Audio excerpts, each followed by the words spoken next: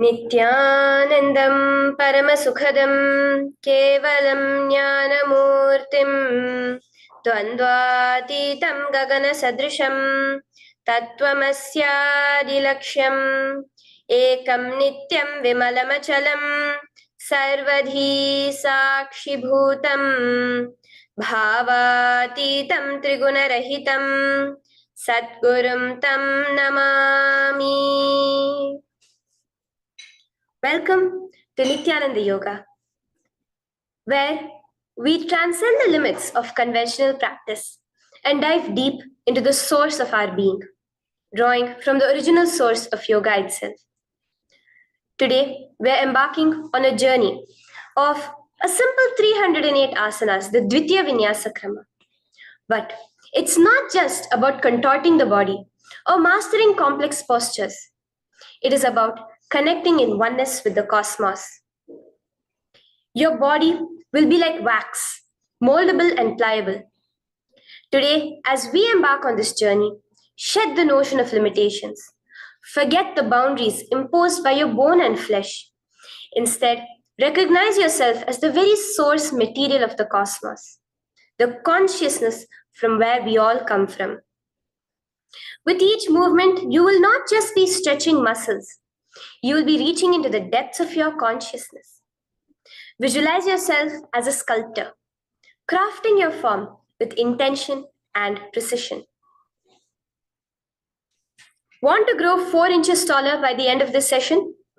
Believe it, for your body is a wax waiting to be molded as per your intention. There is only one enemy towards this that we have built within each one of us. That is the parasites of negativity. Every muscle you have built in the moment of anger, of anxiety, of pain, of incompletion becomes the boundary of your consciousness. Today, we embark on a journey to detoxify ourselves, make us experience our original nature as divine. So as we go through these 12 components, which is so unique to Nithyananda Yoga, from the original source, the Vedas and Agamas, remember, you are not bound by limitations. You are the creator of your reality. Embrace your true nature. Let us sculpt our beings into an epitome of strength, flexibility, and bliss. Welcome to a transformative experience like no other, Nithyananda Yoga. There are 12 different components that consist Nithyananda Yoga. One is the asanas, which we traditionally know of. The various body postures revealed by Paramashiva to align the physical geometry of our body, the physical geography of our body, to the cosmic geometry, the cosmic geography. As Paramashiva says, Sthiram Sukham Asanam, that body posture which is steady, comfortable, because it's in its original nature of Paramashivatva. The second are the pranayamas, the various systematic breathing techniques that Paramashiva has revealed for each one of us, that connect us to the higher dimensions of the cosmos and increase the life energy within us. The fourth are the bandhas, the different internal locks of the body.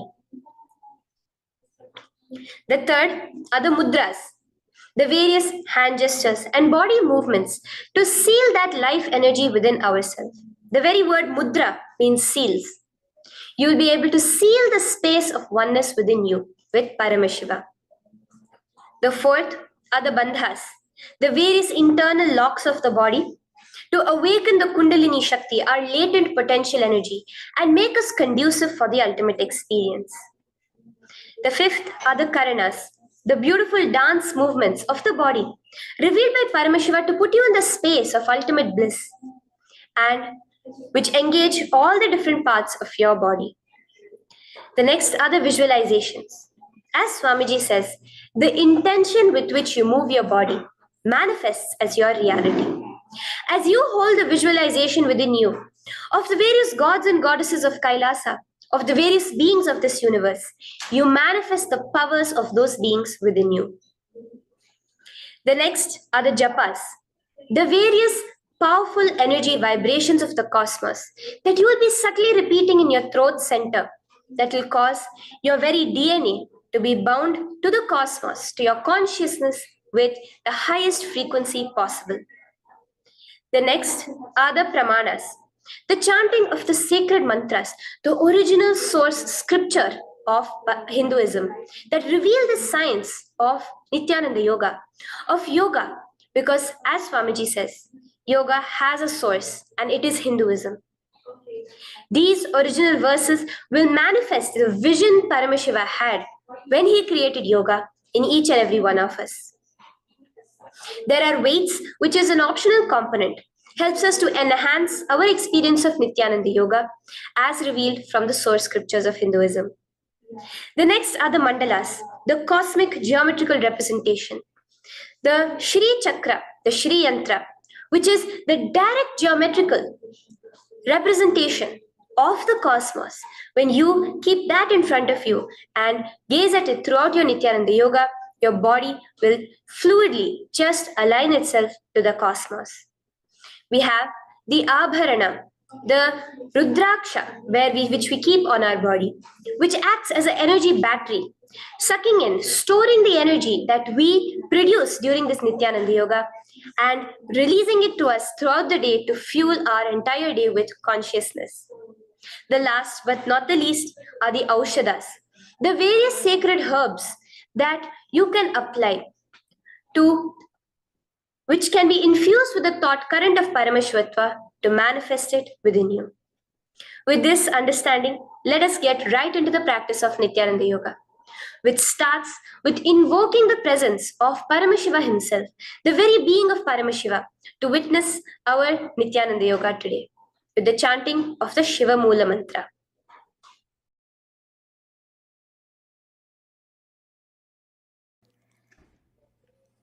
Let us now chant the Shiva Mula Mantra 11 times internally. Om Ham Hom Shivaya Namaha. Om Ham Hom Shivaya Namaha. Om Ham Hom Shivaya Namaha. Om Ham Hom Shivaya Namaha. Om Ham Hom Shivaya Namaha. Om Ham Hom Shivaya Namaha. Om Ham Hom Shivaya Namaha. Om Ham Hom Shivaya Namaha. Om Ham Hom Shivaya Namaha. Om Ham Hom Shivaya Namaha. Om Ham Hom Shivaya Namaha. The next step of this ritual of yoga, as Swamiji reveals, yoga is a ritual, a methodology to connect yourself with the divine. As every ritual in Hinduism goes, we cleanse the three elements of our body, of the world, and of the ultimate with the Tattvachamanam.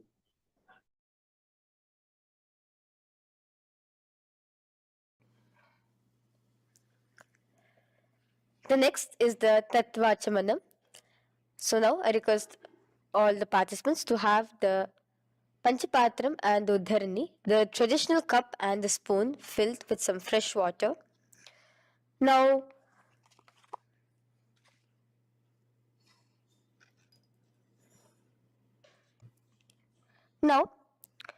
keeping your right hand in the shape of a cow's ear, the Gokarna Mudra, pour an Uddharani of water from the Panchapatram and chanting each of the following mantras internally, drink the water that flows through the base of the palm. Om Atmatattvam Shodayami Svadha. Om Vidyatattvam Shodayami Svadha. Om Shivatattvam Shodayami Svadha. Wash your right hand with water from the Panchapatram. Now, chanting the following mantra internally, wipe the upper and lower lips twice using the base of the right hand thumb, moving the hand from right to the left of the lips. Om Ham Hridayaya Namaha. Wash your right hand with water from the Panchapatram. Now, with the tips of right hand index, middle, and ring finger, touch above the upper lips and below the lower lips.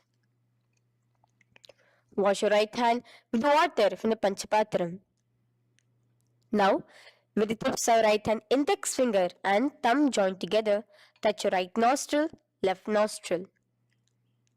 With the tips of right hand ring finger and thumb joined together, touch your right eye, right ear, left ear. Wash your right hand with water from the Panchapatram. Now, with the base of the right hand thumb and little finger, touch the navel, right chest, left chest. With the right hand, fingertips together, touch the top of the head, right shoulder, left shoulder, and your heart center. With that, we have the Sankalpa. The Sankalpa, the manifestation of our conscious intention. What is it today each one of us want to manifest through Nithyananda Yoga? Hold that in your inner space. Through this conscious intention, which directly happens with the blessings, with the grace of the Supreme Pontiff of Hinduism, Bhagavan Shri Nithyananda Paramashivoham, you will just see your intention manifesting as reality.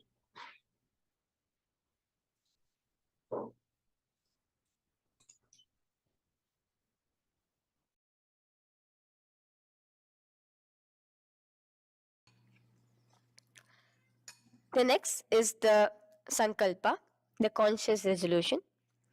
So now I request all participants now to,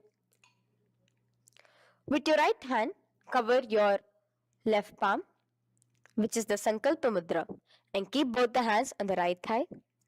Continue to keep this mudra till the end of the Sankalpa.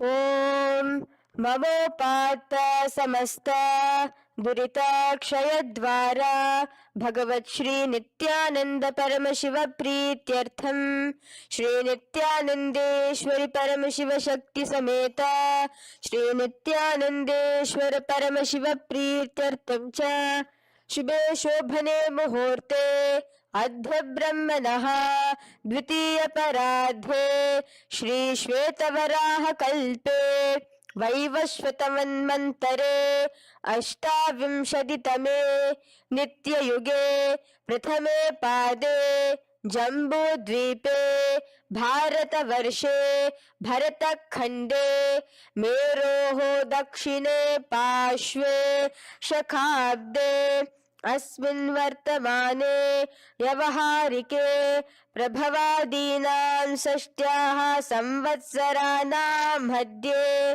शुभनाम संवत्सरे शुभायने शुभऋतौ शुभमासे शुभपक्षे शुभतिथौ शुभवासरयुक्तायां शुभनक्षत्र शुभयोग शुभकरण एवं गुणविशेषण विशिष्टायाम् अस्यां शुभदितौ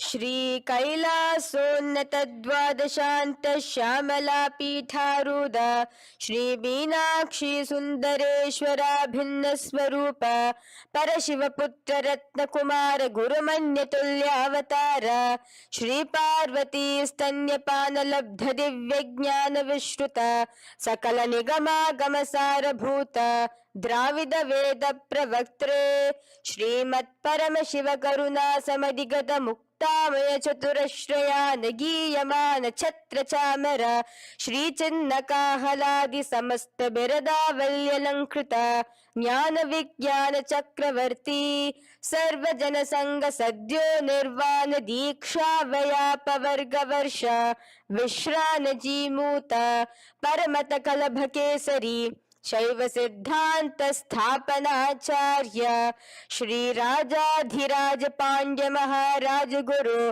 क्षपन शाक्यादि महांधकार निवारण ज्ञान भानु वीक्षण नरहार ध्वजोच्छेदन पूर्वक श्रीमद वृषभध्वज स्थापक शैव समय कर्त्रे सर्वज्ञ पीठारूढ़ श्री जगद्गुरु श्री ज्ञान संबंध देशिक स्वामी वागीश सुंदर माणिक्य वाचक स्वामिनां अवतार भूत श्री ज्ञान संबंध स्वामी पुनरुद्धृत श्यामलापीत सर्वज्ञ पीत तृणवद्युत्तर द्विशततम गुरु महासन्निधान अरुणगिरि योगीश्वर परंपरागत अरुणाचल सर्वज्ञ पीठ गुरु महासन्निधान कैलास परंपरागत कांची कैलास सर्वज्ञ पीठ त्रयस्त्रिंशदुत्तर द्विशततम गुरु महासन्निधान नित्योत्सव नित्य मंगल नित्य कल्याण नित्य रजित कैलास परंपरागत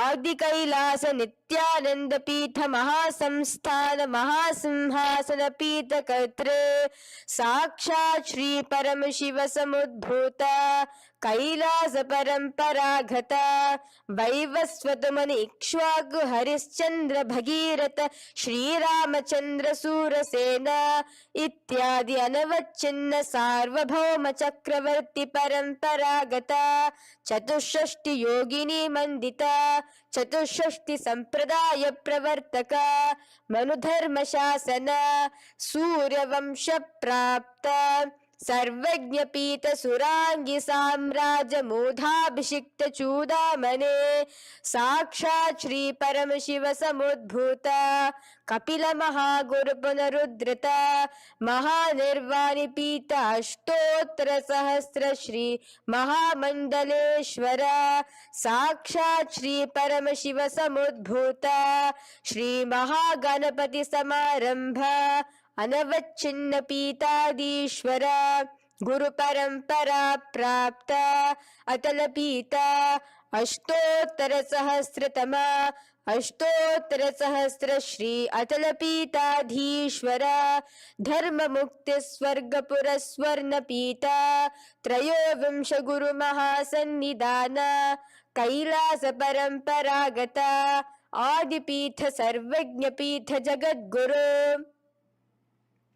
श्री कैलास पुनरुद्धारक श्री कैलास परमाचार्य श्रीमत् परमहंस परिव्राजकाचार्य वर्य सच्चिदानंद प्रणव स्वरूप श्रोत्रिय ब्रह्मनिष्ठ श्रीमद् जगद्गुरु श्रील श्री भगवत श्री नित्यानंद परम शिव श्री ज्ञान संबंध देशिक परमाचार्य स्वामिनां प्रीत्यर्थम तेषां पादारविन्दयोः भक्ति सिद्ध्यर्थम गुरु कृपा कटाक्ष सिद्ध्यर्थम क्षेम स्थैर्य वीर विजय आयुरारोग्य ऐश्वर्यानां अभिवृद्ध्यर्थम धर्मार्थ काम मोक्ष चतुर्विध फल पुरुषार्थ सिद्ध्यर्थम समस्त दुरितोपशांत्यर्थम समस्त मंगलावाप्यर्थम भगवत श्री नित्यानंद परम Shiv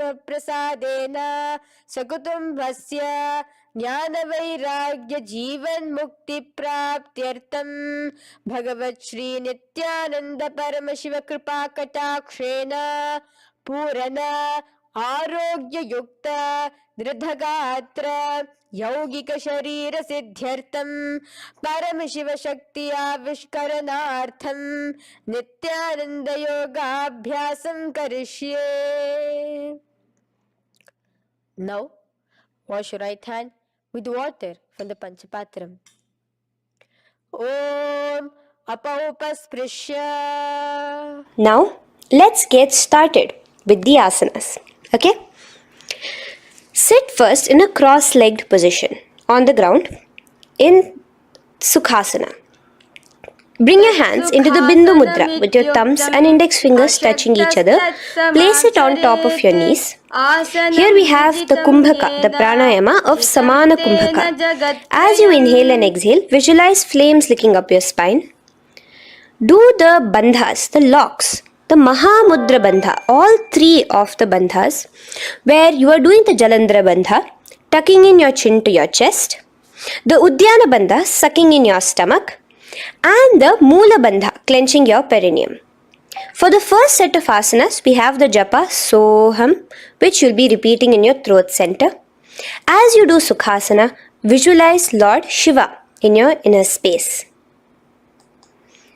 The next asana is Parvatasana. Now, from the seated position, bring both your feet to the opposite thighs. Clasp your hands together in front of your heart center in the Anjali Mudra and raise it above your head. Keep your hands as straight as you can. Continue the Samana Kumbhaka and the Japa of Soham. Remain with all the three bandhas, the chin to your chest in Jalandhara Bandha, the stomach tucked in Udyana Bandha, and the clenched perineum in Moola Bandha. Here, visualize yourself as Mount Kailash. The next asana is Hali Pavasana. Now slowly bring your feet together in front of your body as you stretch it out a little further away. Now bring your hands behind your back and clasp the left hand by your right. Lean forward, placing your forehead on the ground as you continue to engage all the three bandhas. Here, gaze at your nose. Visualize Swamiji, the supreme pontiff of Hinduism, in your inner space. Now, in a similar position from Hali Pavasana, just release your hands, slightly get up and bring your hands in front of your body. Place them on the ground, cupping your hands, making a hollow in Nagi Pavasana. Visualize yourself as a snake, gazing at your nose. Continue the japa, the pranayama, and all three bandhas engaged. Now, raise up. This is Kokilasana. Hold your big toes with your index and middle finger in the Prana Mudra. Stretch your legs straight out and upwards. Cross it into Padmasana. Bring it to your opposite thighs. Lean forward and down onto your elbows. Again, tuck your chin into your chest, suck in your stomach, and clench the perineum in the Mahamudra Bandha. Visualize yourself as a bird in Kokilasana. The next is Nithyananda. Now, raise up again. Bring one ankle to the top of the opposite knee. Hold the elbows with your hands. Hold the respective elbows with the opposite hands. Again, engage all the three bandhas and rotate your arms in a circular motion. Keep the spine completely straight and gaze towards your nose. Visualize Swamiji, the supreme pontiff of Hinduism, in your inner space. Next is Gajasana. Press your hands onto the ground. You can bring your feet a little back as you raise yourself up, your hips up high. Lower your head and then chest, scooping your body forward again and again. Here, engage the Udyana Bandha, where you suck in your stomach along with the Moola Bandha, clenching the perineum. Visualize yourself as an elephant. Gajasana. Now stop the movement slowly. In another dynamic asana, which is Rikshasana, you will start alternatively pressing the heel of one foot onto the ground while lifting the other heel up. Repeat this again and again. The next is Vaishyasana. Now slowly come to a standing position. Stand tall on the tips of just your big toes. Keep your head neck straight line. And bring the middle, index and ring fingers to your heart in the Hridaya Mudra. Continue engaging the Udyana Bandha. Visualize Swamiji in your inner space. Here we have a very interesting movement, which is the Karanas, the dance movements. So the first Karana is Urdhva Janu Karana, which literally means the raised knee. So now stand in the Aramandi position, which is your heels touching together, the toes facing outwards, almost at a 45-degree angle.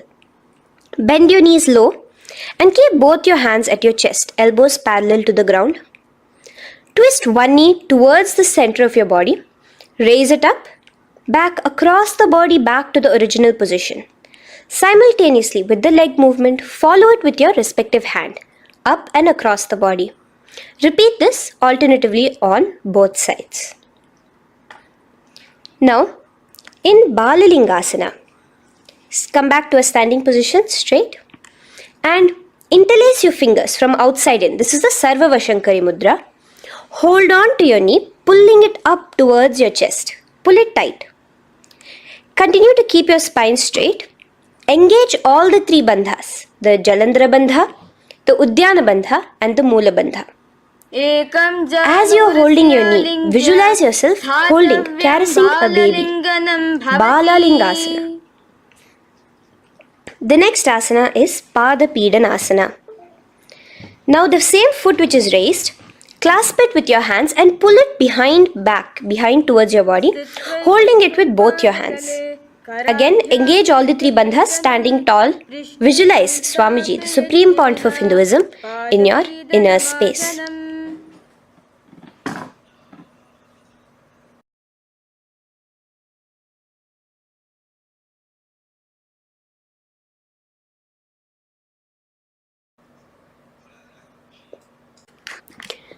From here, let's enter into Natarajasana. Now, the same foot you're already holding behind your back, twist the same hand of that leg inwards and pull the leg back. Extend the opposite hand forward with the index and thumbs together, again in the Bindu Mudra. Now, pull the foot back and up while leaning forward in Natarajasana. Hold your balance here. Here you will be engaging only the Moola Bandha, visualizing yourself as Lord Nataraja, the Lord of Dance.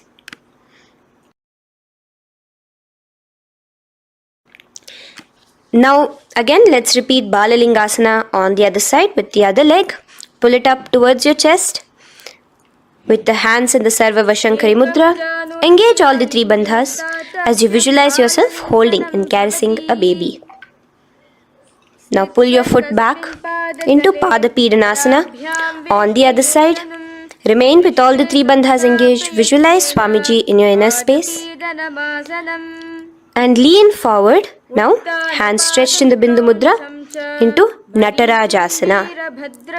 Balance there as you visualize yourself as Lord Nataraja.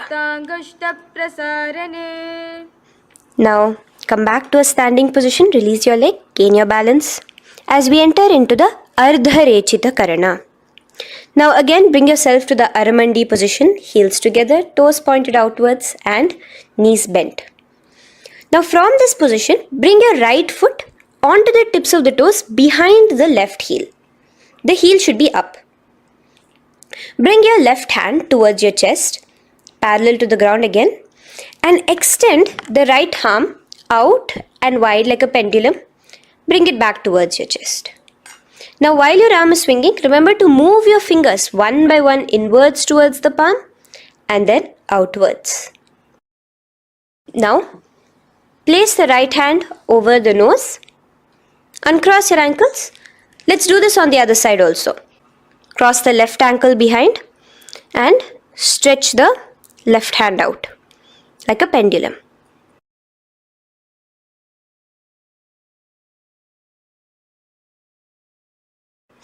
Bring it to your nose and cross the ankles. Now let us enter into the skeleton dance. It's a very powerful meditation. It cleanses the muscle memory.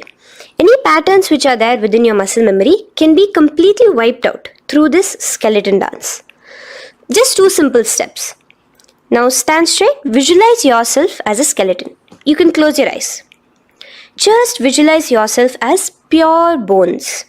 There are no muscles, no veins, no nerves, tissues, organs, nothing. Just bones, a skeleton form. And shake your body intensely. As a skeleton, you are moving yourself wildly, intensely. Just shake it all out. Move your hands, move your legs, your head. Let there be no bone in your body untouched. Just move it. Move wildly. Shake, shake. Literally feel yourself throwing all the patterns out of your system with the intensity of your shaking.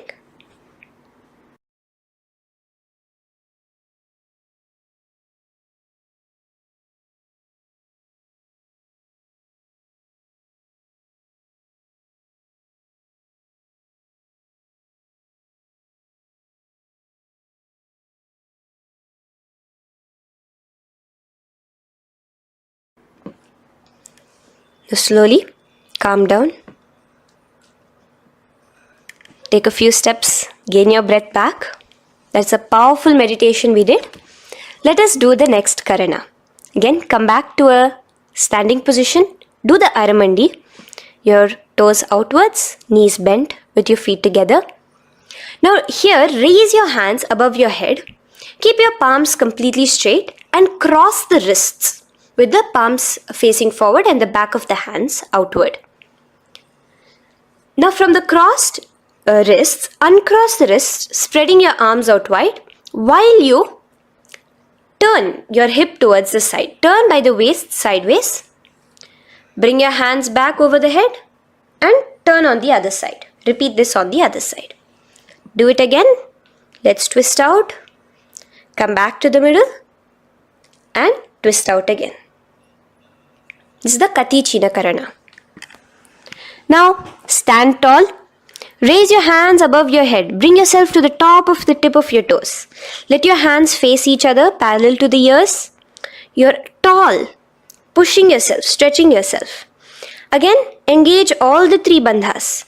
Tucking in your chin to the chest, sucking in your stomach and clenching your perineum. Visualize yourself as a palm tree. We have the japa changing over here where you'll be repeating Shivoham in your throat center. Tadasana. Now, as we enter into Uttanasana, relax and lean forward, bringing your hands on by the ground next to your feet. Keep your palms flat on the ground. Try your best. Engage all the three bandhas. Remain with all the three bandhas engaged as you visualize Swamiji, the supreme point of Hinduism himself, in your inner space. Now jump your feet back into Tarakshvasana, coming to a plank position. Keep your hands shoulder width apart. Be steady there. Chuck in your chin to your chest in the Jalandhara Bandha as well as engaging the Moola Bandha. Now rotate your head while in the Jalandhara Bandha from shoulder to shoulder, side to side. This is Tarakshvasana. Visualize Swamiji, the supreme point of Hinduism, in your inner space. Yes. Now lay flat onto the ground in Bhujangasana. Lower your entire body down. Now point your toes backwards. Keep your hands by the side of your chest and push yourself off the ground. Remember to use the strength of your lower back to hold yourself up. Open your mouth wide. Inhale through the hollow of your throat and exhale through your nose. This is the Bhujangani Mudra. In Bhujangasana, you will visualize yourself as a cobra. Now come back into a plank position. So you can tuck in your toes and come back into a plank position. In Shashasana, alternate bringing one knee towards your chest, back and forth. So you'll bring one knee front, push it back and bring the other knee. Repeat this again and again. Do the Sahaja Kumbhaka. Simple breathing in, breathing out. Engage the Moola Bandha, clenching your perineum. Visualize Swamiji, the supreme point of Hinduism. Okay. Now place your legs back into the plank position as we enter into Rathasana.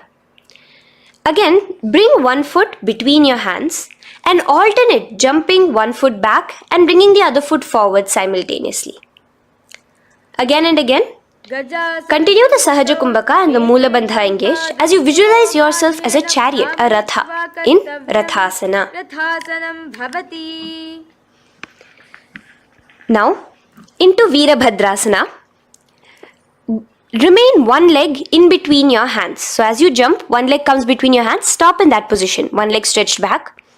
And raise yourself up into a standing position. So the front foot will be pointing forwards and bent at a 90-degree angle. The knee will be bent at a 90-degree angle. The other leg, which is extended back, the foot will be pointed sideways at a 45-degree angle. Now raise your palms, hands up, parallel beside your ears. Do the Uddiyana Bandha along with the Mula Bandha, pulling in your stomach in. Gaze towards your third eye as you visualize yourself as Lord Veerabhadra. Now relax down, switch your legs around and let us do Veerabhadrasana on the other side. Stretch your hands up, gaze towards your third eye, suck in your stomach in the Uddiyana Bandha and visualize yourself as Lord Veerabhadra. Okay, bring your feet together now. Let us move into Vrikshasana. Now stand tall, gain your balance here slowly. Bring one foot towards the inner thigh.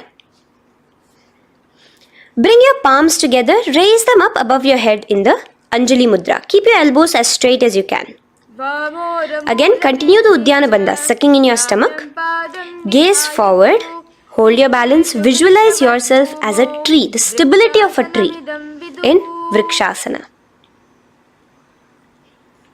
Now, slowly bring your hands down. Now the foot which is in your inner thigh, bring it towards the opposite, to the root of the opposite thigh. Bring your hands in the Namaskar Mudra in front of your heart center together and visualize yourself here as Lord Garuda, just engaging the Mula Bandha alone here. This is Garudasana. Now let us repeat Vrikshasana on the other side. Slowly put your foot down. Bring the other foot to the inner thigh. Raise your hands above your head. Suck in your stomach in the Uddiyana Bandha and visualize yourself as a tree. Let's repeat Garudasana on the other side. Slowly bring the foot to the opposite thigh and lower your hands to be in front of your heart center. Release the Uddiyana Bandha, just engaging the Mula Bandha, clenching your perineum. Visualize yourself as Lord Garuda, the eagle vehicle of Lord Mahavishnu. Okay, bring both your feet to the ground now and spread them far apart from each other. Now keep one leg toes pointing forward and the other set of toes pointing sideways. Straighten your arms out parallel towards the ground. Bring your front arm down towards the front foot, beside your foot, while the other arm extends towards the sky. Visualize yourself as a triangle in Trikonasana. Now raise up and let's repeat Trikonasana on the other side. Switch the position of your legs around and go forward. The other arm raised towards the sky. Visualize yourself as a triangle. Now come back to a standing position. Bring your feet together. We are having another Karana, the Nikuttaka Karana. Bring yourself to the Aramandi position. Feet together, knees out wide. Here now bring your hands towards your chest, but keep both your palms parallel towards each other. Bring your right foot onto the toes with the heels up. And simultaneously bringing the right hand towards the top. Now drop the right foot, simultaneously lifting the left foot onto the toes and switch the hands position. Now the left hand is on the top and the right hand is on the bottom. Repeat and let us do this repeatedly. Okay, relax now, come back to a straight position and sit down onto your toes. Sit on your heels with your toes on the ground, knees raised up off the ground, together in front of you in Angushtasana. Bring your hands together in the Namaskara Mudra in front of your heart center. We have a very interesting pranayama over here, which is the Bhramari Kumbhaka, where you will be subtly buzzing like a bee as you do this asana. The japa we will be entering into is Sadashivoham. In Angushtasana, engage the Mula Bandha as you visualize Swamiji, the Supreme Pontiff of Hinduism, in your inner space. Now in the same position, slowly bring your hands to the ground. Balance yourself as you stretch one foot forward, sitting on the heel of one foot and the other foot stretched forward, toes pointed upwards. Bring your hands to the Vara Mudra, just the tips of the finger on the ground while the palm faces forward, both your hands. Continue to engage the Mula Bandha, clenching the perineum as you visualize Swamiji, the Supreme Pontiff of Hinduism, in your inner space. Now, stretch, the leg is stretched forward, right? Stretch the same hand, the respective hand forward and clasp onto the big toe of that foot in the Prana Mudra with your index and middle fingers. The other hand, bring it to the back of the respective heel in Vidhunanasana as you visualize Swamiji in your inner space. Okay, bring your 2 feet back together as we repeat Saurasana on the other side. Stretch your left leg forward now. Palms in the Vara Mudra on the ground. Visualize Swamiji in your inner space. And lean forward into Vidhunanasana on the other leg. Clasp your toes. Bring the other hand to the back heel. Continue to visualize Swamiji. Now bring your 2 feet back together as you continue to sit on the heels, getting a nice toe workout here. Balance on your toes, bring your knees together in front of you. Now place your palms on top of the respective knees with the hands facing upwards, the palms facing upwards. Leave a slight gap between your palms and knees. As you gaze forward, engage the Jalandhara Bandha, tucking in your chin to your chest, and look between the gap between your hands. Brahma Jurankushasana. The next is Kapilasana. Now spread your knees wide and place them onto the ground. Keep your hands on the respective knees. Pull your stomach in and up in the Uddiyana Bandha. Gaze towards your nose as you visualize yourself as Maha Kapila Muni, the first man that ever started thinking. In the same position, just release that Uddiyana Bandha. Release the lock of the stomach, but continue to clench your perineum in Mula Bandha as you switch your gaze to your third eye. So from your nose, switch your gaze to the third eye. Visualize Swamiji, the Supreme Pontiff of Hinduism, in your inner space. Bhadra Gorakshasana. Next is Suryasana.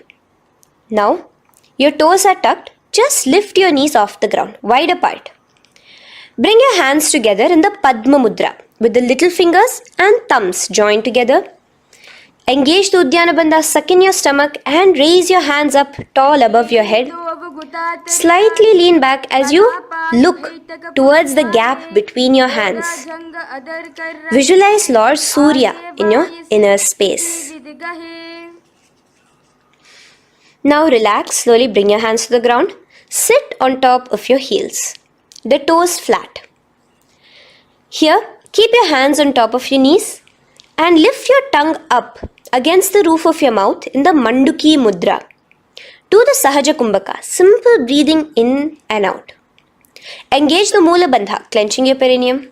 With the Japa Sadashivoham, repeating in your inner space, here you will visualize yourself as a frog in Mandukasana. Your tongue pressed against the upper palate. Is your frog-like tongue catching the nectar of immortality dripping from your Sahasrara Chakra? Gaze towards your third eye in Mandukasana. Now from here itself, moving into Uttana Mandukasana. Just bring your hands to the opposite shoulders, remaining in the same seated position. Continue with the Uddiyana Bandha engaged, gazing at your third eye. The Manduki Mudra, tongue pressed against the top of your palate, visualizing yourself as a frog in Uttana Mandukasana. Slowly bring your hands out from behind your back. Now slightly raise up and cross your ankles behind you. Sit on top of your crossed ankles. Keep your knees wide and your fingers spread on the top of your knees, both your hands. Open your mouth wide and stick out your tongue, exhaling forcefully. Gaze at the tip of your nose. Repeat this several times because you are visualizing yourself as a lion in Simhasana. The next asana is Bhadrasana. Now you can release yourself and uncross your ankles. Just keep your toes crossed behind you. Again, sit on top of your heels, keeping your knees wide apart. Cross your hands behind your back, hold on to the big toes in the Prana Mudra with your index and middle fingers. Apply the Jalandhara Bandha, tuck in your chin to your chest along with the Mula Bandha, sucking in your perineum.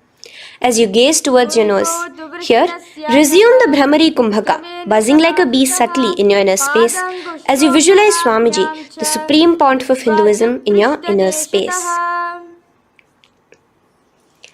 Now bring your hands out from behind you.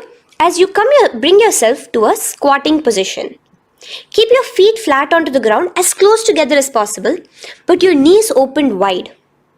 Bring your body in between your knees, your torso in between your knees, and take your arms in and around your knees towards the back, clasping your fingers, interlacing your fingers behind you in the Parashu Mudra.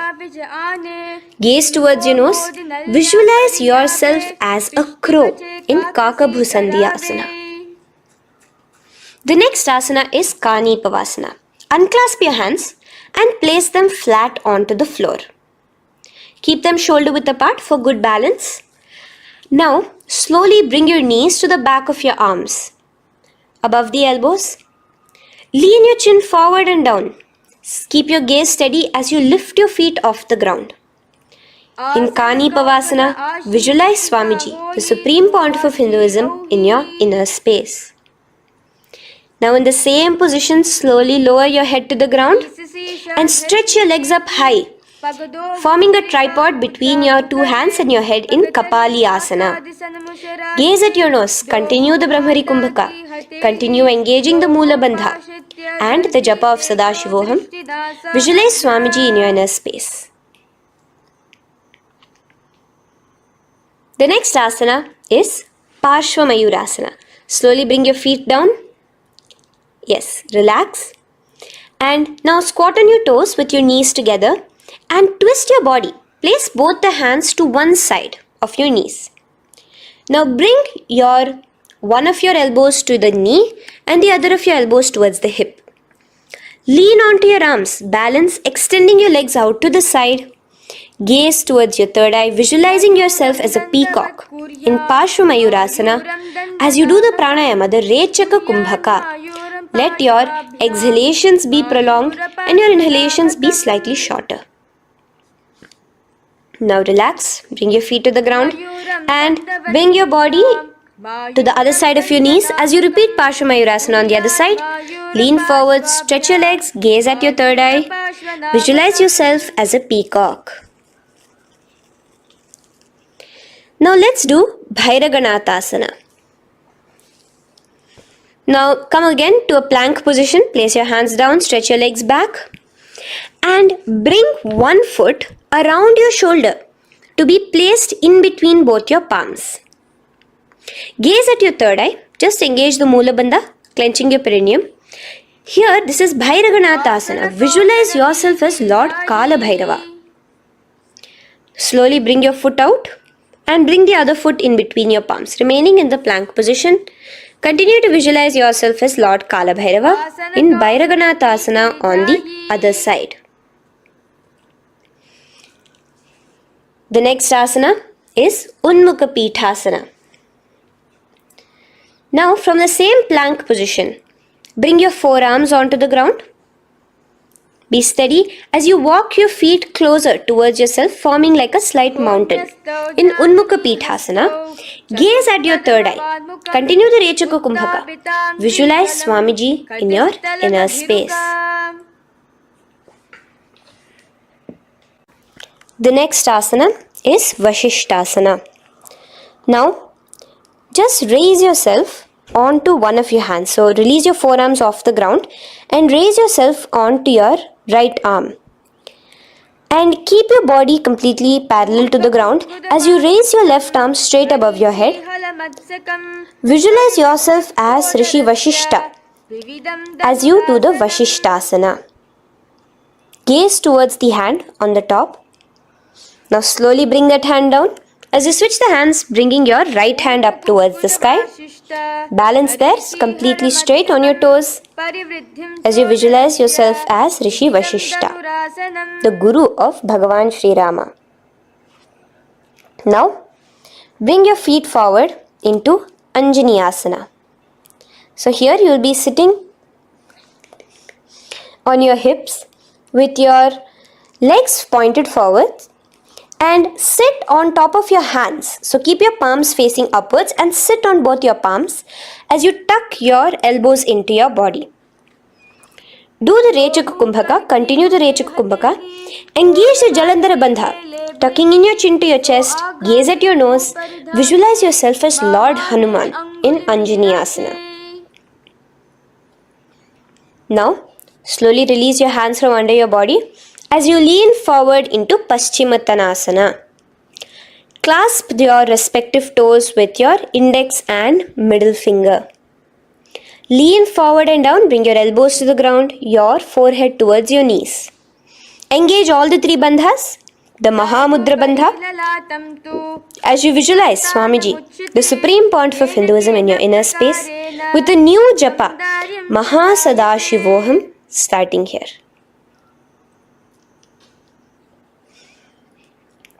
The next is Ugrasana. Now, you can raise up and clasp your hands behind your neck in the Parashamudra. Interlace both your fingers. Lean forward and down, bringing your forehead to your knees and your elbows onto the ground.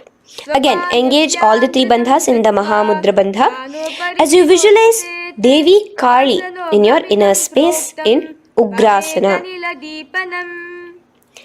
The next is Marichiyasana.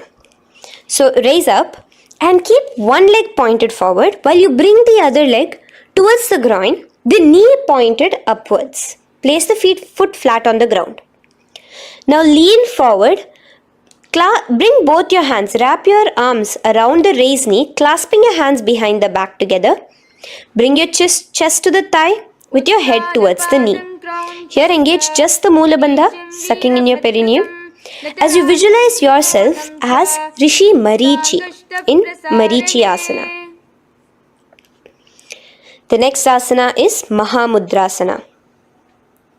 Now slowly raise up and the raised knee, let it rest by your side with your leg towards the inner thigh of the opposite leg. Now again reach down. Hold your foot, bring your elbows to the ground, your forehead to your knees. Engage all the three bandhas in the Mahamudra Bandha. Gaze at your nose, visualize Swamiji himself in your inner space. Raise up. Let's repeat Marichiyasana on the other side. Bring the other foot straight while the other foot comes into the groin. Knee up. Lean forward, clasping your hands behind your back. Visualize yourself as Sage Marichi. Now from here, raise up, engage all the three bandhas as you let your knee fall to the side. Lean forward, clasping the foot. Gaze at your nose. Visualize Swamiji in your inner space in Mahamudrasana on the other side. Now, bring yourself to a seated position. Sit and bring the soles of your feet together. Bend your knees and keep your heels close, as close towards you as possible. While the knee, try to touch your knees to the ground. Clasp your feet together with both your hands. Maintain a straight spine. Gaze towards your nose in Bhadrasana 2. Visualize Swamiji, the Supreme Pontiff of Hinduism, in your inner space. The next asana is Gwali Pavasana. Now, keeping your feet together, just bring your hands towards the respective knees. Just lightly place them there. Tuck your chin to your chest in the Jalandhara Bandha, continuing to engage the Moola Bandha, clenching your perineum. As you gaze at your nose, visualize Swamiji, the Supreme Pontiff of Hinduism, in your inner space. Now, push your soles slightly further away from you. The joined feet, push it further away from your body. And lean forward, keeping both your hands, the fingers inside of the feet. Hold the soles of your feet. Lean forward and down. Bring your forehead to the ground. Gaze at your nose. Visualize the Yoni Mandala in your inner space. In Joni Asana.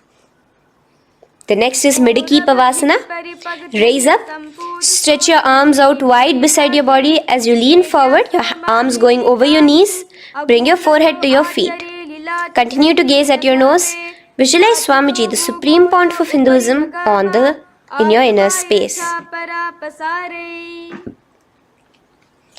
Now, in Siddha Samadhi Asana, raise yourself up. Now, put your forearms underneath the calves of the respective legs. Let your palms face up towards the sky as you bring your head down to your feet. Gaze at your nose as you visualize Lord Surya in your inner space in Siddha Samadhi Asana.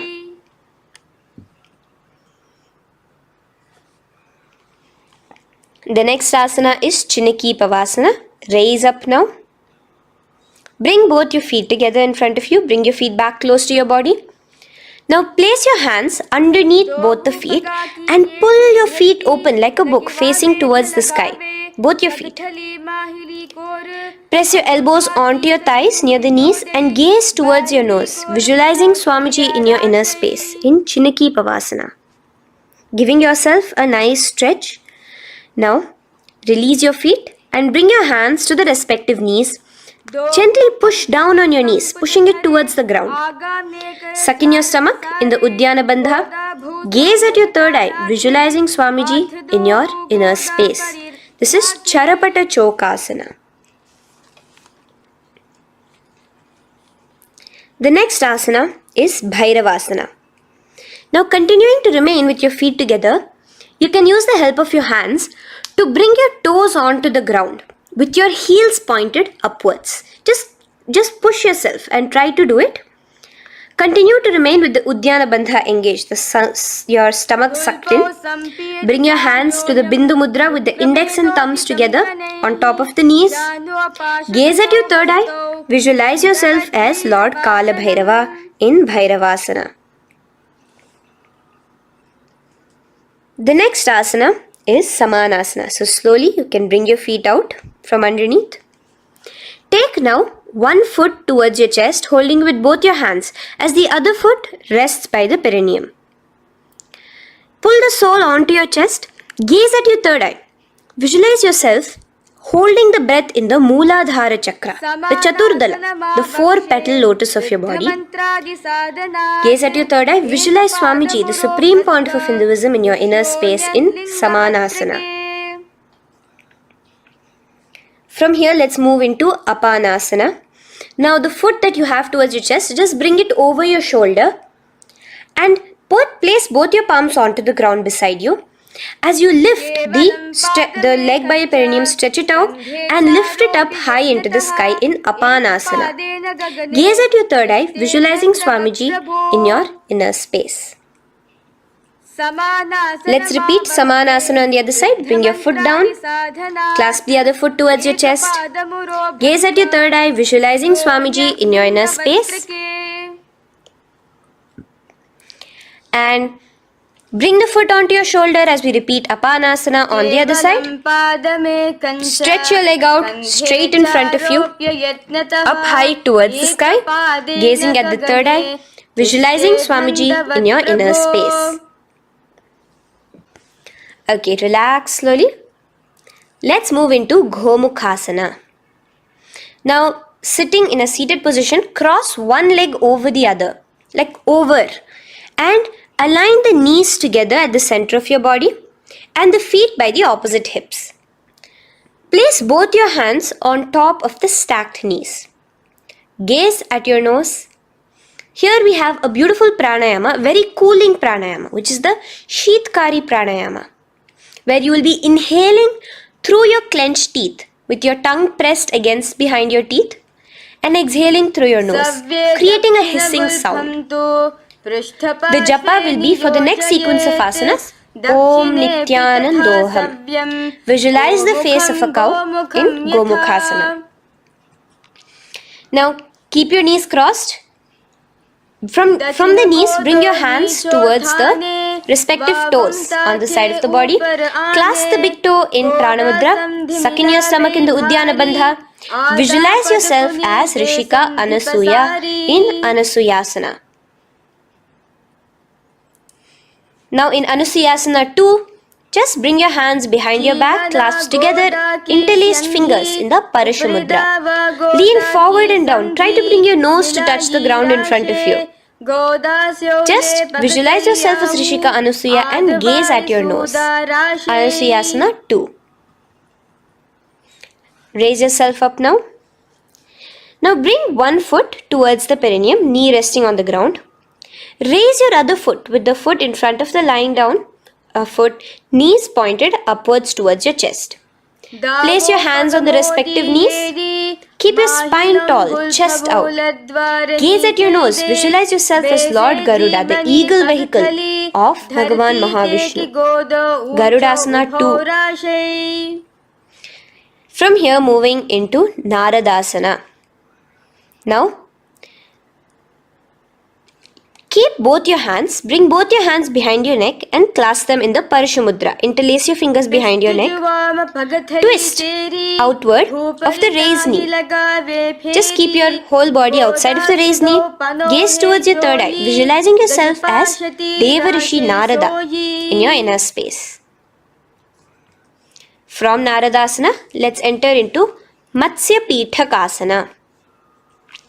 Place one foot on the top of the opposite thigh. Wrap your respective arm across the knee, holding on to the opposite shin. Extend the opposite hand straight. Hold on to the respective toe with the index and middle fingers in Prana Mudra. Gaze towards your nose. Visualize Matsyavatara, the fish form of Bhagavan Mahavishnu in your inner space. In Matsya Pithakasana.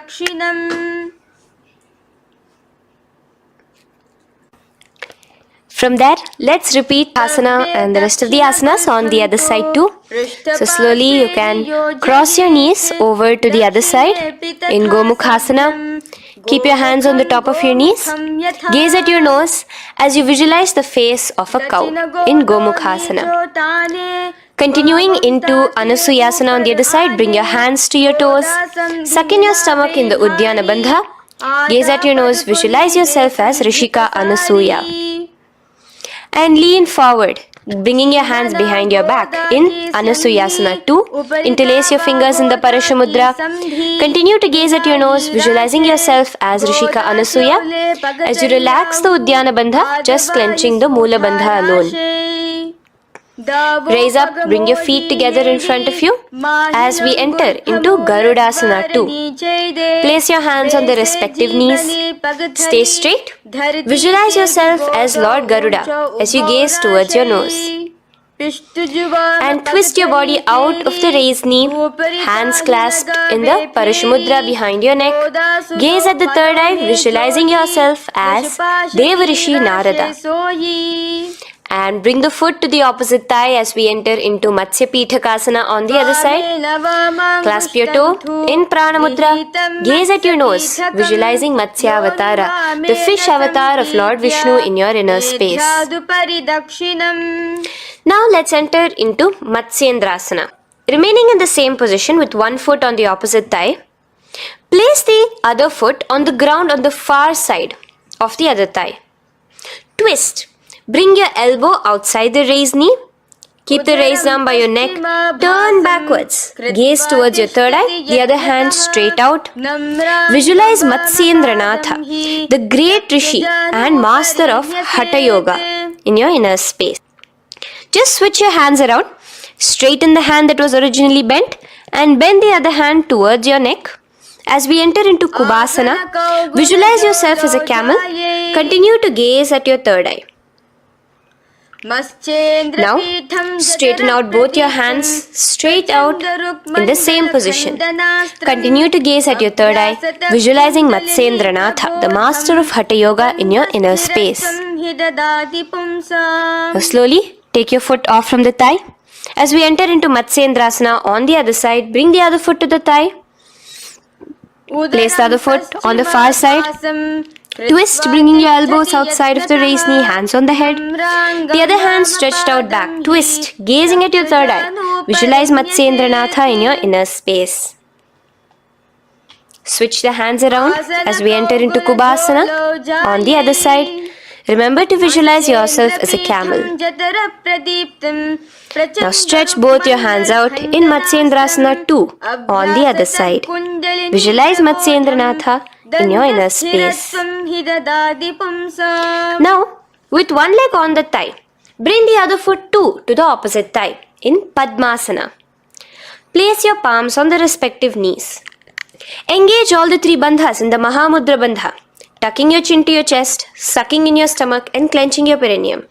We have a new pranayama here, which is the Shitali Kumbhaka, where you will continue to inhale through the teeth without creating the hissing sound and exhale through your nose. A new japa of Om Nithyananda Mahasadashivoham starts here. Gaze at your nose in Padmasana, visualizing yourself as Bhagavan Paramashiva. Now, keeping your legs in the same position, just cross your hands over each other, clasping onto the toes with your index and middle fingers in the Prana Mudra. Gaze at your nose, visualize yourself as Devi Parvati, the consort of Lord Paramashiva in Padmasana 2. Now, uncross your hands. Take your hands and insert it into the gap between your thighs and your calves. Put both your hands within and pull it out on the other side. As you balance on your hands, lifting your whole body off the ground, visualize yourself as a rooster in Kukkutasana. Now relax. Take your hands out from inside your feet as we enter into Baddha Keki Asana. Place your hand onto the ground as you raise up on your knees. Place your palms on the ground, fingers pointing towards the legs. Now keep your elbows together, pressed against your navel. Slowly lean forward, balancing, and extend your knees off the ground, visualizing Swamiji in your inner space. In the same position, stretch your legs out behind you. In Mayurasana, visualize yourself as a peacock. Hold your balance. Relax now. Yes, relax flat onto the ground into Makarasana. Lay down completely flat. Keep your feet pointing outwards, far away from each other. Place your forehead on the mat.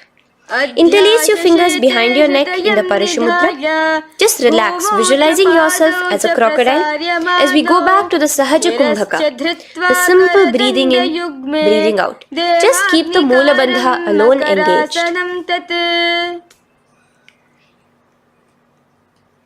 The next asana is Shalabhasana. Now lay on your stomach and place your hands on the ground beside the chest. From the laying position, raise your legs up. Use your core strength to bring your thighs off the ground. Visualizing yourself as a locust in Shalabhasana. Relax your feet down and bring your hands to your feet, pulling your feet down towards the ground beside your hips. In Ushtrasana, visualize yourself as a camel. Now slowly kick your legs back. Rise your hand is clasping your feet. Pull your feet towards the sky, lifting your chest and thighs off the ground. In Dhanurasana, gaze at your third eye. Visualize yourself as Paramashiva's bow. Relax slowly and come up to a sitting position. In Bhagasana, sit on both your knees with your head, neck and spine straight. Clench your perineum in the Moola Bandha. Place your hands on top of your knees. Gaze towards your third eye, visualizing Swamiji, the Supreme Pontiff of Hinduism, in your inner space. From here, we enter into Gohyasana. We have a couple of headstand postures here, so get yourself ready. Now, place your forearms on the ground with your fingers interlocked. Ensure your elbows are at shoulder width for the best balance. Place the top of your head on the ground, holding your head with your hands. Slowly walk your toes forward until your hips are in a straight line with your shoulders, and just kick your feet up slightly. Make sure not to lose your balance. Keep your chest, toes pointed upwards.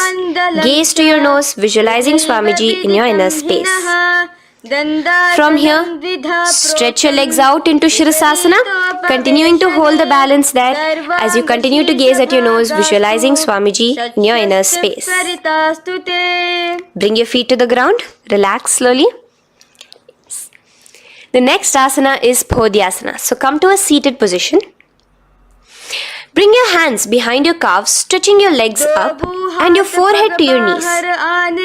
Visualize Swamiji in your inner space. Here we have a new Kumbhaka, which is the Bhastrika Kumbhaka, where you will be exhaling forcefully, making the sound of a bellows. Phodhyasana. The japa for this next series is Om Nithyananda Paramashivoham, the Mahavakya. Relax yourself. Continuing to remain balanced with your legs up, just bring your hands to the opposite shoulders. In Parighasana, visualize yourself as a mace as you gaze towards your third eye. Now relax. Keep your elbows and palms onto the ground as your legs are raised. Visualize yourself as a boat in Naukasana. Continuing to gaze towards your third eye, remember to continue the Bhastrika Kumbhaka. Forceful exhalation. Now, continuing to keep your balance, just bring your hands to your feet and scoop your hands underneath the heels, pull it towards the chest. Keep your spine upright, gaze towards your nose. Visualize yourself as Lord Rudra in Rudrasana, the most ferocious form of Paramashiva. Now lay on your back. So you can remove your hands from underneath your feet and lay on your back. With your feet flat on the ground, knees pointed upwards. Now place your palms down. Just let your fingers touch the back of your heel. Do not clasp your feet. Lift your hips up high, pressing the feet onto the ground. Chin tucked to the chest in the Jalandhara Bandha automatically. Gaze at your nose, visualizing Swamiji in Unmukha Pithasana 2.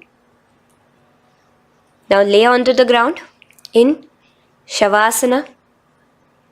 Just lay completely flat with your palms facing upwards by the side of your body. Just unclutch from any movement happening within you. Visualize your body is dead. The supreme point of Hinduism, Swamiji is just liberating you. Just let your awareness, your energy completely pervade your body in the Shakti Chalan Mudra as you continue to vibrate with the Mahavakya.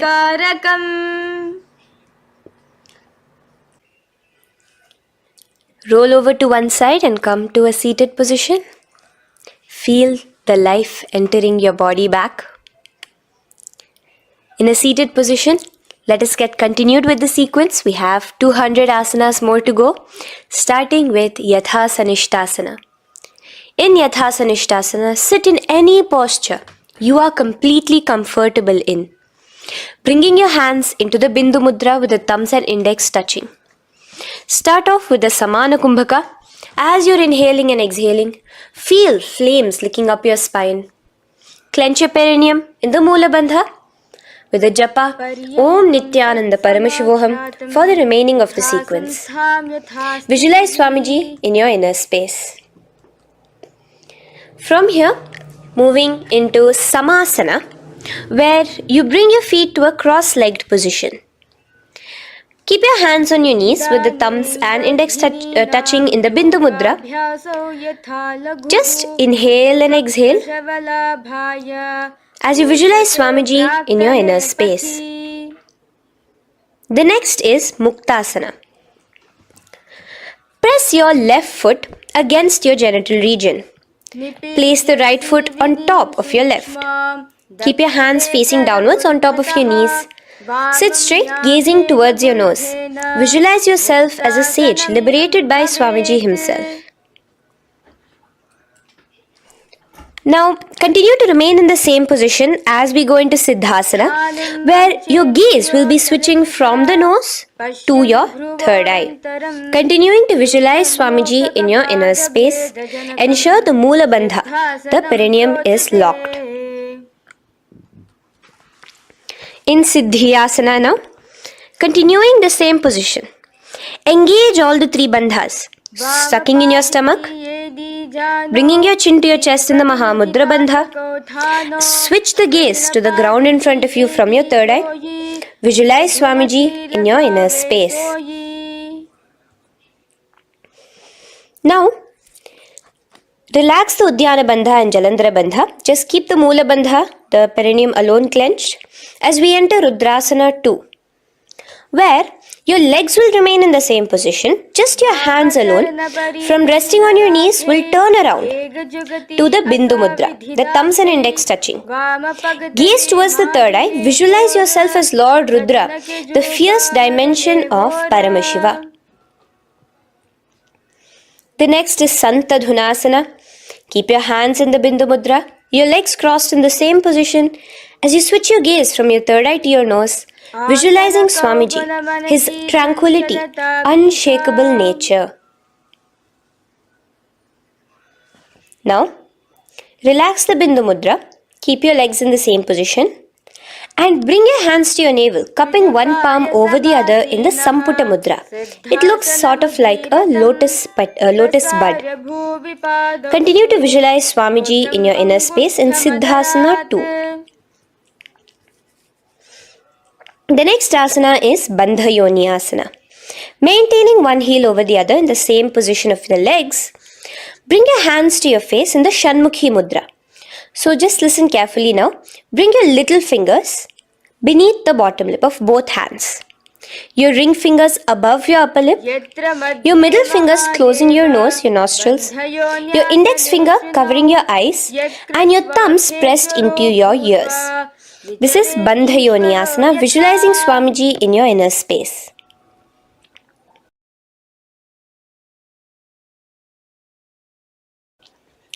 The next asana is Virasana. Now, you can remove your hands from your face and bring one foot onto the opposite thigh, and the other foot underneath the thigh.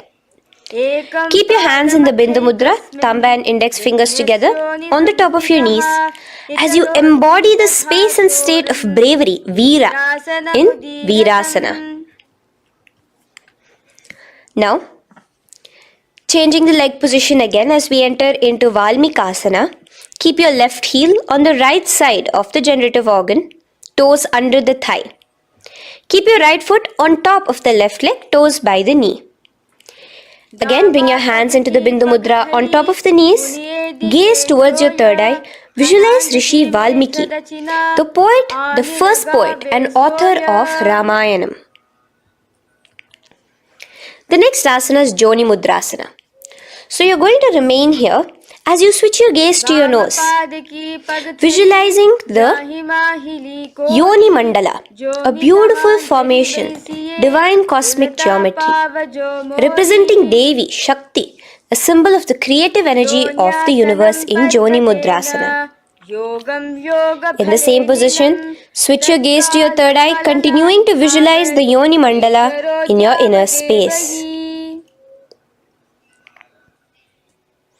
Now, let's move into Bhadrasana 3. So bring your feet, the soles of your feet together, uncross them and bring them together in front of your body. Hold it with both your hands, pulling it against you. Push your knees down towards the ground. As you gaze at your nose, suck your stomach in the Udyana Bandha. Visualize Lord Veerabhadra in your inner space. Bhadrasana 3. In the same position, we are entering into Aghorasana, where your left hand will rest on top of the left knee, while your right hand comes towards your face. Now, do the Khechari Mudra, where you are bringing your tongue towards the upper palate, gazing towards your third eye. Now, with your right hand, cover your mouth, close the left nostril with your index finger, inhale through the right nostril. Close both the nostrils, hold your breath and exhale through the left nostril in the Abhyantara Kumbhaka. Repeat this on the other side. Visualize yourself as an Aghori, completely dedicated to Paramashiva in Aghorasana. The next asana is Kaneri Pavasana. So you can distance your feet a little away from your body. As you lean forward, place your elbows onto the soles of your feet and rest your chin on your palms. Gaze at your nose, suck your stomach in Uddiyana Bandha. Here, continuing with the Rechaka Kumbhaka, where your exhalations are prolonged than your inhalations, visualizing yourself as a female elephant drinking water in Kaneri Pavasana. The next asana is Parasana. So now, come to a seated position, raise yourself up and keep your knees raised. Bring your hands underneath your knees, between your calves and thighs, and clasp them together. Interlace your fingers in the Parashumudra in front of your navel. Lift your feet off the mat. Visualize Swamiji, the supreme point of Hinduism, in your inner space as you gaze at your nose in Parasana. The next asana we'll be moving into is Gopi Chandasana. Now take your hands out from in between the feet as you let your feet rest on the ground. Take your hands out from underneath your calves. Interlace your fingers around the feet with the soles of the feet together and raise it up towards your chest. Rest your knee on top of your feet. Gaze at your nose. Embody the state and space of a king in Gopi Chandasana. The next asana is Udarasana. So now just quickly release your legs, bring your hands underneath your calves and hold on to your feet again from inside out. Both your feet together. Bring your feet up to your chin, resting your chin on top of the interlaced fingers. Bring your feet to your chest, gaze at your nose, visualizing your body, the supreme point of Hinduism, free from any defects in Udarasana.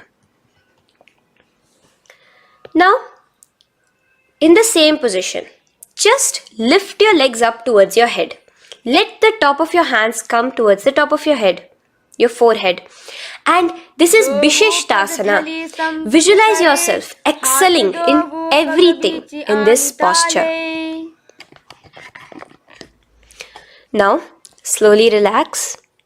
Keep your hands underneath your shins as you take your hands up to the shoulder, pulling your hand and interlacing your fingers behind your neck. In Bhujasana, visualize yourself as a cobra.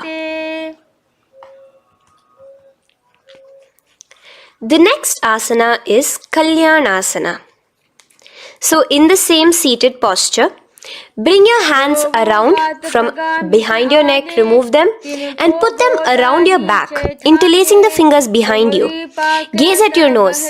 Visualize yourself as a beautiful, auspicious goddess in Kalyanasana.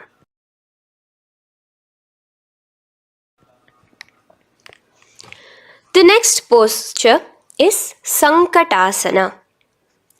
So now, uncross your hands from behind you.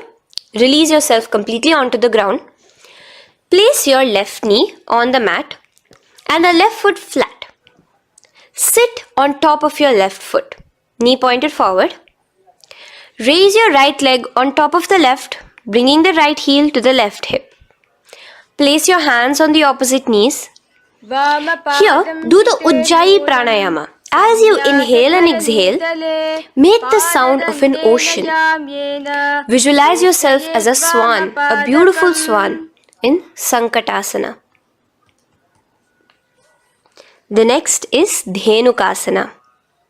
Just in the same position, slide your left heel to the left hip.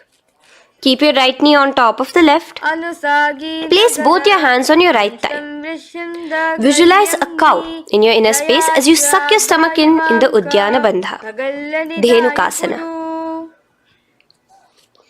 Now slowly uncross your legs as we move into Matsyendrasana.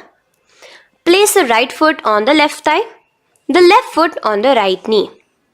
Bring your left hand behind your back, hold the right thigh. Twist a little bit. Place your right hand on your left thigh. Twist your body, gaze towards your third eye, visualizing Swamiji in your inner space. The next asana, Matsyendrasana 2, just untwist your body. As you clasp the respective toes of both your feet with your hands, lean forward and down, bringing your forehead to the ground in front of your feet. Visualize Swamiji, the supreme pontiff of Hinduism, in your inner space. Raise up now. Keep your legs in the same position. We have the Guru Asana. Interlace your fingers together and place it over the topmost knee. Suck in your stomach in the Uddiyana Bandha. Clench your perineum in the Moola Bandha. Tuck your chin to your chest in the Jalandhara Bandha. As you engage all three bandhas, visualize Swamiji in your inner space. Let us now repeat Sankatasana on the other side. So, you can release your hands, your legs as you cross the other leg over. Visualizing yourself as a swan, remember to put your hands on the opposite knees. The next asana, Dhenukasana, repeating it on the other side. Slide your leg out, bring both your hands to the topmost knee. Suck your stomach in the Uddiyana Bandha. Visualize a cow in your inner space. Matsyendrasana again, repeating it on the other side. Bring your legs to the cross-leg position. Twist your body around as you gaze at your third eye, visualizing Swamiji in your inner space. Untwist as we enter into Matsyendrasana 2 on the other side. Hold on to your feet, bring your forehead to the ground, continuing to visualize Swamiji in your inner space. Slowly raise up and let us do Guru Asana on the other side. Engage all the three bandhas in the Mahamudra Bandha. Interlace your fingers, place it on top of your knee. Continue to visualize Swamiji, the supreme pontiff of Hinduism, as we do Guru Asana. Now, slowly uncross your feet and place them flat on the ground, knees towards the chest in Pashasana. Keep your hands holding the opposite knees, thighs together, and keep your spine completely erect. Continue the Khechari Mudra, where your tongue is pressed against the roof of your mouth. As you gaze at your third eye, visualize Swamiji in your inner space. Continue the Ujjayi Kumbhaka. As you breathe in and out, make the sound like an ocean. Now in the same position, just bring your chin towards your knees in Bodha Shokasana. Lean forward, gazing at your nose, and visualize Swamiji, the abode of bliss in your inner space. Now raise up and bring your hands, uncross your hands, bring your hands underneath your knees, clasping the opposite elbows in Kurakatasana. Gaze at your nose, visualizing Swamiji in your inner space. Now, in the same position as Kurakatasana, just cross your ankles into Sumatiyasana. Toes pointed upwards. Gaze at the nose. Visualize the great sage and Maharishi Sumati in your inner space. The next asana is Dandasana. Extend your feet out straight in front of you. Keep your arms straight above your head. Interlace the fingers from inside out. Let your wrists point outwards. Engage the Mahamudra Bandha, all the three bandhas. As you gaze at your nose in Dandasana, visualize Swamiji in your inner space. The next is Arambhasana. Now keeping your legs straight, release the Jalandhara Bandha and the Uddiyana Bandha, keeping your perineum clenched in Moola Bandha. Lean forward and down.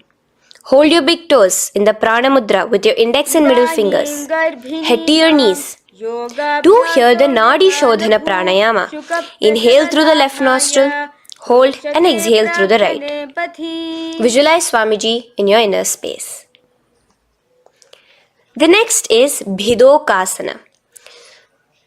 So, slightly raise your body up and bring your hands underneath your knees, extending your knees slightly up. Keep your heels a bit apart from each other and clasp your feet. Bring your shoulders down, wrapping your hands around your legs. Gaze towards your third eye, visualizing Swamiji in your inner space. So from here, let's enter into Jalandhari Pavasana. So you can actually remain in the same position, with your hands underneath your calves and just bring the soles of your feet together. You might want to bring your body closer. Place your head on top of your feet with the palms facing upwards on the ground. Gaze at your nose. Visualize Swamiji in your inner space. Now slowly bring your hands out from underneath and come to a seated position. Stretch your legs out as we enter into Urdhva Paschimottanasana. Here we have a new Kumbhaka, the Pratyahara Kumbhaka, where you will feel your breath coming from your Mooladhara Chakra up to the Brahmarandra above the Sahasrara. This is the Pratyahara Kumbhaka. In Urdhva Paschimottanasana, extend your legs out, lift one foot behind your neck and lean forward and down towards your foot, visualizing Swamiji in your inner space. Now, slowly, keeping your leg behind your neck, lay onto your back as we enter into Anantasana. Hold the foot from the top of the opposite hand.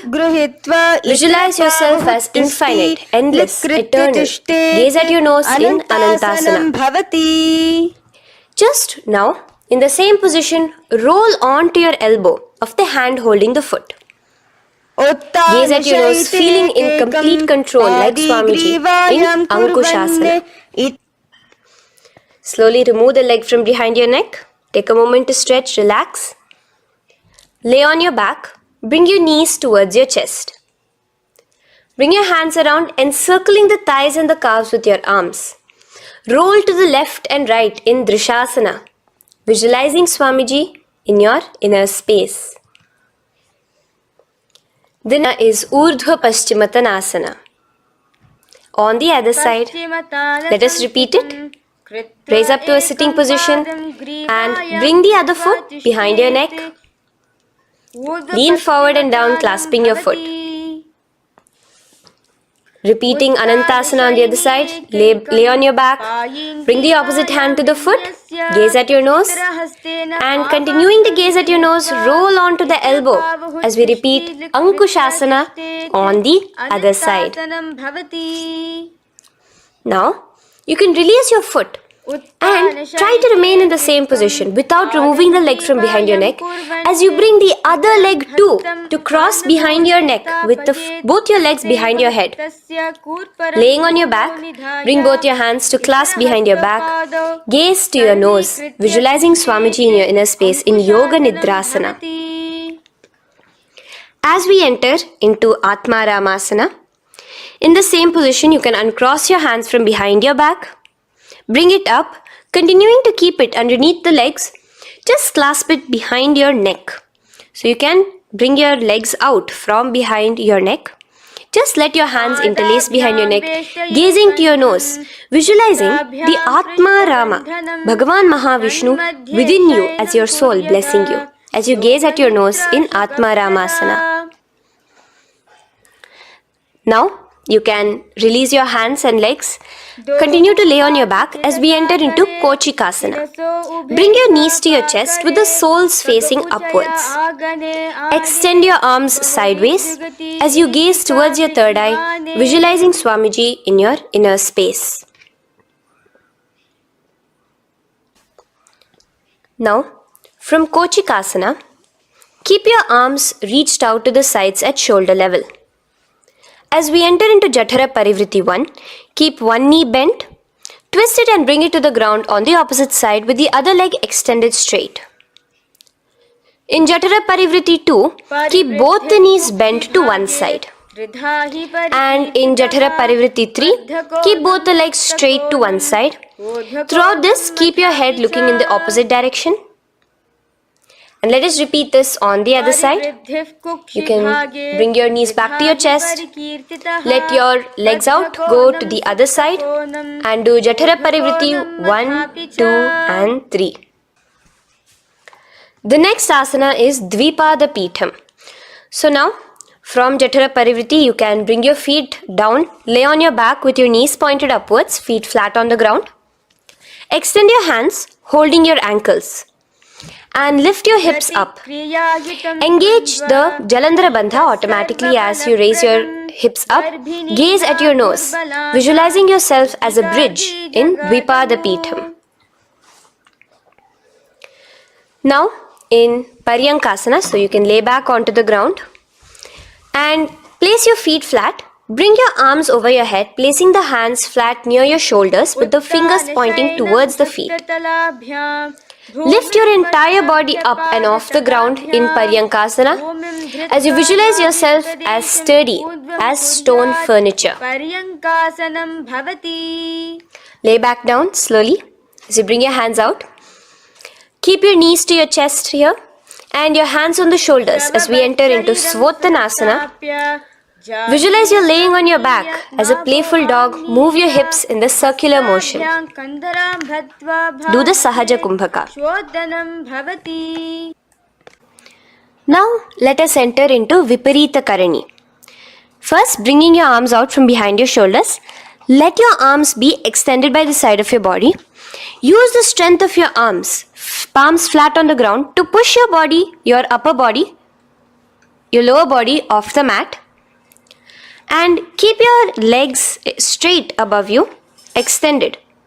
Move your legs around and around in Viparita Karani. Automatically the Jalandhara Bandha is engaged. Breathing during the Jalandhara Bandha is the Murcha Kumbhaka.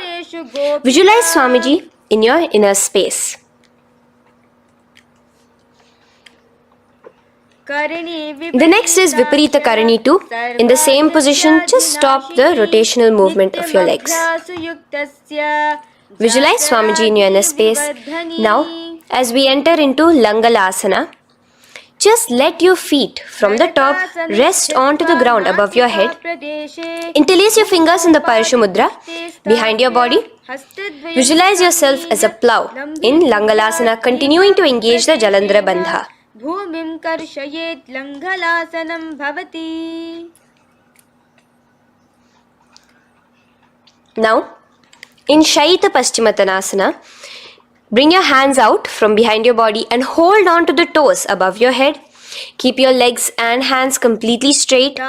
Visualize Paramashiva as Shaita Paschimottanasana is one of the 84 different asanas directly revealed by Paramashiva himself. Continue to do the Murcha Kumbhaka, inhaling and exhaling with the Jalandhara Bandha. Clasping your toes now, spread your feet wide apart from each other in Supta Konasana. Visualize Swamiji in your inner space.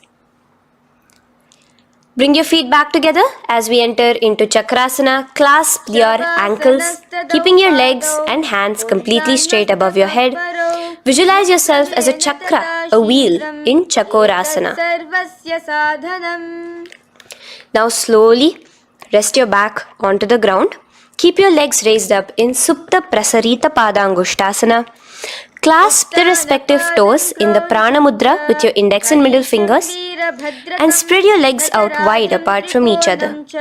Visualizing Swamiji in your inner space, restart the Ujjayi Kumbhaka where you're inhaling and exhaling, making the sound of an ocean. Bring your feet together in Supta Padangushtasana in the same position, continuing to visualize Swamiji in your inner space.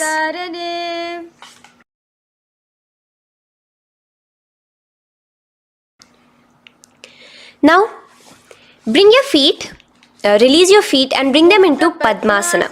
As you lay flat on your back in Matsyasana, hold the opposite elbows over your head, gazing at your nose. Visualize Matsya Avatara, the fish form of Bhagavan Mahavishnu. Now in the same position, put one hand over the other, extended straight above your head. As you visualize Lord Rama in your inner space, continue to gaze at your nose. Now, slowly bring your hands to your hips as we enter into Sarvangasana. Lift your hips and legs up into the sky, crossing your legs in Padmasana. Let your hands support you, your elbows on the floor. Do the Jalandhara Bandha as you gaze at your nose in Sarvangasana. Now, bring your hips back onto the ground in Vrishchikasana. So, in the Padmasana, just remove one foot alone. Keep one foot on the opposite knee as you pull the knee towards your face. Let your hands stretch out above your head, hooking forward as you raise your upper back off the ground, visualizing yourself as a scorpion in Vrishchikasana, gazing at your third eye. Do the Jalandhara Bandha, tucking in your chin to the chest. Now just switch your legs around as we repeat Vrishchikasana on the other side. Continuing to visualize yourself as a scorpion, gaze at your third eye. The next asana is Vrishapadakshepasana. So come now to a complete flat position on your mat. Come down to a complete lying down position and interlace your fingers around your neck. Now raise both your feet off the ground. Extend one leg straight and the other knee to the chest in a bicycle motion. Alternate between extending and raising the knee again and again, bringing your opposite elbows to the respective knees. Visualize Swamiji in your inner space. Breathe in and out in the Sahaja.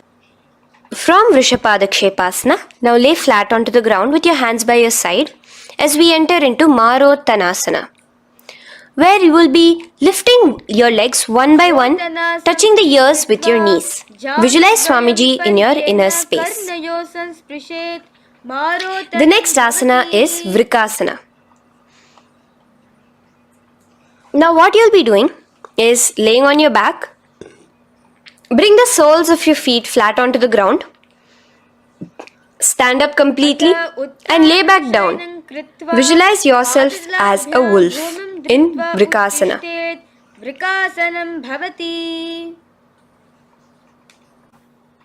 Now come back to a seated position as we enter into Luthasana, where you are going to be quickly throwing your legs above your head as you roll over completely, finishing in a prone position. Do this a couple of times. Come forward, roll over. Come forward and roll over again. Visualize Swamiji, the supreme point of Hinduism, in your inner space. Now, take a moment to relax. Lay on your belly with your toes extended in Sarathasana. Keep your hands onto the ground by your shoulders. Now here, contract your lips and make a sound like a flute, whistling while inhaling. Visualize yourself as a ratha, as a chariot carrying warriors into battle for dharma on your back. Now from Sarathasana, let us enter into Dehalyullanghanasana. So place your palms on the ground and bring yourself to a plank position. Jump your leg forward and back between your arms, visualizing Swamiji in your inner space. Jump forward now. When your legs are between your hands, stand tall. Holding your toes with your hands, walk back and forth. Visualize yourself as a wise 60-year-old elephant in Jatyasana. Now come to a standing position. The next is a beautiful karana, the Lolitika karana. So keep your knees bent, feet pointing outwards again in the Aramandi position. Bend your elbows, keeping your hands at the chest level. Now swiftly move your arms across the body, bringing it back to the center and tilt your head back. Opening your chest up towards the sky, move your head in all the directions. Now stand back straight as we enter into Sarpasana.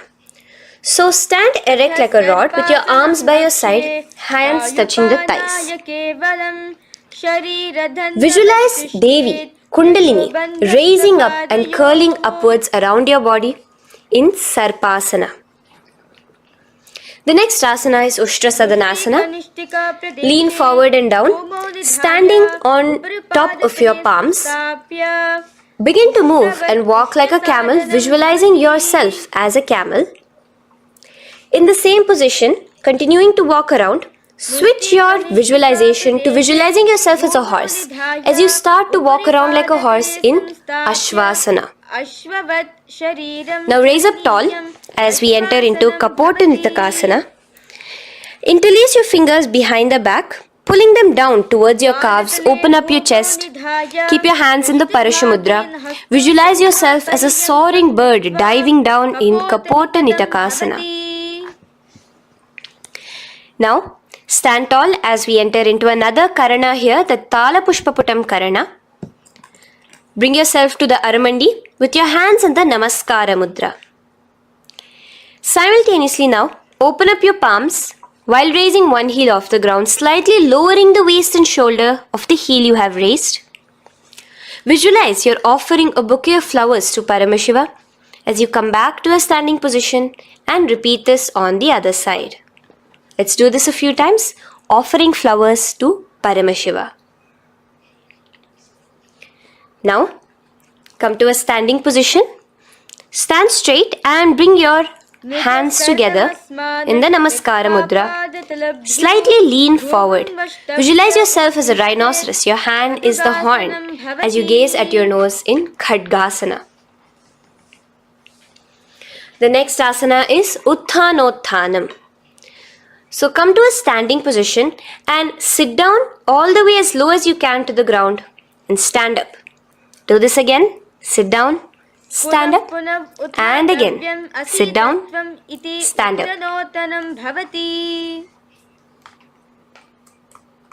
As you gaze at your nose throughout this. The next asana is Musalasana. Now come back to a standing position. Raise your hands above your head, tall as you jump up and down repeatedly. Visualize yourself as a mace. Jump here in Musalasana. The next asana is Uchirshaka. So come back to a standing position. Pull the sole of one foot towards your belly. Now with the other leg, sit down and stand up. Release the leg. Pick the other leg up, pull it towards your belly, sit down and stand up in Uchirshaka as you visualize Swamiji in your inner space gazing at your nose. The next is a Karana which we will be entering into, the Parshvajanu Karana. So again, bringing yourself to the Aramandi position, bend and lift one knee towards your chest, pointing the toes downwards. Keep your arm around the knee, holding it with the hand in a fist. Let the other hand hang down on the thigh, wrist twisted, fingers pointing inwards. This is the Parshvajanu Karana. Now slowly release as we enter into Tandavasana. Stretch one leg out straight in front of you as you alternate between sitting and standing. Visualize yourself fiercely dancing as Paramashiva. Raise the foot to the inner thigh of the opposite side. As we enter into Brahmanasana, let your hand be resting by the sides. Keep your standing leg erect like a rod. Visualize yourself being blessed by Lord Brahma. Now, you can bring the left foot around the right knee and rotate it, tucking the left toes on the other side of the right calf.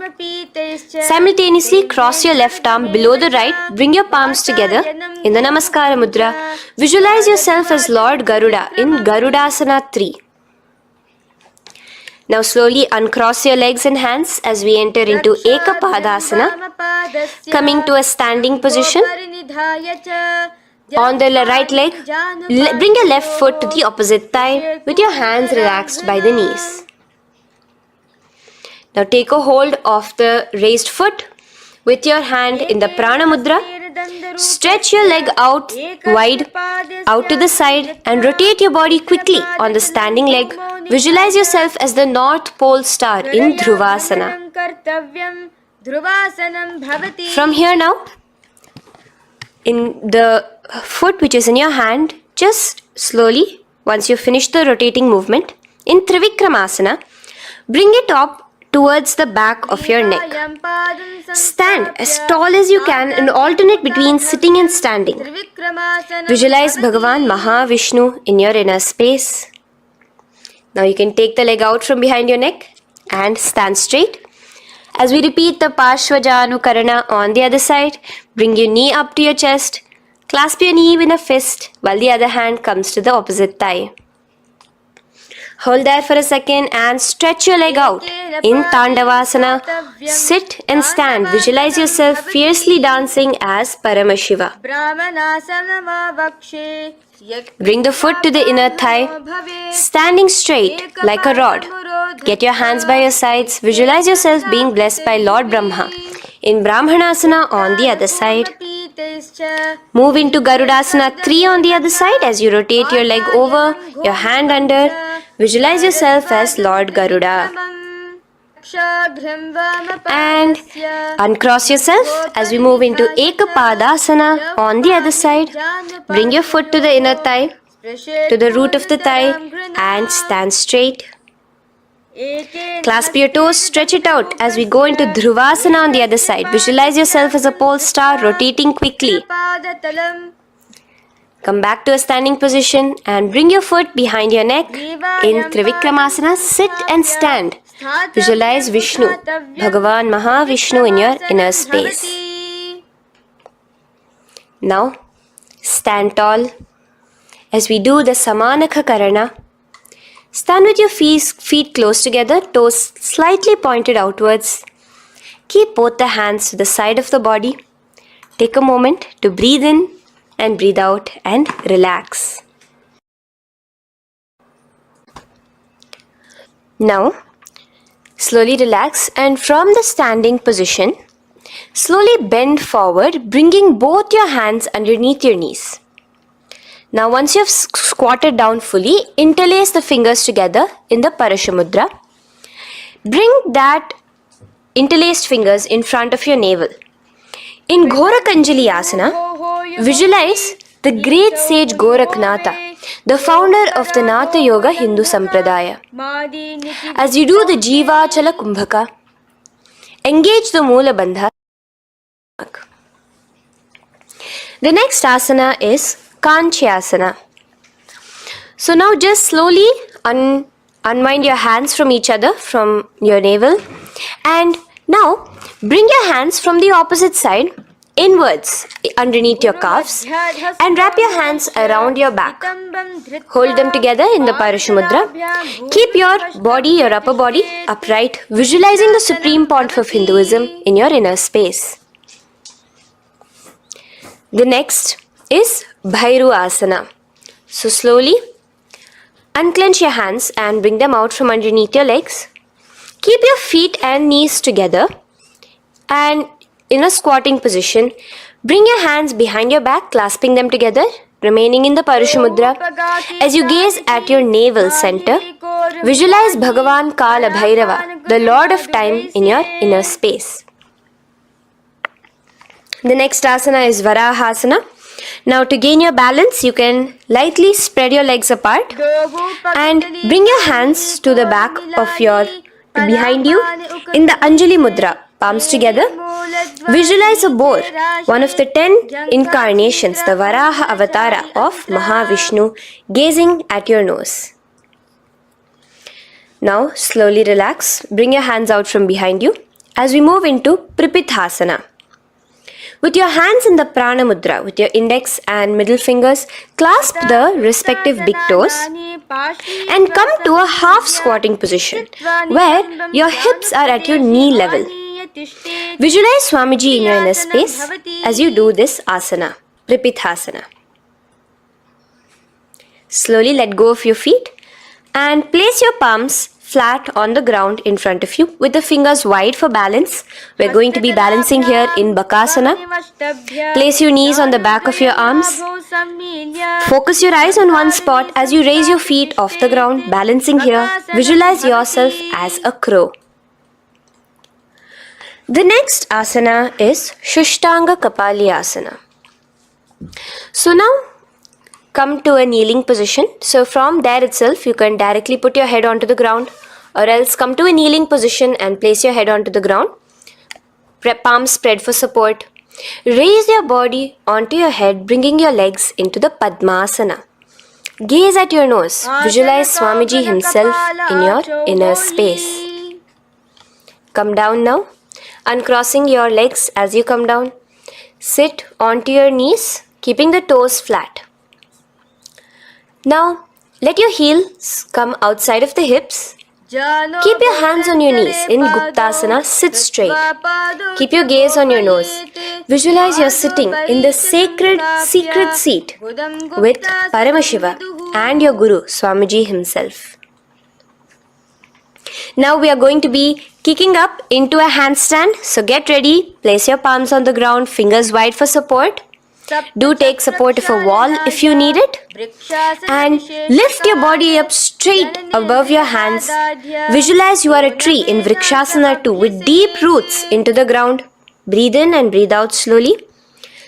In the same position as we move into Shibhu Asana, switch your gaze to the third eye. Hold it there for a few seconds and relax. Bring your feet back to the ground.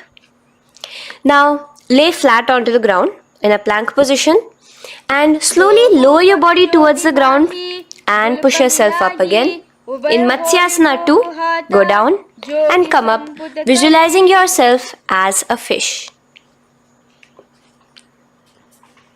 The next asana is Sarpasana 2. So here you're going to lay prone, completely flat now. You can lower yourself to the ground. Bring your hands to the hips. Extend your legs together and point your toes backwards. Lift your chest up and move left to right. You're moving like a snake while visualizing yourself as a snake in Sarpasana 2. Relax slowly, bringing your chest back to the ground. Now, keep your feet together, pointing backwards. As you bring your elbows onto the ground, rest your upper body on your elbows. Bring your hands together in the Padma Mudra with your little fingers and thumbs together and rest your chin on your hands. Niralambanasana, where feeling yourself completely supported, knowing that Swamiji is there in your life. Now, slowly relax, place your palms on the ground beside your chest and push yourself up, your hands straight up completely. As you bend your knees, bringing your feet to touch the top of your head. Lean your neck back, touching your head with your tip of your toes. See yourself, visualize yourself as an umbrella, protecting your Guru from the sun's rays in Chhatrasana. Slowly relax, you can bring your feet down. As we move into Vajrasana, just push your body back and sit on top of your knees with the heels flat on the ground. Now stretch your arms in front of you with the palms facing downwards. Place your forehead on the mat. Visualize you are the weapon of Indra, the Vajra, symbolizing indestructibility as you gaze at your nose. As we enter into Meshasana, raise yourself into the same Gajasana position on your hands and legs with your hips pointed upwards and alternate striking the ground with the opposite hands. Experience yourself, visualize yourself as a powerful ram as you alternate striking the ground in Meshasana. Now stop striking the ground, bring your palms down again. As we move into Ajasana, kick your legs off the ground and lower your forehead to the mat. Let's do it again. Kick your legs off the mat. Lower your forehead to the ground. You are unborn, existing for all of eternity in Ajasana. Now, come to a seated position as we move into Dhanantara Asana. Sit on your heel with your legs together. Pull your toes underneath you. As you bring your hands top of the knees, gaze at your nose, visualize Swamiji in your inner space. Here, do the Ujjayi Pranayama, inhaling and exhaling like an ocean, Dhanantara Asana. From Dhanantara Asana, now interlace your fingers in front of you and then behind you. Stretch your arms towards all the sides, backwards, forwards. Giving a massage to the various different joints and muscles in your body. Lean forward, get up again. Continuing to visualize Swamiji in your inner space. Relax your hands and now take your respective heels and point them outwards, outside the side of your hips. Keep your hands on your knees with your thighs and knees resting on the ground, spine straight. Visualize yourself as Lord Garuda in Garudasana 4. You have Mahavishnu and Mahalakshmi on your back as you are flying. The next asana is Ananda Mandirasana.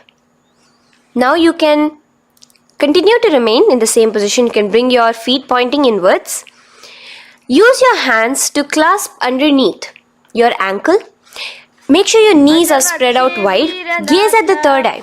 Visualize residing in the blissful space of a temple. You are in a temple in Ananda Mandirasana. Now, as we move into Mandukasana, keep your knees wide and sit on top of your ankles. Your hands underneath your knees. Gaze to your nose. Visualize yourself as a frog. Suck in your stomach in the Uddiyana Bandha. And remember to do the Manduki Mudra, your tongue, your frog-like tongue, catching the nectar dripping from the Sahasrara Chakra in Mandukasana 2. Now, as we move into Narasimhasana, tuck your toes in and sit on top of the heels. Place your palms on the ground, spread your fingers wide and spread your knees apart onto the ground too. Gaze towards your nose, stick out your tongue and exhale forcefully, visualizing the Narasimha Avatara, the form of Mahavishnu as a half lion and half man. Now just raise up, bring your hands off the ground. Here we'll be doing a new pranayama, which is the Bhishraka pranayama, as we enter into Bhishrakasana. So continue to keep your knees and feet on the floor. As you bring your hand up to your face, make a hollow of your palms and place it over the mouth. Keep your thumbs under your teeth and close your lips. Gaze to your nose. Inhale through your left nostril, exhaling through the mouth. Gaze at your nose again. Visualize yourself as Devi, presiding over any and all minuscule fears you may have within you. Now moving back into the Ujjayi Pranayama, let us do Makadasana. So you can take your hands off your face and slowly remaining in the same position, bring it to your armpits. Bring your fingers to your armpits. Imitate as if a monkey is scratching. As you gaze to your third eye, visualize yourself as a playful monkey in Makadasana. From Makadasana, let's move into Vajra Sangharasana. So you can slowly lift your knees off the ground, just balancing on your toes, sitting on the heels. Bring your hands behind your back and clasp the opposite elbows. Gaze to your nose, embody a diamond, visualize yourself as a diamond-like strength for yourself and your Sangha. The next asana is Khanjanasana. So now you can uncross your hands, rest on top of the heels with your knees on the ground. Keep the toes down, ankles crossed behind. Place your palms on the mat to your side. Suck your stomach in the Uddiyana Bandha as you gaze at your nose in Khanjanasana. Now, you can uncross your ankles and just sit with your toes flat. Keep your knees wide on the floor. Rest your hands on the knees. Just relax the Uddiyana Bandha, just sucking in your perineum in the Mula Bandha. Gaze at your nose, visualize yourself as a turtle with a stable body and mind to live for hundreds of years. And without changing anything in your physical posture, just visualize yourself uniting with Swamiji himself in Yogasana. Now, raise up onto your knees, cross your ankles behind your back until the feet are coming towards the opposite knees. Now, bring your hands behind you and hold on to the calves with the fingers inside, the thumbs outside. Gaze at the third eye as you visualize yourself in a space of oneness with Paramashiva himself as Swamiji. Now you can uncross your ankles, come back to standing on your knees as we enter into Ushtrasana 2. So now, in a kneeling position, bend backward, hold your ankles with your hands. Keep your arms straight. As you push your hips forward and tilt your head backwards, visualize yourself as a camel in Ushtrasana 2. Slowly, in the same position, lower yourself onto your back. in Jatyasana 2. As you are lowering yourself, experience yourself as a blooming lotus. Bring your head, the back of your head onto the mat. Gaze to your nose. Now, let's move into Viratasana. So, try your best to do this without the support of your hands, but you can use your hand support if needed as you raise up from Jatyasana and back down. Raise up and go back down as you gaze at your nose. Raise up and go back down. Visualize Swamiji in your inner space. Now from Viratasana, raise your hips up higher, bringing your forearms onto the mat behind you in a short back bend posture. Hold the back of your heels in Kapotasana. Visualize yourself as a beautiful dove, a Kapota, in your inner. As we move on from Kapotasana into Varasana. So stand upright on your knees with the toes tucked. Hold your arms with the opposite hands. Gaze at your nose. This is the boon fulfilling posture. Visualize your boon becoming a reality directly from Paramashiva himself in Varasana. Now, keeping your knees together, toes tucked, just lean forward, bringing your head onto the mat, holding your head with your hands. Visualize yourself as a boar, as the Varaha avatar of Bhagavan Mahavishnu in Varaha Asana 2. Now, just kick your legs off the ground as we enter into Mundasana. Raise yourself up into a headstand posture, visualizing yourself as a lopped tree. Gaze at your nose. Breathe in and out in the Sahaja Kumbhaka. Slowly come down now. Relax. Come to a kneeling posture. Sit on your heels. Bring your head down beside your knees, your elbows adjacent to the knees, your hands holding your head. Exhale through your mouth as you gaze at your nose, visualizing Swamiji in your inner space in Andhasana. Now from here, push yourself off the mat as you come lying prone on your belly. Let your arms be extended straight out and together lift your thighs, arms and chest off the ground, stretching your body, balancing there. Visualize yourself as a locust in Viparita Shalabhasana. The next asana is Kapalasana. So slowly lower yourself back to the ground. Now laying on your belly, bring your arms to your side, palms downwards. Keep your forehead on the ground and your chest on the mat. Only lift your legs up into the air. Only your legs are lifting up. Visualize yourself as a skull. You are a mind with purified thoughts, a strong will to attain enlightenment in Kapalasana. The next asana is Akasha Kapotasana. So now, in the same position as you are, let your arms be straight out behind you. As you kick your legs up and over your head, bring your feet slowly to the mat in front of you. Push yourself, balance there. Visualize yourself as a free and open flying dove in Akasha Kapotasana. Bring your legs back out as you lay flat on the mat. Now push yourself onto your knees. Place your forearms on the ground and your chest down such that your navel is touching your knees. Be sturdy, visualizing yourself as a sparrow in Chatakasana. The next asana is Vrishchikasana 2. So your forearms are on the ground. Now slowly raise to your toes and kick your legs off the mat. Slowly lowering your legs to your head. Visualize yourself as a scorpion as you balance in Vrishchikasana 2. Slowly release yourself, coming back to the ground as we enter into Vrishasana. Sit down on top of your right heel and let your left foot remain outside of the hip, the ankle to the side. Place your hands on the mat, visualizing yourself as a bull in Vrishasana. Now, bring both your knees underneath you, sit on both your heels, cross your left leg over top of the right lightly and in Lolasana, push yourself off the ground. Your knees are off the ground, you're just balancing on your hand above the mat. Visualize Swamiji in your inner space. Lower down now. Bring the left foot now outside. Bring the right foot out and sit on your left heel now. As we do Vrishasana on the other side, visualize yourself as a bull. From here, let us get into a very powerful asana, Balagunasana.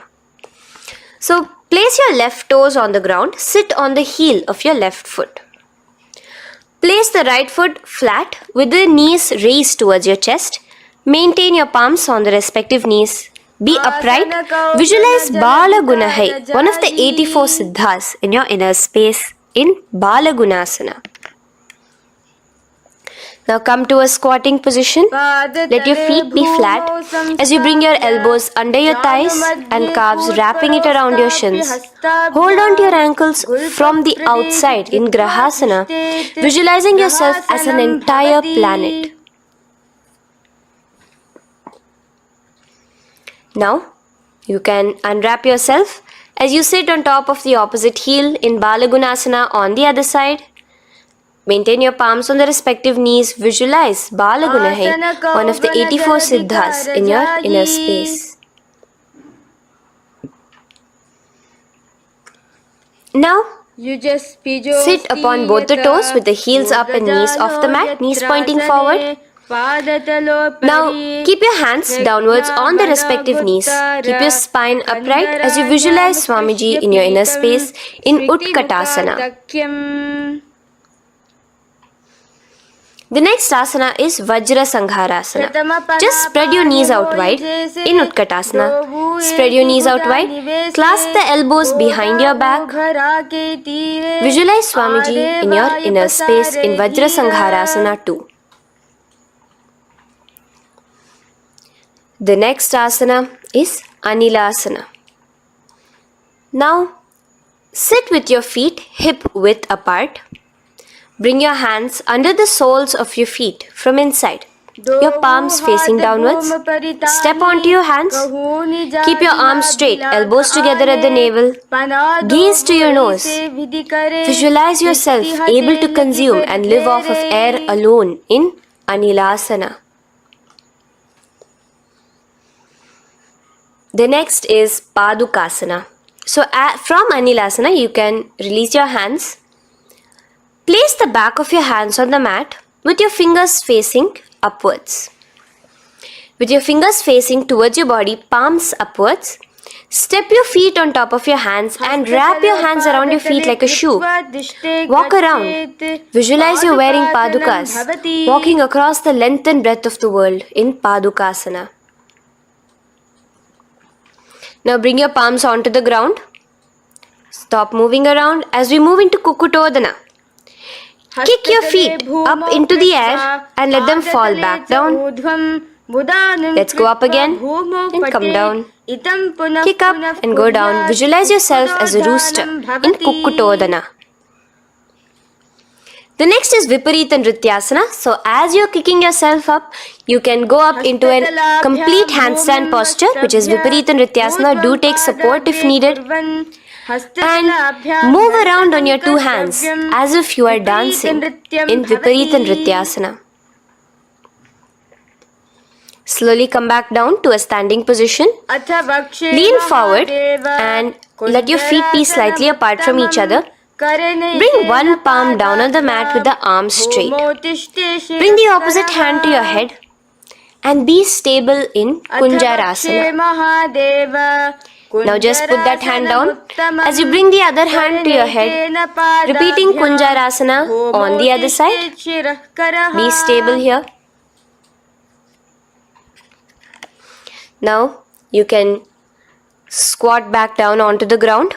Keep your feet flat. Hold your respective ankles and lift your feet off the ground in Kadamba Asana. Visualize yourself as a Kadamba tree, a pious tree that promotes a long life. The next asana is Pavana Muktasana. Now sit back down onto the ground, bring your knees towards your chest. Let your hands wrap around your knees, hold it close to your body. Visualize all the excess vata, air, just balancing and releasing in your system in Pavanamuktasana. Now, let us move into Chakorasana. So first stretch your legs out in front of you. Bring one leg behind your head. Now place both hands on the ground and lift your body off the ground while lifting the other leg too, up straight. Visualize yourself as a powerful source of energy. Gaze at your third eye in Chakorasana. Slowly relax back down. Now hold your left toes with the left hand, index and middle fingers. Pull the foot to the left ear. We are entering into Dhanurasana 2. Extend your right leg out, keeping straight. Hold the big toe with your right hand. Visualize yourself as a bow in Dhanurasana 2. The next is Ashtavakrasana. So lift your left leg over top of the left shoulder. After releasing your hands, bring the right foot across and hook it on top of the left foot. Lean forward and down, keep your palms onto the ground. Extend your legs out to the left, lift your head up and chest. You're completely balancing only on your hands as you visualize yourself as a flying crane in Ashtavakrasana. Now slowly relax down. From here, bring your right foot to the left thigh and your left foot flat onto the ground. Knees raised up. Have your left shoulder underneath the respective leg and place your hands flat on the ground. Gaze towards your third eye. Visualize you are immortal, able to exist solely from prana alone in Pranasana. From here, moving into Parshva Matsyendrasana. Place your right foot at the root of the left thigh. Then the left leg by the side of the right knee. Hold the left leg by the right hand. Twist your body out. Remain steady here, gazing at the third eye. Visualize Matsyendranatha, the great Rishi, Yogi, master of Hatha Yoga, in your inner space. Now slowly unwind yourselves. As we repeat Chakorasana on the other side, lift the other leg behind your head. Place both your hands on the ground and keep your entire body off the ground straight up. Gaze at your third eye, visualizing yourself as a powerful source of energy. Now relax back onto the ground. Let's repeat Dhanurasana 2 on the other side. Clasp your respective hands with the feet. Pull one foot back, the other foot extended forward. Visualizing yourself as a bow. Release your feet as you cross them over each other, over top the shoulder in Ashtavakrasana on the other side. Raise off the ground. Visualize yourself as a flying crane.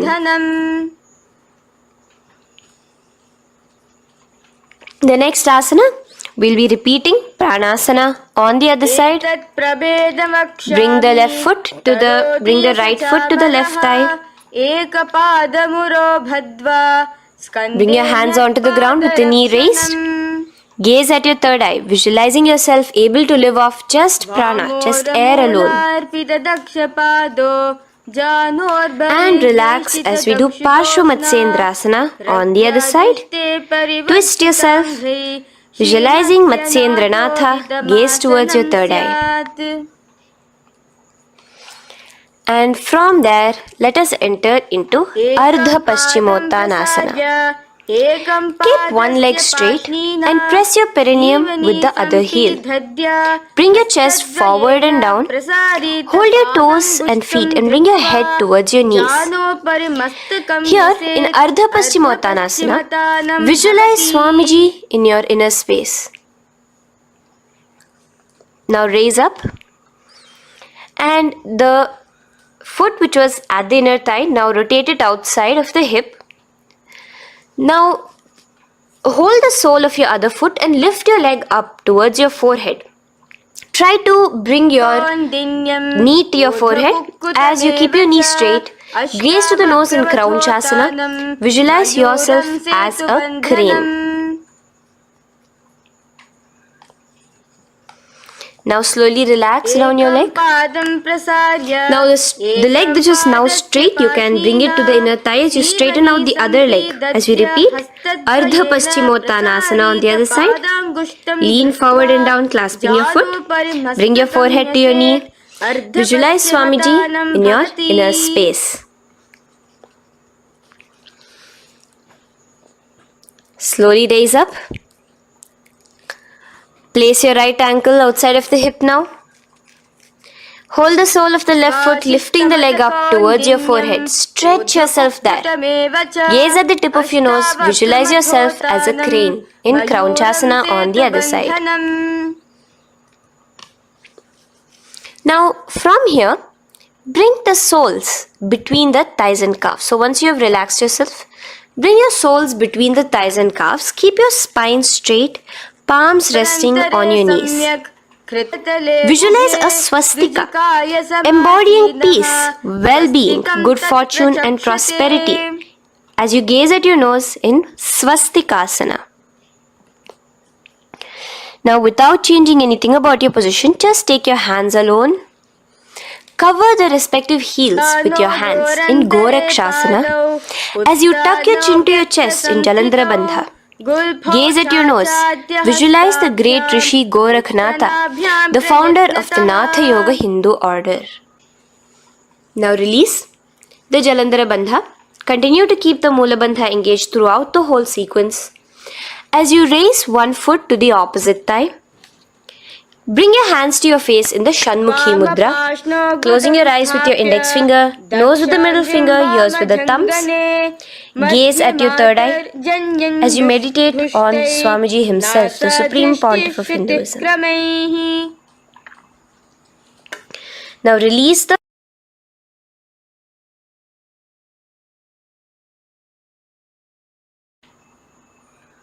Shanmukhi Mudra. And in Yogasana 2, bring your legs into the Padmasana position over the opposite thighs. Keep your hands flat onto the ground beside your knees with the palms facing upwards. Sit straight, gaze at your nose. Here we'll be starting the Kaka Chanchu Kumbhaka, where your inhalation will be through your tongue wrapped like a pipe, and your exhalation will be through your nose.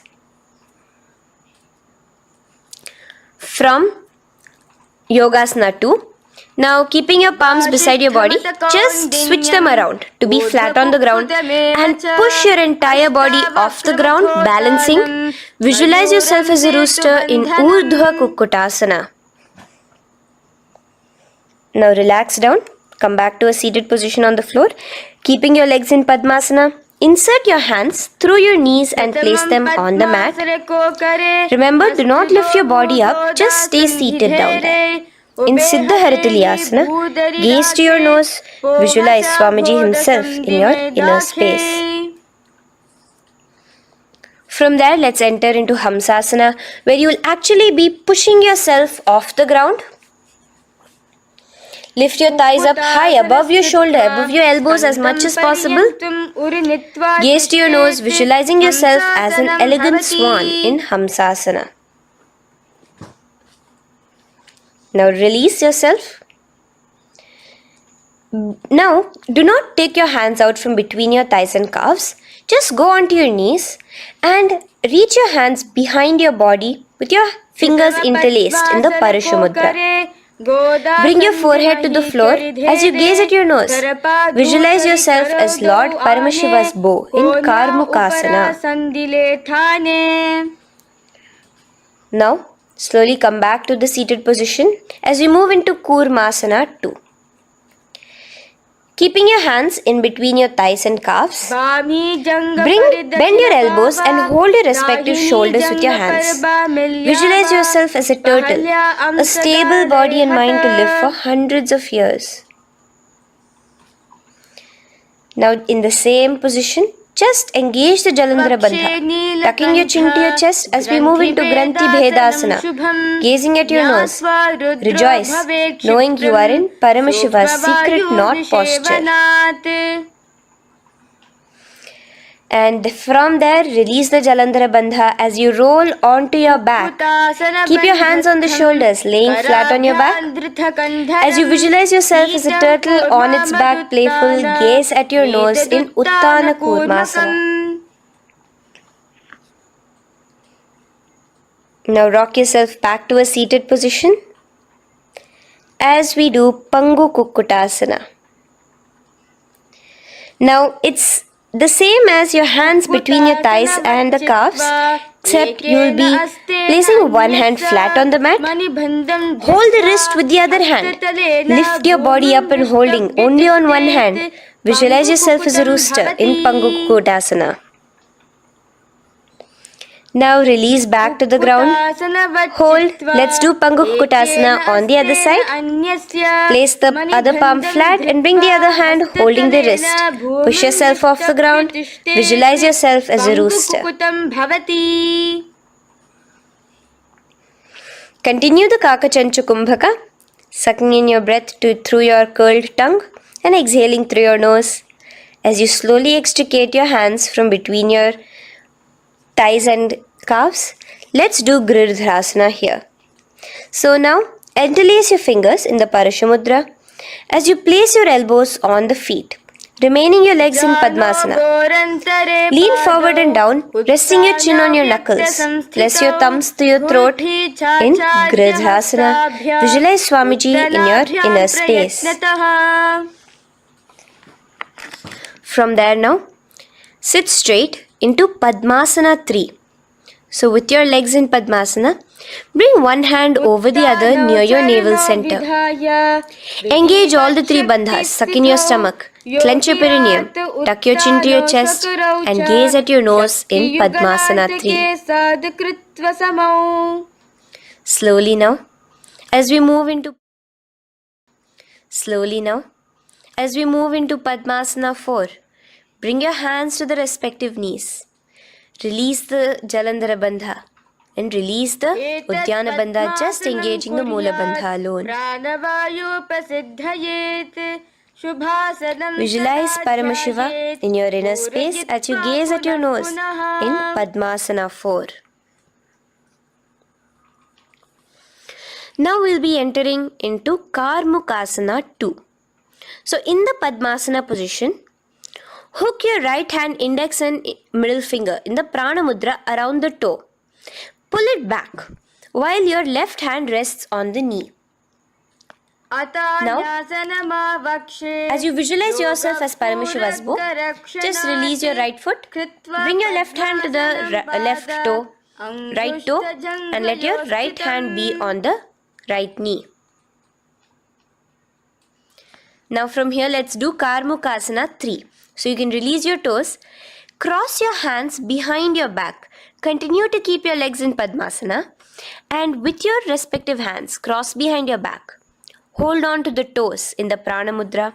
Engage all the three bandhas, suck in your stomach, clench your perineum, tuck your chin to your chest. Visualize yourself as Paramashiva's bow in Karmukasana 3. Slowly relax the bandhas, just keeping the Mula Bandha. Continue to hold on to your toes. Release the Udyana Bandha and the Jalandhara Bandha. Switch your gaze to the third eye. Visualize you are Paramashiva's third eye itself. Anything you come across, you just rejuvenate it, destroy it in Dridhasana. Now, try to keep your hands at the toes. If not, just keep your hands crossed behind you as you lean onto your back in Padmasana, where you are entering into the Nagrasana position. Lay flat onto the back, visualizing yourself as a snake, gaze at your nose in Nagrasana. Do the Sahaja Kumbhaka, simple breathing, inhaling and exhaling.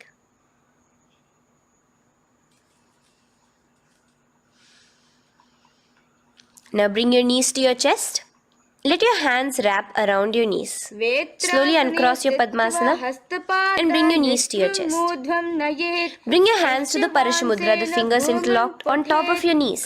As you pull your chin up to your knees, visualize yourself as a ball in Kandukasana. Now relax.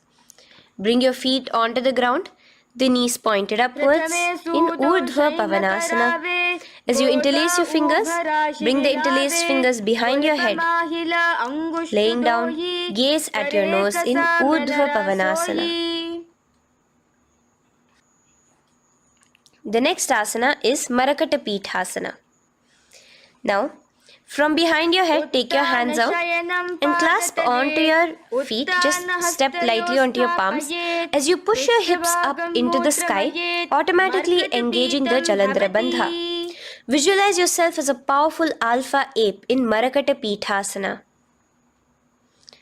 In the same position now, bring your hands to your hips as we enter into Uttanashiki Pitakasana. Let your weight rest on your elbows as you stretch your legs out straight.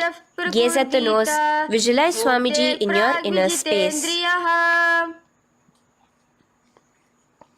From there, continuing to rest on your elbows, kick your feet up high into the sky in Narakasana. Stretch your palms out behind you, flat on the ground. Balance there. Visualize yourself blissfully traveling through hell unscathed in Narakasana.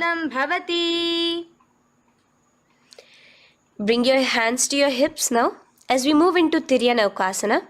Angling your legs down at an angle, visualize yourself as a boat crossing the ocean of samsara in Tiryanaukasana. Now from there, come back straight as we enter into Dhwajasana. Keep your legs up high above your body, your hands stretched out down behind you. As you push yourself up, visualize where KAILASA's flag respected across all nations in Dhwajasana.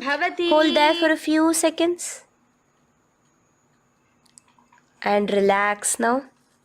Flat onto the ground, palms slightly away from your body. Do not move at all in Mritasana. Your body is dead. Visualize that. Visualize the Supreme Pontiff of Hinduism liberating you. Let your awareness travel to all the parts of your body in the Shakti Chalan Mudra as we do Mritasana.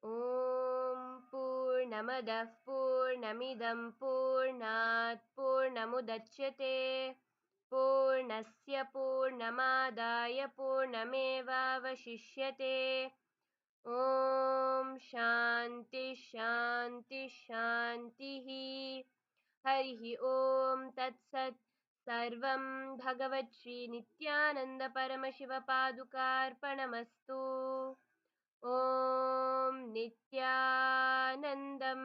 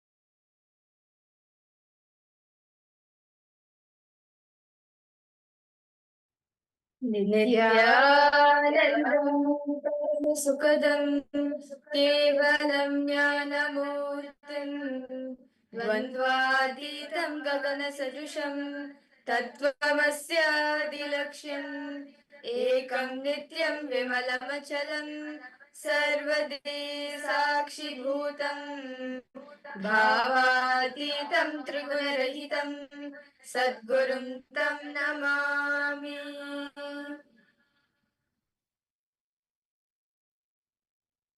Nithyananda, welcome each and every one of the participants and viewers who's watching us live right now for the day one of the Paramashivoham program. We welcome each and every one of you for the new season of Paramashivoham starting today. And this Paramashivoham, you can experience, you can manifest any reality that you wish, and you can have a conscious breakthrough. Nithyanandam Ma Wang Kunyu. Nithyanandam, so nice to see you.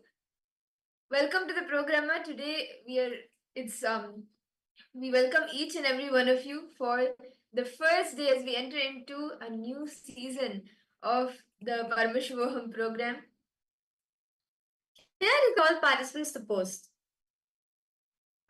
Why have you chosen Paramashivoham? Why? What is it that you seek for? What is it that you want to manifest from Paramashivoham? You may have been seeking something or the other which led you to come and join the program. So, what is that thing, that one desire or one seeking that you are wanting in life? What are you seeking for that made you join for the Paramashivoham today? See, Paramashivoham is all about experiencing the divine in you.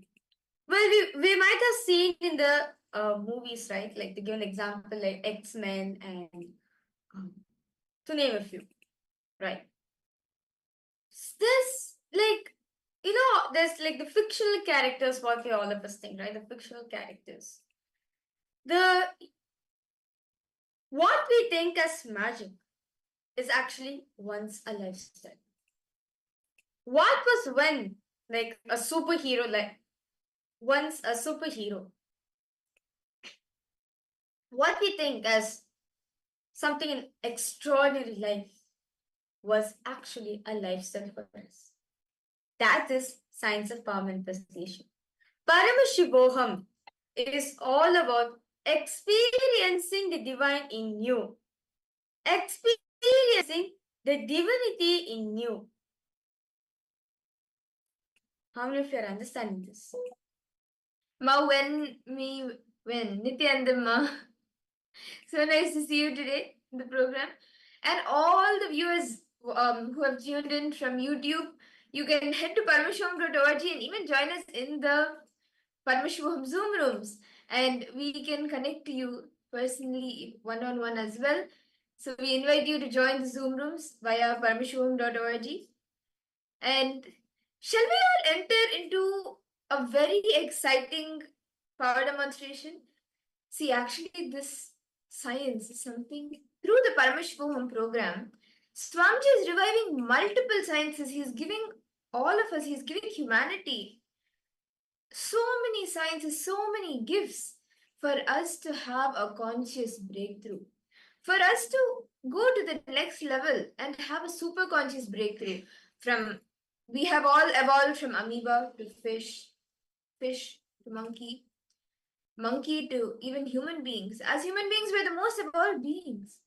But it is time that we have a super conscious breakthrough, and that is why Swamiji has come down. And through the Paramashivoham program, Swamiji, the Supreme Fount of Hinduism, is giving us all the beautiful gifts directly from KAILASA, KAILASA. He is giving all these sciences as gifts for us to have a super conscious breakthrough. A little to understand what Paramashivoham is all about. Literally, the meaning Paramashivoham means what? Aham, replacing with Paramashivoham, where you are boldly declaring that I am Paramashiva. No matter what happens, I am Paramashiva. And that is Paramashivoham. establishing yourself, dropping your old identity, and embracing your new identity as Paramashiv. Nithyananda, when am I pronouncing your name properly? Do you want to post now? What do you want to manifest? What are you wanting to achieve by the end of this program? Ma Kamakala Rupa, Nithyanandam. Nithyanandam to all the participants once again. We welcome all of you for the new season of the Paramashivoham program. And today, until 21, this 21 days is going to be your experience of subconscious breakthrough. As Swamiji says one thing, just give me 21 days, that's enough. I'll make you into Paramashiva. Since this 21 days is enough, Swamiji will make you as Paramashiva. All we just need to do, the only thing Swamiji requires us to do is leave your mind outside. Drop your incompletions outside. Drop your past outside. Come here as a fresh new being. You will just sit back, enjoy the plane. You will see, you'll enjoy it. So the only requirement needed for Paramashivoham is you letting to embrace the Paramashiva in you. Letting you to embrace the Paramashivatva in each and every one of them. To start with, okay, what exactly is special in the Paramashivam program? You all the participants, all of you are going to be guided with various different techniques taught by Swamiji, revealed by Swamiji, and you're going to be learning the detox methods so that you can you can detox your whole body and prepare yourself to receive the Paramashivoham. And I would like to request all participants, if you have any doubts or any questions in the program, don't feel hesitated, be open. Only when you be open, only when you open up yourself to this, you will experience this transformation. Swamiji says, just be open-minded. Don't be close-minded, don't be skeptic. No. Just be open-minded. That's enough. That's enough for you. You'll experience Paramashivoham. And to introduce, and I am Nithyananda, and along with me I have this is Nithya Madhurananda, and throughout the whole program, we are going to be your acharyas. And if you have any doubts or any questions, do feel free to reach out to us in the program, in the chat section. We are always available for all of you, and you're going to be receiving 21 days. All of you are going to be experiencing Swamiji. To start with, what is this science of power manifestation? As many of us might have heard it. Can I request all participants to post? How did all of you come across this program? Were you just scrolling through social media, or did you get to know from a friend of yours who told you that you were seeking for something and suddenly Swamiji manifested in your life in the form of your friend, or while you were scrolling through YouTube, he manifested himself in front of you? How did you get to know about this Paramashivoham program, about the Paramashivoham program, something that you were seeking for and you came across the program? How did you come across this program? I would like to request all participants to post. Yes, Nithyanandam, Karthik. We see Karthikaya, Nithyanandam. We see you on YouTube. Nithyanandam, Karthikaya. And actually, I invite you, Aya Karthikaya, to who's watching us through YouTube. Please join us for the Parameshwaram program. And we are now going to be entering into a very exclusive, a very beautiful, powerful power demonstration. So before that, we are going to be understanding what exactly is the science of power manifestation. What is this exactly? To understand, every human being, right? What's our very purpose? What do we do naturally? What we think is life, right? Okay, I've taken this birth to fulfill my aspirations. Or I have taken this birth to fulfill my ancestors' aspiration, to fulfill my ancestor. Or I have taken this birth just to fulfill whatever I want and go back, right? But Swamiji says that every human being who's born on planet Earth, every human being who's born on planet Earth is hardwired For us to experience the every being is hardwired for us to experience the 463 extraordinary Shaktis of Paramashiva. Now, what are these Shaktis? Let us now understand about it a little bit deeper.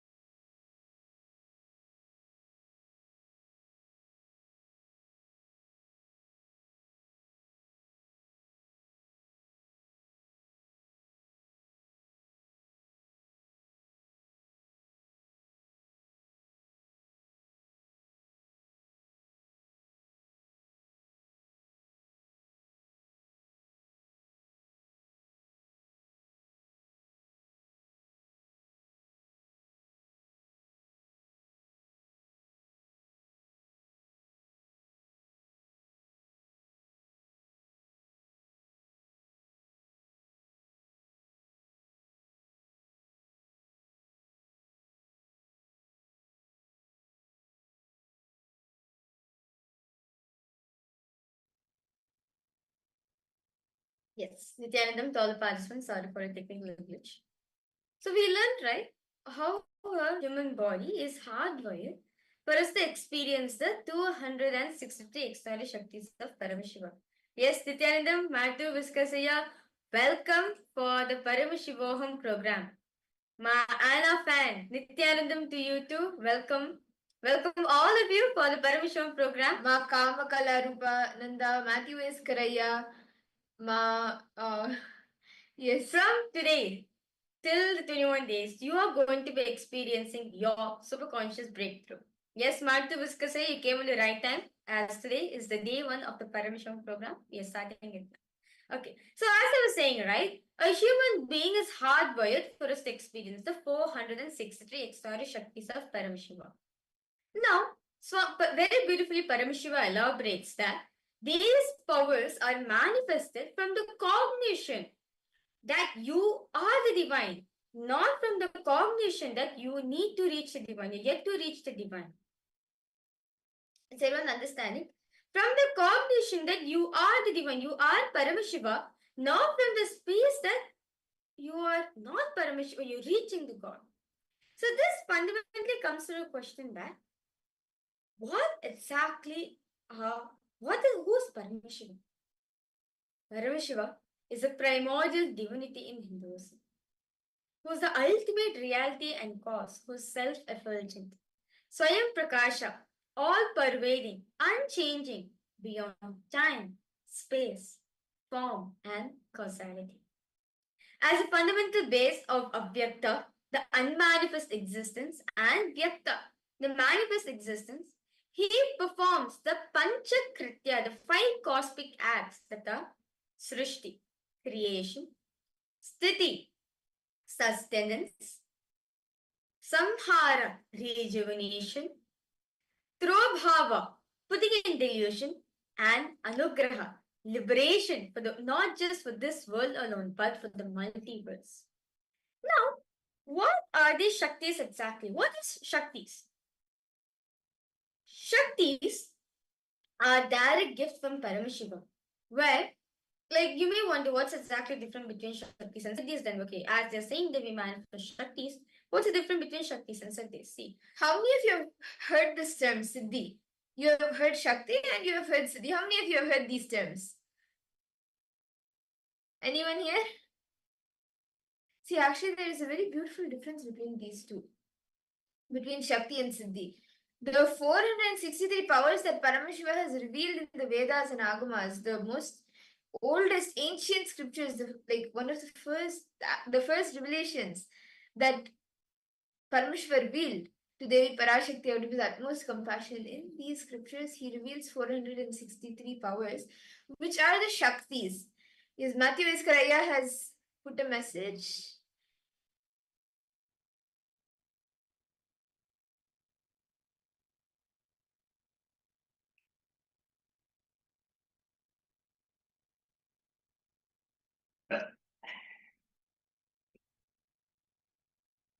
Yes, so the difference between Shaktis and Siddhis.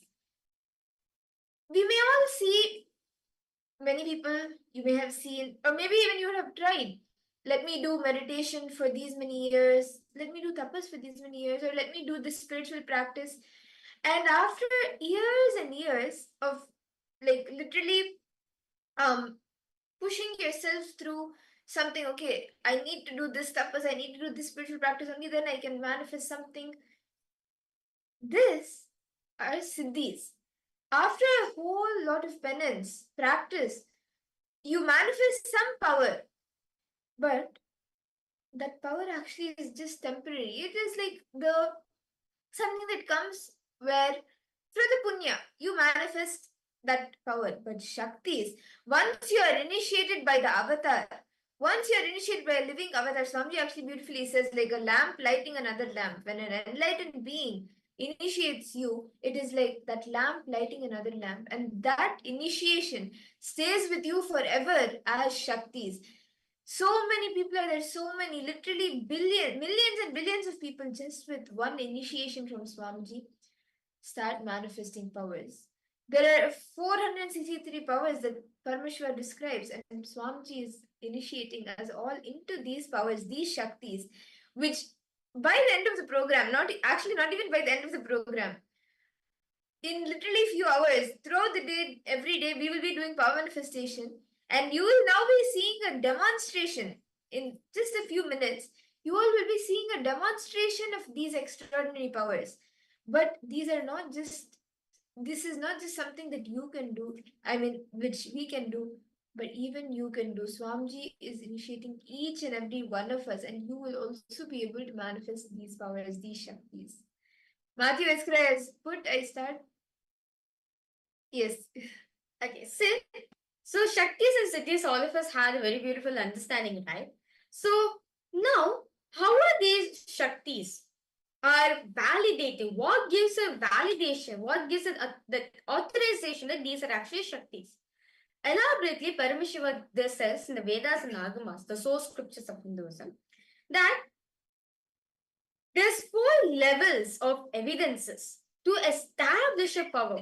That is called as pramana or evidences in Sanskrit. The first is the Shastra Pramana, the scriptural reference, which are direct words of Paramashiva revealed in source scriptures, the Vedas and the Agamas. So any verse taken from the source scriptures becomes the Shastra Pramana, makes a Shastra Pramana. The second is the Apta Pramana, the experiences of our Vedic rishis, our Vedic scientists who have time tested and verified the science. And the next is the Atma Pramana, Swamiji's own experience on this. How did Swamiji manifest this power? What did Swamiji feel? What exactly with Swamiji to manifest this power? And the last is the Pratyaksha Pramana, the scientific study, the scientific experiments done on the science of power manifestation. So now, what exactly is this power? How do we manifest these Shaktis? Swamiji says, when Jnana, meaning an ultimate truth, knowledge, map into prajna, which is consciousness, manifests as a possibility and power, which is prajnana. So understand a powerful cognition, a truth which is mapped to you, which is mapped to your consciousness, it manifests as power, prajnana. So how is this whole science even passed down from generation to generation? Well, this ancient science of Hinduism is being passed on from one to another through the chain of the Guru Sishya Parampara, through the unlineage, to the unbroken lineage, to the unbroken lineage of the Guru Parampara, the master disciple relationship. The master disciple continuously without breaking it. From Guru passed down to disciple, from Guru to passed down to disciple. It is because of this Guru Paramparani all of us have been experiencing this. Swamiji is the embodiment, is the inheritor of 21 such ancient Guru Parampara. And this knowledge has been passed on from Guru to disciple through a very unique science called as Diksha or initiation. Diksha or initiation is nothing but an energy transfer from the Guru to the disciple. And by this initiation, right, by a person receiving this initiation gets a lots of benefits. By this increase of health starts happening, increase of IQ starts happening, they start building relationship in their life, they are having the ability to manifest their realities, they're able to have a better making process, better decision making process in their life. So many benefits starts happening as your whole brain, just by this Diksha, becomes alive, as the Swamiji infuses your brain with so much of energy, your whole brain becomes alive. And this Diksha can be transmitted in 3 ways. One, Sparsha, either by the touch of the master. Nayana, just by the look of the master. Just by looking at him and he looking at you, it stands for. And third, mantra. Just by the words listening to Swamiji, just by the words uttered by the living, by the incarnation, you are initiated. So, for any questions, any doubts all participants are having, this is for all of you to understand that today in Paramashivoham, you are going to experience this. Yes, Gabriel Harris, Nithyanandam. Yes, Nithyanandam, Mark Gabriel Harris, welcome you for the Paramashivoham program. So, now let us now listen to the Shastra Pramana, the scriptural reference of what does Paramashiva say about this power of third eye. Very beautifully, Paramashiva says in the Vijnana Bhairav Sutra 34, Dharana 11. Paramashiva says, Kapalantar manonyasa tishtanmilitalochanaha kramena manasodardhyat lakshayed lakshamuttamam. Very beautifully, Paramashiva says, by fixing the mind on the inner space within the crown center and sitting stably without any movement, having the eyes closed in succession, by the stability of the mind and inner space through the power of the third eye, one directly sees the ultimate goal, Laksham, by having the vision beyond the sun that reveals any object or place, attaining the space of oneness with the source Paramashiva. And beautifully, in Swamiji's very own life, actually, the Apta Pramana for this power comes in multiple places, but one such place where our ancestors experience this power, Bhagavan Krishna actually gives the power of third eye to Arjuna while revealing the Bhagavad Gita. He says, Natumam shakyase drashtum anenaiva swachakshusha divyam dadami te chakshu pashyame yogamaishwaram. To behold the cosmic form of Bhagavan Krishna blesses Arjuna, the Nara, with the third eye, the divine third eye, to see his form, the divine form. And in Swamiji's very own life, when he was just 12 years old, when Swamiji was just 12 years old, as he meditated upon the Pavlovakunda rock, seeking on the source of the first person, as he sat on the Pavlovakunda rock, suddenly the 360-degree vision opened up. Swamiji actually started seeing everything around him, to the right, left, up, down, all 360 degrees. Swamiji was able to see, and this very experience he is transmitting to us all now. Just as I said earlier, Swamiji beautifully says, it is like a lamp lighting another lamp. An enlightened being, an avatar, lights another lamp through the initiation. And Swamiji has been initiating us all, billions of people.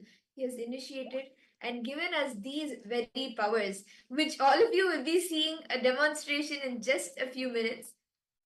And understand, Swamiji beautifully says, I am not here to prove I am God, but to prove that you are God.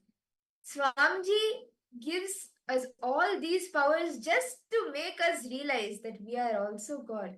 We also have these abilities, and we can also manifest Paramashiva in us. We are all Paramashiva. We are Paramashivoham. I am Paramashiva. And the last is the scientific study. This scientific study was done on Swamiji, where Swamiji was meditating when Swamiji was in the States, meditated states. And this was measured during with the positron emission tomography. And when they were doing the study on Swamiji, they found out that when Swamiji is in awakened state, when Swamiji is normal, right? The whole Swamiji, the whole brain is so alive.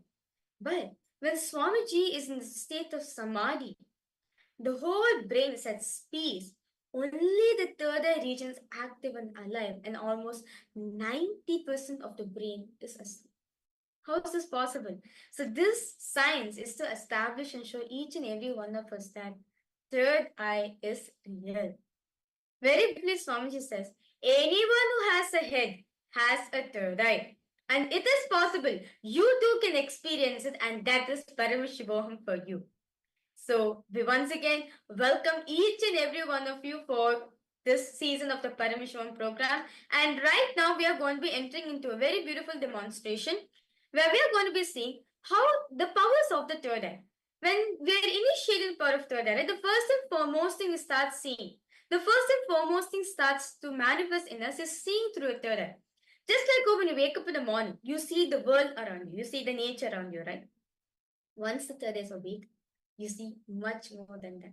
You start seeing through the third eye. So let's all get ready for this beautiful demonstration.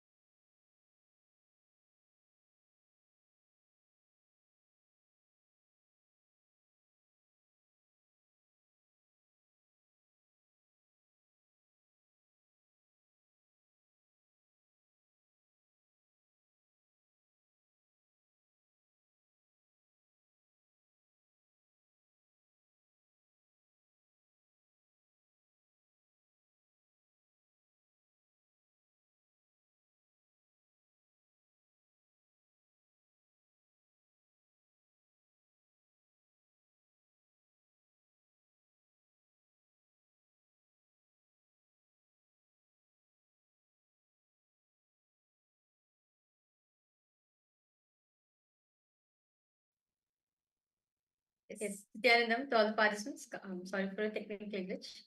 Yes. So now shall we all enter into an exciting demonstration of the power manifestation? The sixth one of the first, and but of course not the least, there are multiple, there are 463 powers, out of which we will be seeing few today. Shall we start with the first demonstration? The power of third eye reading. Anything that you see with your physical eyes. If you see a person in front of you, your eyes captures it and you see it, right? The same thing, you can do it with the third eye, which means your eyes will be blindfolded. And when the physical eyes are blindfolded, anything in front of you or around you, you will be able to see it with the third eye. So, I see I see all the participants are logged in. Can I request all of you to post where each and every one of you are from? Yes. Can I know where do all? Okay. Can I request all participants to post where are you from? Where are you attending the Paramishwan program from? Ma Savu, Masiavu, Ma Anafan. I request all the participants to post. Where are you coming from? From where are all of you attending the Paramashivoham program? Taiwan. Oregon. Wow. Matthew Escrea from Oregon. Yes. Um, in a video site. Okay. Video site. Okay. Nice to see Nithyanandam to all the participants, all the viewers from Taiwan. Nice to see. Malaysia. Wow. Okay, that's nice. China. Wow. Great. US. Okay. Toronto. Nice to see them. Wow. We have so many people attending from different parts of the world. That's amazing. Okay. So and yes. Okay. LA. Yes. USA. LA, okay. USA. Yes. Mark Gabriel. Yes. Wow. That's nice to see. Okay. So let's now enter into the power manifestation. Okay. So I have with me over here and blindfold. This is a scientifically designed blindfold.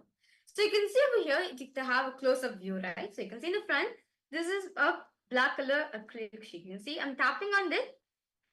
It's a sheet. It's just a plastic sheet, okay? But if you turn it back, if you see at the back, there's two sockets. There's two holes, right? So what happens is, so once you wear the eye band on, your eyes goes inside these sockets. Once you wear the eye band, your eyes goes inside these sockets and gets settled over here. And there is nice thick layers of sponge which covers all sides of the eye and does not allow any light to pass through it. And this is trap for us to beautifully put this in our comfortably put this in our head. And so, okay, and so I'm squishing this sponge for all the participants to tell that there's nothing hidden in this, there's no chips, there's no nothing. And I would like to request Ma Madra to check is there any speaker? Do I have any speaker or microphone, some chip on me to tell me to answer anything? I request you to check my ears. And if any of you have any questions, you can or any doubts which you want to check or anything, you can post in the chat.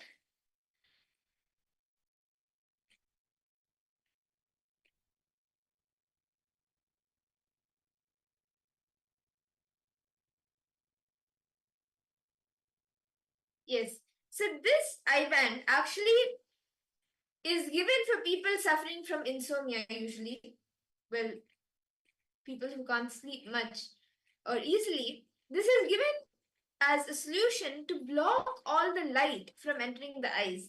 And what all of you will be seeing now is this same eye band, which is given to people to block the light and help in sleep. This eye band, because it is scientifically proven that no light can enter from any side once it is born, this eye band will be put on Mahaviraja's eyes. And after that, we will be showing all of you a few cards, and even you can post anything that you would like Mahaviraja to read in the chat. And through the third eye, she will be seeing without her eyes open, with her eyes closed. She will be seeing exactly what each of you post and would like her to read. So this is the IBAN, and there's, as Mahaviraja showed earlier, there is nothing in this IBAN. This is just, and this is the strap to tighten. So now I will be putting this IBAN on Mahaviraja. And any questions any of you have before we get started, please feel free to post. Okay. So now I will be placing this IBAN on Mahaviraja's eyes.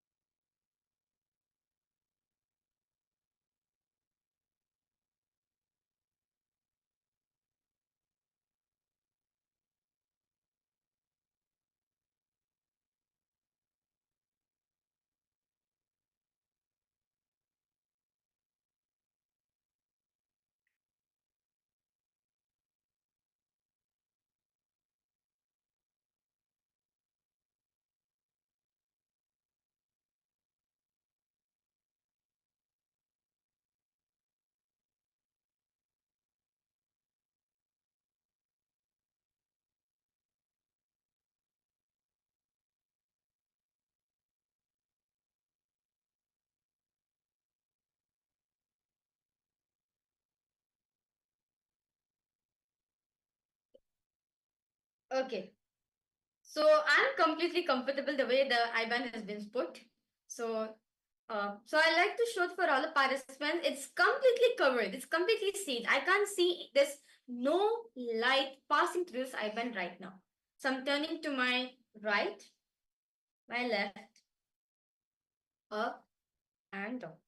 So you can see that it's completely foolproof. There's nothing. There is no gaps anywhere. I hope all of you are able to see. Mavrita, could you turn to the right and then to the left, up and down? Yes, so all four sides, everywhere it is completely covered. No light can go through to the eyes. And now, I would like to request all participants now, be as creative as you want. Post anything actually. You can post you can post words, you can post emojis, you can even post an image if you would like. Whatever you would like Ma Virija to see, you can post it in the chat and she will be reading it. Nithyananda Ma Linga. Nithyananda Ma Siyavu. Yes, I see many Chinese participants here. Yes, nice to see. Okay, so now I request all of you can post, and also those are the viewers who's watching it live on YouTube too. I request you to go ahead and post whatever you want in the chat section. And now I'm going to be connecting the Swamiji in the space of oneness. I'm connecting the Swamiji by chanting the Mahavakya 3 times into me. Yes. Om Nithyananda Paramashivoham. Om Nithyananda Paramashivoham. Om Nithyananda Paramashivoham.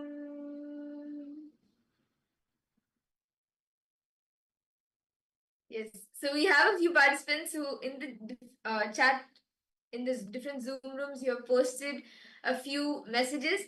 So I request Mahavirja now to read the messages and also share who has posted the message. Okay. Masya Wu, you have posted happy birthday. Yes. Yes. Wow. Next, any other? Ma Wang Hang Yu.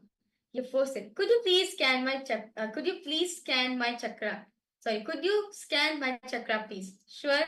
Sure, Ma will do it for you. Yes. And what about Matthew Viscasayam participants who's attending from KAILASA, Toronto? And Ma Kamakala Rupa. All of you can post whatever you would like Ma Virija to see.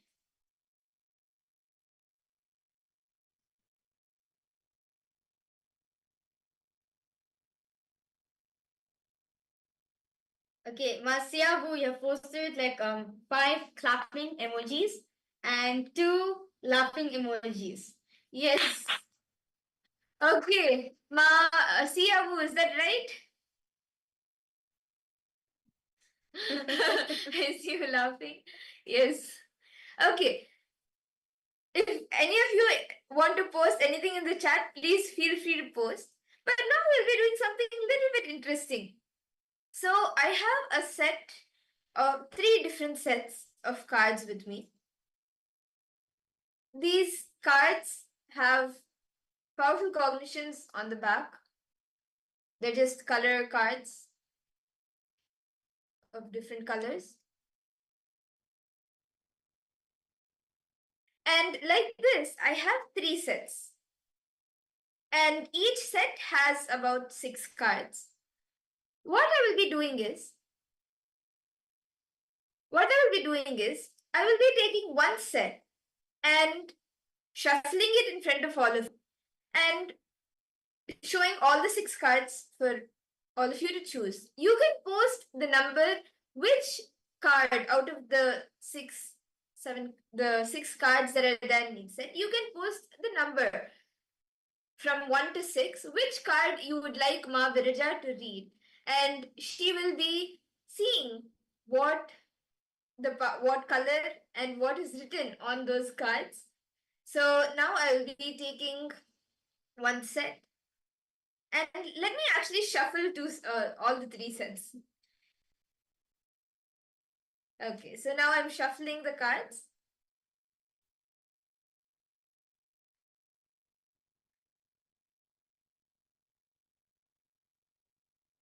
And I'm taking 6 cards from this. 1, 2, 3, 4, 5, and 6. Okay? Now,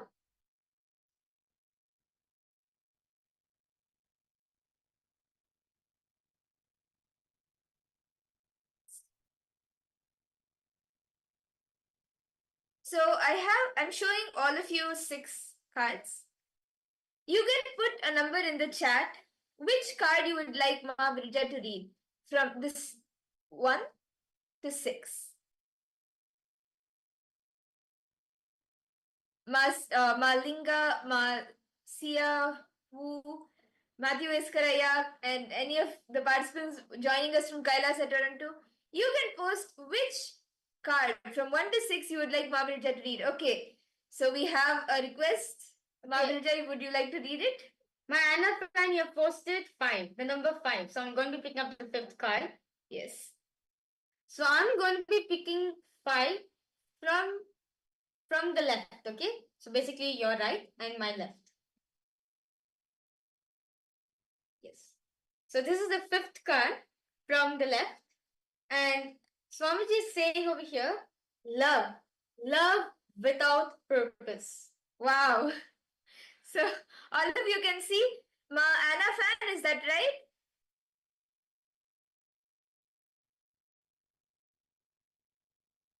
Love without purpose. Okay. We have a few more requests. Mahabharata, would you like to read? Let me shuffle it again and we will see the number. Okay. Mas.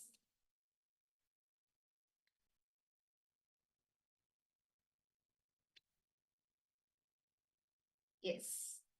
Okay. Matthew Viscasai have posted number 2. Okay. So I'm going to be taking number 2 from the right. This is the second card from the right. And in this Swamiji has posted, it's a red color card. It's written worry, bad dreams.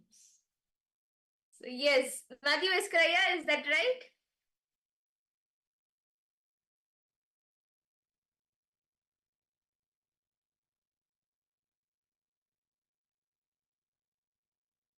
Okay.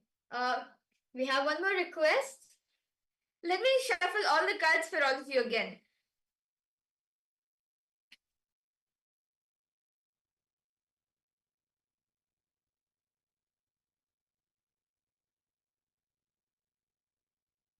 One, two, three, 4, 5, 6. So I've taken 6 cards. Okay.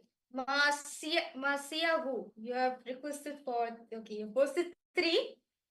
So I'm going to be picking the 3rd card from the left.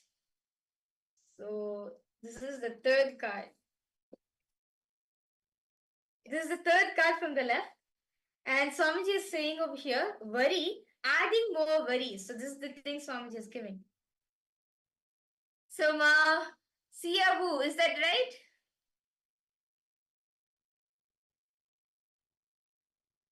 Yes, sir. So excited. Okay, why don't we choose a few more cards?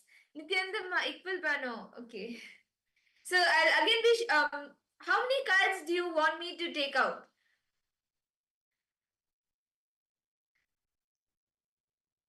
So I'm shuffling the cards. Let me take out 10 cards and you can choose from the 10 cards which number you would like Margarita to read. Malinga, even you can post.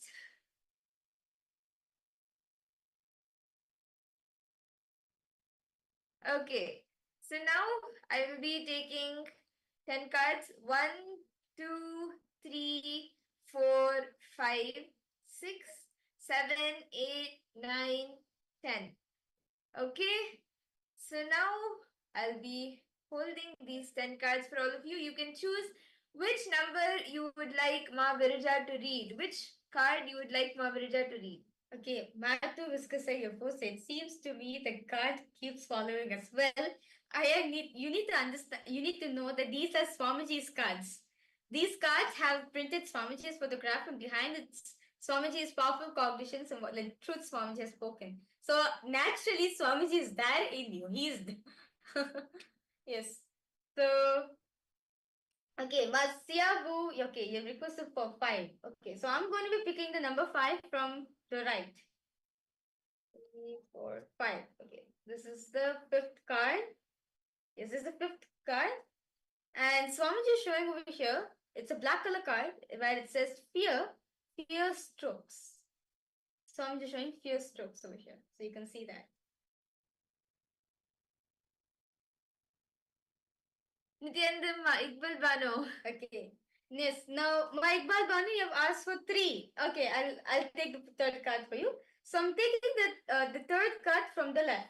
Or maybe Ma Iqbal Bano, can I request you to post? Do you want Ma Virija to take from the right or from the left?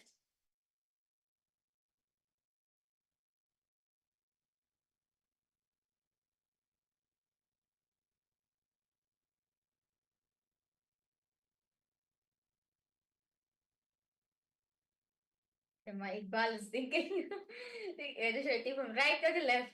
Okay, Ma, I'll take the card for you from my left. Okay, so basically your right, my left. So this is the third card. Yes. So this is the third card. And here's Swamiji saying the message. It's actually a pink color card where Swamiji is saying love, watching breath. So yes, you can see. Yes, my Iqbal. Yes, this is the card for you, Ma. Okay, so that's very nice. That's very wonderful. Wonderful power demonstration all of us had. Okay, so that was quite exciting and I loved it. Mashulini Durga Nithyanandam. Okay. Now, actually, we'll be entering into the next power where all of you will be receiving, all of you will be experiencing, or if you would like, you can actually get a body scan. We will be doing the remote vision and mind reading, multiple different powers. Out of 463, these are just a few. And I'll be removing Ma Viraja's eye band right now.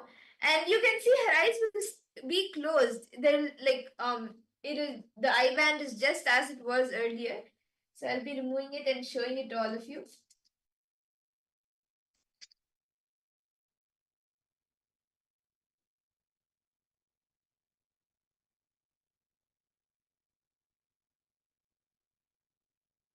Yes.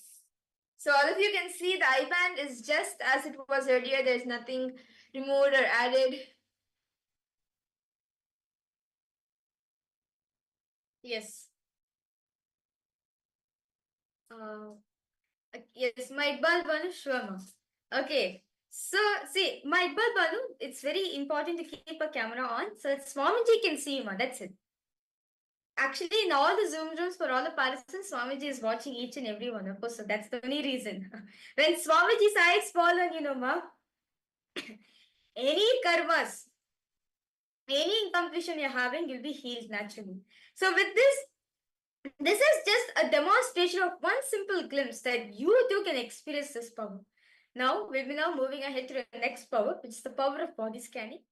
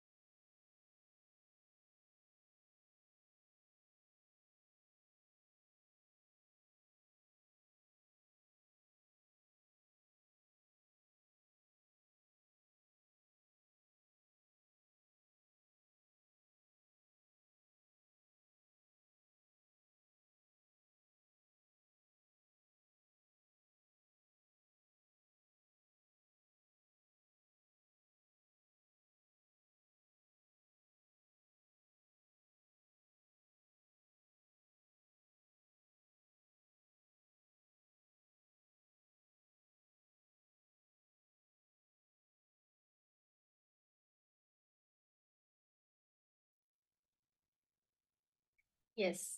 That was a very beautiful demonstration all of us had of the third eye, of the power of third eye reading, right? How is it for all of you? Yes, we can see Ma Wang Han Yu. Sorry, am I pronouncing your name properly, Ma? Wang Han Yu. Okay, yes, I can see that you're doing this. Yes, okay. Great. Can see some of you are excited, amazing. Okay, so see, we are now moving ahead to the next session. Okay, so the next session is actually the next problem where we are going to be manifesting the power of body scanning. So this power of body scanning, is to understand that this power of body scanning is, okay, let's say you are having a health issue. Okay, let's say that you are having a headache. What do you do naturally? If it is throbbing for you, you can't handle it, you go to a doctor. What does a doctor do? The doctor will diagnose you whatever knowledge he has, right? With the minimum amount of knowledge he has, he diagnoses you. Then, based on that, he prescribes some medication, some white color tablet, something he gives you. And you go back home, you eat that for a certain number of days, and you come back, right? And after a few days, you are healed from that pain. But again, after some time, after a few days, you get stomach pain. And this whole cycle starts continuously. The power, so understand, the power of body scanning helps each and every one of us to identify the root cause of the issue. What is it that is causing you to, what is it that is causing pain in you? What is the root of the solution? And not just that alone, giving you the best solutions for you to get healed from your third eye. So, very beautifully, this power of body scanning is taken from the Vijnana Bhairava Tantra, where Paramashiva says, Swadehi jagato vapi sukshma sukshmatarani cha tattvani yani nilayam dhyatvante vyajyate para. Paramashiva says that the body, the Swadeha, and the whole universe, both are connected to each other. And one having the body, because of this, one has the body to experience the power of body scanning, where one has the ability to see the smallest, the minute thing, meaning the diseases, right? Having the ability to see the minute things. And thus the power of body scanning is manifested. This is actually very beautiful Apta Pramanas given for this. Well, this is taken from the very life of Thereya. Thereya was a disciple of Agastya. Agastya is a rishi, is a renowned rishi. So once someone came to him, and Agastya said to him that there is a frog, there's a small type of frog called Tere, which is there in a person's ear. So this disciple, the Agastya disciple, when he did the surgery, he went through the power of third eye, was able to see exactly where the frog was and could remove the frog. Therefore, because of that, and of course, the person got healed completely, and therefore, this disciple got the name Devaya. And even Swamiji also experiences the same power manifestation when so many diseases, like for Swamiji, Swamiji uses the diagnostic centers to verify his methods, to verify his findings. But apart from what was going through in Swamiji's body, Swamiji does the power of body scanning, finds out what is the exact issue which is happening in him. And now that same power Swamiji is initiated for each and every one of us to manifest. So I would like to request all participants to post who would like to have a body scan. Okay, I can see Ma Siabu, you have requested. Okay, we'll do a body scanning for you, Ma, definitely. Ma Iqbal Bano, Ma Wan Hang Yu, you have requested for your brother. You requested for your brother. Okay, that's fine. Ma Wan Hang Yu, can I request you to invite your brother for a Paramashivoham program so that we can do the body scanning for him? It is necessary to have the consent before we do the power manifestation. So if you could request him, if you could join for the program.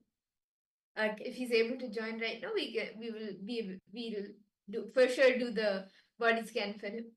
Okay, Ma Siahu, you requested for a body scan, right? Okay, Ma Madhura over here, she'll be doing the body scanning for you. Yes, you can start, Yes. Mamudra.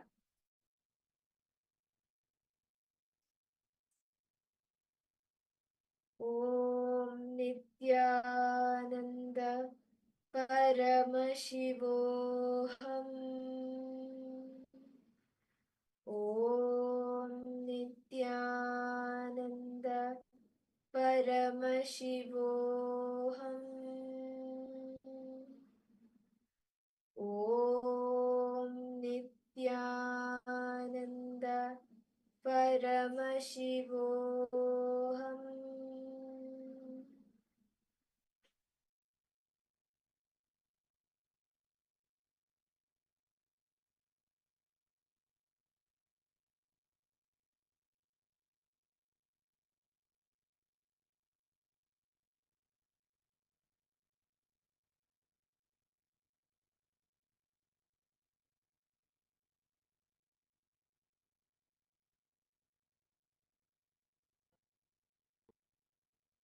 Nithyananda Paramashivoham Om Nithyananda Paramashivoham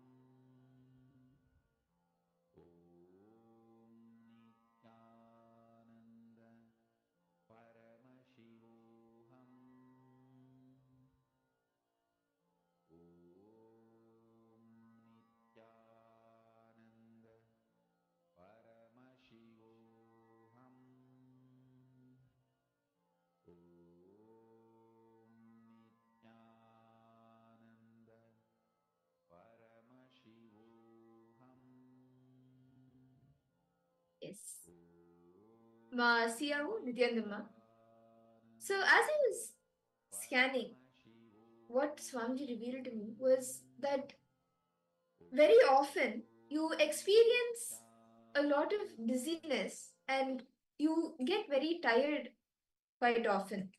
Actually, I was able to see this is due, and it's a very frequent pattern. I was able to see that due to this, what happens is you tend to postpone things a lot. Like many, it could be projects or even your day-to-day life activities, normal day's schedule. You tend to postpone it, and then towards the end of the day, especially or even by midday, you start feeling very dizzy or like very lethargic.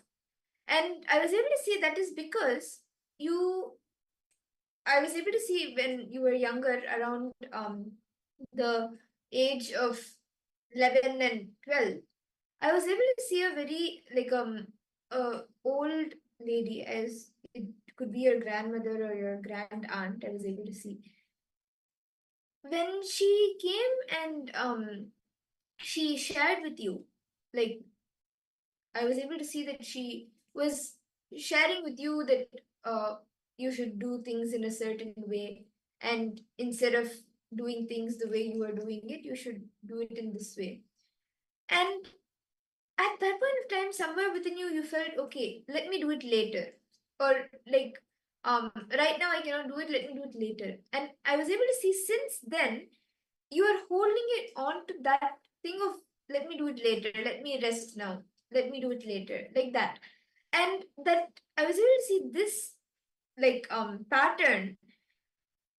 It has become something that you are feeling it is you, and because of that postponing, very often you even feel very lethargic and you start getting dizzy because you start feeling, okay, maybe I don't know what to do at the moment, let me any work, let me do it later. And that shows as like you start feeling tired because you don't know what exactly you can do, how you can use the continuous energy that is being produced in your body. But what I was able to see for you, actually, it is very simple for you to break free from this. Every day, do the Prathama Vinyasa Krama, Dvitiya Vinyasa Krama, and the Tritiya Vinyasa Krama every day. It takes about 3 hours, or you can see, like you can start. Maybe initially it may take a little longer, and slowly it will reduce. But try doing the all the three Vinyasa Kramas every day, and throughout the day, as much as possible, be active, physically active. Then you will see when the lethargy or when the tiredness breaks, even the pattern of postponing, you will see breaks. And whenever actually I was able to see it should happen side by side. Be active and break the lethargy. And whenever you feel the urge, okay, let me do it later, like because you feel, see, it's actually interconnected. Because you postpone, you feel lethargic, and because you feel lethargic, you postpone. So you need to work on both together. Whenever you feel that urge to say, no, let me do it later, let me postpone this task, tell yourself ferociously, no, let me do it now. It's now or never. And finish that off as it comes. Any task or any desire that you want to manifest, immediately take steps on it. Don't postpone. You will see, I was able to see clearly that within 1.5 months, you will see a drastic change in your life, and you will start seeing that not only one but multiple realities that you want to manifest will start manifesting. Are you able to relate, Ma? Are you able to relate and see that this is happening? Okay, I can see like throughout the whole scan, Masiabu was like, yes, yes, yes, she was nodding her head. Masiabu, I request you to post your comments, Ma. What exactly you felt like? Were you able to relate with the scan and everything? Yes. That's very nice to hear, Ma. So understand, Masiabu, we completely understand. See, now the next step, actually my request to Masiabu, next 21 days, attend the Paramashivoham. You will see, Ma, you will get a breakthrough in your life. Like I was also doing the scan for you. Swamiji showed me that you're wanting to manifest wealth in your life. You have the desire to manifest wealth in your life. Swamiji showed me that you want to buy this one particular type of car, if I'm not wrong. Swamiji showed me that you want, yes, you can also get this power. Swami showed me that you want to buy this particular one car, if I'm not wrong.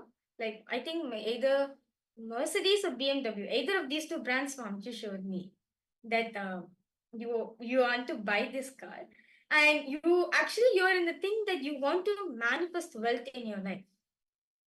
Like you're in the thing that you want to manifest wealth in your life. So Swami just showed me now that the only thing which is blocking you to manifest wealth is that you feel within yourself that okay, that the pattern that okay, will I be able to handle it? There's so much of self-doubt which is there in you. That's why you're not able to manifest wealth. Even though you work hard, even though you do so many things, but you're not able to manifest that outcome for you. So Swamiji showed me that a very simple solution for you.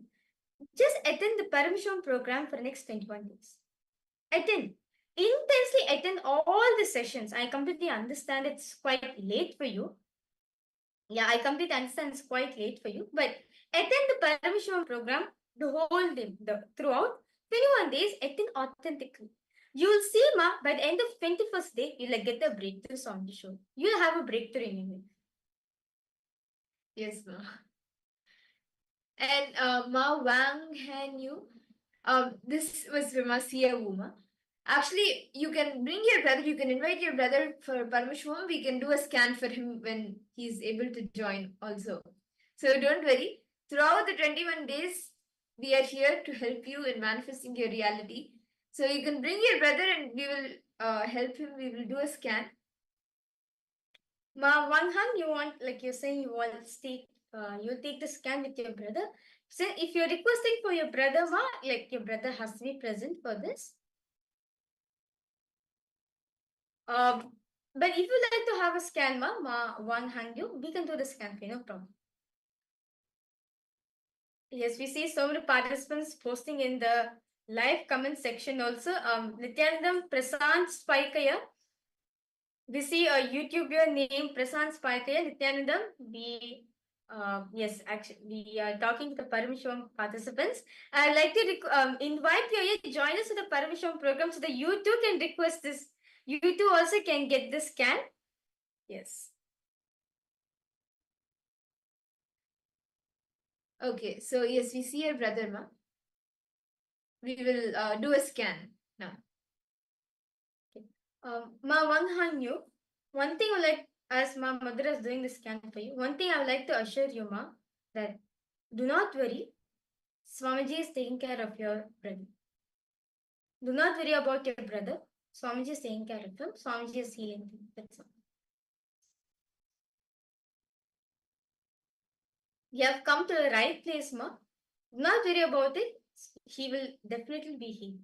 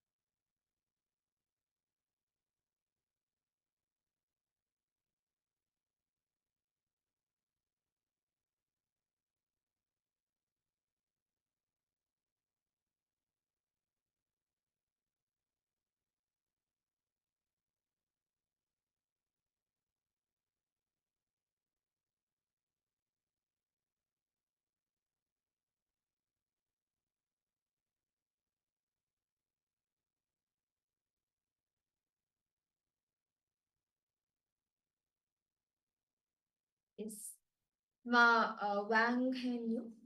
What I was able to see, ma, for your brother, I was able to see that very actually quite often, not it's almost every day, I was able to see one major thing that is stopping him from manifesting a reality or even facing obstacles in manifesting health, wealth, relationships, everything is putting self restrictive, self destructive thoughts are for himself and believing that he is not able to do anything. And those beliefs, those thoughts are stopping him from seeing the actual possibilities that are open for him. I was able to see clearly that it is only because he's cherishing on to these different thought currents, like I will not be able to do it, and this is impossible for me, this is too hard. Because of these few thought currents, it is like a wall around him, blocking him from seeing the different possibilities that are open for him. I was able to see Ma, just try reminding him. And if he's able to listen, just remind him every day. Take few minutes, remind him of all the times where he has actually achieved success in his life, where he has actually manifested his reality just through the power of will. I was able to see when he was younger, especially in school, there have been multiple times where he has actually felt, yes, I have manifested this, I have done this. The only thing is, right now, he has forgotten that part of him and is starting to feel that he is not capable of anything. And that is why that is affecting on the physical health as well, physical and mental health. I was able to see, just remind him every day of all the different times when he has actually manifested the reality he wants for himself and where he has actually been successful, and inspire him to have that will again to get up and manifest his own reality, be his own boss. This is the one solution I was able to see very clearly that will help him. Just inspire him to create a strong will to manifest his reality and be his own boss. Wang Han Yu, I also did the scan for your brother. One thing Swamiji showed, actually for the healing process, I completely understand like what you're going through. Like I know like since your brother's in this state, I know you're emotionally imbalanced also. Swamiji showed me that the healing process, Swamiji is already healing him. Not worry about that. I just request you, if you can get the banyan tree leaf, the banyan tree leaf from Adi Kailash, Biridi, Bangalore, right?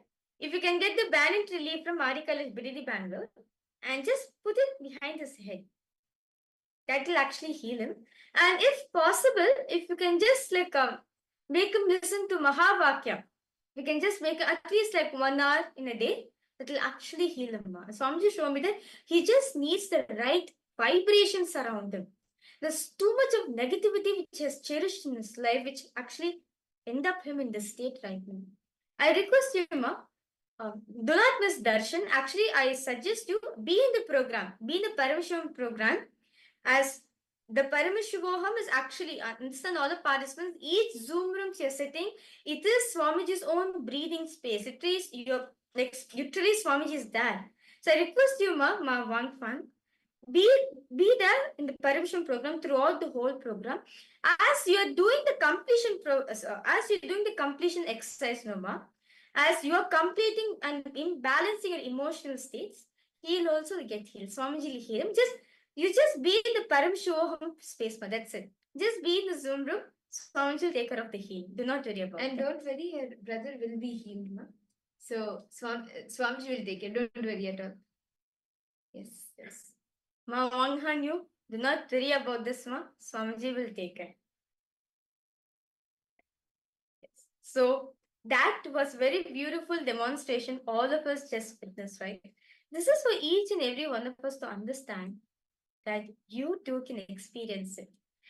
This demonstration, which all of us just now did, right? It is a possibility to show each and every one of you that all of you can manifest and express these Shaktis. It is not just only a few people in the planet Earth can manifest this. No. Swamiji says, anyone who has a head, has a tail, can experience this. So with this, we are now going to be entering in the first session of the day, where we are going to be understanding what is Paramashvam all about. What is this whole Paramashvam all about? We are going to be listening from Swamiji on what is an introduction to Paramashivoham. Let's all enter into the session.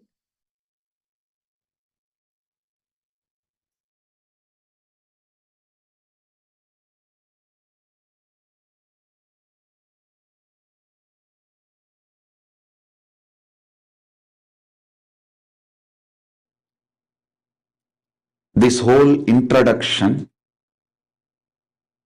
is a direct message from Paramashiva, from KAILASA.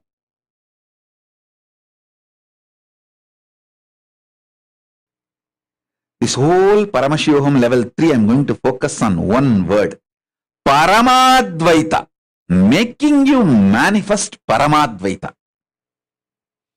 Paramadvaita means till now whatever I have shared with you all, putting the whole thing together and making it into an experience, reality, manifesting.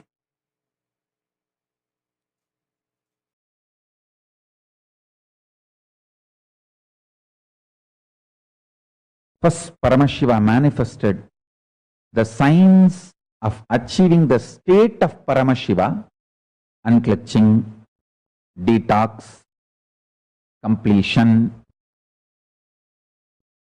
reliving and relieving the pain patterns and engrams. All this is signs of achieving the state of Paramashiva. Then, integrity, authenticity, responsibility, enriching, causing, living in perpetual completion. These all is the signs of space of Paramashiva. Manifesting the space of Paramashiva. Then oneness is manifesting the powers of Paramashiva. Then Paramashivoham signs is manifesting the being of Paramashiva. Now Paramashiva is revealing the signs of manifesting the super consciousness of Paramashiva.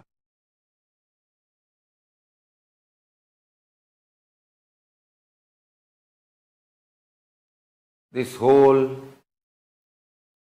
program is not ordinary spiritual program. It is Paramashiva, me, directly making myself available to all of you through this body, using this body and memory, muscle memory, biomemory and bioenergy. make yourself just available so I can manifest through this body and manifest in all of you. Every word I am uttering is the mantra.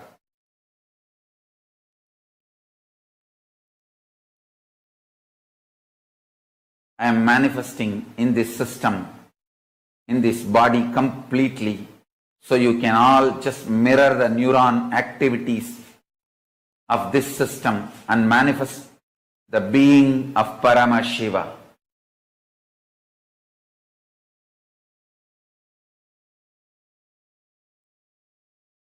Make yourself available for the whole program.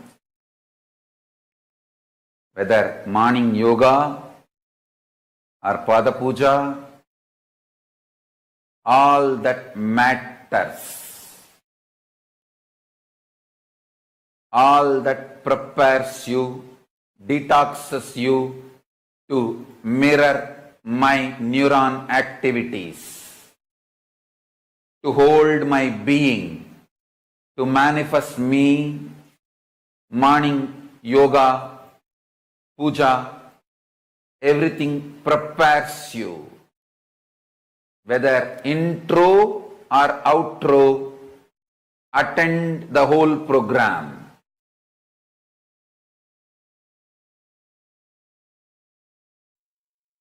Listen. Simple, straight introduction. Listen. Simple, straight introduction. I am Paramashiva.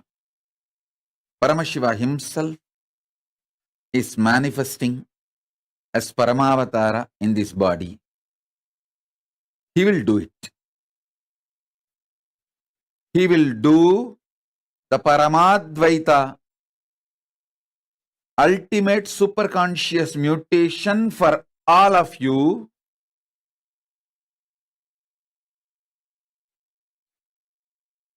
irrespective of what state, space you are now. Forget about what state, space you are now. All that does not matter. You may be overflowing with gratitude, love, devotion, or you may be just sitting, fighting with yourself, ready to fight with me, ready to blame yourself, ready to blame me, whatever state you are in. Don't worry, nothing bothers. All that is too shallow. I'll swallow everything. Not only where you are stuck, including you, I'll swallow it. Just come and switch on this camera and sit. That's all. Only one thing, don't miss sessions. Be here for all sessions. That's all. This 21 days, put everything away. Be here for all sessions. Don't miss one word, one session. Be here for everything. I'll take care of everything. See, I know the human mind more than you know you. More than you know you, I know you. And I have a solution. I only have to do, I'll do it. I will do it. Listen. Actually, I just want this 21 days time from you. That's all I need. And I am interested in manifesting in you. Listen carefully. I am interested in manifesting in you. More than you. When I manifest in you, you will be extension of me. My only request, attend all sessions, even the SJP, all the SJP Yajamans, Kartas. You are a guest, true. But I want all of you to attend all the sessions. Don't miss sessions. Understand? Don't miss any session. Don't tell me, oh, if I can't attend all the sessions, can I stop attending the program?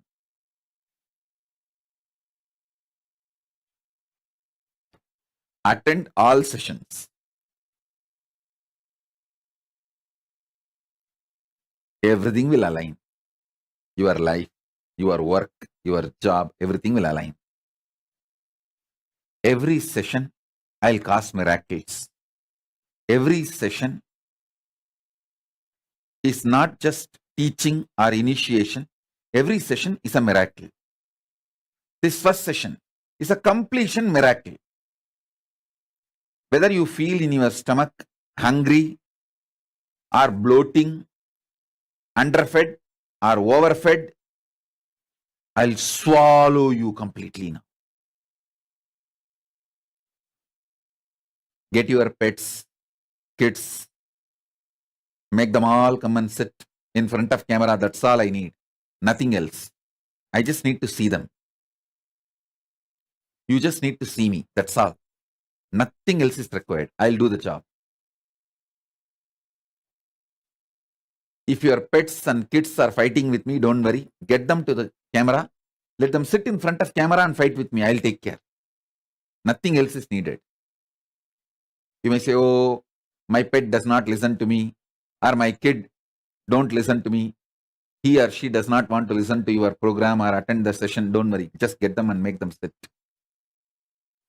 After all, they will fight with me sitting in front of the camera. That's okay. I know how to deal with them. Let them sit in front of camera and fight with me. I have no problem. I'll deal with them. I'll swallow them completely. I have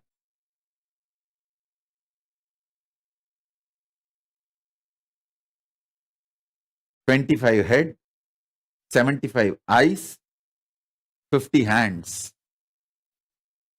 By sitting in front of the camera, you give me the authority to manifest in you, to do the superconscious mutation in you.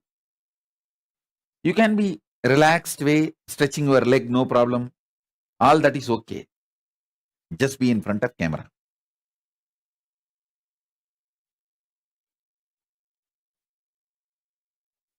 All of you be very clear. I am in the very room where you are all sitting. I am in the very room where you are all sitting, and I am doing the job directly. I am sitting there with you and doing the job.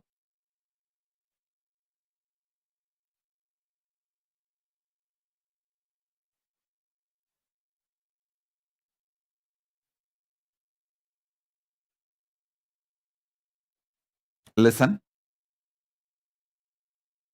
All your past,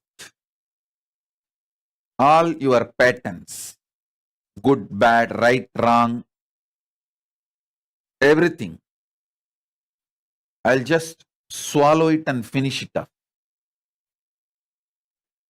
I'll just burn it away. This session, I'm going to focus on bringing completion to you so that I can start doing the superconscious mutation process.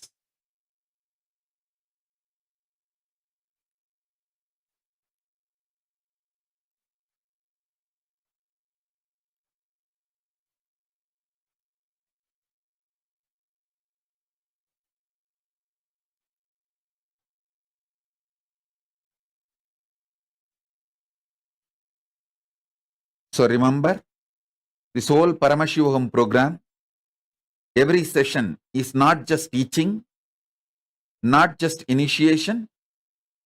It is every session there will be miracles. Every session there will be miracles.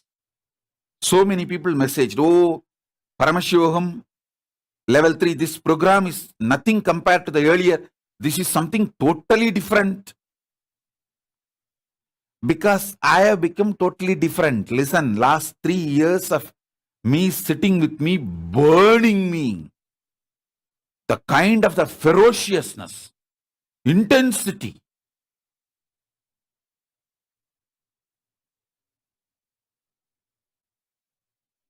It is now 4 years, literally. The words I utter may be same language, but the power behind the words is too intense. It's like a Brahmastra. Unused. Unused.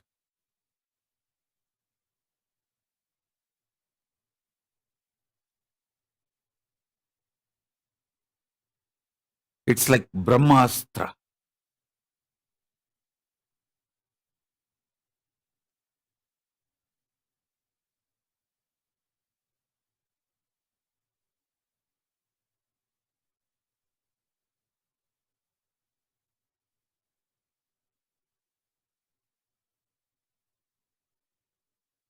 Multiple doors have opened in this body during this 4 years, especially last 3 years. 3 years completely, other than that few people who give me little food and wash my clothes, I am not seeing anyone. So it is such intense energy.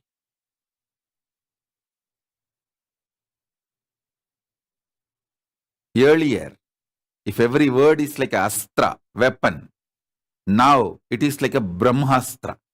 If earlier my words, my initiations were like a nuclear power, now it is like a strong nuclear power.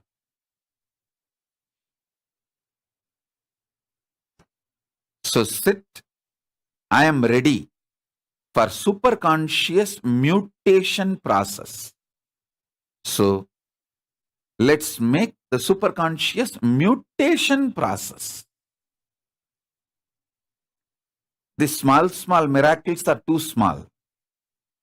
You dropped your spectacles, your health is becoming better, you dropped 10 kg, what is the use? Okay, good, you become healthy.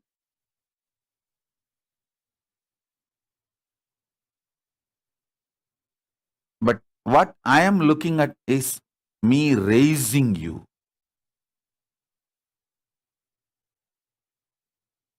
To KAILASA. See, when I give a Guru Vak, I am like a Brihaspati. I'll be very moral, socially polite, decent. I won't get involved. But when you listen, I'll be like a Sukra. I'll give everything you need, you want, right, wrong, good, bad, legal, illegal, anything you ask, I'll give.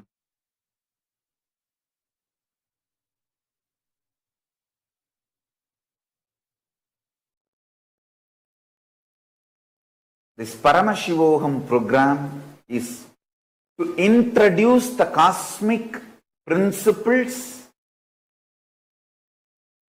and cosmic beings, make them as part of your life. I tell you, 1 or 2 times have Ganapati Darshan, Venkateshwara Baba Samadhi Darshan, Devi Baba Samadhi Darshan. By 3rd time, 4th time, you will see every prayer you are asking those beings, Ganapati or Venkateshwara or Subramanya or Parashakti, simply those prayers become reality, and the relationship between you and that cosmic beings built.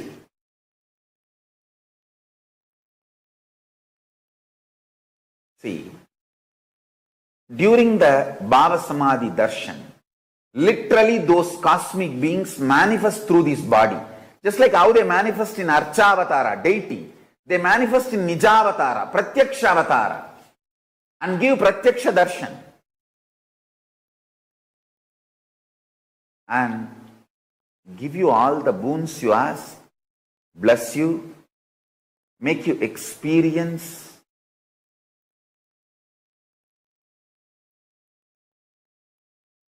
everything.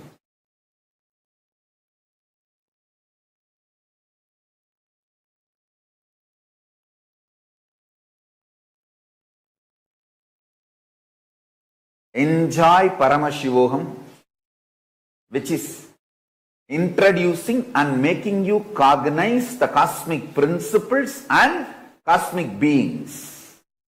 The state of Paramashiva, space of Paramashiva, powers of Paramashiva, being of Paramashiva.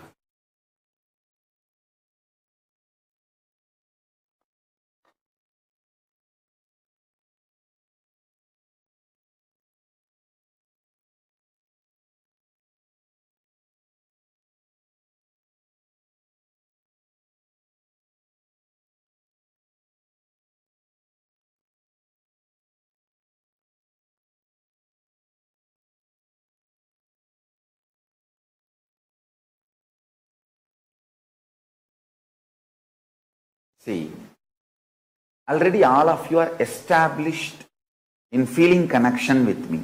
I'm talking to all my disciples and devotees. When I see you, even in the two-way I am happy. When you see me, even in the two-way you are happy. That's all is the feeling connection. See, when you see me, you are happy. When I see you, I am happy. Means we both are established in cosmic Wi-Fi network. That's what I call cosmic Wi-Fi network. Cosmic feeling connection. Wherever you are, I am with you. Wherever I am, you are with me. Paramashiva's own superconscious mutation manifestations. 64 manifestations he himself describes in Vedagamas. Lingamurti, Lingodbhavamurti, Sadashivamurti, Mahasadashivamurti, Umamaheshwaramurti, Sukhasanamurti, Umeshamurti, Somasgandhamurti, Vrishabhantikamurti, Natarajamurti, Dakshinamurti, Mahakalabhairavamurti, his own 64 superconscious mutation manifestations. First time ever I am initiating people into this. First time ever I am initiating people into the superconscious mutation manifestations of Paramashiva, all the 64. See, separately I initiated people in Dakshinamurti manifestation. Separately I initiated people in Kalabhairava manifestation. Separately I initiated people in Nataraja manifestation. Separately I have also initiated people in Lingamurti manifestation. Like different individual manifestations of Paramashiva I have initiated, like Lingodbhava Bhavadarshan. Through that Lingodbhava Murti initiation I have done. But first time, all the 64. This Paramashivoham, you are going to experience all the 64. So I am beginning the initiation with introduction from today. This is going to be the unique offering from Paramashiva for this Mahashivaratri and this whole Paramashivoham. Initiation into superconscious mutation manifestations of Paramashiva. All the 64 manifestations. like Gajasamhara Murti is one manifestation. Tripurantaka Murti, Sandhya Nritta Murti, Gangadhara Murti, Jwarabhagna Murti. Each of these manifestations, Kshetravala Murti, Kalantaka Murti, Bhikshadana Murti, Pasubhada Murti, Varaha Samhara Murti, Brahma Sirascheta Murti, Gauri Leela Samanvita Murti, Ekapada Murti, Jvalantara Vadamurti, Agorastra Murti, Vatuka Murti, Lagulishwara Murti, Guru Murti, Tripada Trimurti, Gajantiga Murti, Kirata Murti, Veerabhadra Murti, Abattuttarana Murti, Kamadahana Murti, Matsya Samhara Murti, Rakta Bhiksha Pradana Murti. All these are various superconscious mutation manifestations of Paramashiva. Superconscious mutation is the process of manifesting Paramashiva in all your 25 phases and phases. PHASES, phase, phases. Phases, FACES.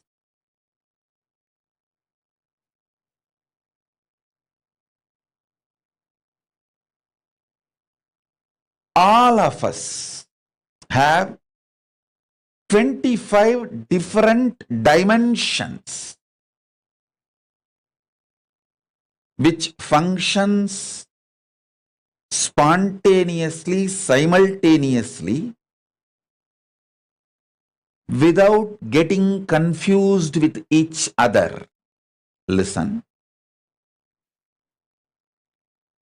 Your ability to put your body in autopilot mode, like your heart beating itself, blood purifying itself, liver functioning itself, digestion happening on its own, logical thinking, cognizing happening on its own, emotional processing of how you feel about others and yourself and situation, the emotional cognitions happening on its own. If you just look, 25 different dimensions of you is independently functioning spontaneously, simultaneously, synergetically. So understand, your logic, which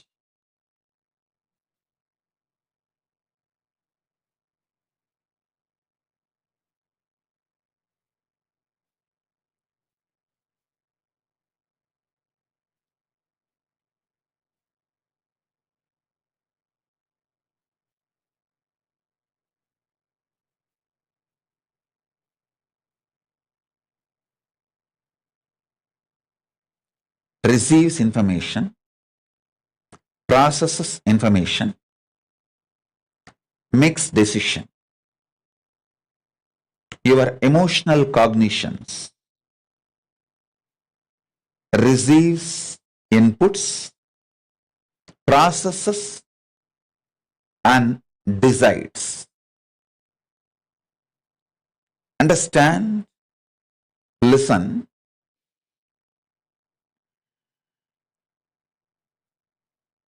Your core cognition, how it projects itself to others, and how it feels about itself, and how it is. All these 25 different dimensions of you getting superconscious mutation.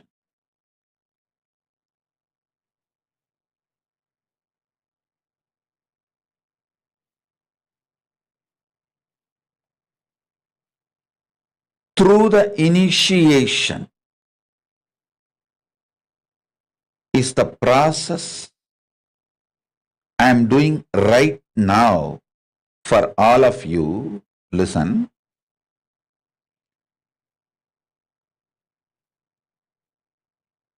Visualize the 25 face of Paramashiva. You also have it. You also have that same 25 faces. Different face of you is each of that face. So understand, all the 25 faces of Paramashiva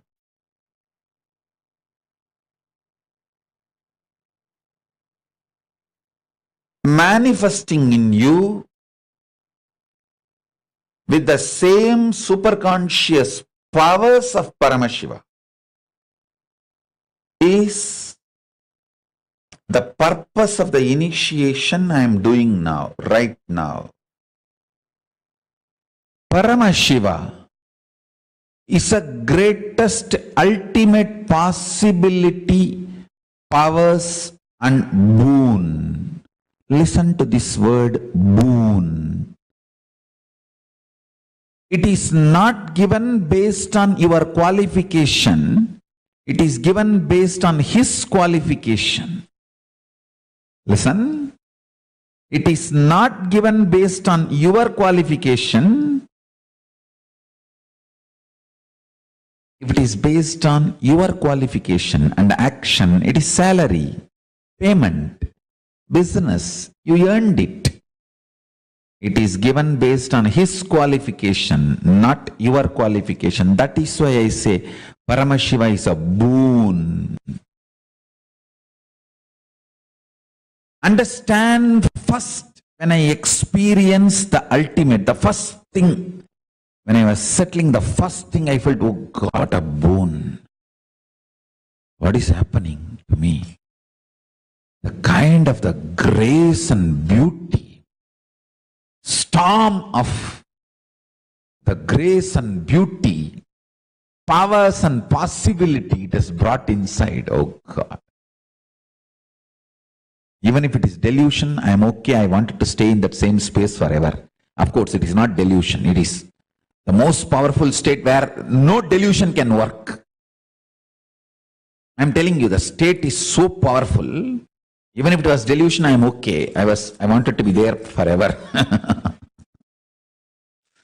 Such grace and such beauty and such feeling of bliss and ecstasy. Listen. Paramashiva is the greatest possibility, powers and boon. For example, you see a fiction movie. There's so many Star Wars, Superman, Spider-Man, all those fiction movies you see, and the heroes, the TV serial, about these conscious mutants, and all these TV serials and fiction movies when you see, if you think all this is possible or not, I tell you, it is all possible that all of this and something more. That possibility is Paramashiva. Listen. It is not hope, it is fact. It is already reality. It is happening. It is not that I am telling you stories of something happened which 10,000 years before or going to happen 10,000 years after. No, it is happening. Understand, Paramashiva impacts the present consciousness by happening alive. Is happening. Understand? Nothing should stop you. Trusting Paramashiva is a boon, powers and possibility. I tell you, start acting with this powerful cognition. Paramashiva is possibility, powers and boon. Then you will see, boom, is there. Making things happen. Is there. Just making things happen. Any boon you ask, anything you want me to give you, I am here to give you. I am here to give you anything you want. And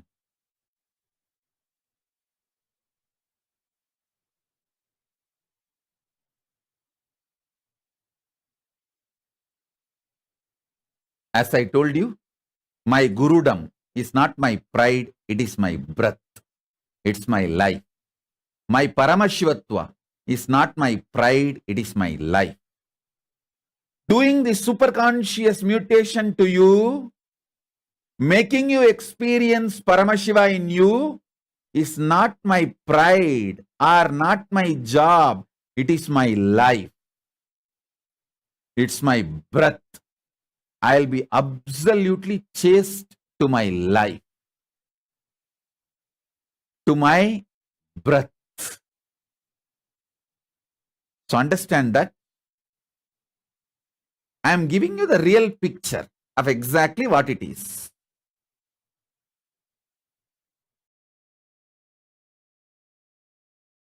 Paramashiva, me, manifesting through this body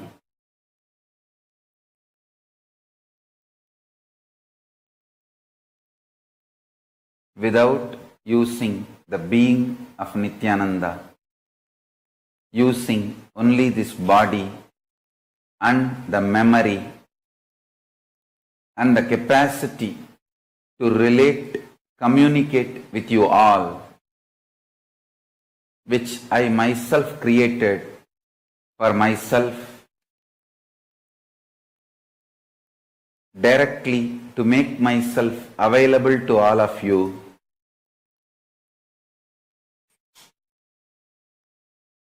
Now, the world is ready and I am making myself available, my very being available through this body, using the memory of this body, muscle memory and bioenergy of this body, my very being, Paramashiva, fully available to all of you to receive, manifest absolutely. Understand, all these days I was using the body, memory, biomemory, muscle memory, bioenergy and being of Nithyananda too. Now I am using this body and memory, and I am manifesting my being as I am. Even Paramashiva needs a human body to relate with human beings and this universe. Only if I manifest in this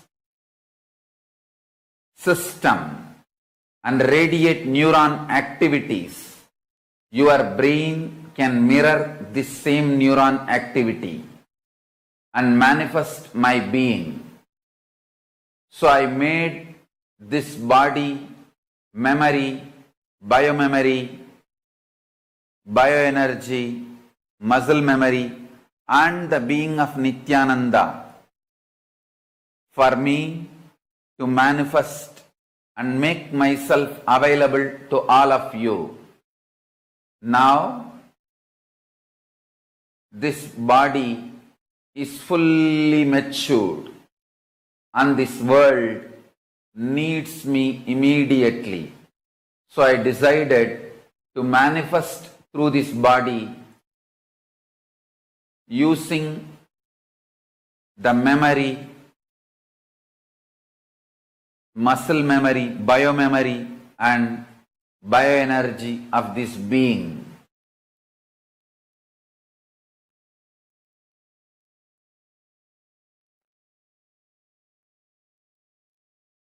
I am now available to all of you to make this super alchemy process happening on planet Earth, first time in this mass large scale.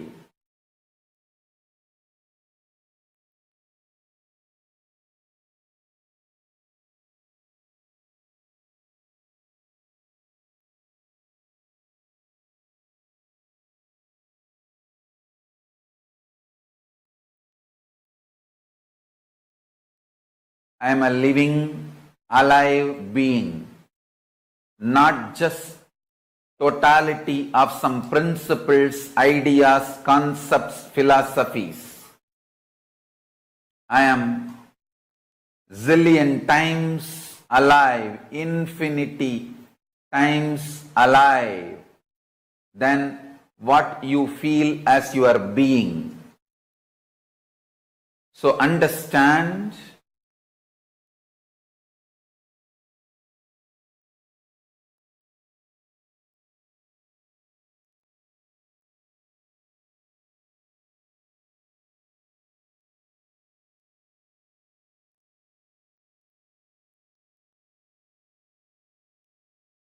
all the fears, greed, everything you go through is superficial, not even skin deep. It is just some dust fallen on your skin. It is neither wound nor deep. Understand this truth. Just like some little dust fell on your skin, which you can wipe it, which you can clean it casually, without much effort.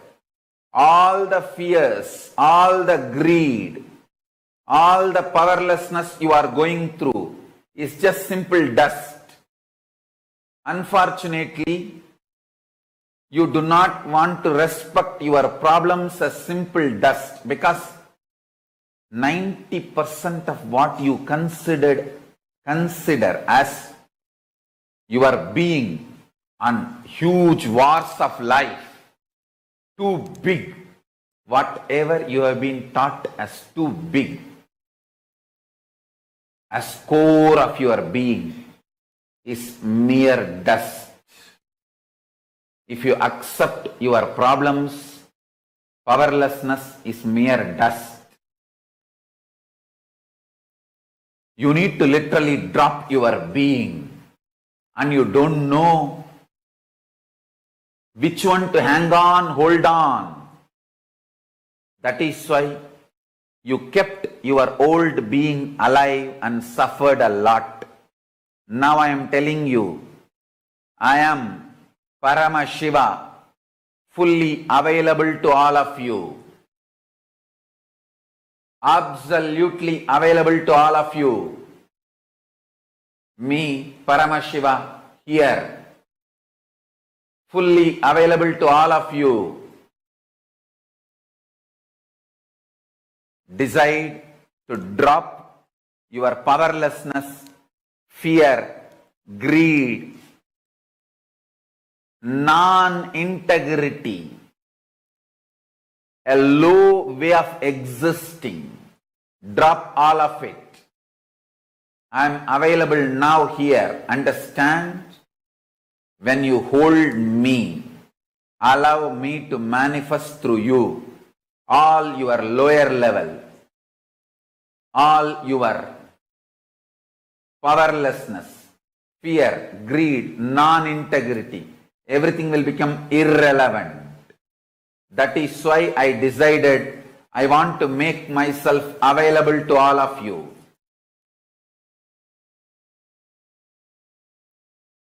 That is why I broke all the social structures, ideas, concepts, including money. I made everything irrelevant and making myself available to all of you wherever you are in your very bedroom. I am sitting with each one of you now personally in your room.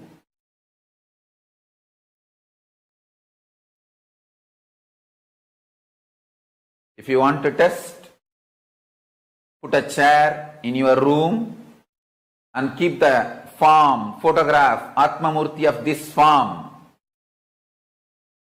Check every night, you will have the impression on the chair I sat. The chair will have the impression of me sitting. And the manifestation of Vibhuti, Kumkum, Akshada, Jnananjana, all the auspicious energies.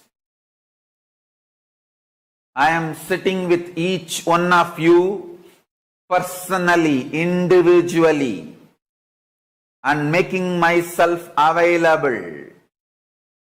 This being is now available to all of you, to each one of you.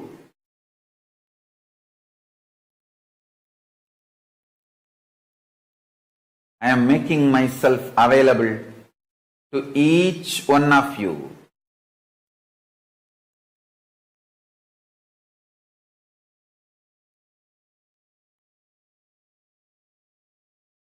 To each one of your being. Now the relationship is absolutely between you and me. It is absolutely you and me. Allow me to fill you. Allow my being inside you.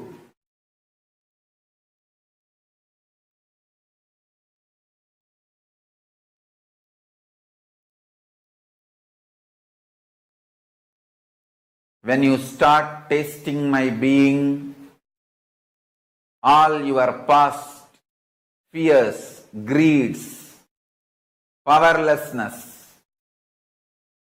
everything will just become irrelevant. You will be showered with the boons you aspired for and you can never even imagine.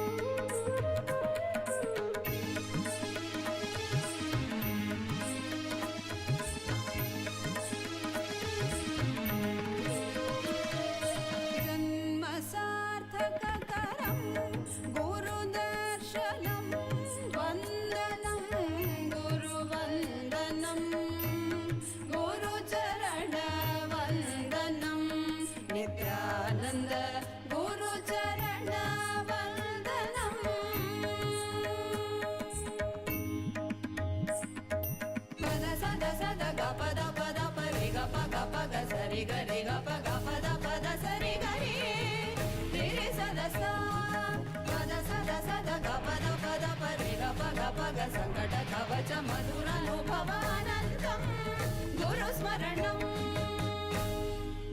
Nityananda రూపం నిత్యానంద రూపం నిత్యానంద రూపం నిత్యానంద రూపం నిత్యానంద రూపం నిత్యానంద రూపం నిత్యానంద రూపం నిత్యానంద రూపం వందనం గురువందనం గురుచరణ వందనం వందనం గురువందనం గురుచరణ వందనం నిత్యానంద గురుచరణ వందనం వందనం గురువందనం గురుచరణ వందనం నిత్యానంద గురుచరణ వందనం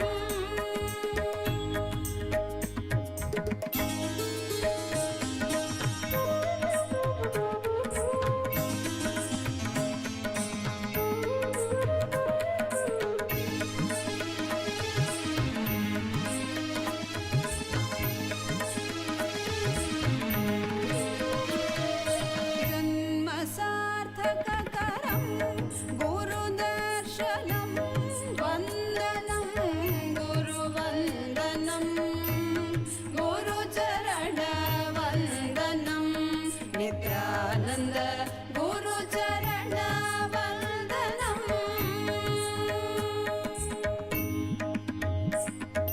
పద సద సద గ పద పద పరి గ ప గ ప గ సరి గ రి గ ప గ పద పద సరి గ రి రి సద స పద సద సద గ పద పద పరి గ ప గ సంకట కవచ మధురానుభవానందం గురుస్మరణం నిత్యానంద రూపం నిత్యానంద రూపం నిత్యానంద రూపం నిత్యానంద రూపం నిత్యానంద రూపం నిత్యానంద రూపం నిత్యానంద రూపం నిత్యానంద రూపం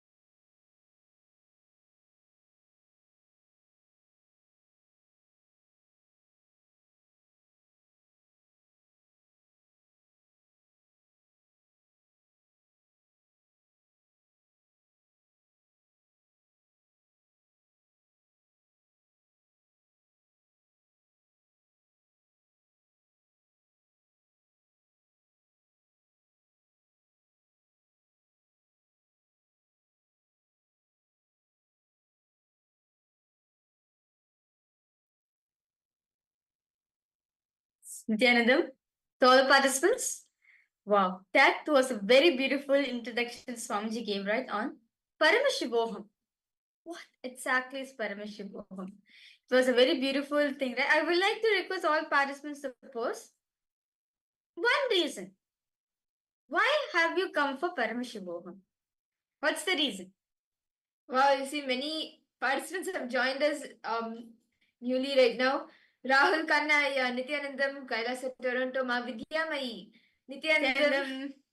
Wow, Yes. nice to see each and every one of you. How are all of you Margarita. How are all of you doing?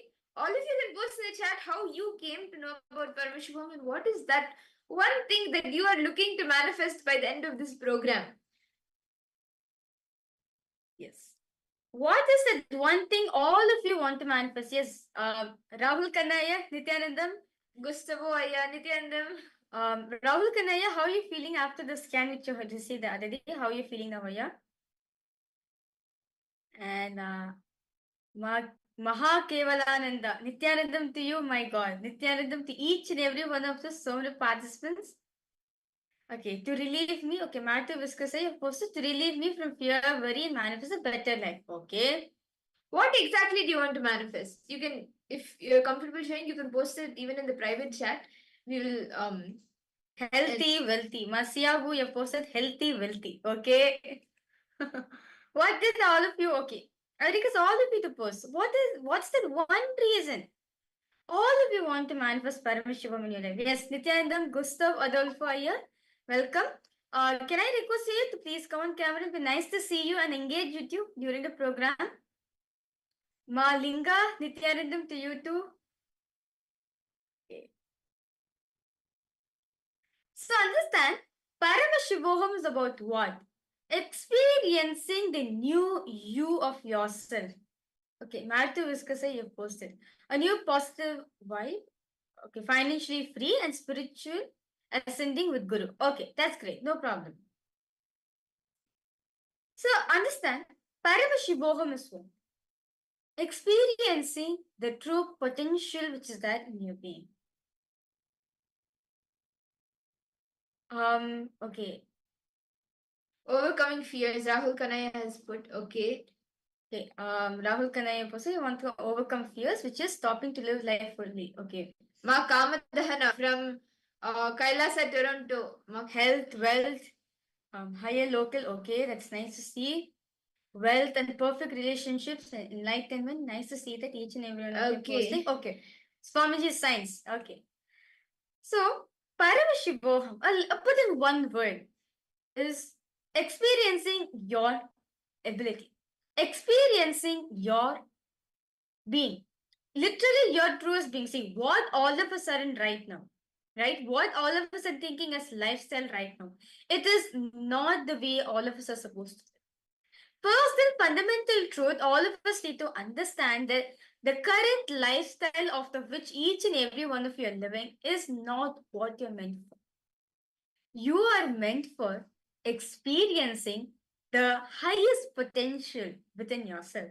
See, understand Swamiji says, every being can access the universe, connect with the cosmos, and receive the best gifts from cosmos. This is our purpose. Whether it is you or me, whether it is me or Margarita or you, all of us can experience the best of the cosmos.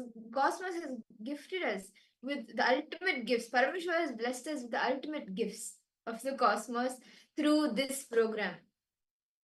And see, all of us have come with a desire, right? We have something that we are looking for. This program, Paramashivoham, gives you that experience. It makes you understand how you are Paramashiva, experience your highest potential. See, actually, Sanatana Hindu Dharma, Hinduism, gives detailed explanations, understandings, and even methods to connect with the cosmos. And see, actually, we will see throughout the program, cosmos is not only in the macrocosm, it is even in the microcosm. So you get to understand the cosmos and even yourself. And be showered with the best of gifts. And Hinduism is all about cosmic beings coming down to planet Earth, to the human plane, and sharing all the great experiences and the powers that the cosmos has to give. Okay. So now all of us have an understanding, right? This is our lifestyle. But why is it we're not able to live that? What is it is stopping us to manifest this lifestyle? See, first and foremost thing Swamiji says that you need to do completion of your past. You need to come into completion with your past and with your very existence itself. Recently, on one of the satsangs, Swamiji revealed, very beautifully revealed, all of us, all the human beings, right? All of us are stuck with this one thing, with our past. Our past has imprisoned us like anything. We're imprisoned of our past. How many of you are understanding this? We are imprisoned by our past. Because we're imprisoned of our past, we are not able to live our present, nor we are able to make better decisions for our future. We are so much caught up with our past. So much is there in our past. We actually hold past as like from God for us. We tend to look at all the past as, and the thing is, we always hold on to the past failures. We hold on to the past failures and make decisions in our present and for the future based on that. But when the first and foremost thing that you can do is to complete with the past and bring completion to your past, which will bring completion even in the present. And you will have a breakthrough. See, past has you, but you do not have past. You own only your future. You do not own your past. Because what you have disowned only becomes your past. So that's why you do not, past doesn't have you. Past has you, but you do not have the past, because what you have disowned only becomes the past. Every moving second you are disowning, that is why it becomes the past. So just decide to drop the past. So understand. So all of us are caught up with our past because because we have caught up so much with our past. We have no time to listen to ourselves. How many of you are actually catching this one point? How many of you are able to understand this or relate with your own life? That we think about our past failures so much, we are not able to think about the present. How many of you are like how many of you can relate with this? Like to give an example, Rahul Kannani. I'm just taking it as an example here. Okay, I'm just taking it as an example. Earlier, before you came to know about this astrology prediction, you had certain fears in your life, right? But now what you're carrying? Oh my God! In my earlier past, I couldn't live what I want. I couldn't build a healthy body, right? You may be thinking the thought current within yourself, right? I could have been better in my past. I could have been not what I'm right now. I could have been something else, right? Why did I even take this decision in the first place? We have talked about this many times. But thinking about the past is not going to let us anywhere. Past has a good memories, yes. It has a good thing that we can have memories with it. But does not mean you make your decisions with it. See, because we are imprisoned, because we are so much into our past, we are not able to make a bright future for ourselves. Instead, we worry so much. We tend to not give listening to ourselves. This is what Swamiji mean by we have given our power over the past. Yes, past have you. You have past, but you don't own past. See, Understand? You have past. Yes, you do have past records, but past does not own you. Your only right is present and future. That's not about the past. But what we do, we own up to past like anything like, oh my God, my past is a gold. I need to keep it safe. But what you're going to get by it? Nothing. It's just going to lead you into more and more suffering. for example, now some of us may want to manifest wealth, and for that we have a certain project in our mind that we want to do, right? It could be a work related project. Your boss or even yourself, you take that project, you see it, you're making decisions, okay, whether I should take it or not. During that time, so much questions come in you. Will I be able to do it? Will I not be able to do it? Last time when I tried doing a project, I failed. Unfortunately, we hold on to that past failure that makes us decide in the present that, okay, If I take up this project, will I be able to do it? Last time I was not able to. And because of that, you say, okay, let me just leave it. I may not be able to do it. And that affects your future. Because in the present, you decide based on your past experience in the present, and you analyze everything based on the past and take a decision that will affect the future. You don't listen to yourself at that point of time. What do you actually want? What is your being seeking for? What is the purpose of your life? That project may be connected to something that you really want to manifest in your life. It could be wealth. You want to manifest wealth, but because of the past failure, you're not willing to drop that past failure, that powerlessness, and take a decision now in the present. Let me do it and let me manifest my reality. And that affects the future because we tend to not listen to what we actually want, what we actually desire for, what is the purpose of our life. That is why we tend to miss out in life in a big way. So the first and foremost thing we introduce in Paramashivohams, start listening to yourself. See, we think that we live in a happy, we think that we don't have enough time. But actually, when you start listening to yourself, right? When you start listening to your own self, what all the thought currents you cherish, to your body, what is it? You will see how beautifully you can manifest life. We feel that most of the time feel like, why am I suffering so much? But understand, if problems are manifesting outside of you, the cause is not outside. No, the cause is inside. You need to spend time with yourself for this. So the first and foremost thing I would like to request all participants to do, let us listen to ourselves. Let us spend that time, as very beautifully even the scriptures also says. The first, like when in Vedic times, for the education to start happening, the first thing the guru does to the disciple is Shravana. Shravana Diksha, which is listening to your own self. Because you are your own friend. You are not just your enemy alone. Most of the time we think we are our own enemy, but we are also our own friend. This can start manifesting when we start listening to ourselves. Can I request all the participants now to take a few moments? We will be listening to ourselves, analyzing, seeing what exactly we understand about ourselves. What actually do we feel? Can I request all of you to take a few minutes? Look in.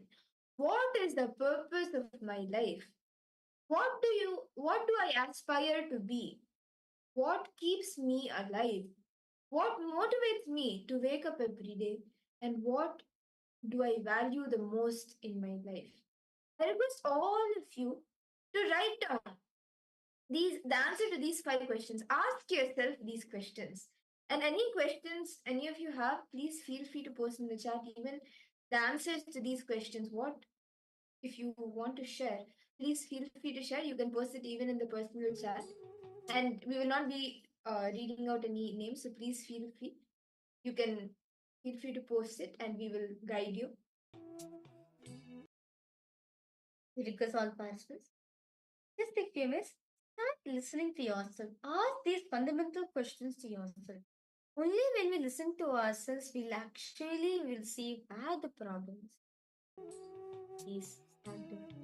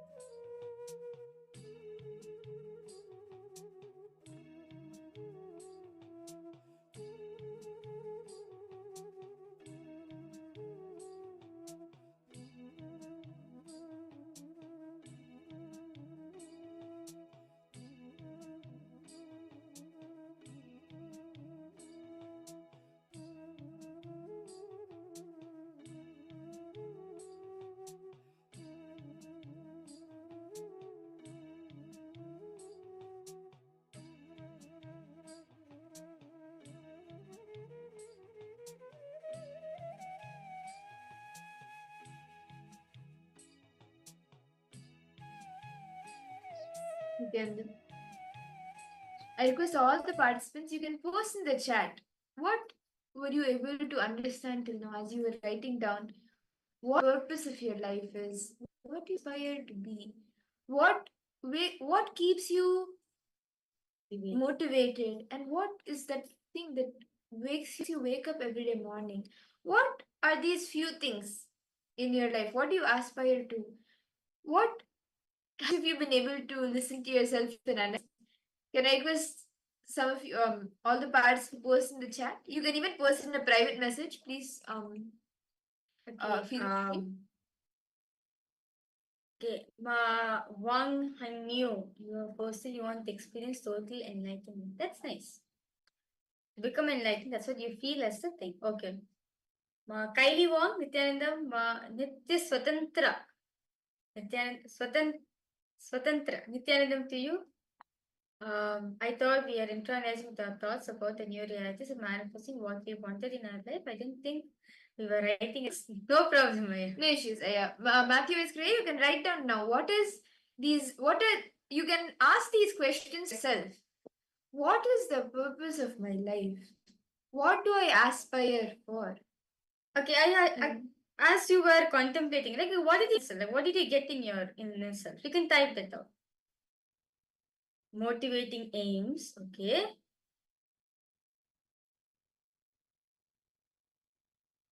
We feel oh, how about you, Rahul Kanaya? Gustavo, all of you share. What do you is the purpose of your life? What do you aspire for? Clarity is missing, ma, you feel. Okay, you feel like you're lacking clarity of life. That's a good thing. That's a good thing to identify, Rahul Kanaya. Actually, it's very true. Many times in life, so much of decisions without even having clarity about it. That's very true. And that is why, Aya, this exercise, see, the reason why we are lacking clarity is because we haven't asked ourselves these questions earlier and looked in. What actually is our purpose? What are we aspiring for? What motivates us? We have not sat with ourselves, into ourselves, listened to our being, our consciousness. We haven't sat with ourselves to listen to that, actually see what we want to manifest. That is why this is beautifully Swamiji has given. This is the first step, listening to yourself. Because only when you listen to yourself, you will know actually what you want to manifest. Okay. Ma, Kylie won, that's fine. Ma, try your best. Whatever you're able to do, you can do. Okay. So, maybe, okay. How is, I request all participants to post, how are all of you feeling right now? Like, we just spoke to us, we listened to our own thoughts. So how are you feeling? Okay, purpose can guide life, decisions influence behavior, shape goals, offer a sense of direction, and create meaning. Okay. So, what is that purpose? Some of us may be wanting to get enlightened. Some of us may want to experience Paramashiva, or some of us maybe the purpose, our understanding. Sometimes, depending on the maturity level, the purposes that we cognize of our life will be different, right? So, what do you cognize as that ultimate purpose of your life, and what do you aspire to be? And what motivates you to action or drives you to wake up every day? See, all of us will have some other thing that makes us up every day. Like to have that, okay, let me get up and let me start to work. Something will be there that drives it. We may not know it, but it is there. For some people, it may be, yes, let me make this project happen today. Let me earn money today, or let me like manifest powers today. Or for some people, it could also be, okay, let me get up, spend one more day's time in like just spend the day, enjoy myself, let me watch TV. It could be that also. Whatever it is, what motivates. Swamiji says all of us integrated with something or the other, and usually what we are integrated, that also comes in what motivates us to wake up every day. So what are those few things that make us to do what we do? Now, let us now move ahead to next step. See, actually, this exercise just listening to our own self as the first and foremost we need to have in our life is bring intense listening. Listening plays a major role in life. Understand Swamiji says the first foremost truth taught to the kids in Gurukul is listening. Listening is equivalent to God. It is equivalent to God Himself. So, all this exercise about listening, engaging with our own self. When we listen to our own selves, we'll even find out the loopholes which are having in our life. Like to give an example, Rahul Kanaya. Now you have found a loophole within yourself, right? I'm not having clarity in my life. What should I do? Right? That's a blind spot in you, which you need to complete it. Only when you become aware about it, you even know what to do something. Say that for example, there's a wound, okay? Imagine there's a wound in me. Okay? Now, instead of now, if I don't tell anybody I have a wound in my arm, will any one of you know I have a wound? No, you will not know at all. If I cover it and come, but when you're touching it, end up to who's feeling the pain? I'm the one who's feeling the pain, right?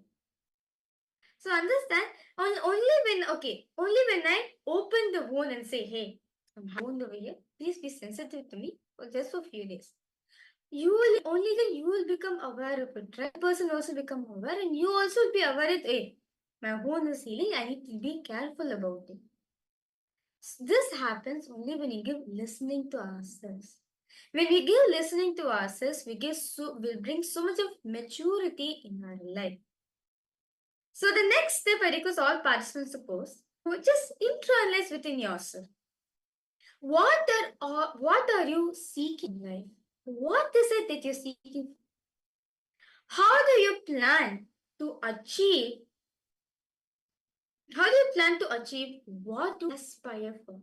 What you aspire to? Are all your actions aligned to this one aspiration which you have in mind? Let's all contemplate together. Okay, see, first have written what you aspire to be, right? Can I request some of you to share what is that thing that you aspire to be? Matthew Eskaraya, Rahul Kannaya, then Gustavoya, Ma Swadantara, Ma Iqbal Banu. Yes, any questions, Ma? I hope now you're into it. See, all of you can post what is that thing that you aspire for, and are all your actions aligned to it, or how are you seeing, or whatever you're doing, is it aligned to that aspiration?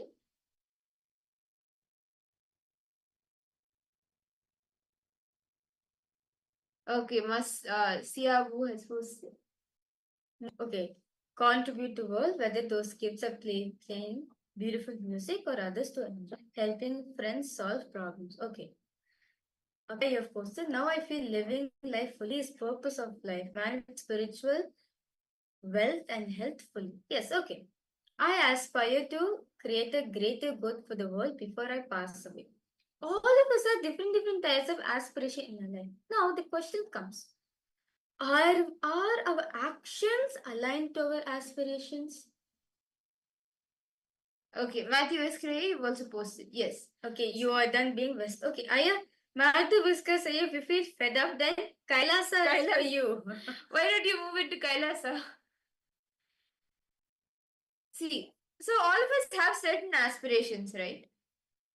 Now I request all of you to write and see. I show you seeing a I see you showing a thumbs up. Okay. See, for all of the aspirations that we have, the purpose of our life that we cognize right now, and for all the things that motivates us, let us all look in now and see if all our actions align to that. What are we seeking for? Are all our actions aligned to our aspiration? Can I request all the participants to please take a moment to ask yourself these questions? Look in. Look at all your actions, and is it aligned to the purpose of your life, your aspirations? Whatever we feel as the aspiration, just look into yourself. All the things which you've done in your life, whatever activities, whatever you're doing in your life, is it aligned to the goal which you want to manifest? Ask yourself this question. Is it aligned or not? You can also post in the chat section if you want some help. I request participants to see one thing. I request all of to be completely open. See, this Paramashivoham program is for you. If you have any questions, any doubts you have, do feel free to post in the chat section. Always available for all of you. At the end of the day, you are going to get the breakthrough in your life. So it is important for all of us to just be open-minded. When you're open-minded, when you're open enough, you will see Swamiji's energy will start manifesting in you. So because of husbands, let's start doing this contemplation. Is all our actions aligned to this one aspiration we are seeking for in life? Just look into ourselves.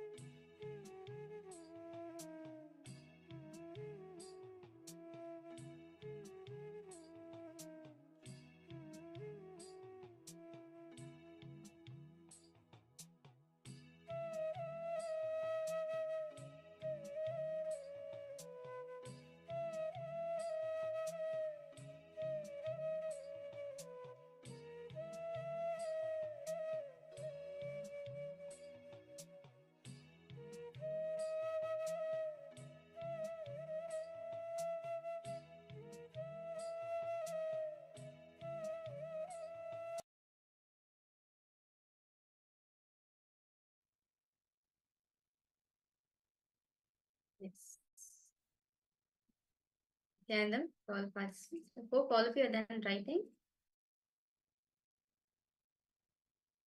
Okay. Can I request all of you to share what are the few things that you are planning? How you plan to achieve your aspiration, what your purpose, and are all your actions aligned to it? Are you able to see if your actions are aligned to it or not? Yeah, Ram, I have posted. Actually, my mind is not working. I've been trying so many things from the last 6 months just to figure out this only. But quickly. Aya, why don't you sit now for a few minutes? Rahul Kanai, you need to understand. All this while, you have not been listening to us as we are saying that for the past 6 months. We're trying to find out what is the thing which is there in you, that missing in you, right? It is because actually you sat and listened to your own self. Today you spend time listening to yourself. Because you decided to listen to yourself, you're able to see all blind spots which is there within you. All this while you are not like, you felt like, okay, something is there and I need to do something outside. I understand here because you gave intense listening to yourself. Because you gave listen to yourself funny, you're able to figure this out. That's actually a very beautiful revelation you got. That's a beautiful thing you See, got. even if you have not been able to find the exact thing yet, it's okay. Continue to sit right now and try internalize, go more deeper. Go more deeper and see, okay, what is my purpose? What am I aspiring for? What motivates me to wake up every day? Continuously ask yourself these questions, you will actually find the answers here. See, actually, even few this year, like especially during the Guru Purnima, Swamiji very beautifully told us to focus on the first person, right? See, this is also like that. Just listen to yourself, and until you get that, keep writing whatever you are able. This like whatever when you are listening to yourself, whatever you see, keep writing that. Then you will get your answer. Okay, my Wang Han New Year posted enlightenment, take good classes, but most of them are inconsistent. You're seeing that the actions which you're taking are a bit inconsistent. Okay, so now, okay, Matu Viskasaya, you have posted my motivation to get up every morning is to create my yogic body, manifest powers, and keep learning from. That's wonderful. That's the motivation. Now, now I have a question for you, Aya. All the actions, all the activities you're doing in your life, is it in alignment to this motivation? Is alignment to this?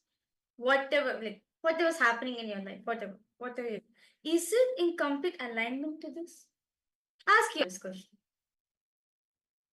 How do you see in each aspiration or motivation have a goal, right? So how do you aspire or how do you plan to achieve that?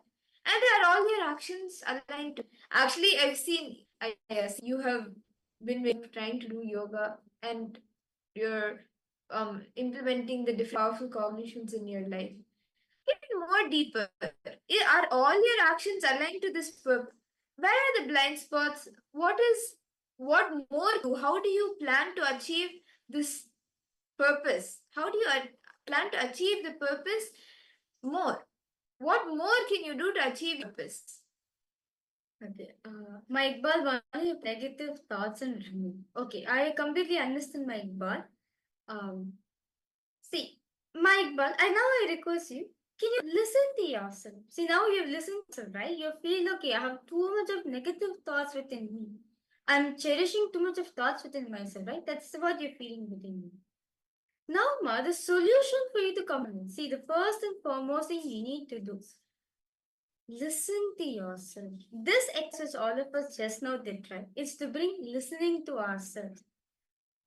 Okay. Okay, Matthew Escray, you posted a message.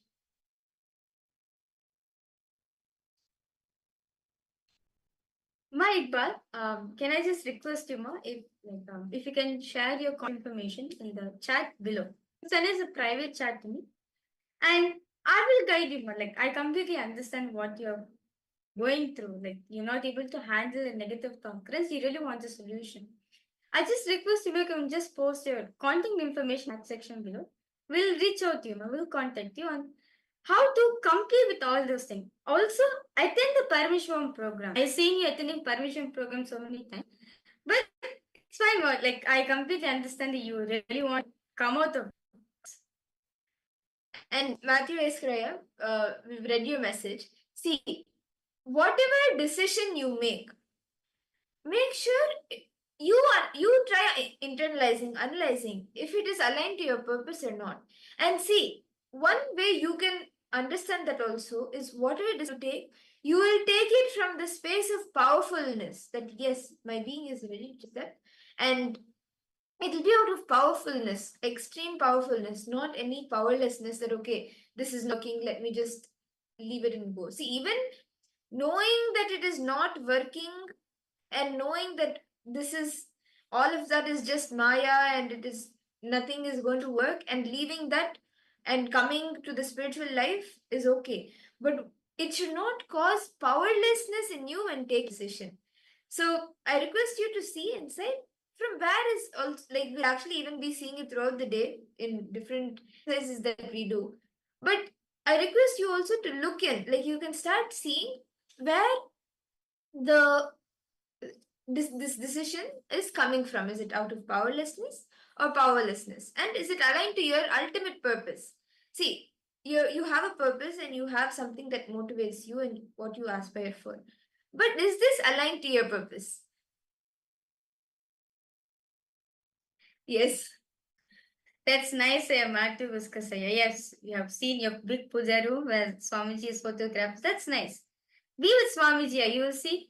That's nice. Swamiji will manifest whatever you want. Just one thing, Matthew Viskasaya, as you're saying, that now you understand the value of Guru in your life. Now decide from hereafter, let me dedicate my life to Swamiji.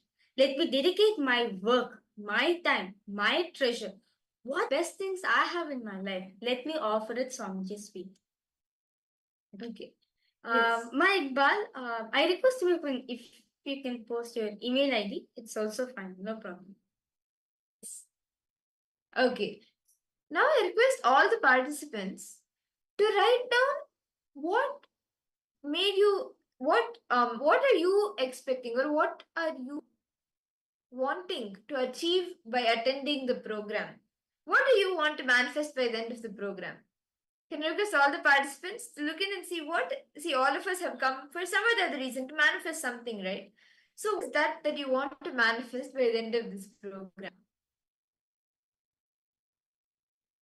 Yes, so Matthew See, is correct. I Matthew can is see a correct. big smile on my my Iqbal, what is it that you want to manifest? Matthew is correct. Yes, is open to everyone. And this desire of yours is very much possible. Just see whatever decision you're taking. Like you posted a message earlier, right? See whether it is coming out of powerlessness or powerfulness. Then you will get clarity on what decision you need. A life of enlightenment. Okay. One a person want to manifest a life of enlightenment. Sure, ma. Just in this Parameshwar, you will manifest whatever you want.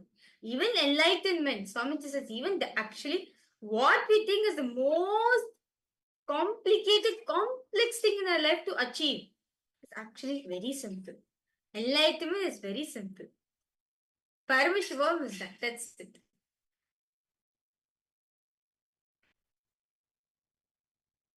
Okay. Consistency, authenticity, responsibility, and sharing. Okay, that's nice. Okay, free from powerlessness, full of worries, inner healing, and peace. Okay, that's really nice. So now, understand the solution. All this is Paramashivoham. So now all of you see, like all of you have come to Paramashivoham just for this one thing, right? You will see at the end of the 21 days, you will manifest all this, but much more than that. See, Matthew Viskraya, you have two decisions, right? That you feel you want to come out of it and focus on spirituality. And you also have the desire to give children to the Gurukul, right? Listen to yourself and see what actually your being wants. What do you aspire for? What do you actually want to have? whatever decision it is okay. It needs to be a powerfulness, not any powerlessness that this is not working, to do anything anymore. Let me just give up and try something else.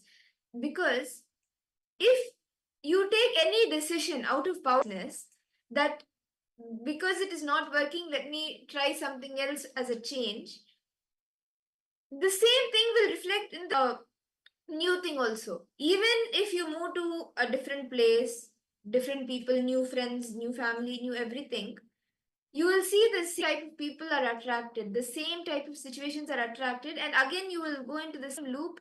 Okay, let me change to new people, let me change to a new ecosystem, a new environment. So whatever decision you take, make it out of powerfulness. Not make sure that you do not have any power inside or any doubt inside you while taking the decision. So now, to prepare ourselves for the Paramashivoham, right? We have a very beautiful detox method for all the participants. We kindly request all of you to do this detox is actually do a lot of good to you. So, Swamiji shared that one of the ways, right, to prepare yourself for the Paramashivoham, to prepare yourself for a space of enlightenment, is preparing the body. For you to experience enlightenment, you need two things: a Vedic mind and a yogic body. Vedic mind, we are getting it through the completion processes, through the completion exercise all of us are doing, the powerful initiation, the powerful cognitions we're getting throughout the sessions. Yogic body, this can be done only through intense yoga. Intense yoga will help you to do the nitya, will help you build the yogic body. That is why very beautifully Swami has designed this whole program in such a way that you start your the Nithyananda yoga, you build your whole body. As your body is built, ready to receive those higher level of cognitions, directly gets absorbed into your system.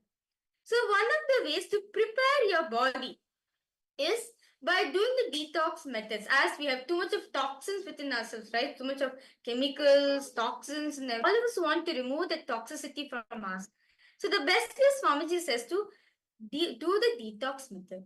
See, parasite, Swamiji says that it's not only in allopathy alone described, impacts in its this parasites not just there in allopathy alone.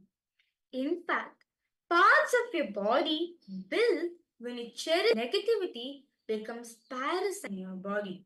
Parasites are not just the negative and not just the toxins, engrams which is there in your body. No, toxins is also the negativity you cherish. That also becomes a parasite for your body. Yes, so all participants understanding.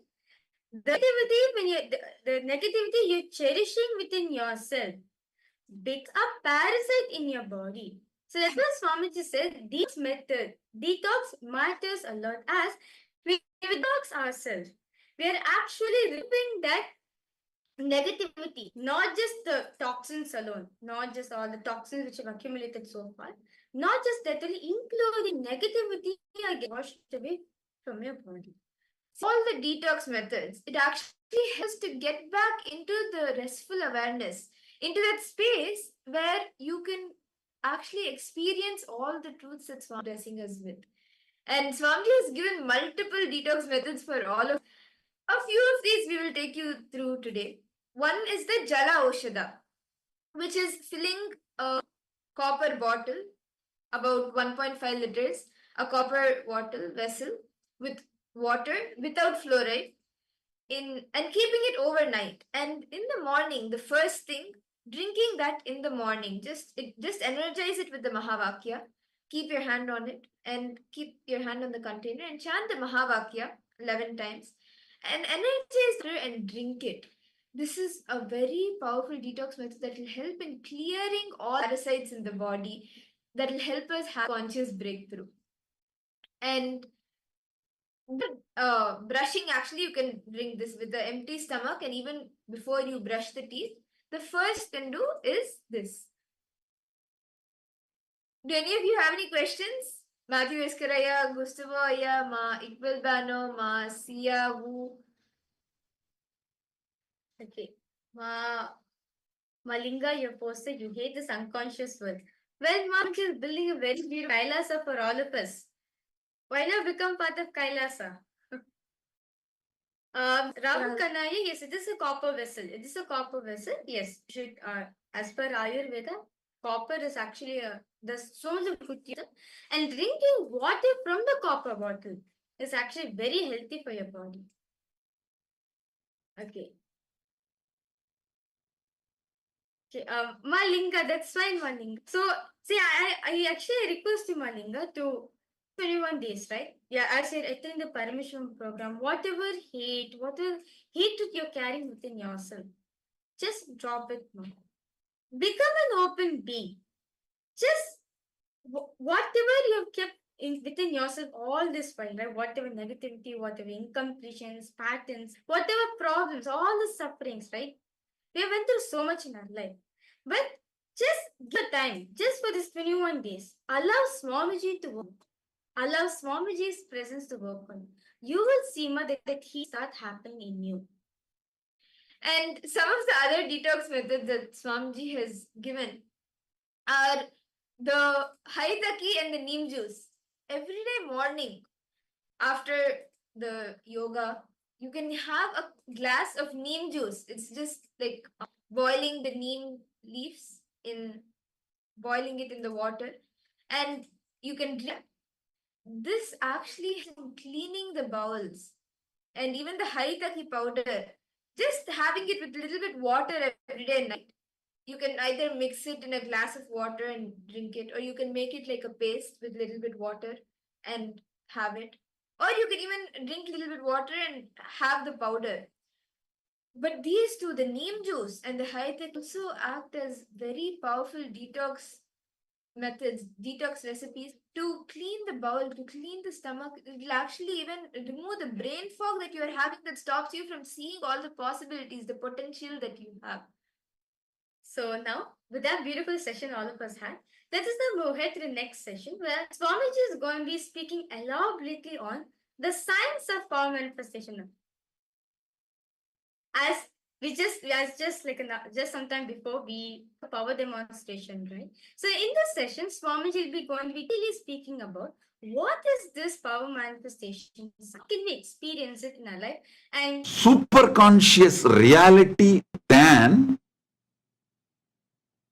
this whole AI revolution will become strength for you. It will add glory, auspiciousness.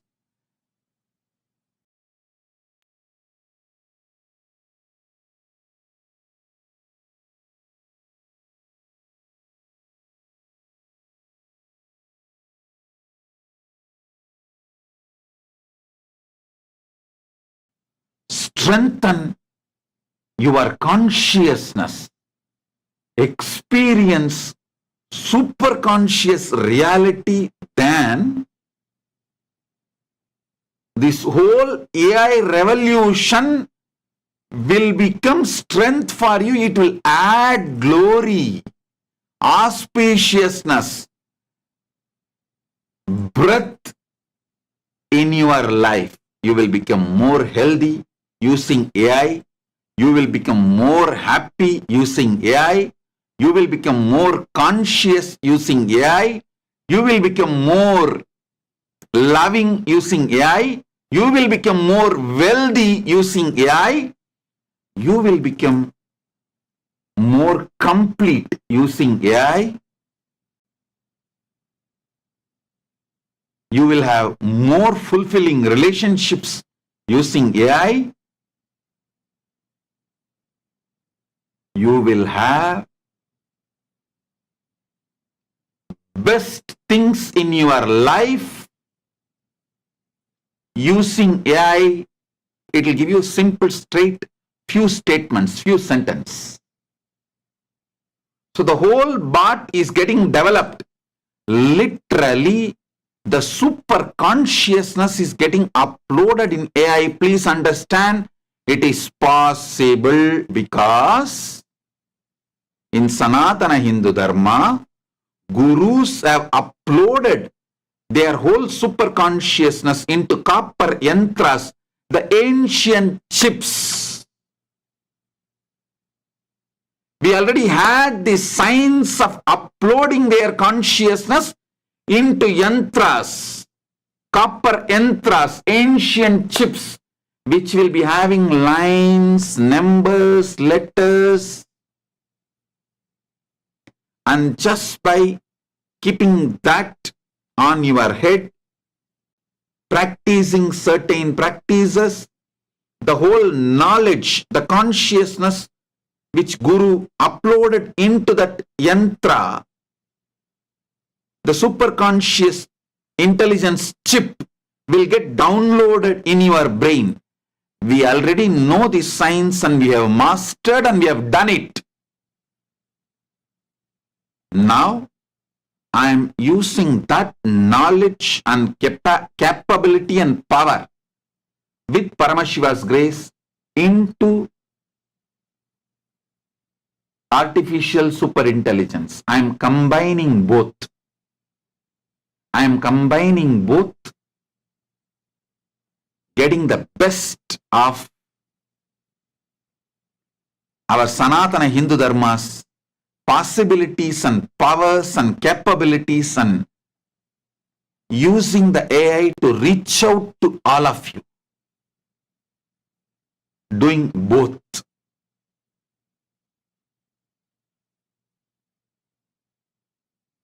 Taking advantage of both Shastra and modern day technology. Listen. I can say almost all problems are solved. There is no blind spot or the problems. We can give you option. Do you want to get only enlightened? Do you want to get enlightened and rich? Do you want to get enlightened and manifest powers? Do you want to get enlightened, rich, manifest powers from your home? Do you want to get enlightened, manifest powers, rich by being in KAILASA, enjoying the physical presence of the Guru? Because of your constant self-doubting, self-hatred and self-denial, you forgot your life is nothing but possibilities. You started thinking your life is nothing but impossibilities. You are alive because breathing is possible. You are alive because digestion is possible. You are alive because many things are possible. Understand?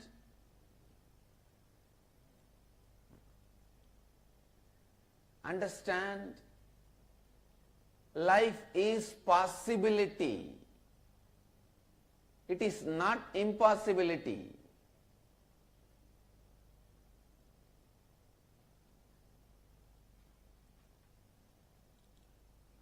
The wrong belief, life is impossibility, is put inside you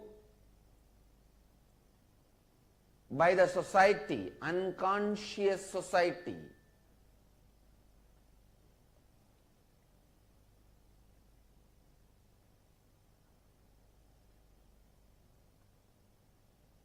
So you need to know the truth, the ancient secret which produced greatest leaders in every field. Please understand the most ancient secret, secret of the secret of the secret, which produced greatest leaders of every field. Still kept as a secret, transferred only from guru to disciple in the world's oldest ancient civilization, the spiritual tradition. I am sharing that with the world. listen. Signs of awakening the inner potential bioenergy, Kundalini Shakti, and directing it to create what you want as reality. Please understand, there are some people who have the latest best cell phone, but they do not even know how to send an SMS. They can only switch on and speak, switch off and keep it. For that, you don't need a best latest model 70,000, 80,000 rupee cell phone. Just 800, 900 rupee cell phone is enough. Having the best updated 70, 80,000 rupee cell phone, but not knowing anything to do with it, just you pick up, speak and leave it back, is what most of us are doing with our body. Our body is basically hardwired. Our brain is hardwired. The system is developed to experience so many extraordinary powers.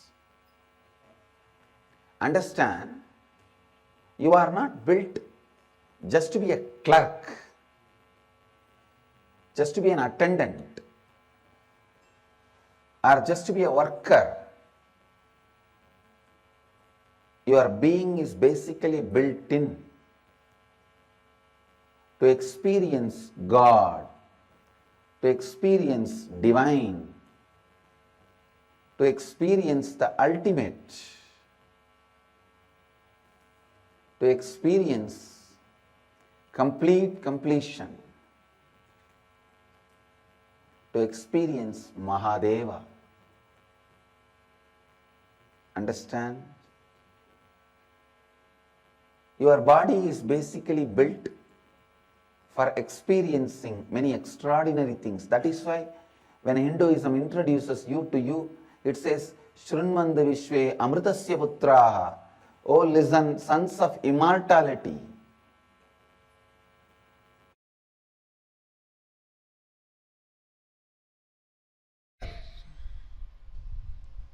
The sacred secret science I am revealing about the third eye, experientially to the whole universe, is neither mysticism nor occultism. First of all, I wanted to make it very clear.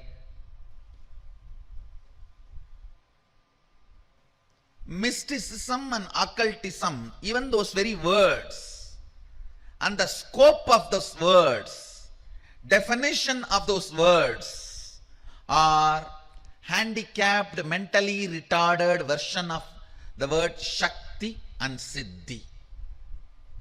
Listen. What I am revealing as the sacred secret science of third eye is neither mysticism nor occultism. It does not come under any of these definitions.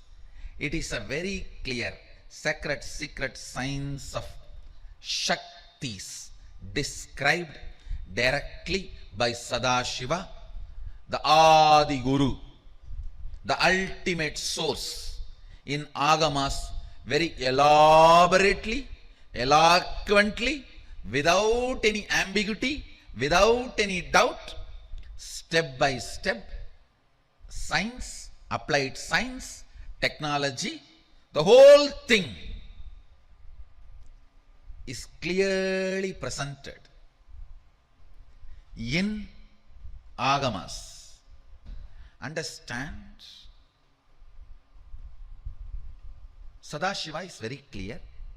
He programmed all of us with his own inner space.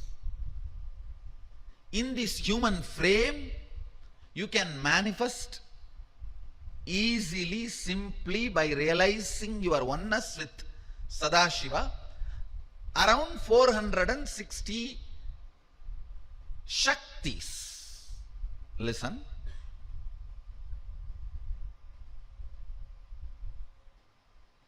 These Shaktis are neither supernatural, nor magical, or paranormal, or alchemy based or occult or mystical. These are very clearly the sacred science of manifesting your original state of Sadashivatva.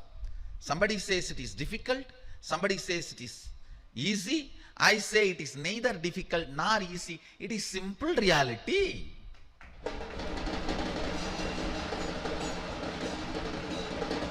For reality, you can't even use the word easy.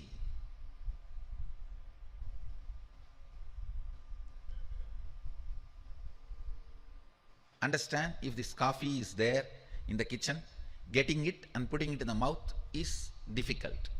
If it is there just next to me in the table, getting it and putting it in the mouth is easy. But the coffee is already sitting in the mouth. Is it difficult or easy? It's simple reality. The coffee which is already in the mouth, for that you can't even use the word difficult or easy. It's reality.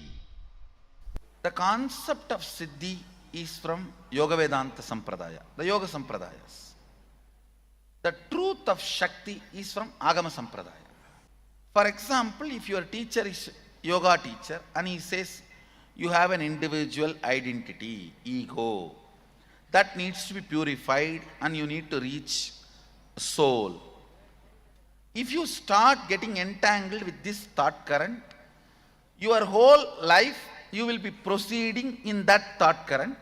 So on the way, when the ego is manifesting higher and higher experiences, that is called Siddhi. Here, the very thought current I entangle with all of you, or all of you are entangled, is from Sadashiva. He says very clearly, starts with oneness. Here, it is very clear, if you feel that you have a lower identity, it is only considered as a disorder, but not as an existence. Third eye, one of the most discussed,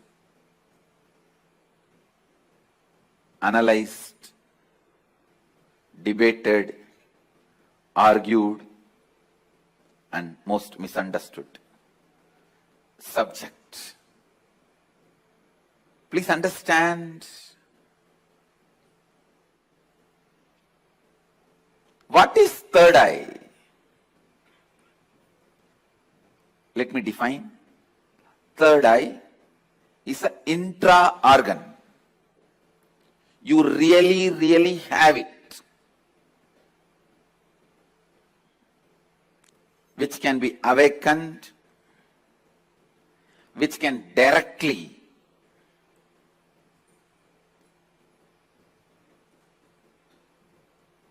be part of your day-to-day life. Third eye and awakening the third eye is not just mystical alone. It can be directly experienced in your very physical plane.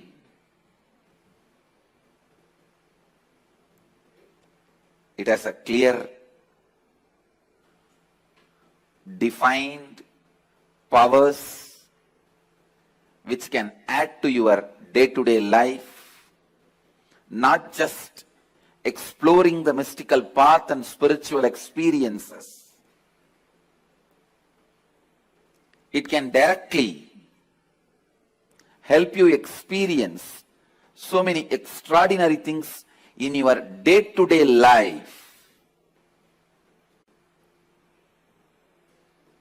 Third eye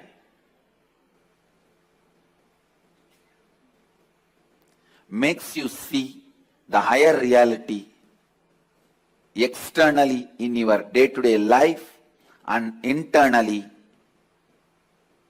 in your life and death journey. Third eye is one of the powerful energy center in your body. It is located between both eyebrows, where I have this red color kumkum. Awakening the third eye makes you immediately experience God. I can say God minus third eye is man, man plus third eye is God. God minus third eye is man, man plus third eye is God.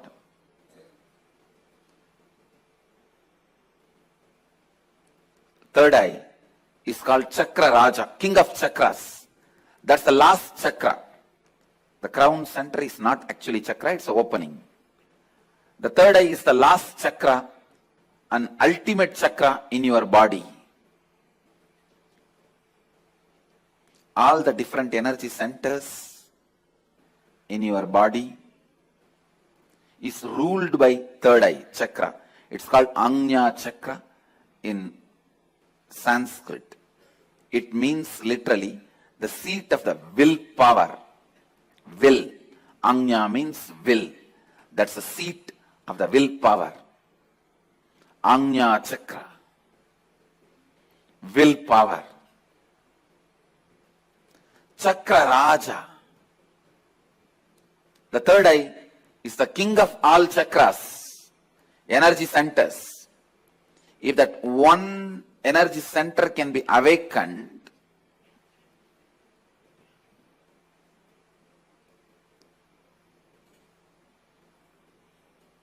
all the energy centers can be awakened. That is why in Hindu tradition, the various pilgrimage centers are identified with the different chakras. But Varanasi, the pilgrimage center of Hinduism, is associated with third eye. That is called as a third eye center. The Anya Chakra Sthala, Varanasi.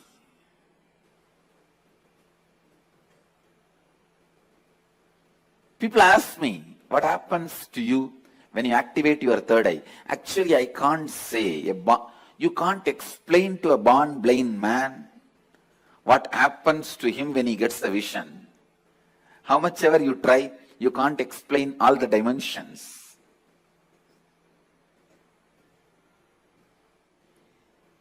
Actually, when you activate the third eye, only then the real vision about the life happens to you. You start seeing the reality. You start seeing the truth as it is. Seeing only with two eyes and living, making decisions. Seeing through the third eye, living and making decisions. These two lifestyles can never be compared. I can't even say, with the awakening of the third eye, you will get a lot of intuition power or other spiritual powers. No. Let me be very honest. When you awaken the third eye, your whole life will be different. What ordinary people call as intuition will be your lifestyle.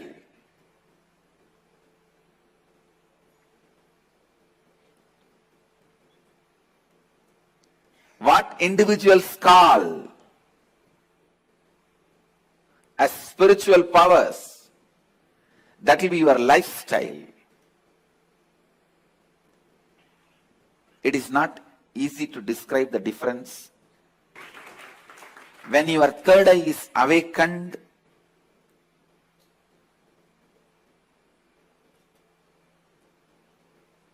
not just your intuition will be awakened. Just understand this one example. A person who is standing in a road and seeing both sides. How much he can see? He may be able to see 100 meters this side, 100 meters this side. But if a person is standing on the 10th floor and seeing the same road, he can see 1 kilometer this side, 1 kilometer that side.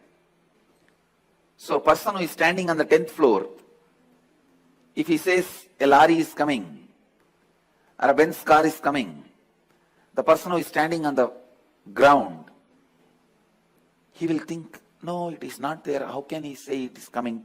Few minutes, it will come. So the person who is standing on the ground will think the person who is standing on the 10th floor is having intuition.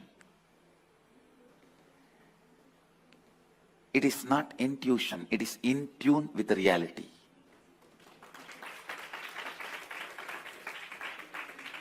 When your third eye is awakened, you will be able to see everything from the higher plane. So you will be in tune with the reality. People ask me, can it help me in my material growth? I tell you, it will help you in everything. In your health, you will be able to see through your body. I have seen so many siddhas. They will just scan their body with a closed eye. They know where the problem is and heal it. These powers of awakening third eye will help you to achieve health, and not only you will be able to diagnose, you will be able to just command your body to get back to health, because the third eye is the seat of willpower. When Kundalini is activated there, when third eye is activated there, to tell you honestly, the moment third eye is activated, Kundalini is activated, alive in your third eye, you can get anything you will. That is why it is called Anya Chakra. Your will be honored by the cosmos. Your will be honored by the cosmos.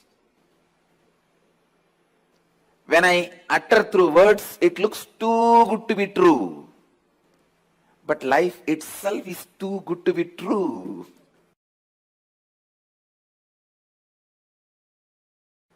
The third eye is blocked by your decision to be comfortable, cozy with arrogance and ego. Let me define arrogance and ego.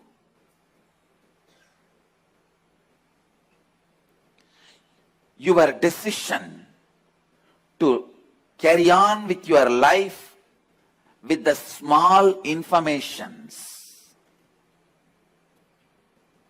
and your false identity built with the small information given to you about you is arrogance and ego. Your decision to carry on with your life having you, which is built with very less information about you. It is like when you are young,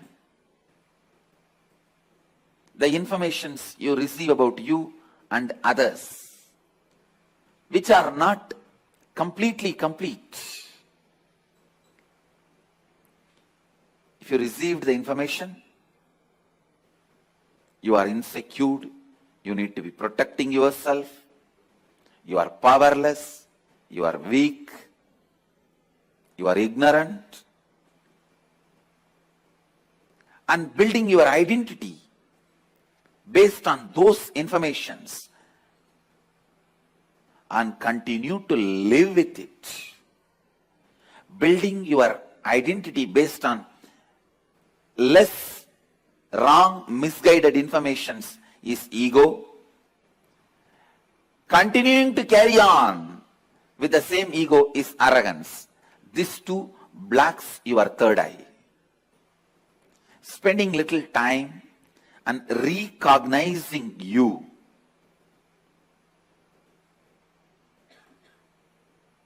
by internalizing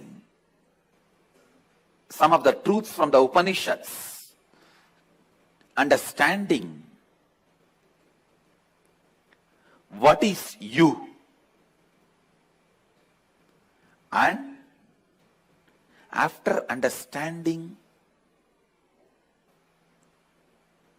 you, in a real sense, living with that understanding makes this third eye open.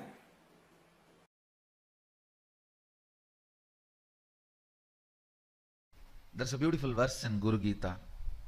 Ajnana timirandasya jnananjana shalakaya chakshurun militam yena tasmai sri gurave namaha. The translation is, I bow down to the Guru who applied the knowledge eyeliner and opened my eyes, which was blinded by ignorance.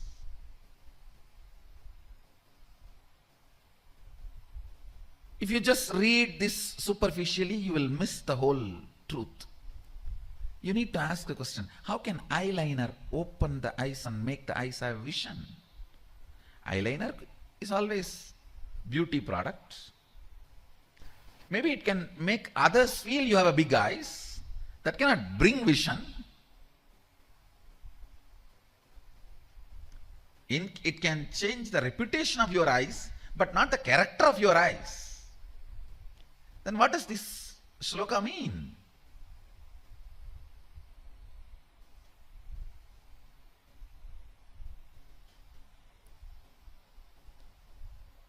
If you further read the Agamas, at one place, Sadashiva describes detailed way. Jnananjana is an actual eyeliner prepared by an enlightened master by instilling his bioenergy into it. If it is applied on all your third eyes, three eyes, you also need to understand here. When Sadashiva says, Chakshurun militam yena, he uses the word plural, not dual. So it does not mean two eyes. Sanskrit as singular, dual, plural. So he is using the word plural, not dual. He is not talking about just two eyes. He is talking about three eyes or more than two. Chakshurun militam yena ajnana timirandasya jnananjana shalakaya chakshurun militam yena. It is actually a alchemy science where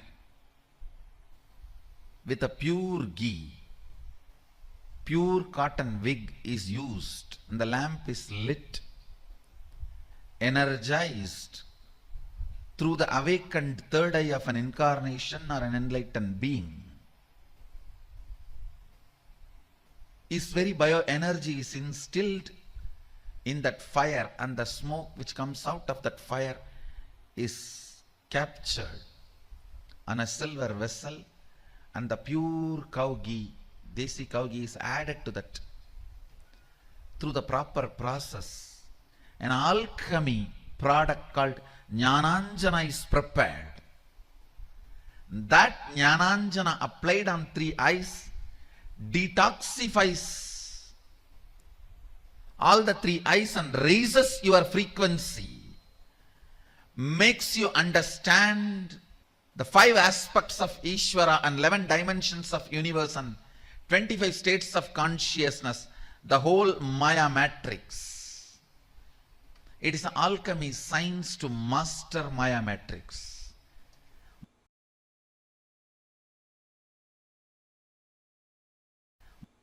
When I completed 11 and aging into 12, that year, Vaigasi month, Visakha nakshatra, Paurnami Tithi. This is the way we Indians keep the date in the memory. We don't keep that, the English calendar date. Somehow, I always kept only based on the Tithi and Rasi and Nakshatra. And so now if you can Google and find out exactly what is the date. Let me describe, because we never bothered about the Kala. We bothered about only the essence of Kala. When I completed 11 and moving into 12, that year, this has happened. Listen, Exactly what happened. Let me describe. As usual, I went and sat on one rock. I did not choose. Please understand. I did not choose. It was just a casual. Usually I'll sit here, there. Somehow that day I sat on one rock, which has become a Tirtha Kshetra now for all our devotees and disciples. I sat casually. Whenever I find time, I'll go and spend time in that space, in that area, because Devi became enlightened there.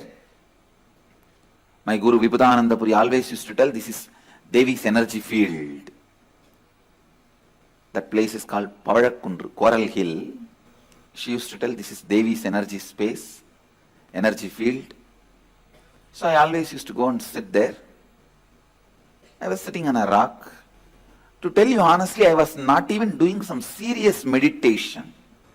I can say in a way the whole ambience was so calm, so beautiful. I decided to close my eyes. Once I closed the eyes, the intensity of my yearning started taking over me. The intensity to realize myself, my true nature, started possessing me. It has taken possession over me. The Kathopanishad declares, Shraddha Vivecha. Shraddha just took over Nachiketa. All of you know how fear takes over you, greed takes over you. When a fear takes over you, when you have the panic attack, you just do things. You always feel guilty, shy, later on about it. You repent for it. You don't know why you did it. Same way, when lust takes over you, when greed takes over you, you do things which you can never logically justify even to yourself. But when authenticity takes over you, it will be 10,000 times more intense than fear taking over or greed taking over. It will be 10,000 times more intense, powerful. When fear takes over you, it's called panic attack. When greed takes over you, it's called restlessness. When authenticity takes over you, it is called satori. My sincere seeking that overpowered me, that's the right word I should use. I just felt, what is it I am seeking? Who is that me who is seeking? Who is that me that is deeply discontented about anything I see, hear? Who is that who is deeply discontented even about my own existence? Listen, almost like, who am I who is so discontented about my own existence? Understand, all of you have discontentment about your own existence, but you never look into why, what, who is having that discontentment. You try to look in, if you get one Rasagulla, you forget that. You try to look in, if you get something else, you forget that. Very easily that question, why, what, who is so discontented, those questions are forgotten very easily. The person for whom the question has become the first and top priority, he is a seeker. It was such strong taking over. That's the right word I'll use. Taking over. Listen. Understand. When that whole being took over, who am I that is experiencing this deep discontentment, suffocation. I can see very clearly that heaviness just went into depths of the consciousness. Suddenly, one moment, the first thing happened is that idea inside and outside broke. Please understand, the inner space and outer space broke. The first experience is that I was able to see everything around me, above me, the whole 360 degree, 10 direction, below me, everything. I realized not only I was able to see, I was able to feel, experience. I'm actually now reliving that experience to describe any point I left out which I have not described. I felt that the skin of the stone on rock on which I was sitting and the skin of this body both carry me equally. In both I exist equally. Both carry me equally. In both I exist equally.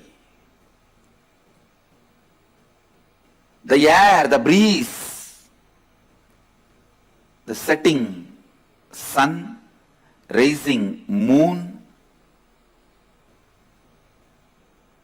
the whole Arunachala hill, all the plants, bush, shrubs, trees, everything, everything. Just became so alive. The idea, something is inside and something is outside, is completely lost. First I was able to see all the 10 direction 360 degree. The next moment itself I realized not only I am able to see, I am able to experience all of that as me. I did not feel vulnerable. I felt powerful. I did not feel vulnerable. I felt powerful. So powerful. I just know I am that oneness is the existence. There is no inner. There is no outer. There is no moving. There is no unmoving. The smallest movements of these plants is my movement, and the highest stillness of the center of the cosmos is my stillness. Moves and moves not. What do you call as near? What do you call as far off? Those concepts are lost. What do you call as inner space? Inside you, outer space, outside you, the ideas are forgotten. I tell you, there was a great disciple and great guru in Tiruvannamalai. The guru's name was Guhainamachivayar and disciple name was Guru Namachivayar. The disciple actually had the title Guru Namachivayar and the guru had the title Guhainamachivayar. And it was both of them are great saints. Guhainamachivayar got the name because he will always be vibrating that name Namah Shivaya, Namah Shivaya, Namah Shivaya, that Panchakshara, and he used to reside in a cave. Still the cave is there. He will be sitting in that cave. If somebody goes, that cave, whole cave will vibrate with that Panchakshara mantra. You will not know from where that sound is coming. He is not uttering. His mouth is just closed. There is no sound from him. But that whole cave will vibrate with that frequency. That is why he got the name Guhainamachivayar. Because of his presence, the whole cave was vibrating that Namah Shivaya mantra. He had a disciple. One day the disciple was pressing the feet of Guru. Suddenly he took the hands off and started rubbing. Guru asked, hey, what are you doing? The disciple said, no, in Chidambaram temple, the screen in the Chitsabha caught fire from the lamp, so I just put it off. A remote vision power. And Govinamachivaya was very happy. Actually, next day they got the news. Actually, the fire happened in the Chitsabha, and suddenly somebody appeared and rubbed, and the problem got solved.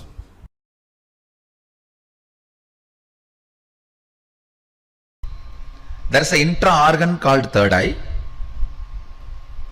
that has a cords, nerves just like eyes, that gets calcified by the neurotoxins that need to be cleaned. The detoxification need to happen. For that, this is the best way. Apply on your forehead, rub it nicely with the turmeric paste. Make sure it is organic. Sometimes they mix brick powder into turmeric powder. So be very clear, it is organic, unadulterated. Just nicely rub on your forehead and apply kumkum. Lie down. Bring your awareness there and visualize through your attention you are rubbing the third eye and cleaning it. You can literally visualize your third eye intra-organ. Through your attention you are nicely rubbing and polishing. If you are in your 20s, hardly 10 days. If you are in your 40s, maximum 20 days. If you are in your 80s, maximum 1 month. Surely it will not take more than a month.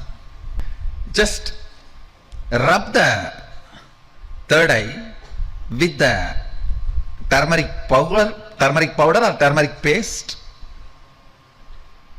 The best way is picking up the original turmeric. It will be like this size.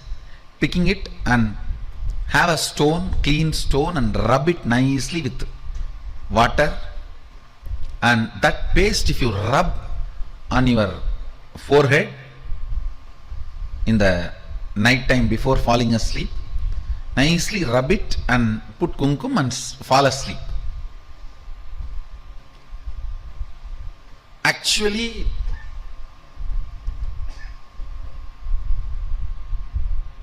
when you put your attention on the third eye, for quite a long time you will not fall asleep. I am telling you, you put your attention, when you sleep it's okay. Till you fall asleep, go on be having your attention there with that one intention to open the third eye. To open the third eye, you can see this is the way the turmeric is available, raw turmeric. It will be good if you get the raw turmeric and do it on your own, then believing some products in the market and getting the brick powder and rubbing. If you get brick powder mixed, apply, rub, it will become wall. So after that, don't. I am not responsible for that. Listen.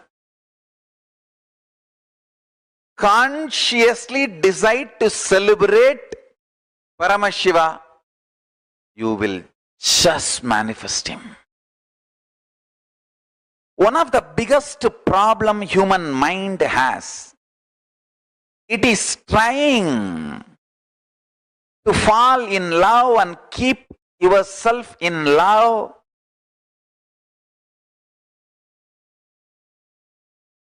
I am seeing many people, you struggle when you try to keep yourself in love with Paramashiva, in love with Guru.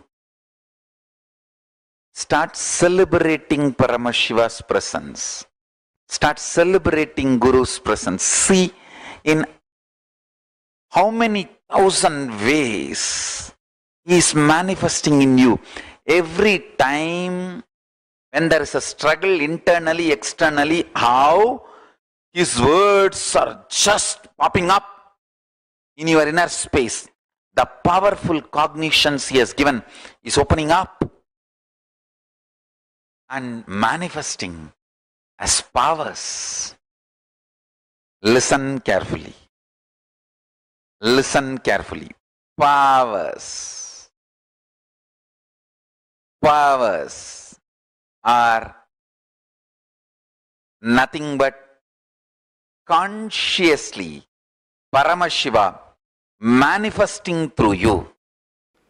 The techniques I have designed are most safe. To tell you honestly, I have not even designed this technique. I took it from Shaivagamas, Mahadeva's teachings to Devi. I took it from that and organized it. Only the permutation combination is my contribution.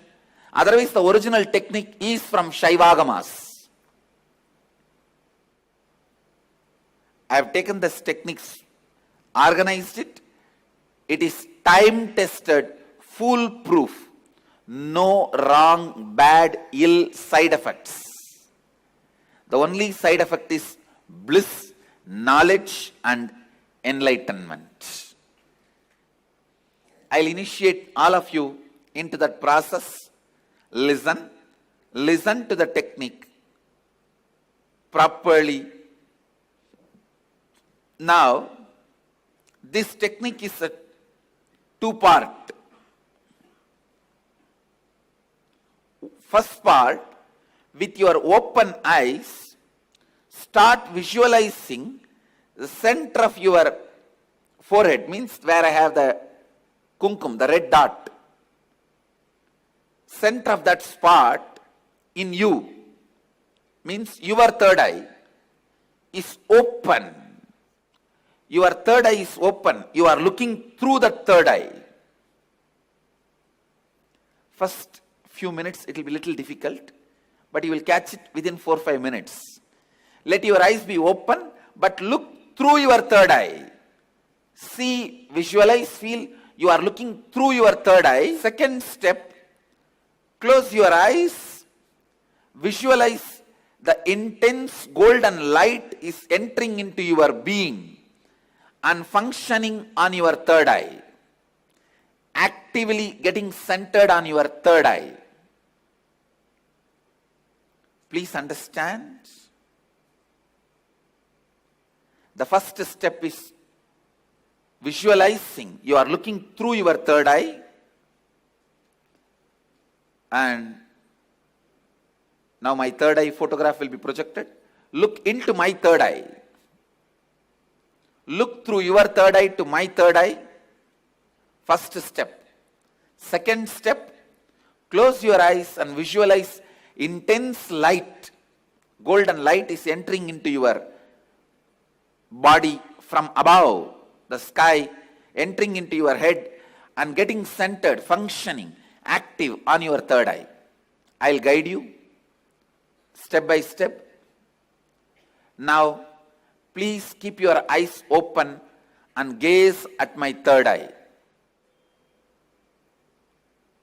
Visualize you are looking through your third eye.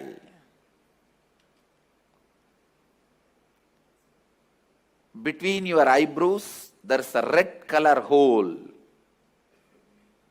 Visualize you have a red color hole between your eyebrows.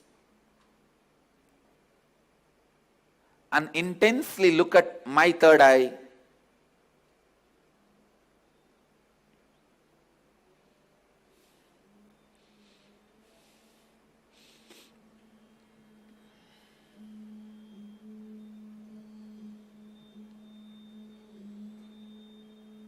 Shiva, Shiva, Shiva.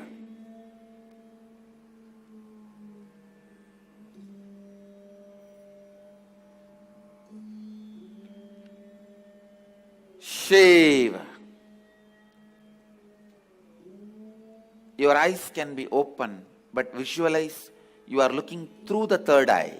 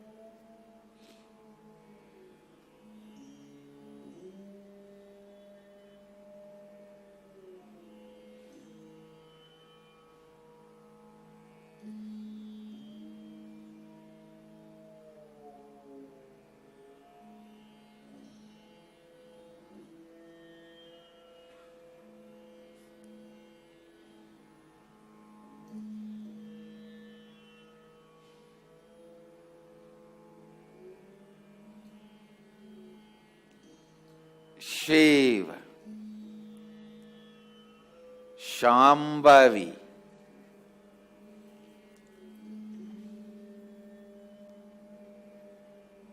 Om, Hreem, Kundalini, Kula Kundalini,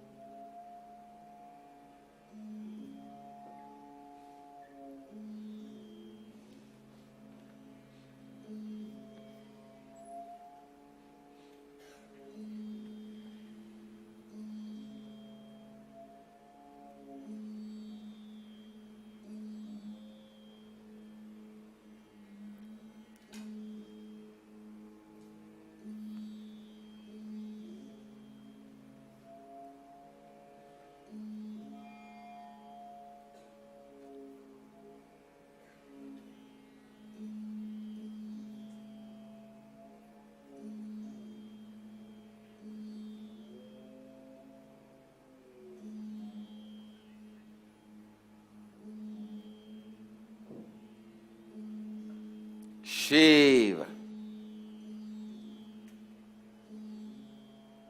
Now, close your eyes. Visualize the heavy white light, golden light is landing on your head from the cosmos and getting activated and centered on your third eye. Close your eyes and visualize the energy entering through your head and getting activated and centered on your third eye. Shiva, Kundalini, Kula Kundalini, Shambhavi, Shankari, Shiva, Shiva, Shiva, Banashankari, Banashankari.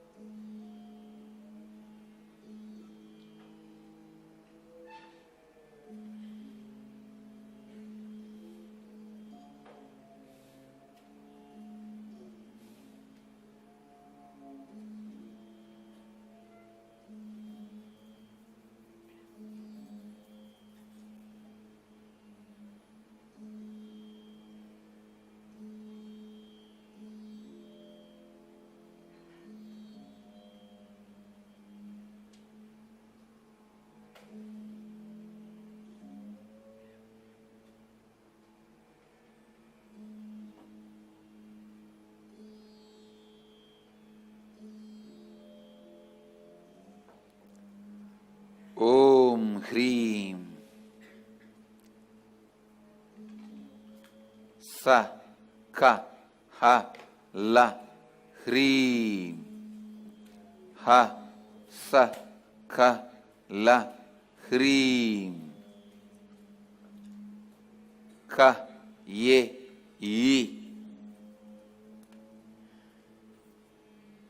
Shiva.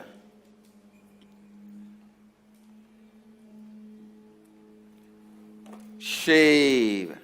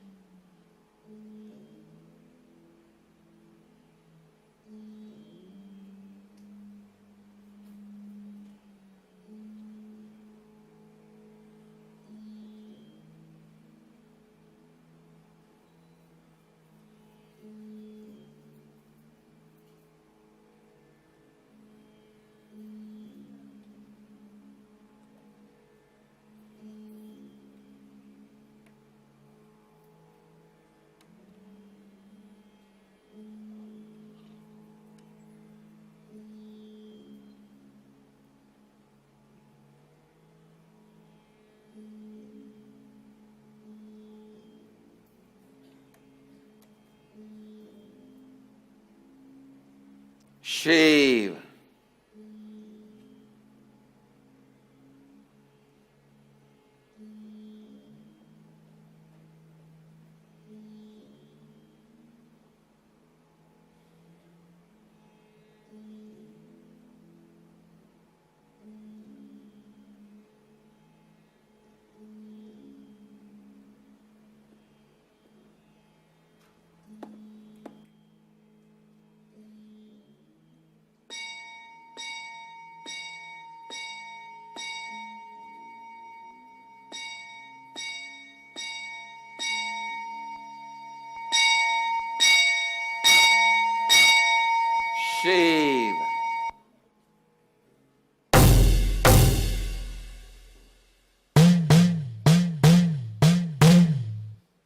Shiva. Shiva.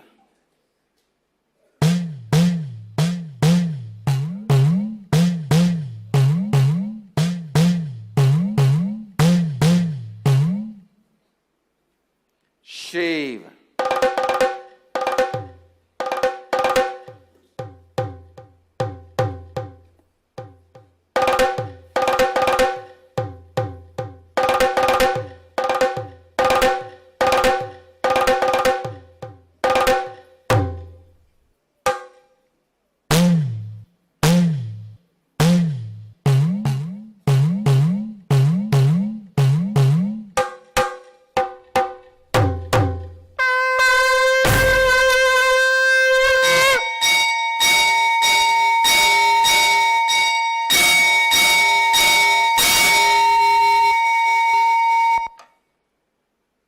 Shiva.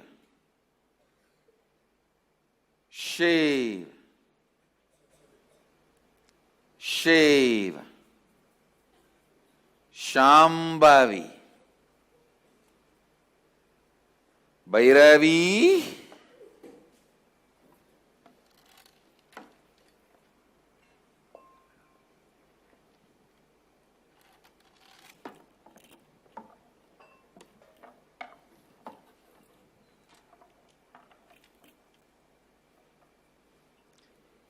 Shiva.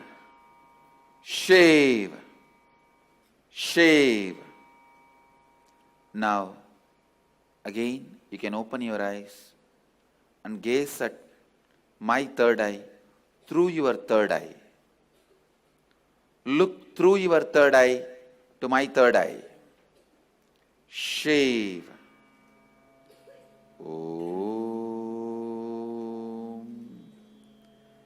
Hreem. Shivo.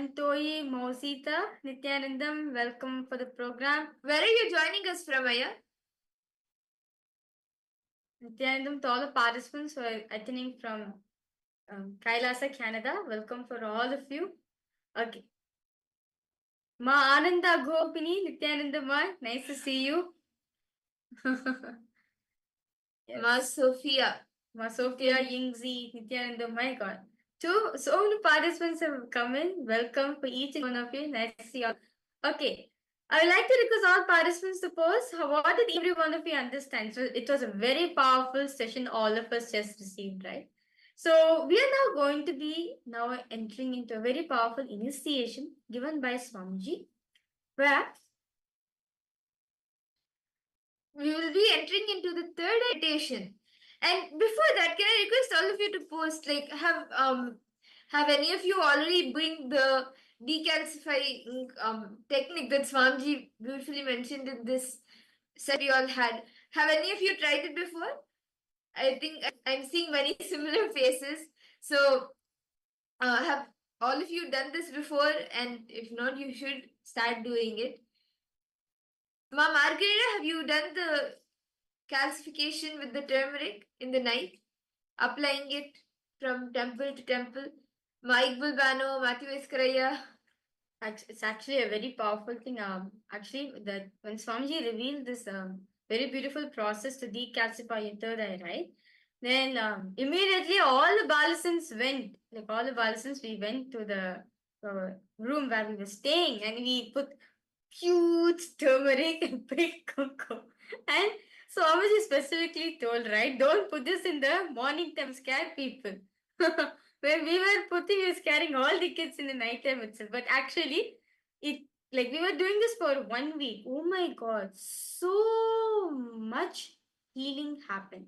Literally, you can feel that kumkum will suck. Literally, the kumkum will suck all the toxins which is there in the third eye region. See, the only thing which is blocking your third eye is the fluoride, right? Now, when you decalcify the third eye with with kumkum and turmeric, it sucks out everything. You'll feel fresh so much. Okay, Vamadevi, of course, eating turmeric rice can. Yes, Vamadevi, yes, you can take turmeric rice, but it needs to be cooked properly. Means like it should be cooked nice spices and everything, and we can take. But the decalcification technique that Swamiji has given is to apply the turmeric in the night from temple to temple and the kumkum in the center on the third eye region. And Rahul Kanai posted a click that is very beautiful, Aya, that you wanted to work on AI and Swamiji gave you literally the solution. See, actually, You were saying, okay, Ma, I was thinking of doing some work related to AI, and Swamiji shared about AI. Swamiji telling Shakti is pure will and it is not mysticism and occult. And I was running after occult since few days, and very beautiful definition of ego and arrogance. Wow. See, actually, Aya, and for all the participants here, if you are here today, if you got to know about the Paramashivoham program, and if you are here, then it is Swamiji's blessings upon you. He has manifested himself for you to have breakthrough. So Rahul Kannaya, if you have received answers for your questions, just know it is all Swamiji's blessings and Paramashivoham is for you. So yes, actually, yes, Swamiji very beautifully revealed how AI is going to take over everything. Like within the next 3 years, like Swamiji revealed the recent Nithyananda Purnima Satsang Swamiji revealed, and not just even Guru Purnima Satsang also Swamiji revealed, how AI is going to take over everything within the next 3 years. Like when let's say before before COVID hit, right? Like not using Zoom technology was like a trend. But when COVID hit, right? Everyone was forced to go to internet. Everyone was forced to go enter into internet, right? The same way, within the next 3 years, AI is going to take over everything, including jobs, take over every single thing. What is going to happen next then? Literally, Swamiji said, humanity is literally going to fall into depression. The only way to save yourself from this, the only way you can save yourself is by equipping yourself with so much of consciousness truths, only the powerful cognition, the Charya Pada, only with the conscious based lifestyle, you can save yourself from all this. That's actually a good thing, as Swamiji shared. Using AI, you can be much more productive. Like in KAILASA, everything is AI based, literally. Whether the management system, inventory system, or everything is AI based. In life is actually so easy. We actually can become more productive. And if there are any blind spots, AI can actually help you in finding it out. It's actually, you can go ahead and maybe you can think of a work doing in AI. It will actually help you a lot. Who knows? You find a job, such a job like that. You can also attend a program. At the same time, you can do your job also. You can manifest anything you want in your life. Okay. Yes, so now shall we all enter into the next session where Swamiji will bring us through the third eye meditation. This is a very powerful meditation for the third eye. I request all of you to please settle down. And as Swami guides us through the process, you can follow. Let us all enter into the session.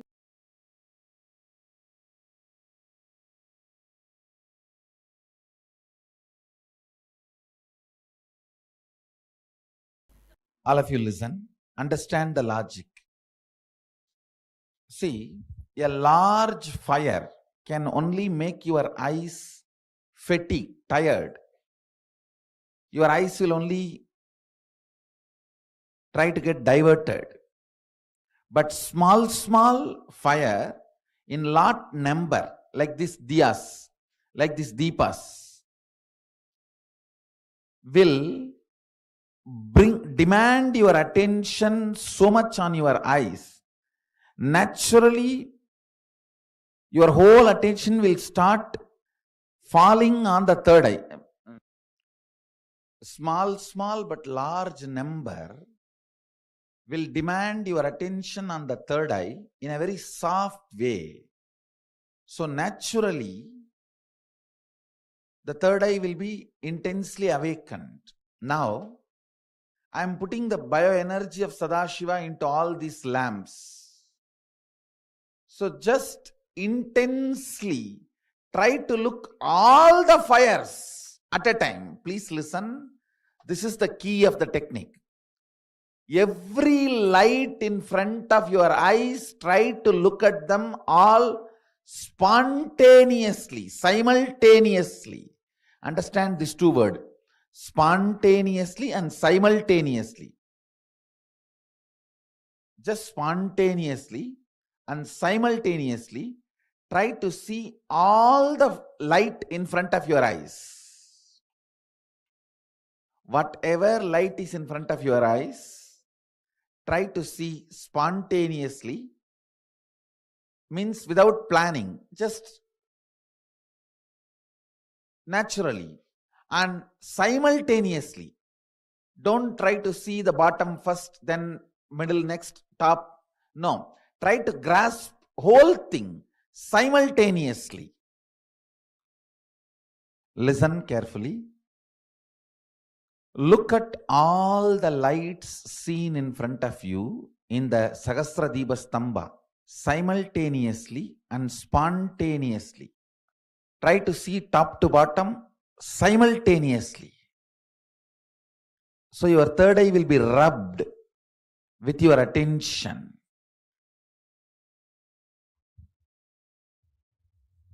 Shiva. Shiva. Sadashivoham.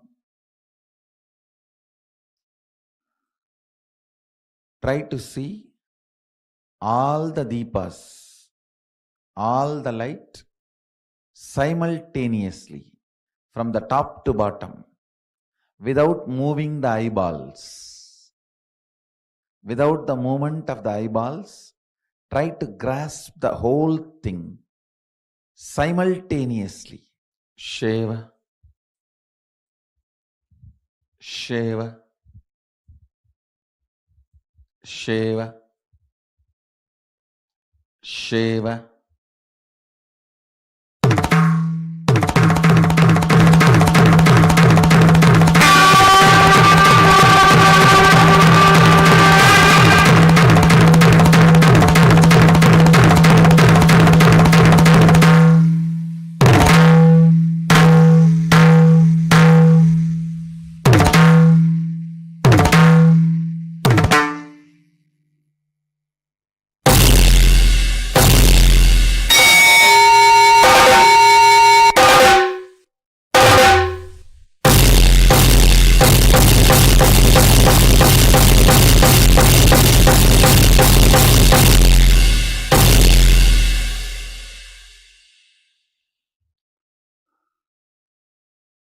Shiva, Shiva, Shiva, Shiva, Shiva, Shiva, Shiva, Shiva.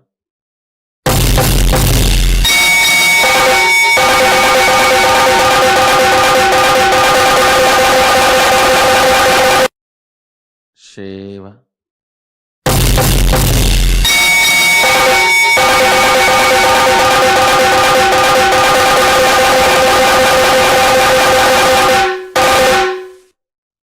Anya, Shambhavi, Bala, Tripura Bhairavi, Adi Shakti, Jyoti Rupini, wake up on the third eye.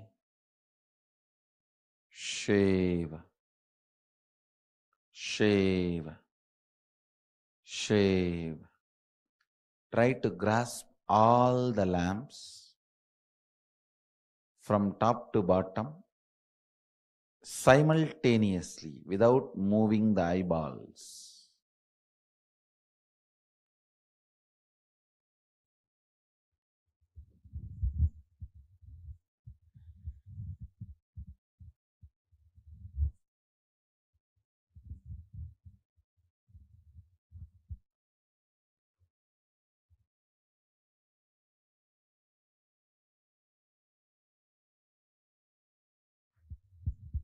Shiva Tvamasi, Shiva,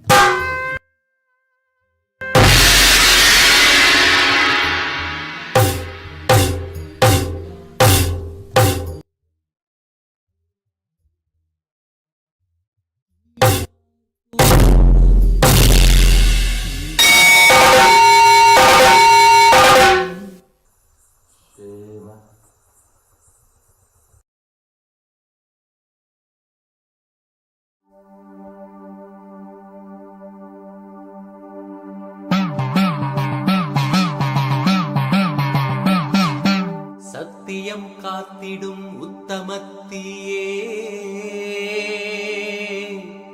சத்குருவாய் வந்த நித்திய தாயே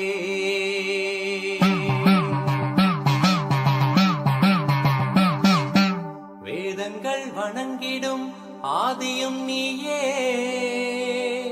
ஜோதிமலையிலே அவதரித்தாயே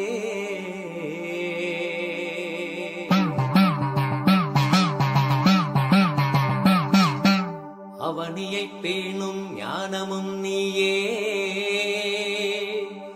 அக்னி வடிவிலே அருள் புரிந்தாயே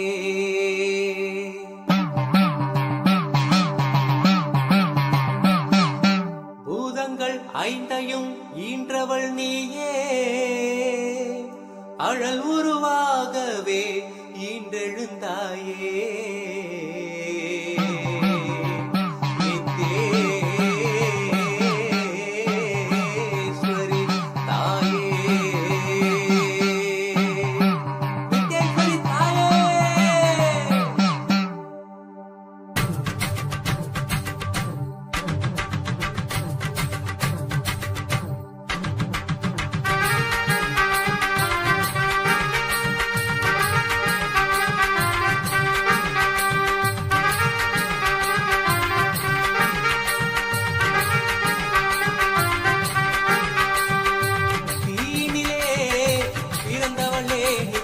ஆனந்தத்தியே நித்யானந்தேஸ்வரி தீனிலே பிறந்தவளே நித்ய ஆனந்தத்தியே நித்யானந்தேஸ்வரி கர்மங்களை கொன்றிட வந்தாய் நித்யானந்த தர்ம மண்ணில் வென்றிட வந்தாய்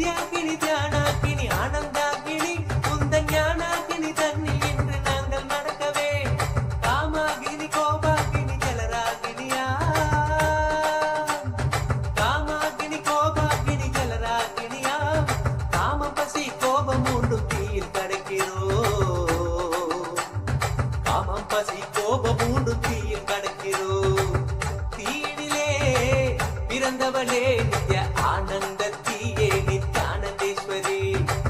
தீயினிலே பிறந்தவளே நித்ய ஆனந்தத்தியே நித்யானந்தேஸ்வரி. நித்யானந்தத்தியே நித்யானந்தேஸ்வரி. நித்யானந்தத்தியே நித்யானந்தேஸ்வரி.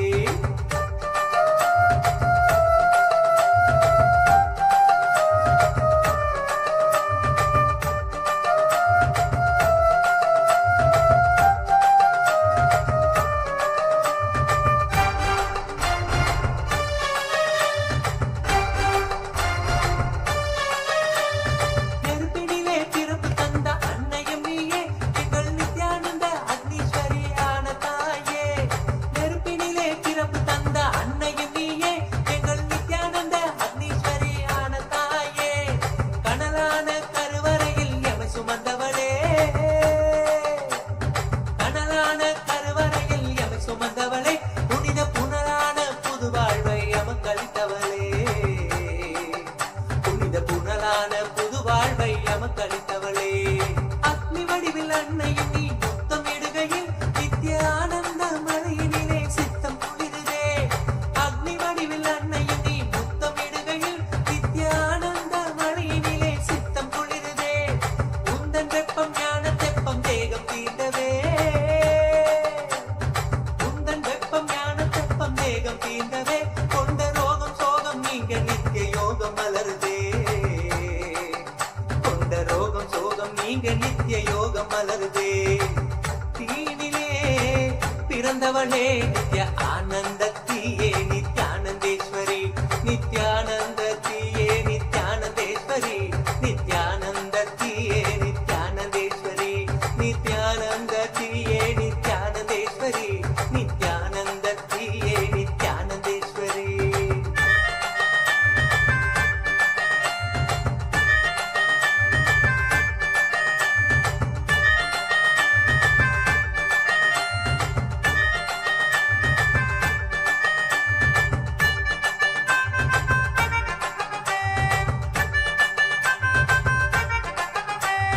மெய் கற்பை அருள் புரிந்த கற்பகமும் நீ, இந்த மெய் கொண்ட மாசழித்த அற்புதமும் நீ.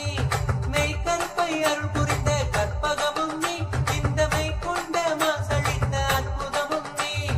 உக்குழியாம் திருவடியில் பொய்மை நீங்குது, உக்குழியாம் திருவடியில் பொய்மை நீங்குது. இந்த மெய் கடந்த பக்தியினால் மெய்மை ஓங்குது, இந்த மெய் கடந்த பக்தியினால் மெய்மை ஓங்குது. செந்தழலொரு கடந்திட நின் எழிலொரு அடைந்தே, செங்கடலினை கழுவிடமோ உலகினை கடந்தோ. செந்தழலொரு கடந்திட நின் எழிலொரு அடைந்தே, செங்கடலினை கழுவிடமோ உலகினை கடந்தோ. தூயவளே உன்னருளால் மறுபடி பிறந்தோ, தூயவளே உன்னருளால் மறுபடி பிறந்தோ. தீயனவே திகழ்ந்தருளும் தாயுனை பணிந்தோ, நித்தீஸ்வரி தாயுனை பணிந்தோ, நித்தீஸ்வரி தாயுனை பணிந்தோ. தீனிலே பிறந்தவளே நித்ய ஆனந்தத்தியே நித்யானந்தேஸ்வரி. தீனிலே பிறந்தவளே நித்ய ஆனந்தத்தியே நித்யானந்தேஸ்வரி. நித்யானந்தத்தியே நித்யானந்தேஸ்வரி. நித்யானந்தத்தியே நித்யானந்தேஸ்வரி. நித்யானந்தத்தியே நித்யானந்தேஸ்வரி. நித்யானந்தத்தியே நித்யானந்தேஸ்வரி. நித்யானந்தத்தியே நித்யானந்தேஸ்வரி. நித்யானந்தத்தியே நித்யானந்தேஸ்வரி.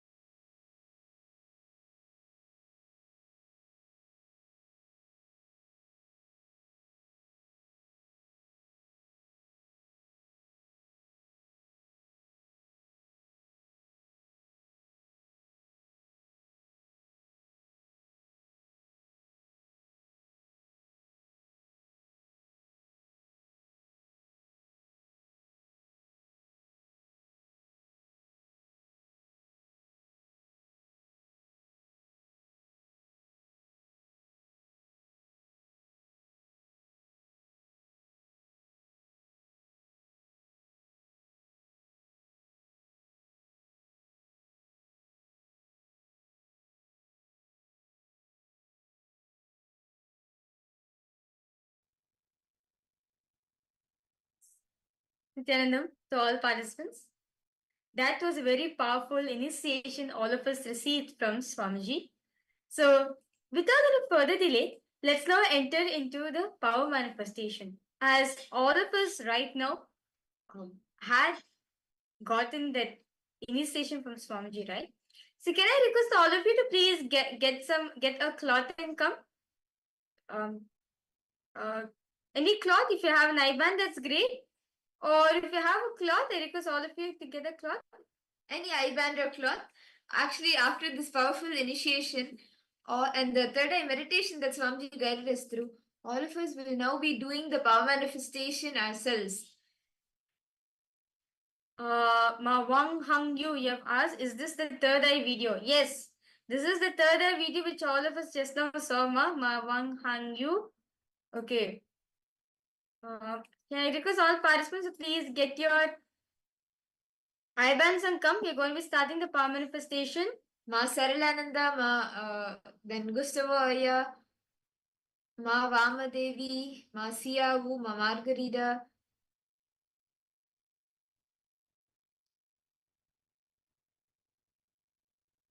Okay, I see Ma Ananda Gorin is ready.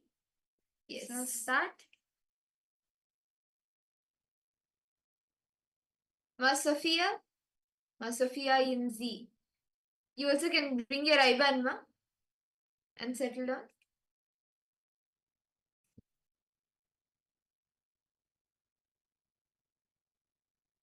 So what we will be doing in this round is all the participants with your eyes closed, you will be identifying colors. See, there are multiple levels. And first you see colors, shapes, words, and then you start seeing sentences, paragraphs, and then you start seeing everything around you just as it is. So let's start with manifesting the power of third eye by seeing the colors that we project to you. So we will be projecting to you a few colors, and you will be connecting to Swamiji from the pure space of oneness. You will, by chanting the Mahavakya, which is literally like the key to connect in oneness with Swamiji. You will be connecting to Swamiji, and whatever color Swamiji shows you, you will be verbalizing that and revealing that. Whatever Swamiji reveals you, you will be telling that. See, don't bring any guesses or self-doubt or anything. Don't have any doubt. Whatever he shows, just tell that. So we will now be projecting a color for all of you. And you can start seeing, just chant the Mahavakya intensely, start seeing through your third eye, what is the color being projected. Okay. Can I request all participants now? Okay. Let us all start connecting to Swamiji. Intensely start chanting the Mahavakya. Om Nithyananda Paramashivoham. Om Nithyananda Paramashivoham. Om Nithyananda Paramashivoham.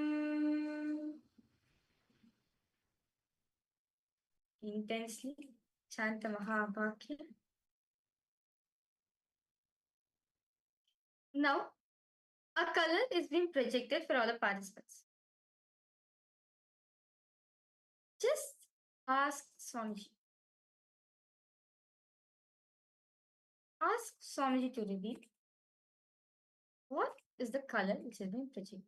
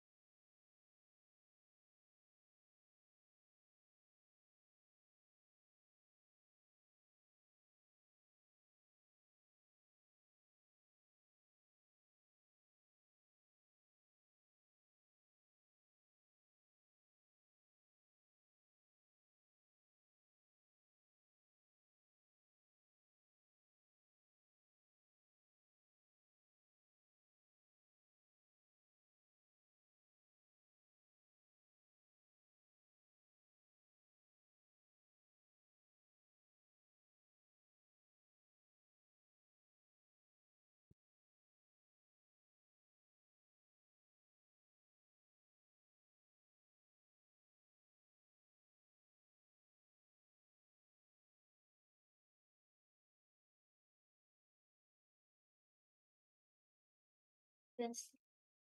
Antamahavakya.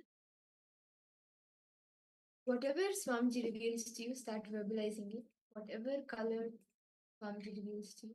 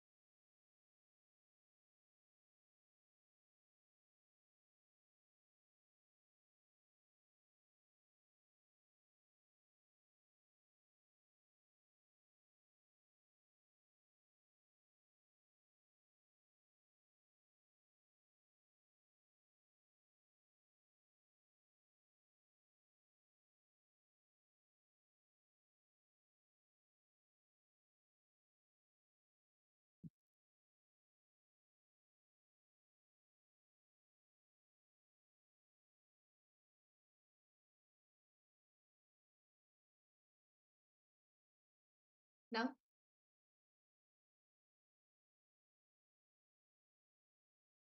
I request all the participants to please relax. You can slowly open your eyes and you can share in the chat what was the color you were able to see. What was the color that Swamiji revealed to all of you? Can I request all of you to post? All the participants? Rahul Kannaya, Matthew Eskaraya, Ma Siyahu,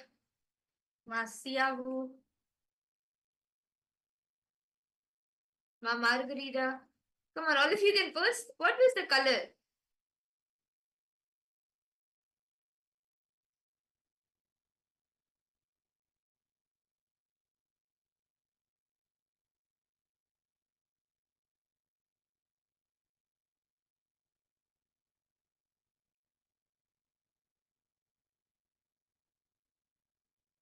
Okay, not one color, white, sky blue, purple. Okay, Rahul Kanaya has posted. Then KAILASA Toronto, brown and yellow.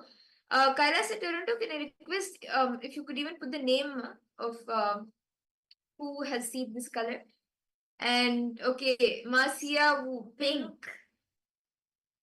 Gold. Ma Saralananda, okay. Ma Linga, how about you, Ma?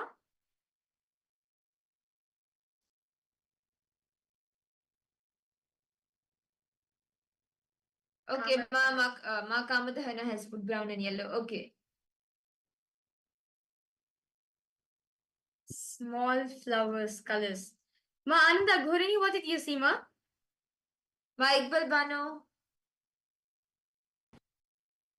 Ma Margarita. What did each of you see? Ma Sophia. Ma Sophia Yinzi.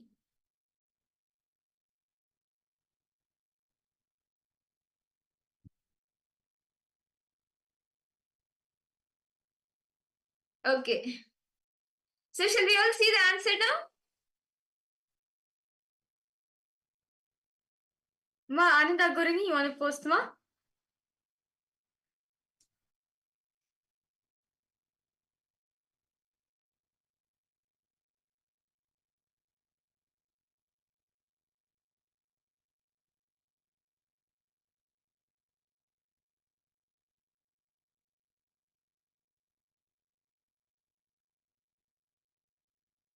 Okay. Yes. So, Abdullah, okay, so all the participants in KAILASA Toronto, Abdullaya, Ma Prabha, Purushottamaya, and Mahendraya, and Ma Kamadhana. Okay. Okay, that's nice. Yes. So now shall we see the answer? What was the color that was being projected? Okay, Ma Ananda Gorini have posted yellow, purple, square, right angle, long column, triangle. Okay, that's nice. So let's verify the answer. So the color which we are projecting for all the participants is gold. So you can see this is the color over here. The color is gold. Ma Saralananda, you were spot on. And Ma Ananda Ghorini, Ma Ananda Aghora Rupini. Yes, you're also right. You're able to see yellow. That's nice. And you're seeing like a square rectangle that actually, like the entire screen is that shape. That's nice. Rahul Kanaya, actually, you are actually seeing the color. I just request you, just intensely connect this, Swamiji.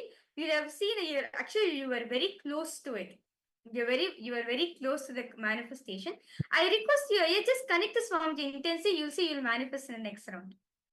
Okay. So shall we all do another round of third eye? I request all the participants to please put your eye band on. You can tie your eyes.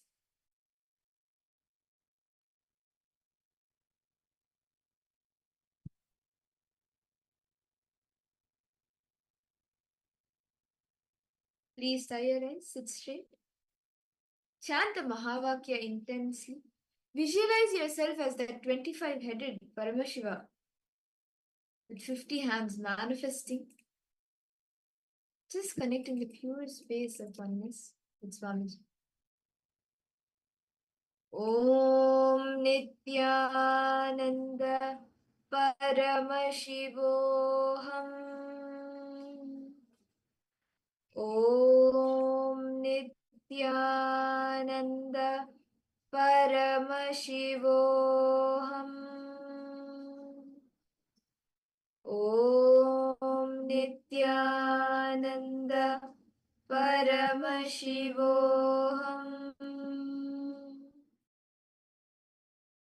We are projecting a color for all of you. I request all of you, the participants, to please start seeing now whatever color Swamiji reveals to you. Start verbalizing that.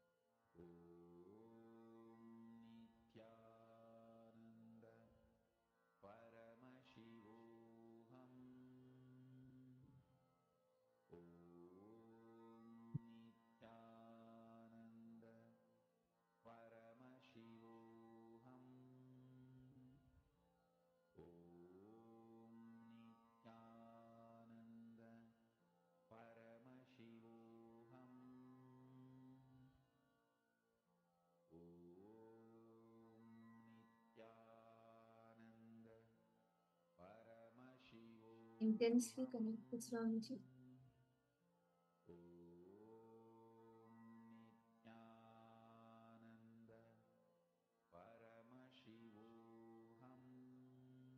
Not create any thought.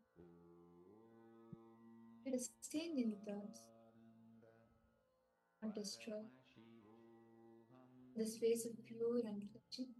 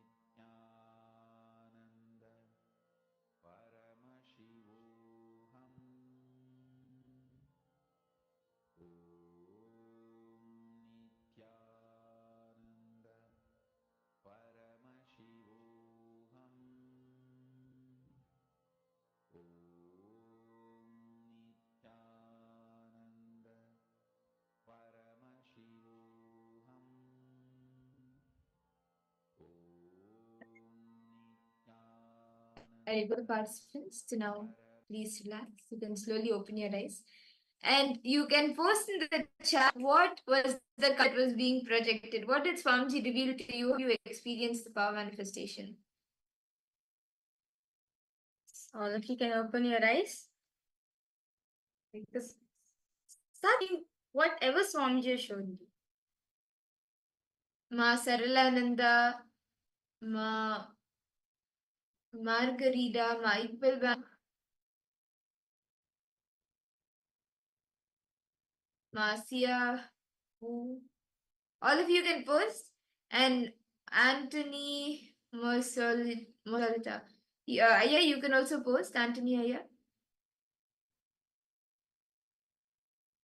Yes, Gustav Aldofaya request you two to what we're able to see. Okay. Ma Andagorini. Yes, smiling so Ma much. Kamadahana, white, some pink, purple, and violet. Violet. Okay. Ma Ananda Aghora, sorry. Ma Ananda Aghora Rupini, you have posted green circular points of light, red and brown. Okay. Ma Siabu, how about you, Ma? Siabu, Ma Mahakananda, I request you to post green and purple. How about you, Rahul Kanaya? Gustavo Aldofo, I request you to post what you see. Mashri Masarlananda.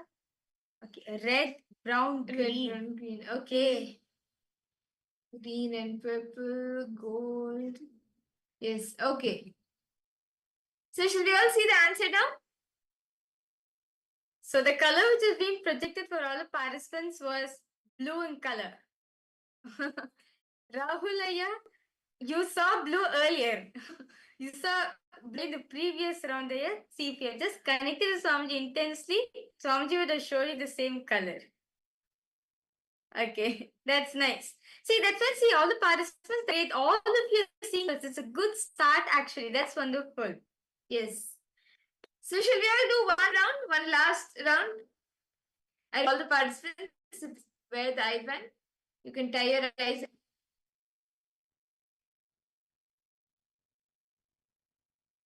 Swamiji intense. See, don't guess anything. Don't think, okay, this color is done, maybe the next be this. No. Just whatever swams you without guessing, without any filters, just reveal it. So we'll now be projecting the image, the color for all of you. Please tie your eyes. Just intensely chant the Mahavakya. Chanting the Mahavakya should be louder than your mind. Your mind keeps telling you, no, it is this color, it is this color, it can't be this color. Chant the Mahavakya more intensely. Tell your mind how big Swamiji is, not your mind not Swamiji, how big your mind is. So let's chant the Mahavakya, and we are now projecting the next color for all of you.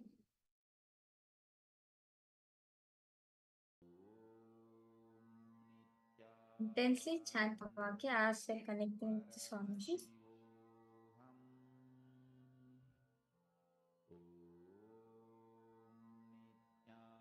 Nithyananda Paramashivoham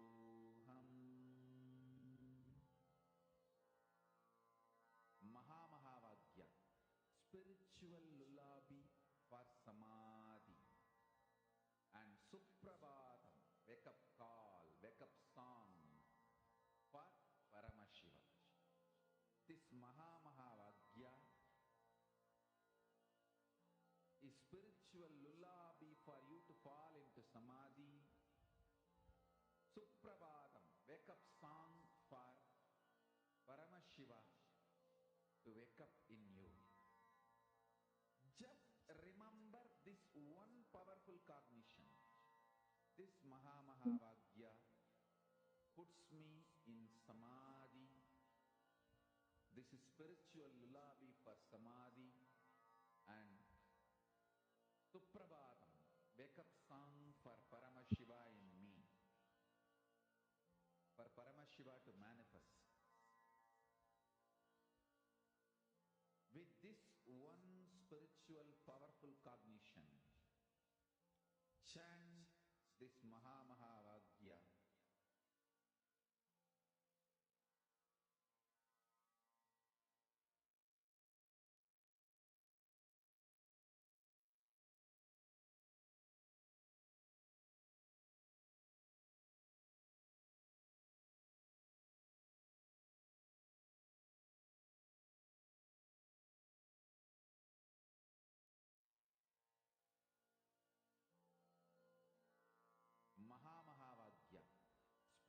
spiritual lullaby for samadhi, and Suprabhatam, wake up call, wake up song for Paramashiva, for Paramashiva to manifest.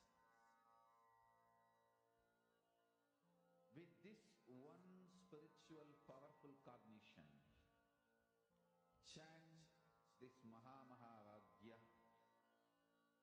Om Nithyananda Paramashivoham. Om Nithyananda Paramashivoham. Om Nithyananda Paramashivoham.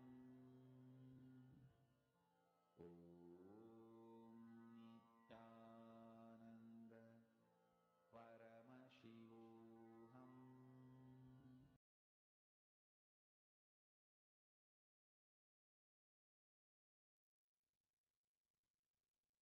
Yes. I request all the participants to now please relax. You can open your eyes. Post in the chat what did Swamiji do to you. Okay, Mark, that is your post is gold in YouTube. Posted gold in YouTube. And I think we missed the message in maybe the first and second round. But the first round was gold. That's nice, Ma Gabriel. That's wonderful. Okay. Ma Gabriel Harris, I request you to post. Ma, what did Swamiji show you now in this round? In the third round, what did Swami show you? What color did you see? And Rahul Kannaya and Anthony Ayya. Okay, charcoal. Ayya, what did you see, Ayya? Kailasa Toronto, could you please post the name who has seen charcoal? And okay, Ma Sia was posted green and that's from the previous round. Ma Sia, would you like to post? Yeah, Ma Ananda Ghora Rupini posted purple rectangle. Okay. Ma Kylie Wong, Ma Iqbal Khan, Ma Margarita, Ma Sharmain. Linga, Nithyananda, I request you to post more. What did Sonja show? Okay, yellow and brown. Okay. How about the participants returning from Kailasa, Toronto? I request all of you to post. Which color did Swamiji reveal to you in the third eye? See, each of you can post whatever Swamiji showed you. I see quite a few there in Toronto. Nithyanandam. Okay. So, shall we all see the answer now?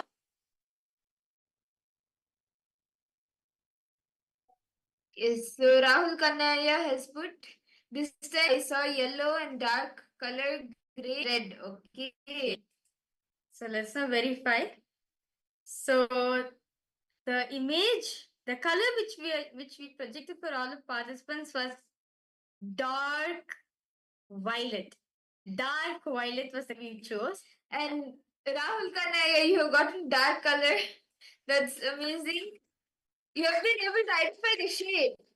And Ma Ananda Ghora Rupini, you have got spot on, Ma. It was purple. Yes. Yes. Okay. Okay. So that was a very beautiful power manifestation. All of us. So the next, see, every manifestation that happens is celebrated. However, whichever form Swamiji manifests in you, celebrate it, and you start manifesting more. So yes, shall we all enter into the next round? The next is actually going to be a very beautiful session. How you're going to be understanding how to manifest anything you want in your life. This session is going to be how to approach to manifest the best of the cause. We want to manifest our reality, right? But Swamiji says, manifest the best of the cosmos to manifest your reality. session, Swamiji is going to speak about the Nada Bindu Kala. How to manifest best of the cosmos to manifest your end. So let us now enter in this beautiful revelation by Swamiji on this topic.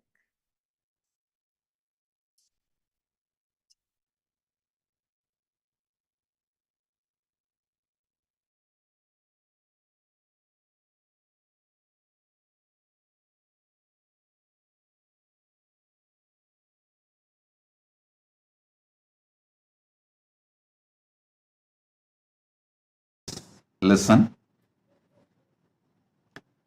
Cosmos is made up of three core material. Nada, Bindu, Kala. Of course, there is unmanifest, avyakta, behind this Nada, Bindu, Kala.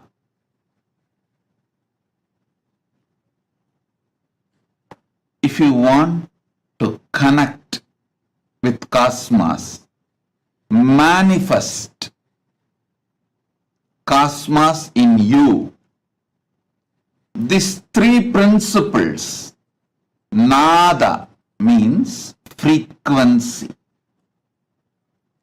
Bindu means visualization, Kala means vibration. Listen. I'm giving you rough translation in English so you can start connecting with it. Nada means frequency. Bindu means visualization. Kala means vibration. Listen. Listen carefully. Think of the universe as Nada Bindu Kala. Think you can connect with the universe through Nada Bindu Kala. Nada means frequency. Bindu means visualization. Kala means vibration. You just need understanding about these three. You can connect with cosmos. You can manifest the best things of the cosmos. Not just health. Listen, if you think in a small scale within your small brain, you will think health is the best. But if you connect with cosmos, you will understand not just health, eternal life. Eternal life is the best thing. Even your understanding about what is the best you can achieve will get matured. When you understand about Nada, Bindu, Kala,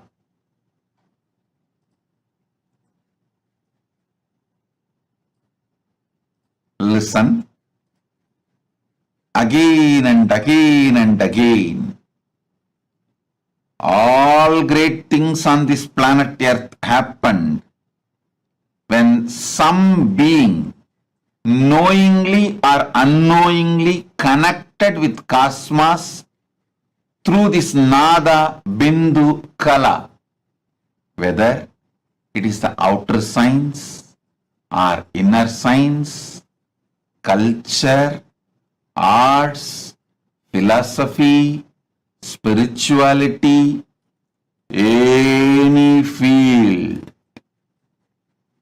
The great breakthroughs happen when human beings knowingly or unknowingly connected with cosmos through Nada, Bindu, Kala. Frequency, vibration, frequency, visualization and vibration.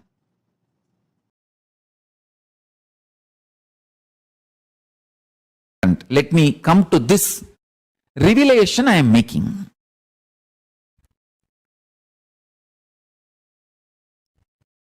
In unclutched space, the principle of sound is intelligent enough to manifest its existential visualization. For example, go, go, go.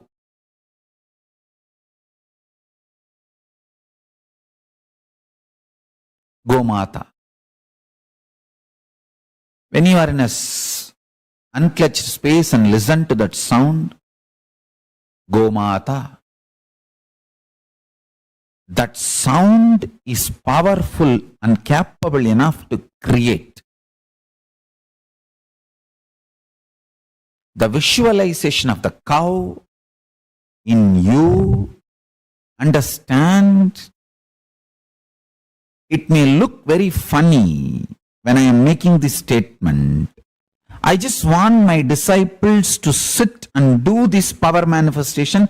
Now let's come to this subject. Nada principle.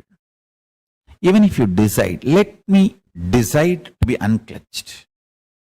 If there is a struggle, okay, let me struggle, that is okay. But I am deciding I will be unclutched. As a principle agreeing that unclutching is the ultimate state and I am going to manifest it. That is more than enough. Understand? Listen to this and try. Just try. You will see in 1 or 2 times. So much is getting revealed. And one more thing. When the word is heard, you will see inside your inner space that pada, manifest padartha, means the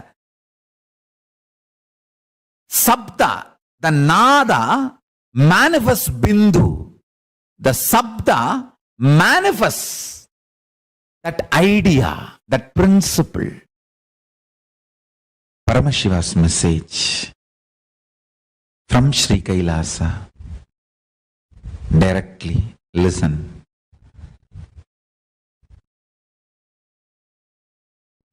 Principle of sound, Nada Tattva. Nada Tattva. Principle of sound, Nada Kala, is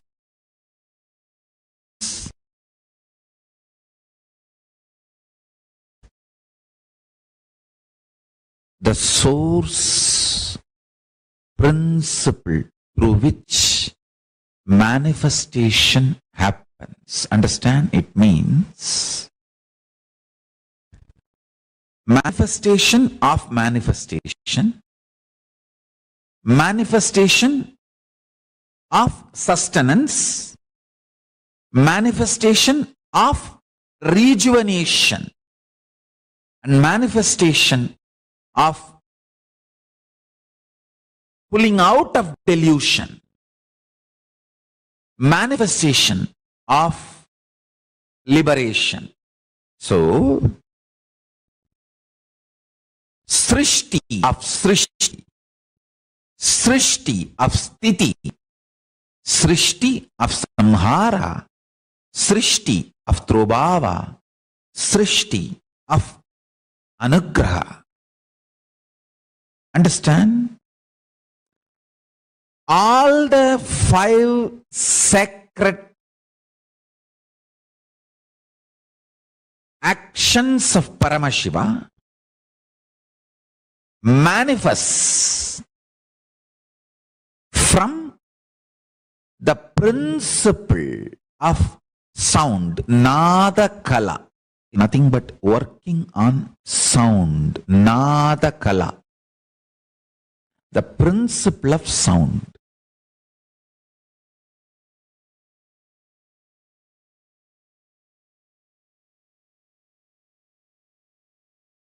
if you bring your talking into mano mauna, mana unmana, not just verbal silence, mental silence, where you are just there, an existence is there. With all this, if you just sit in manon mauna, nothing to talk, nothing to, there is nothing which they don't know. See, if you think the person in front of you doesn't know something you need to convey, you can talk.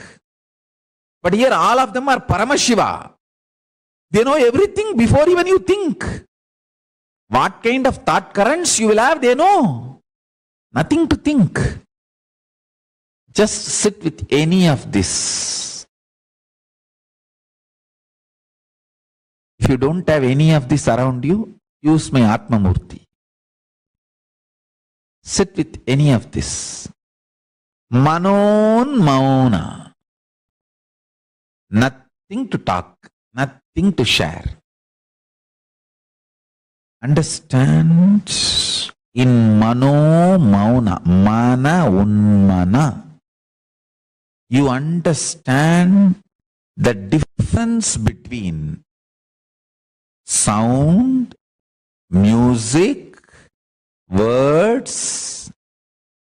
The source of all this is called Nada. Nada Kala. I tell you,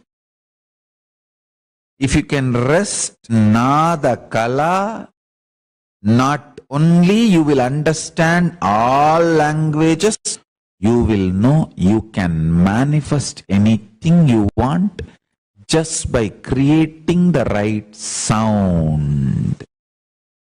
If you just connect with this Nada Kala, you can manifest anything you want. I know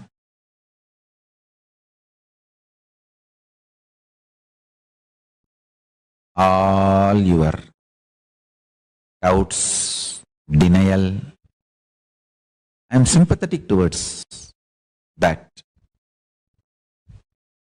But the truth is the truth is the truth is the truth.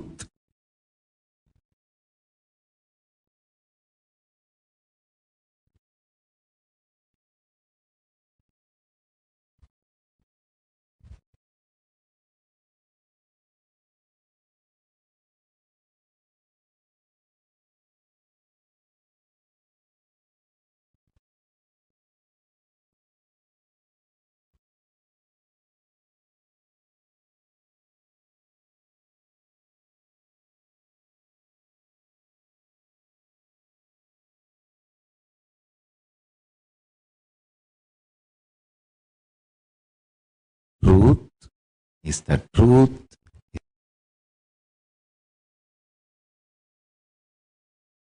is the truth is the truth.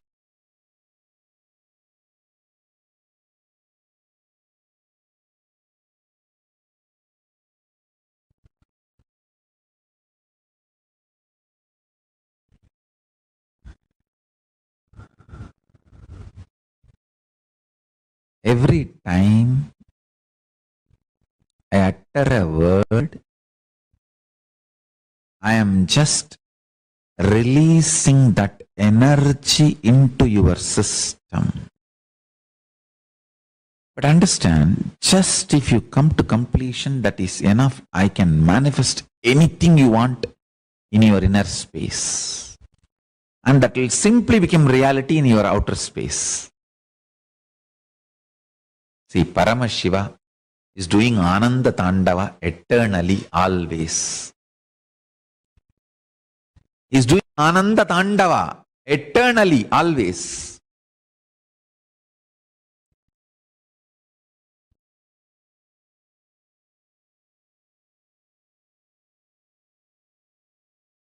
You can't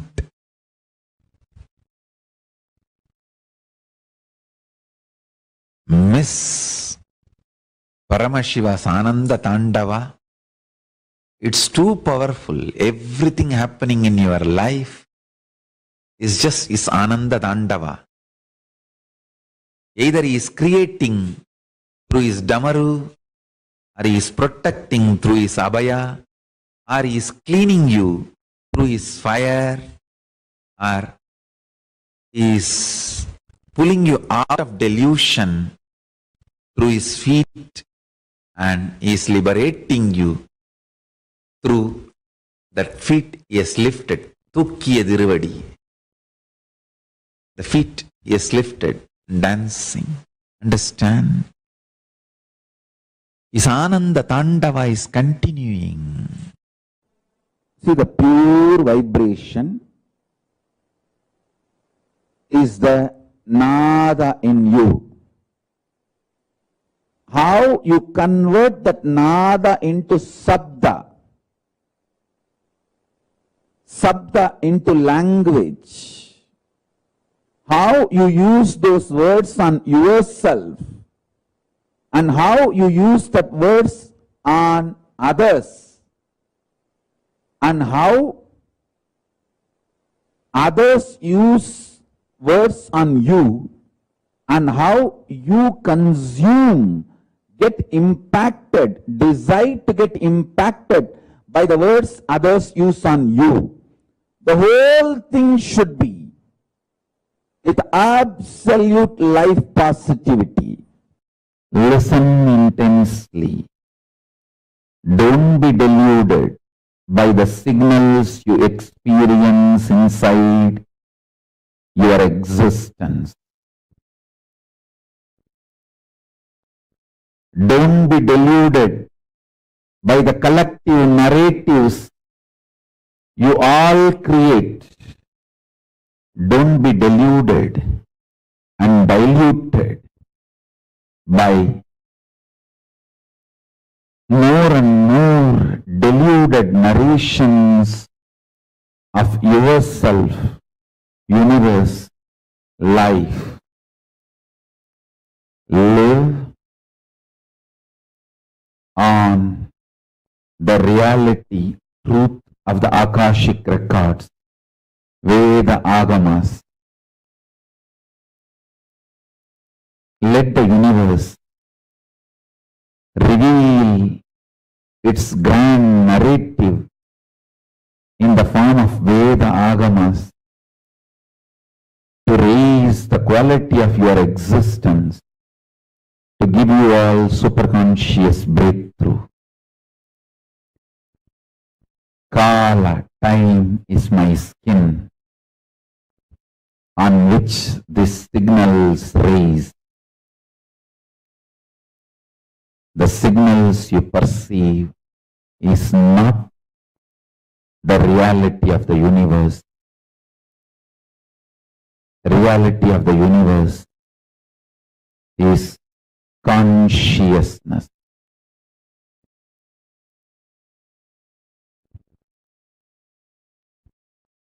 Listen to these words with Shraddha again and again and again and meditate. Do Shravana, Manana, Nidhityasana of these great truths. I'll give you all superconscious breakthrough. Shivapadam, Paramashivapadam, Paramashivapadam, Paramashivatvam, Paramashivanubhuti, Paramashiva Shakti, Paramashiva Sayujyam, Paramashivanyanam, Paramashivatvaitam.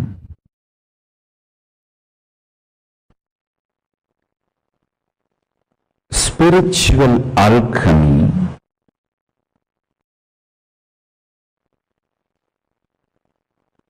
in its purest form,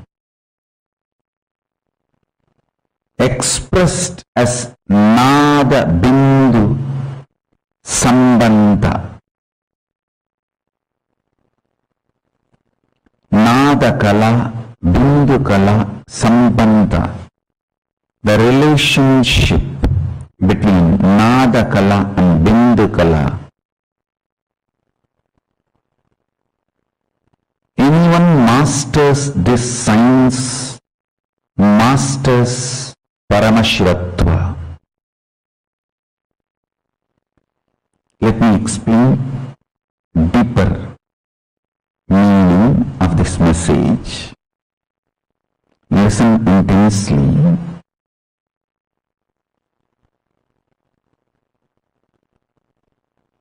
Deeply.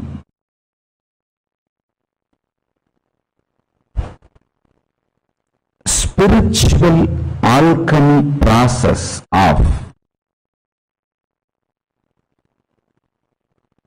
Nadakala Bindukala, understanding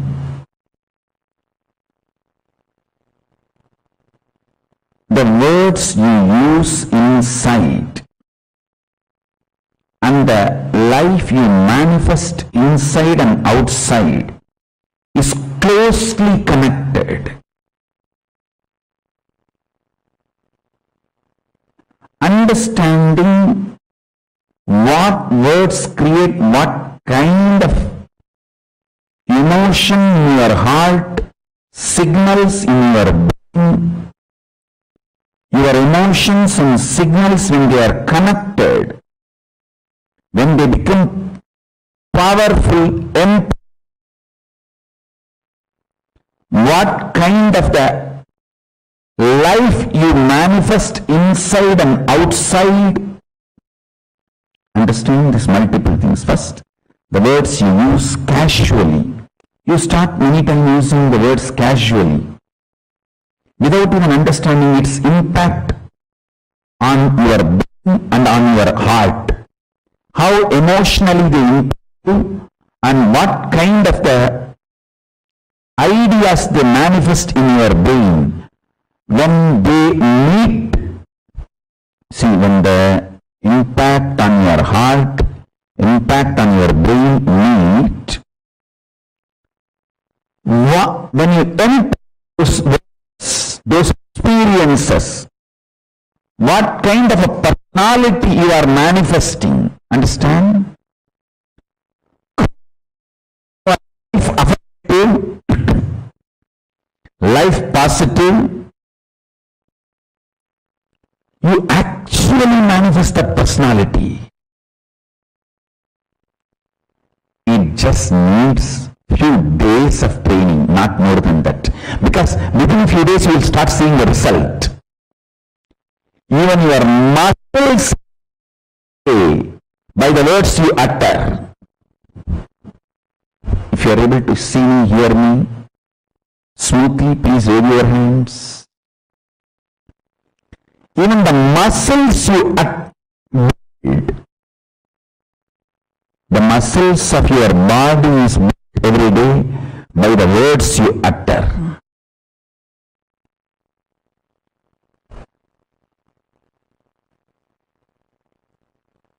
So be clear, the words you utter internally is too important. You all need to know fundamental wrong cognitions you carry inside you need to be completed and dropped. One of the fundamental wrong cognition you carry inside is love should always be natural. Love is natural. There is a difference between natural and automatic. Your body is automated only for hormonal ups and downs, means emotional infatuations and hatred. Love is natural but not automatic. Listen carefully. You expect your love to automatic. It's not. Love needs to be consciously built in you, so it will become natural expression of you. It is natural expression. Love, natural expression, but not automatic. You need to consciously build it. The other day I was talking to my sannyasis. I was telling, only the hormonal ups and downs, emotional infatuations are automatic. Unfortunately, you mistake automatic and natural as one and the same.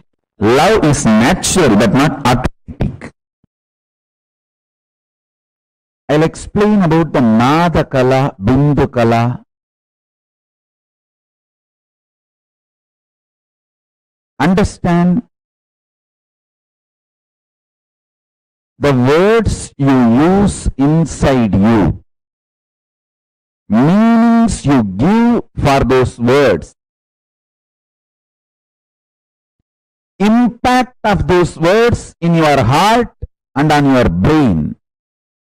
All this are very important. You need to consciously build all this. I was telling you one example. You always mistake natural as automatic. Natural is different, automatic is different. Listen to this one example. Love is natural but not automatic. Love is nature of your existence, but what you experience automatically is your hormones ups and downs. The hormonal ups and downs, that is not natural. I'll give you this example. River is naturally flowing. When you put a dam and open one small part, that part automatically flows, but that small part is not natural river. If you put a dam and a river, open one small corner, one small part, it naturally flows. See, the river naturally flows. But when you put a dam, open one small part, that small opening automatically flows, but that is not natural. Whole flow is natural. Small automated versions cannot be equated to natural. So understand, spiritual alchemy process of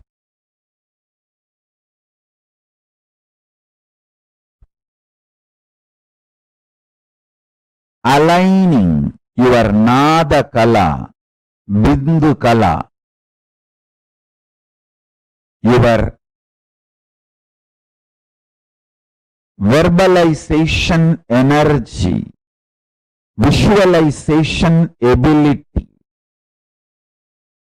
aligning them, consciously building your visualizations about yourself and life is science of manifesting Paramashiva Padam in you. The sound is responsible for what you are.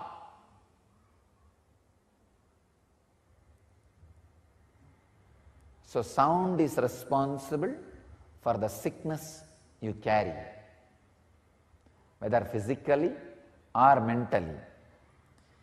If the energy field which binds the quarks is responsible for your disease and depression, if that energy field is altered, naturally the disease and depression will be cured, healed. Understand? By its very nature, quarks has no disease. It's pure consciousness. Only nada is responsible for the disease or health, depression or expression. So it is nada is responsible. You can work only on nada. You cannot work on bindu.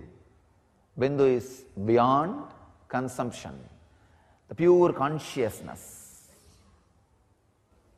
Two ways you can work on nada. One, creating the right sound and repairing the wounded nada. That is what is done through mantra. Or taking your disturbed nada structure to a being where anahata is continuously happening. In that very silence, your wounded nada structure gets healed, realigned, reorganized, restructured. One important thing, if it happens through the right sound, only the physical healing and mental healing happens. Whatever vibration sounds were created, the effect of that happens in the system. If there is a wound, if there is a sound, that sound heals the wound. The right sound does its job.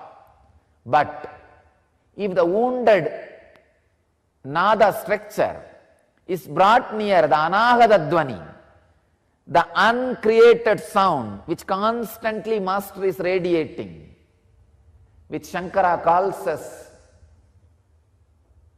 very beautifully, Chitram Vadadaror Mule Vriddha Sishya Gurur Yuvaha Gurostu Maunam Vyagyanam Sishyastu Chinna Samsayaha. The word Maunam Vyagyanam means all his expressions and discourses are in and from anahata dvani, the uncreated sound. In an expression of uncreated sound, the anahata dvani. That is what Shankara calls Maunam Vyagyanam. When your wounded nada structure goes near the anahata structure, not only your whole body and mind goes through complete restructuring and transformation, even your brain, your cognition goes through rewiring and your consciousness gets awakened. That is why the Master's presence, the intense soundless sound, the vibrant silence, the vibration of anahata dvani is considered as sarvaroha nivarani, the healing method for all possible diseases. See, this 5 completion process, completion with yourself, mirror completion, looking at the mirror and completing, samskara dahana kriya, and calling your friends, family, with whoever you have incompletions and talking to them and working and completing, completion with others. 5th, ultimate completion is completing with Paramashiva, whole existence. Sitting with Ganga, Kaveri, banyan tree of Bidadi, Indra Vimanam of Sundareshwara, Arunachala Hill, Kailasa Hill, or Gurumurti, Atmamurti. All this is completion with Paramashiva. This 5, I'll repeat. Completion with yourself means sitting and completing, digging out all the incompletion patterns and reliving, completing the root pattern. Second,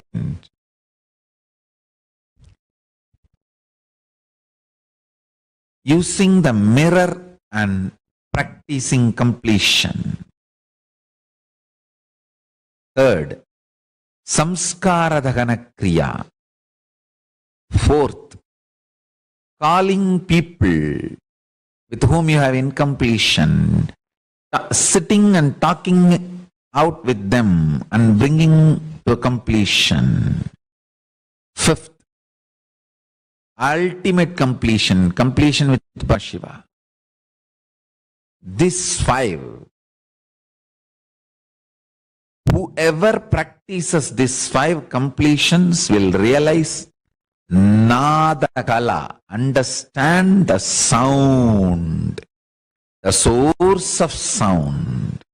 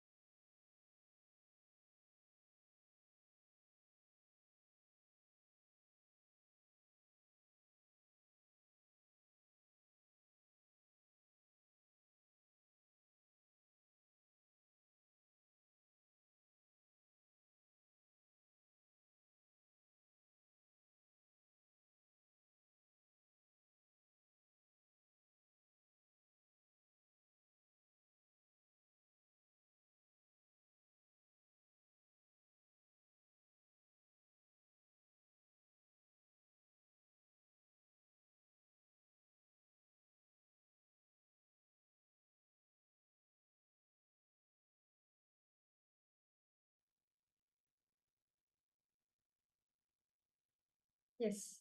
Nithyanandam, to all participants, that was a very beautiful session. Swamiji spoke about the Nada Bindu Kala on how to manifest the best of the cosmos for yourself. As Swamiji said, right? You just need to have the right frequency, the right vibration, the right visualization to manifest your reality. Just right vibrations enough.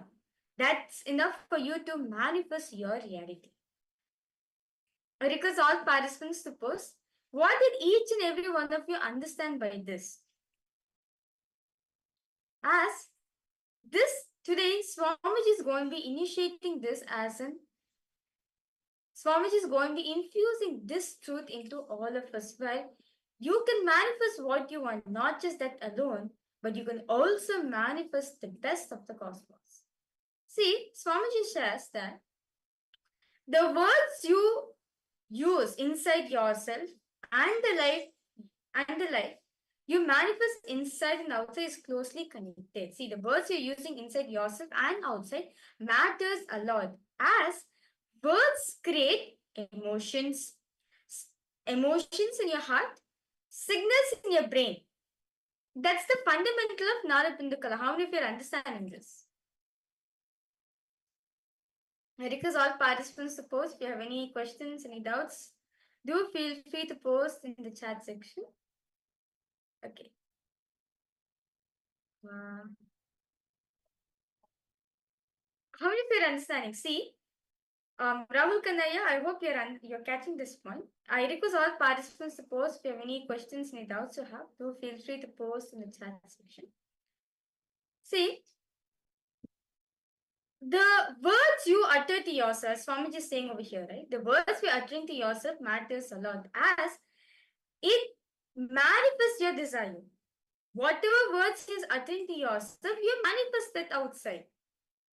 You're limiting yourself to these words only.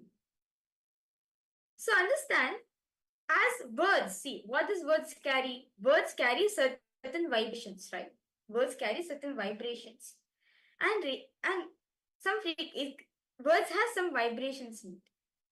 When you use certain vibrations, what happens? You create a certain visualization in you, and you radiate a different frequency.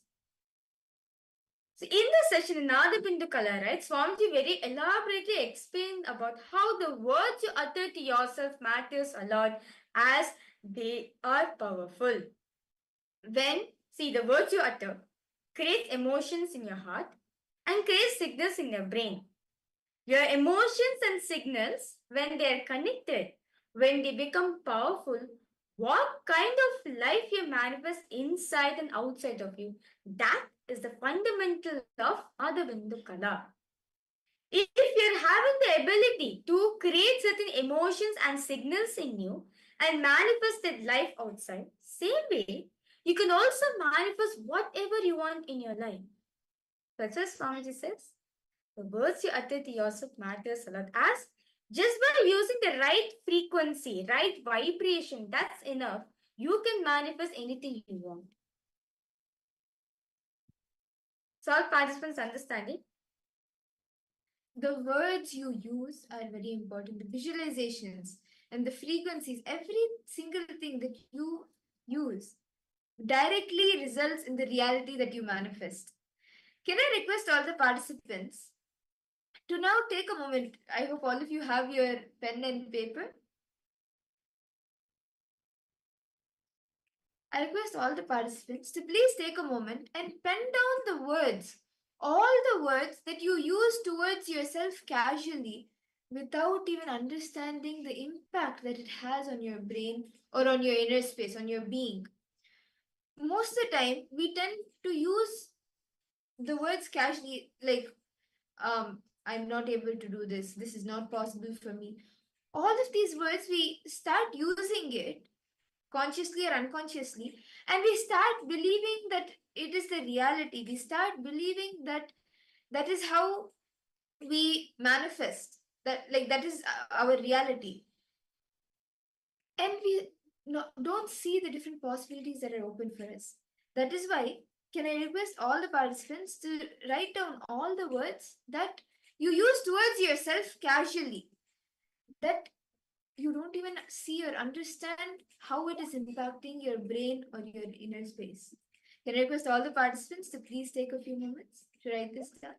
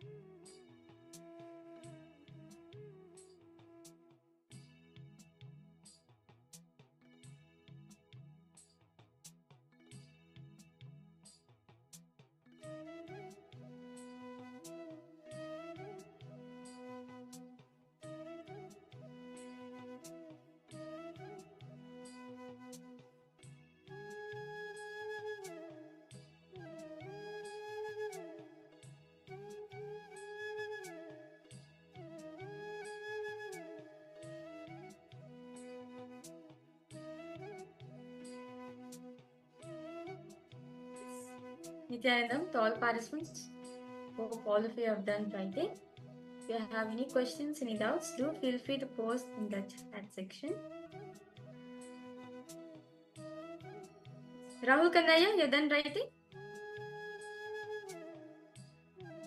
Masyahu, Ma Iqbal Banu, Ma Irene Lemos, Nithyanandam, Ma Anandeshwari, Ma Jnanapradayini, Ma Istak, Nithyanandam. I hope all of you have been able to complete writing all the different words that you use towards yourself casually without knowing the impact it has on your inner space.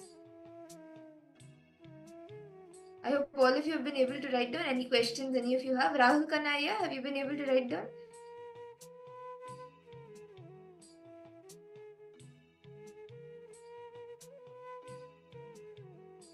Yes, okay.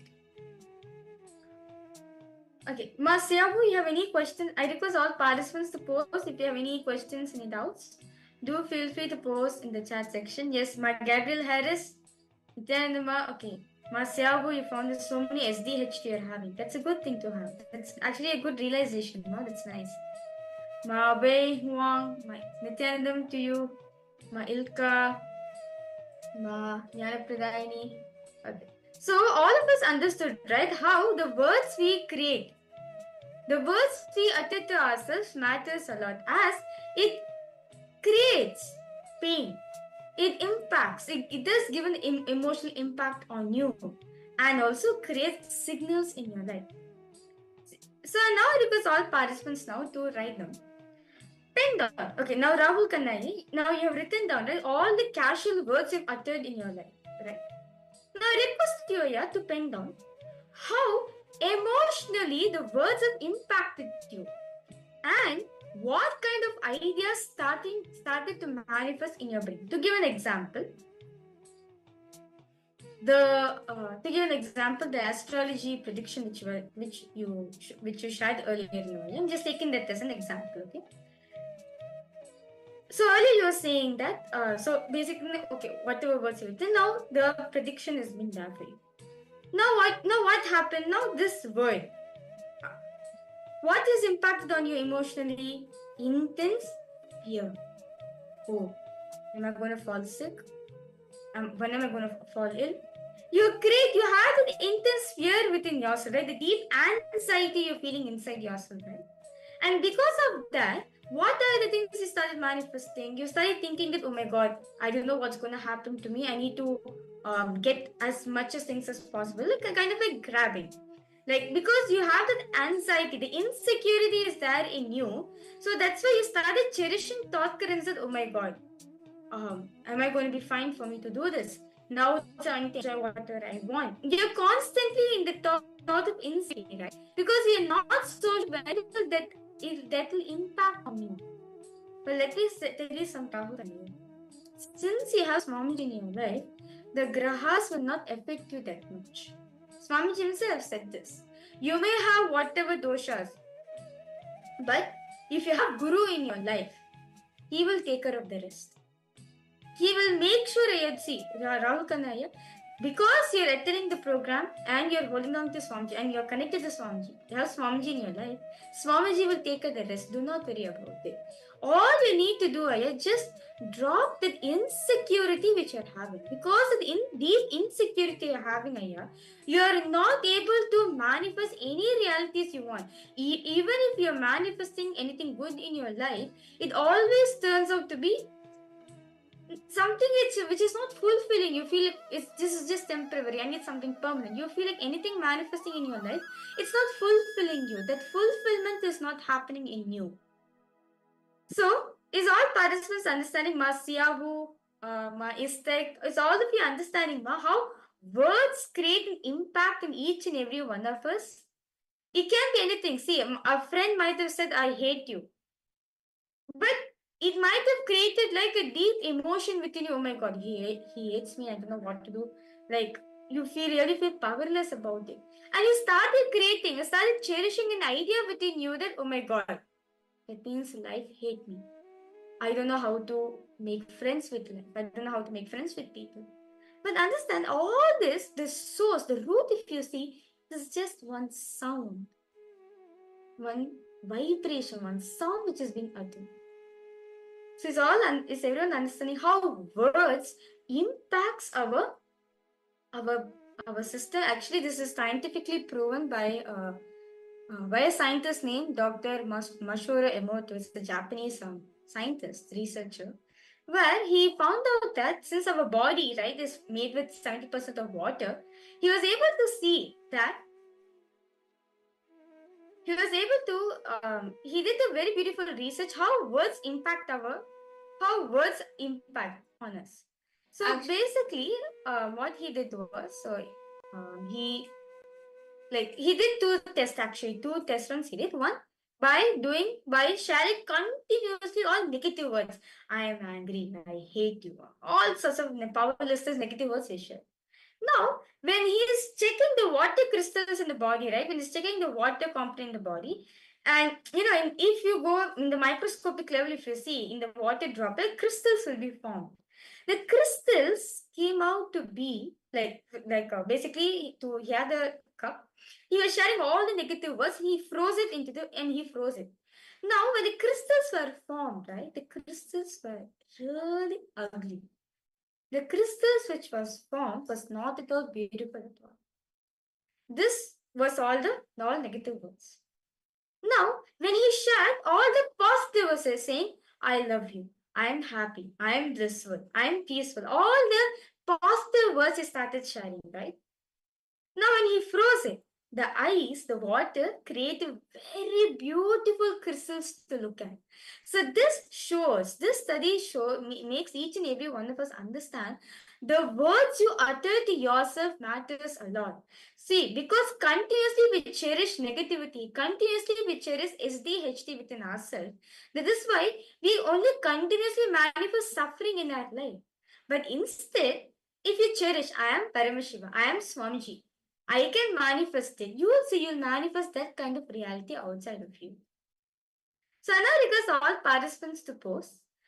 Pinda, detail Rahul Kannaya, request you to detail write this down here. How emotionally that this word has impacted you, and what kind of thought currents, ideas you started cherishing in your inner space. Please write this down.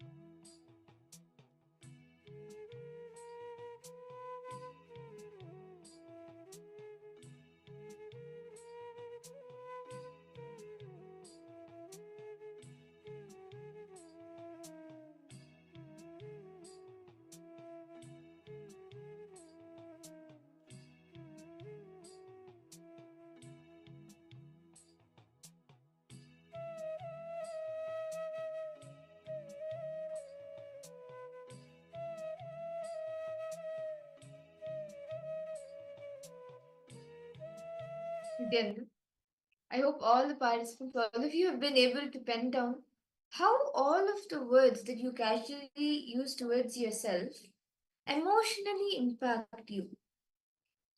I hope all of you have written it down. Do any of you have any questions, or would you like to share what you have been able to internalize and understand as you were writing? Okay. Rahul Kannaya has posed how to remove insecurity from inside ma. See, yeah, actually, Swamiji beautifully gives different completion techniques. Actually, completion is a very powerful technique. When the insecurity that you have, when you relive it, like when you look back and see when was the first time that you started feeling insecure? What was that incident that triggered that insecurity in you?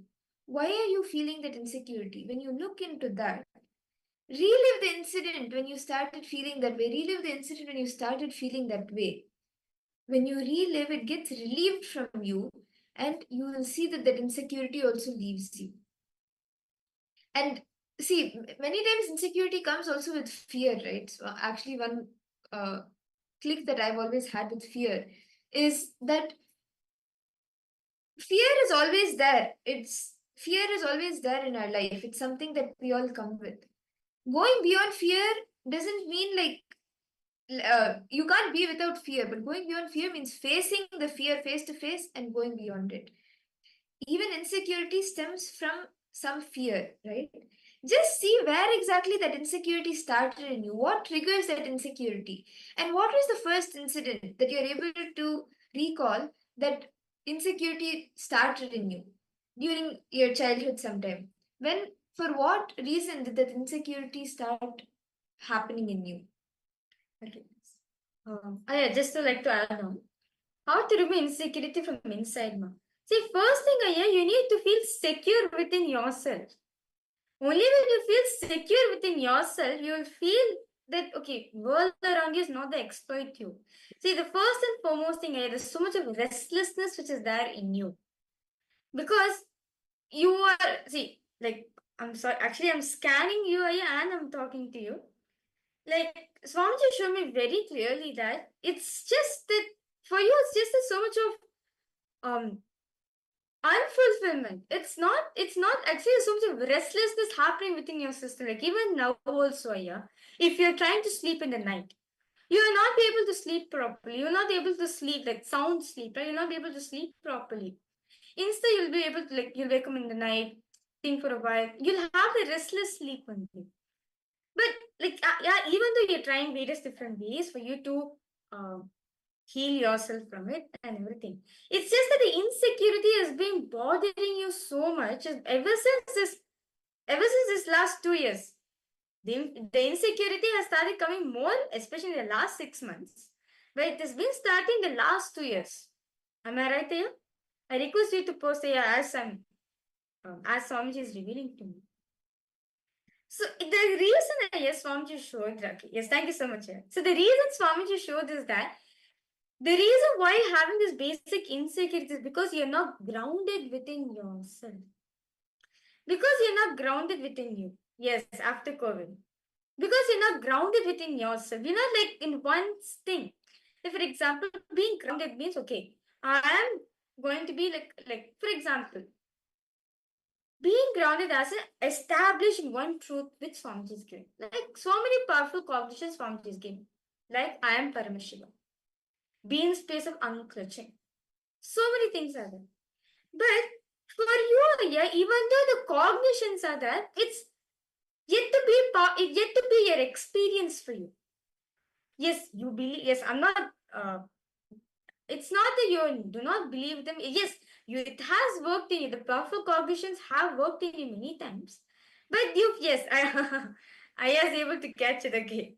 You feel that it's not just become like an experiential for you. You feel like you need to do something practical. Like you feel like only when I do something practical outside only, I will manifest things inside. But I have first and foremost, you need to understand the world around you is a manifestation, is a reflection of your inner space. If your inner space is chaotic, the space around you will be chaotic. If your inner space is in organized manner, the space around you will be in organized manner. So here, what you're doing in your life, you're pointing at life outside.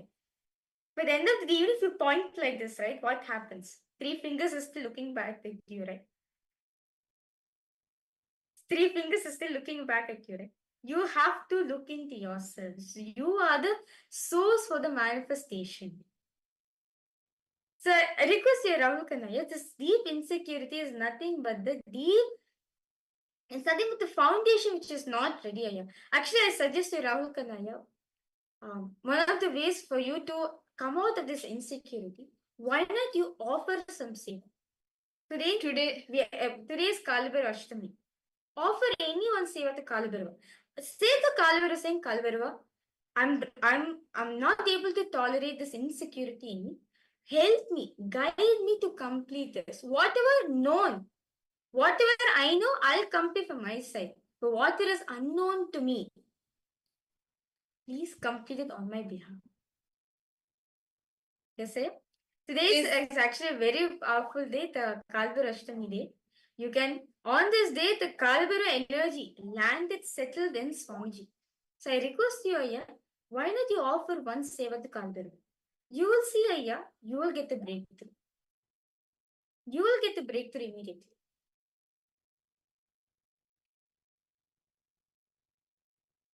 Okay. Any questions, Ayya? See, today as Kalibhara Jayanti is happening, actually today is the day Paramashiva manifested in his form as Kalibhairava to destroy the ego of Brahma, Lord Brahma, Bhagavan Brahma. Any fear that you may be going through, any insecurities you may be having, today, if like when you offer your gratitude, you just offer, surrender yourself to Kalibhairava, he will burn all the known and unknown incompletions patterns that are within you. Rahul Kanai, if you want further helps in doing the in offering of the seva, you can post in the chat section and we'll help in how to do the further steps. So the next step Swamiji is giving for all the participants, you understand, for all the viewers and participants watching us live right now. I'm just taking Rahul Kanai as an example because he shared. So I'm just taking him as an example. But like this, many things are there in our own life also, which we have manifested for us. See, Swamiji gives multiple ways how we can actually purify the verbalization, purify and complete with ourselves and with all the different patterns that we are going through. See, understand, just as we saw, the words you use towards yourself are very powerful because that is what you start believing in and you manifest it as the reality outside. So Swamiji gives multiple ways where you can actually complete with yourself, complete others and remove, break free from these patterns. One is completion with yourself. Then two is completion with the mirror. And then completion with others, completion with reliving and relieving. All of the Samskar Dahana Kriya. The Samskar Dahana Kriya is a very elaborate process that Swamiji has given where you relive everything and relieve all the pain that you have gone through. And then fourth is calling the people with whom you have incompletion, speaking with them and completing with them. And the ultimate form of completion is completion with Paramashiva. Directly just declaring completion, knowing that you are Paramashiva and completing and declaring him. Very beautifully, Paramashiva says in the Vijnana Bhairava Tantra, the 94th verse, he says, Chitta dhyanta kritir nasti mamantar bhavayet iti vikalpanam abhaveda vikalpet ujjito bhavet. He beautifully says, Paramashiva beautifully reveals in this verse that just consciously feel within the mind stuff, the chitta, the mind, of the past memories of incompletions with its activities as mind, which is the manas or the thoughts, intellect, the buddhi, and ego, the ahankara or the root patterns are not existing in me. Just that is the exact precise how the completion process works. Now, can I request all of you? We will actually be taking a few minutes now to pick up the incident when you actually started using these words, these restrictive words that or the words that you casually started using towards yourself. When did you start using those words towards yourself? Pick up that incident when you started feeling that way. Relive that entire incident in your inner space and relive to relieve. When you relive it, you relieve all the pain. And once it is completed, even if you remember the incident, even if you know, okay, the details of the incident, this happened, this happened, this happened, the pain associated with that incident will not be there. Can I request all the participants now to take a few moments to do this reliving and take the words that you have written, all the words that you use casually towards yourself, and you are without knowing how it affects you and how it actually emotionally affects you. Those words, when was the first time you started using it? When was the first time you started using those words towards yourself? Pick that incident up and relive it.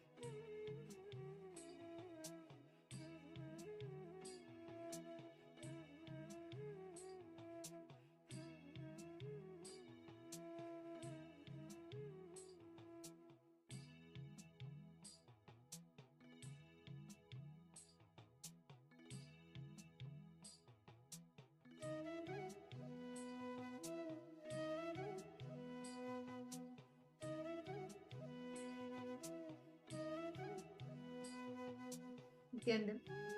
I hope all the participants, all of you have been able to pick up that incident for which you have written, like which you use towards yourself casually.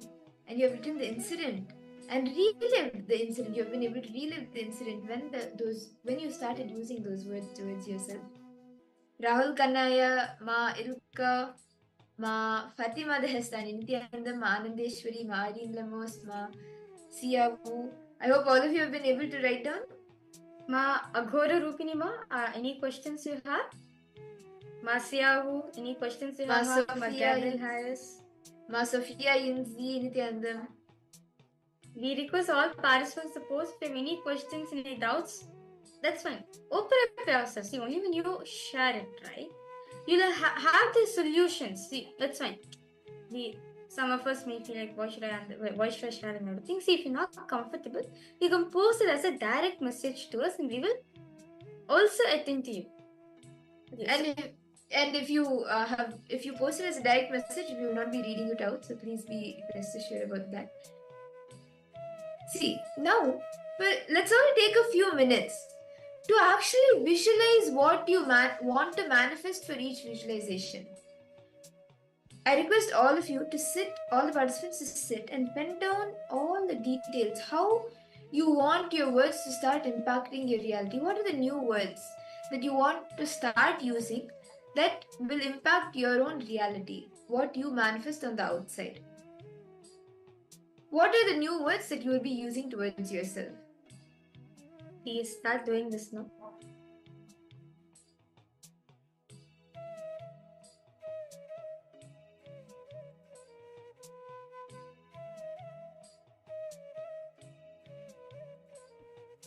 Start visualizing all the realities you want to manifest.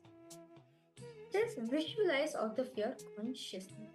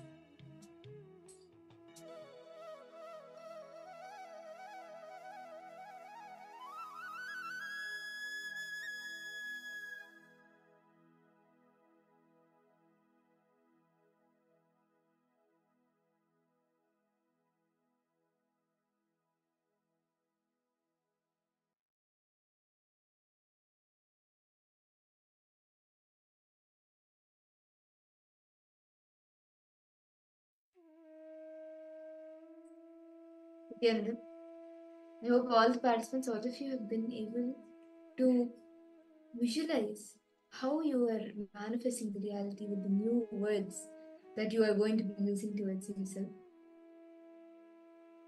Do any of you have any questions? Do you want to share any clicks that you got while doing the internalization? Anthony Aya, Rahul Khanna Aya, anyone from KAILASA, Toronto.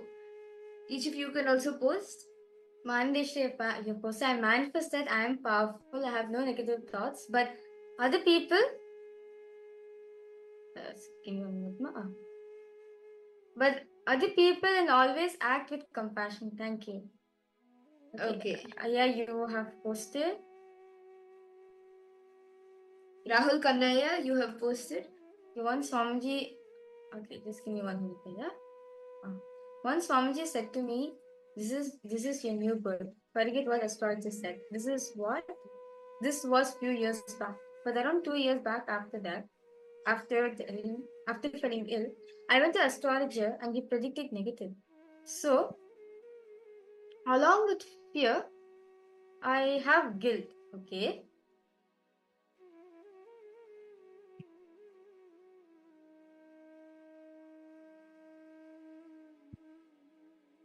Just give me a second. I'm just dropping a message.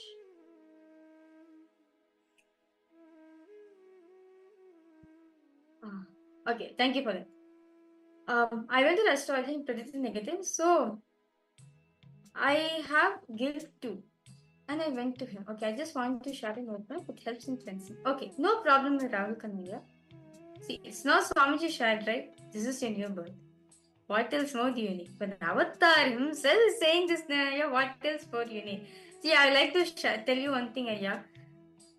Once, when the incident happened in Adi Kailash, so basically, like this incident was regarding an Adinavasi who was like on his, according to his astrological terms, he was supposed to die on that day. He was in the peak of the Sadishat. So Swamiji was back in Kodaikanal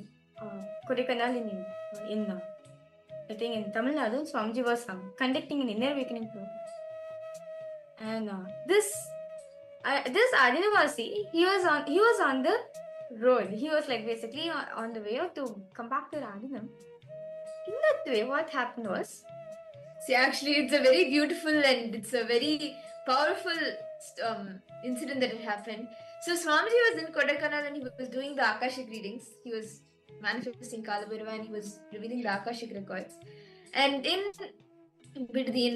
Bangalore, so this Adinavasi, he was traveling along with another Adinavasi and they were on a bike.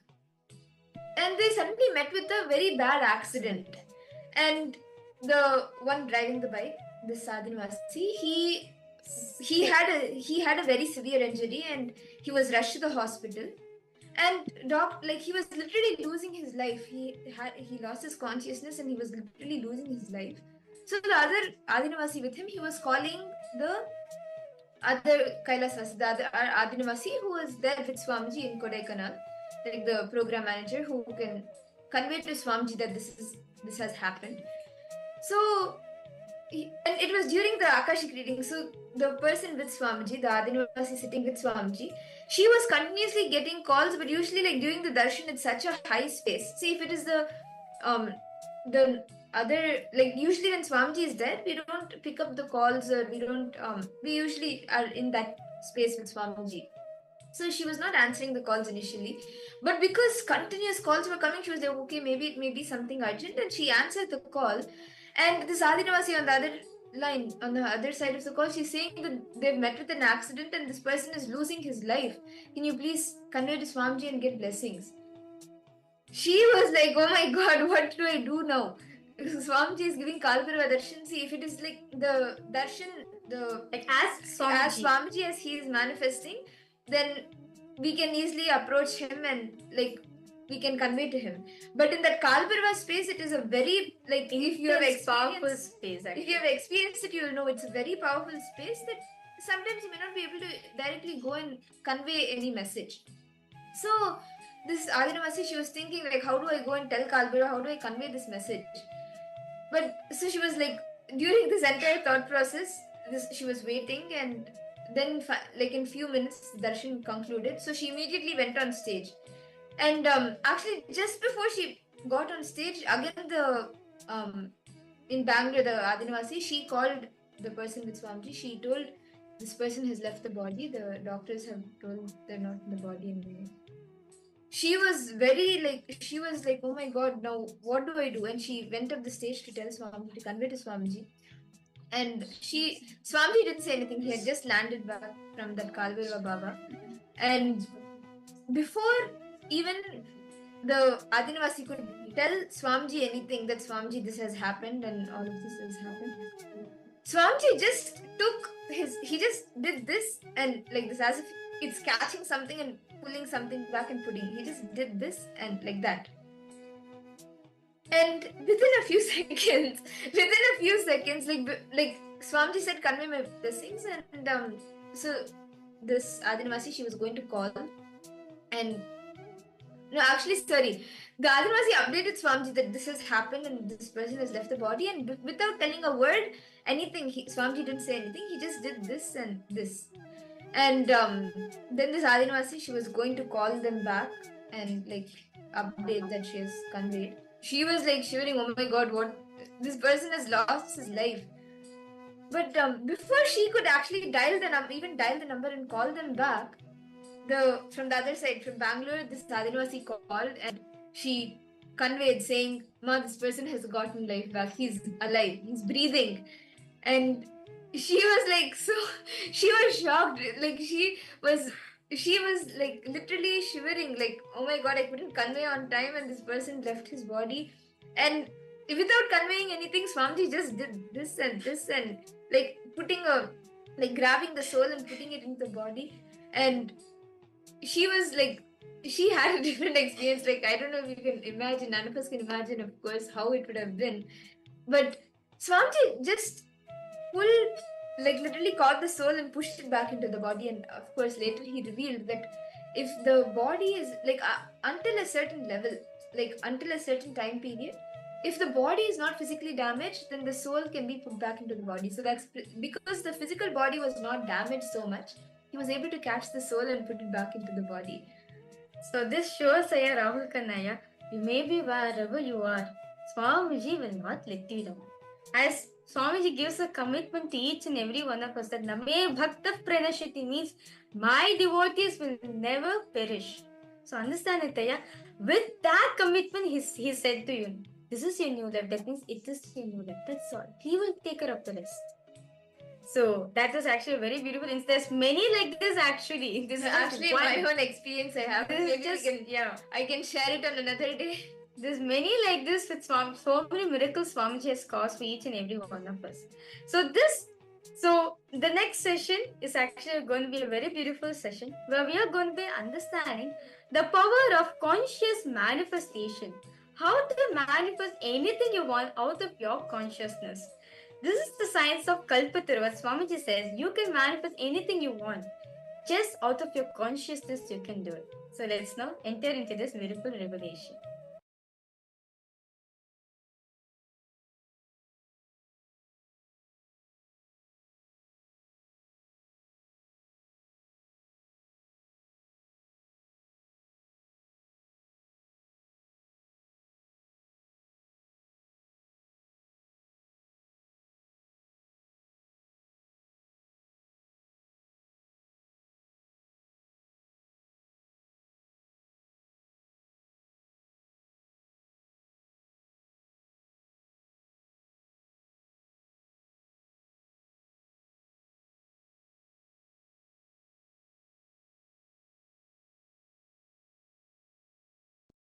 I tell you why I insist that you are something unique. I can tell you now. Listen. The Paramashanta Swarupa, the ultimate eternal supreme existence, which is pure consciousness, can be used like a clay by you, and you can make anything you want out of that clay. You can make pot or elephant, toy, teacup, anything you want. This possibility does not exist for Jalaja, Prithvija, Andaja, Bija, for anyone else other than human being. Listen. Anything born out of earth, air, water, egg, womb, none of them have this possibility. This possibility of conscious manifestation is given only to human beings. The hardware, software, electrification, everything that is required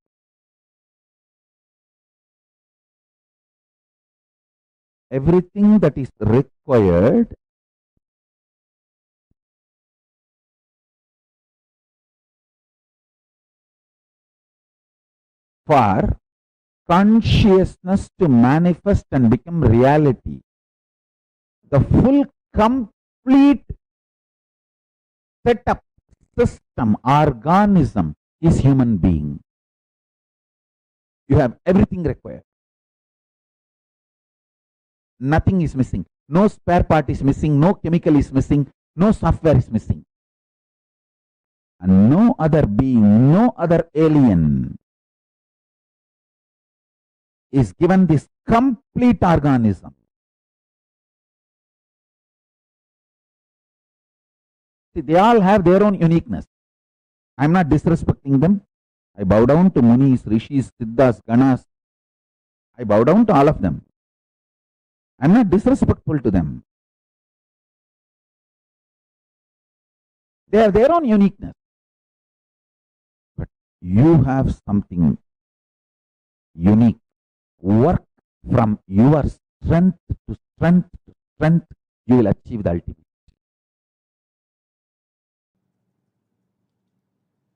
Important missing component in the modern day understanding about the law of evolution is consciousness. Humanity needs to turn its attention towards consciousness, existence of consciousness, possibilities of consciousness, powers of consciousness. Our consciousness and its capabilities, the method to manifest our consciousness for our next level of evolution. The missing link is consciousness. All different theories of evolution, Western or Eastern, everything has its own truths. But something is seriously missing in the modern day understanding about evolution and law of evolution. Missing law of evolution is conscious possibilities, consciousness powers. Understand?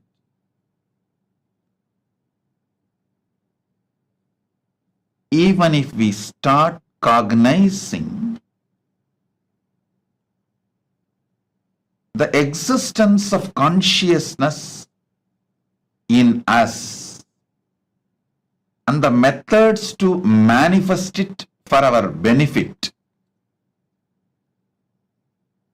we will have huge breakthrough in our evolution.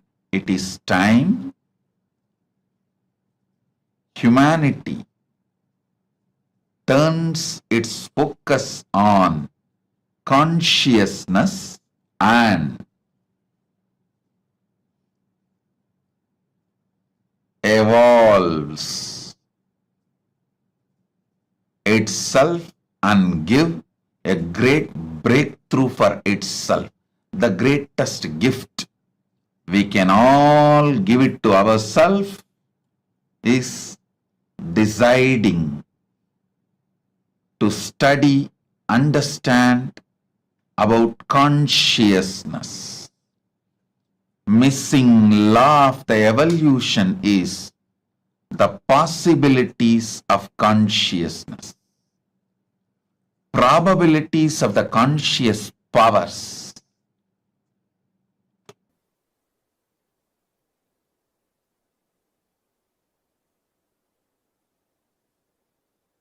All your possibilities are from your consciousness.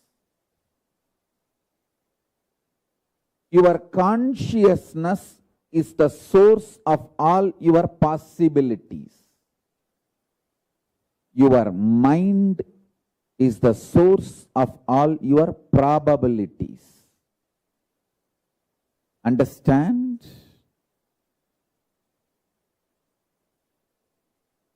All your possibilities are from your consciousness.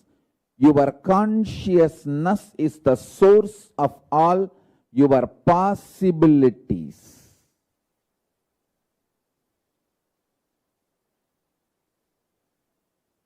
Your mind is the source of all your probabilities.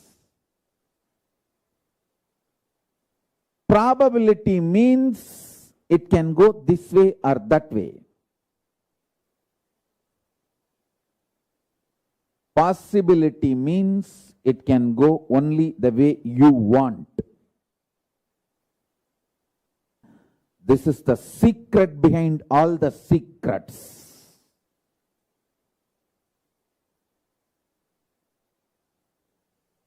Listen to this truth. It is directly from Paramashiva, from KAILASA. Your consciousness. If you are in the human body and you are able to hear what I am talking and you are able to make meaning, if you are able to cognize, your consciousness is capable of printing anything you want, just like 3D printers. In 3D printers, nowadays, even the homes, they started doing 3D printing. Full homes are getting 3D printed. Listen carefully. Just like 3D printer, how you can print anything you want out of the 3D printer and take it out. You can print anything you want. You can manufacture anything you want. You can manifest anything you want out of your consciousness. This possibility is freedom. I tell you, just like that, anything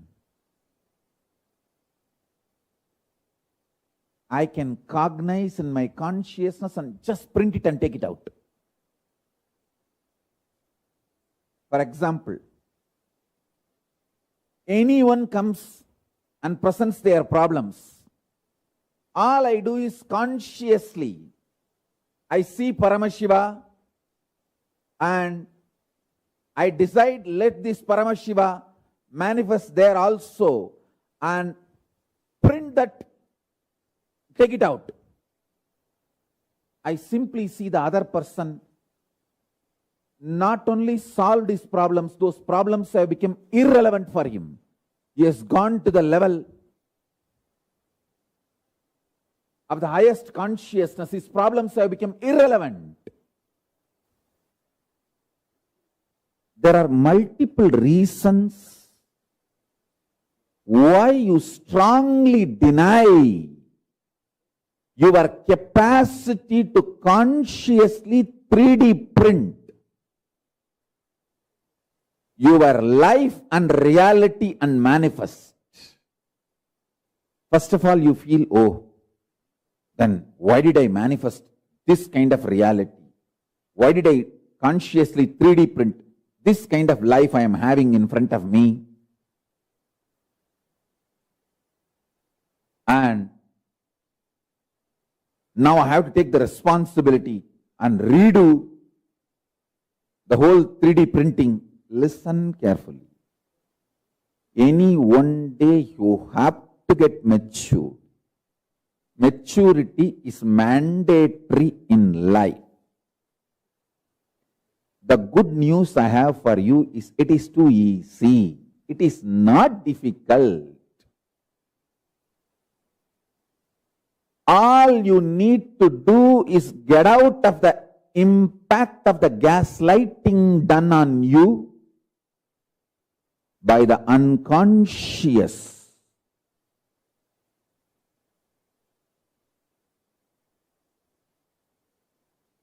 Ecosystem. The so-called human society. Listen carefully. The modern day human society you are living is such an unconscious ecosystem.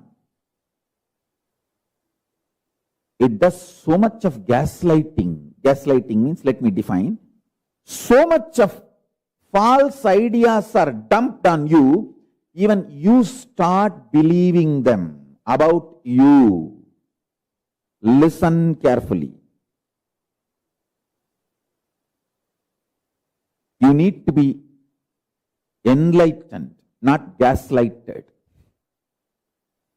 Anything which puts self-doubt, self-denial, self-hatred in you, SDHD, self-doubt, self-hatred, self-denial in you, is gaslighting you. Anything which empowers you, evolves you, entrains you, excites you, enlightens you, is Paramashivaññāna.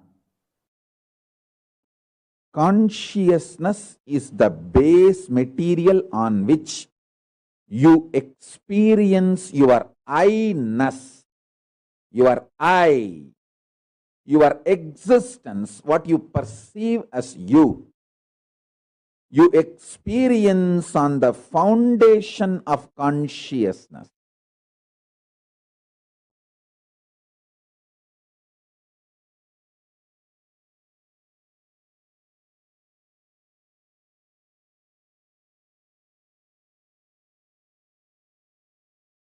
Life is not just probabilities from the mind. All probabilities, good or bad, worst to best, all probabilities are mind-based, mental. I am telling you, all probabilities are mind-based, mental.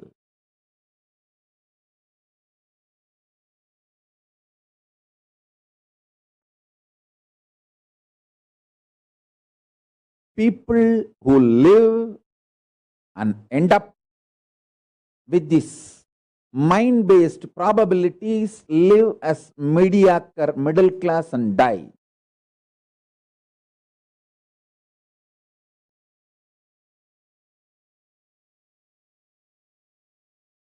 people who experience conscious possibilities in their life give breakthrough to themselves, who manifest these conscious possibilities and demonstrate it to others, give superconscious breakthrough to others also.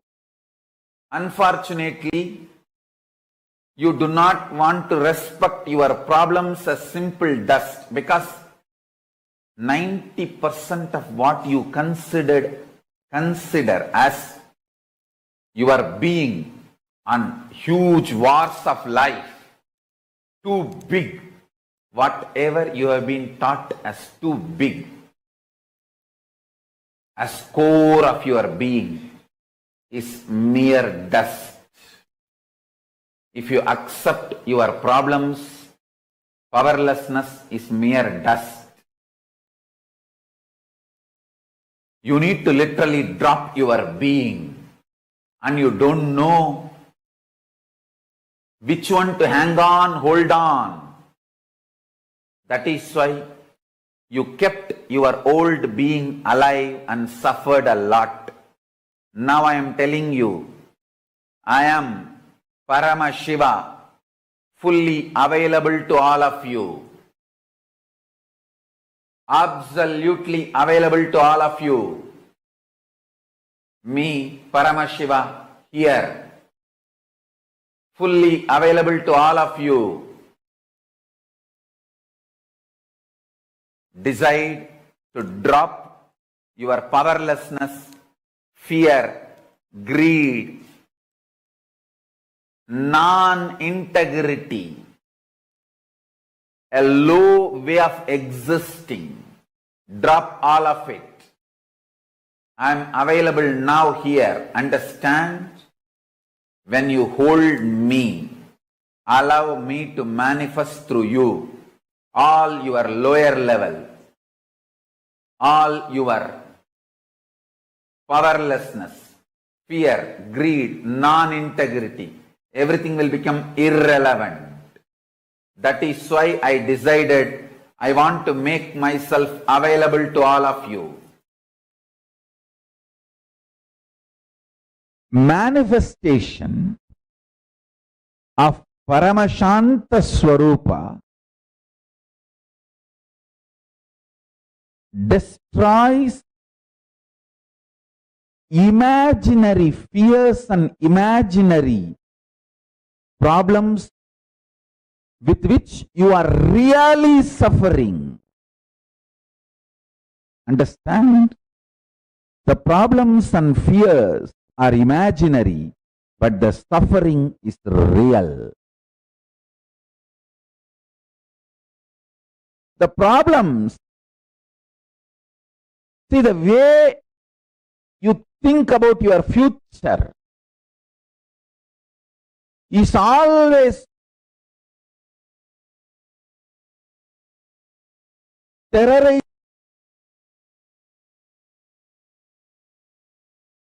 yourself. You have been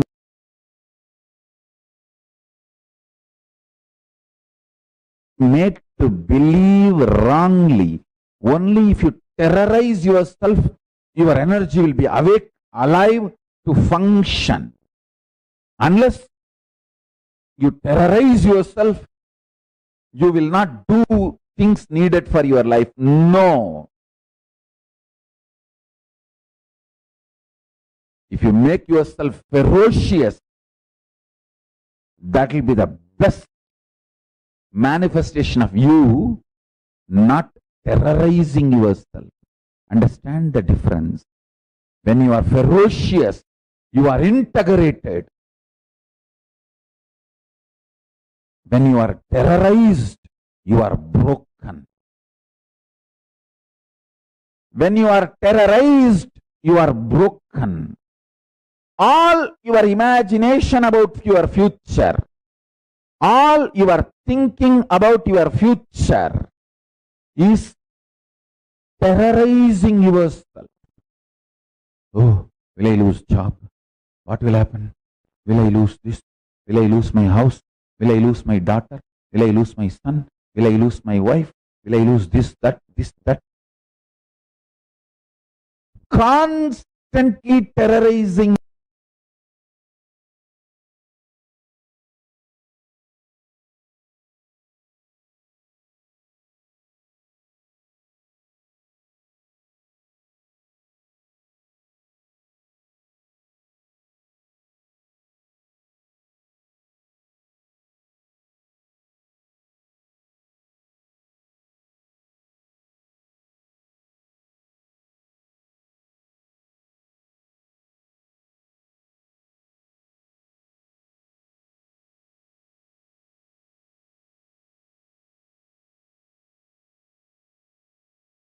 Understood life more clear.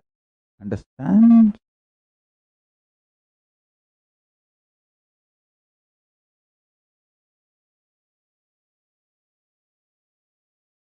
From the powerfulness, when you become ferocious,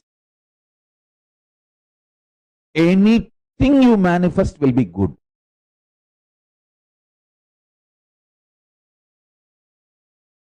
Fundamentally, your wrong belief that only if you are terrorized, you will deliver your best should be broken.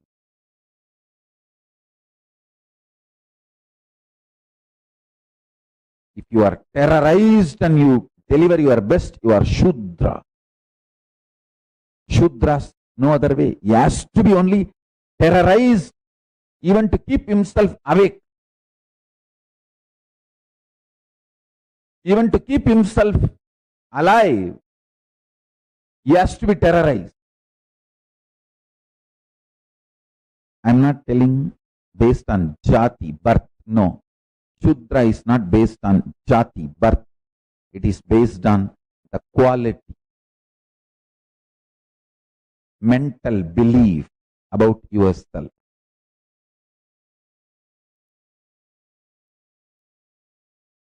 Consciously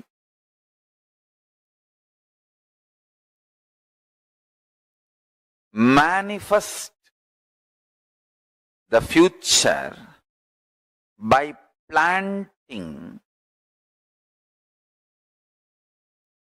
your conscious sankalpa, decision, your conscious will, by renouncing the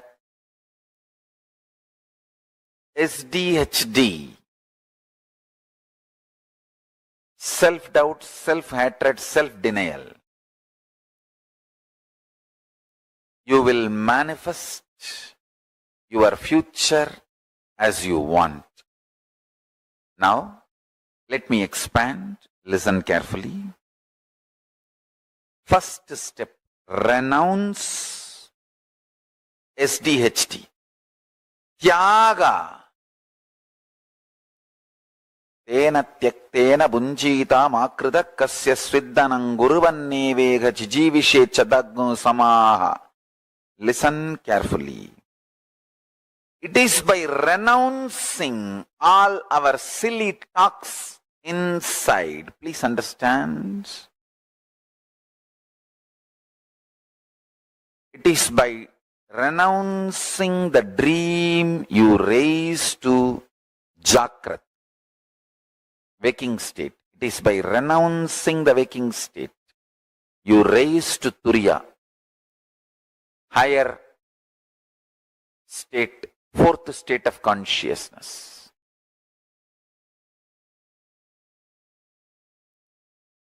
This whole delusion of self-doubt,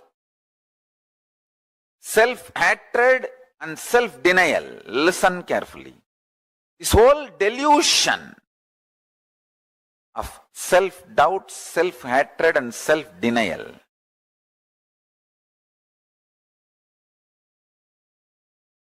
by renouncing this, you will be able to look into your future Understand?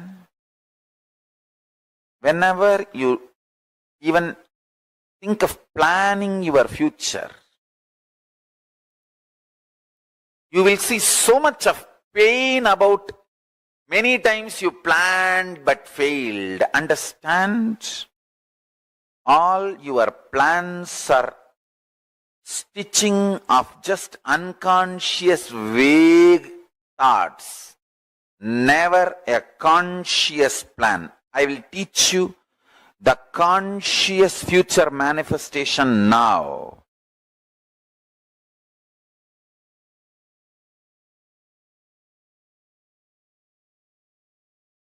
Listen carefully. It's a very powerful process. I'm going to guide you. Just see all the months going to come. Mark what you want in each month to manifest. Anything great, new, important you want to manifest, start writing down or typing. For example, you want to manifest this by August, coming August, pen. You will see how much of pain coming inside you, that so much doubt, hatred. Oh, many times I tried, I planned, nothing worked out. But never ever you planned consciously. It was always beaten by unconscious self-doubt, self-denial, self-hatred. Understand? Now, listen carefully.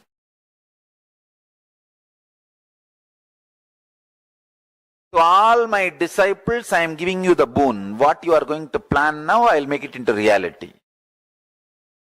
So my powers are more powerful than your self-doubt, self-denial, self-hatred.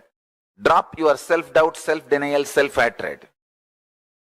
Drop your pain. So sometimes even after Swamiji blessing, I did not manifest it. Stop. Drop all that unconscious, vague thinking.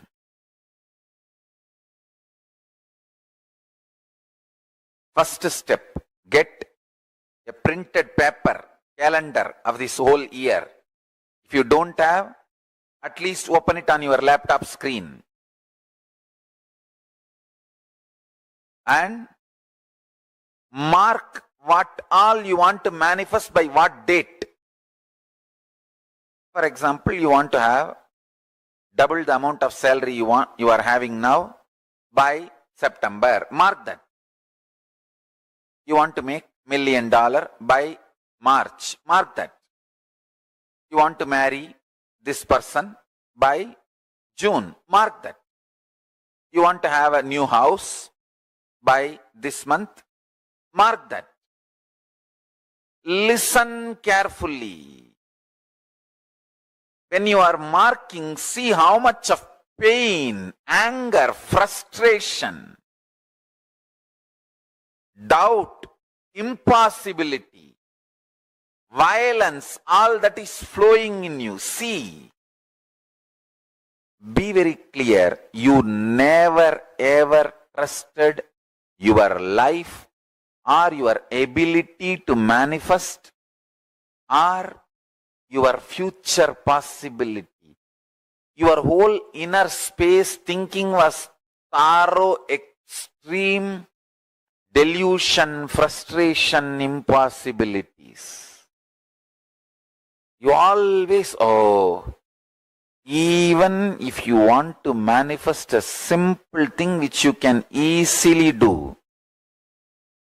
just ordinary, maybe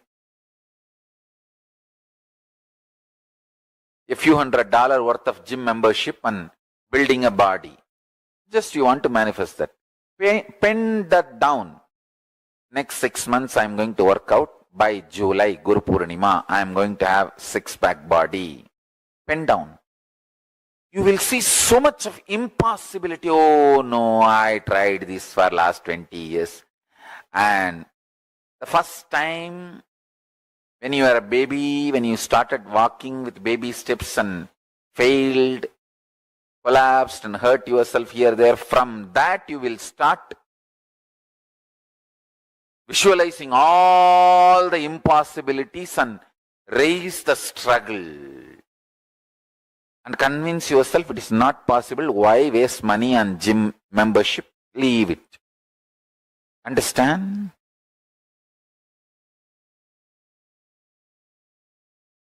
Death happens when you stop breathing. Death starts when you stop trying.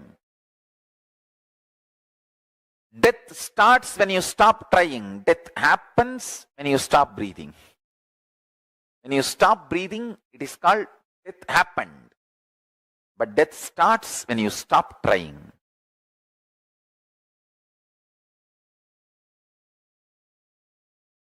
Pick up the calendar.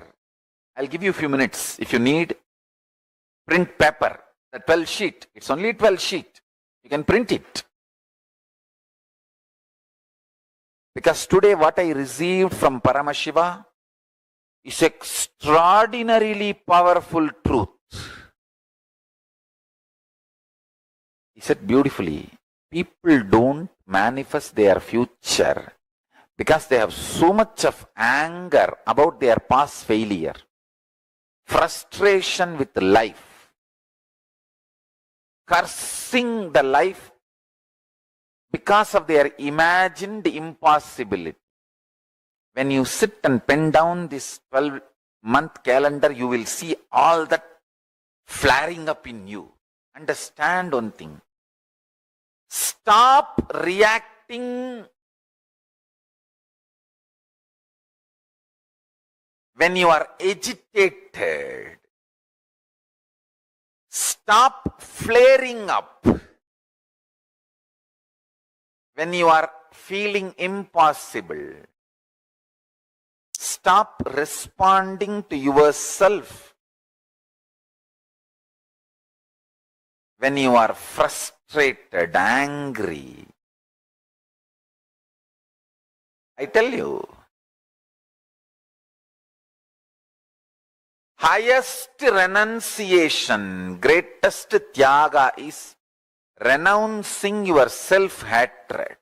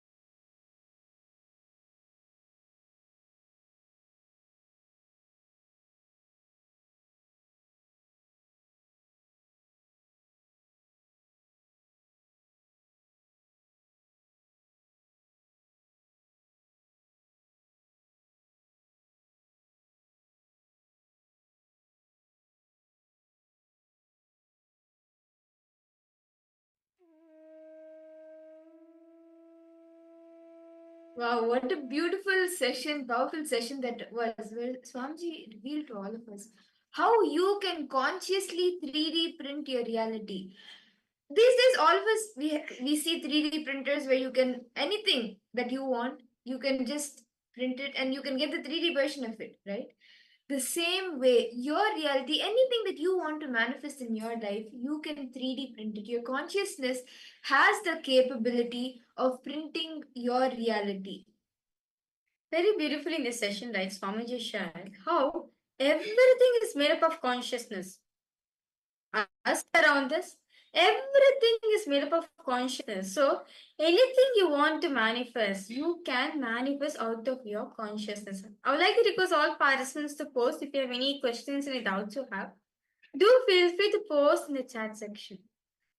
I now request all of you to take a calendar. Take a calendar for this whole year. You can even take a Google calendar or you can take a printout calendar. Any calendar is fine. Take a calendar. Okay? Now, mark the dates on whatever you want to manifest. See, many times when you think of manifesting your reality, manifesting your desire, you sometimes may get frustrated, you may get angry, like nothing is happening. Just decide to drop that. Because when you start feeling frustrated, then you don't see the different possibilities. You don't see how your consciousness can actually 3D print your own reality. Ma Ananda, Just Aghora Rupini ma, I'm sorry ma, I just saw your message right now. Okay, I argue with my husband.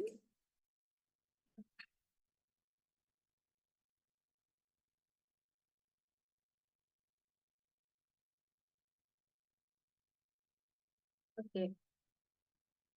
Okay, see, ma Ananda Aghora Rupini ma, so you need to understand that keeping quiet and just choosing the other person's side of story is completely wrong.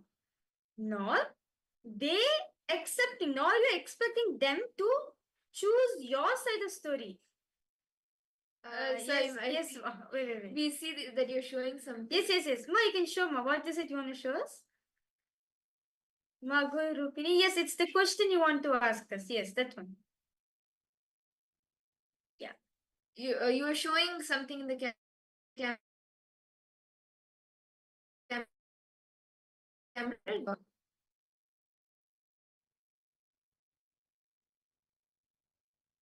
Neither you letting them to accept your side of story, nor you accepting their side of story just because you want to have some peace in the house is wrong. I understand, Ma Ananda Guru Rupni. Both sides is wrong. Whether you're keeping quiet, accept wrong. Whether they you forcing them to accept your side is also completely wrong. Both is completely wrong.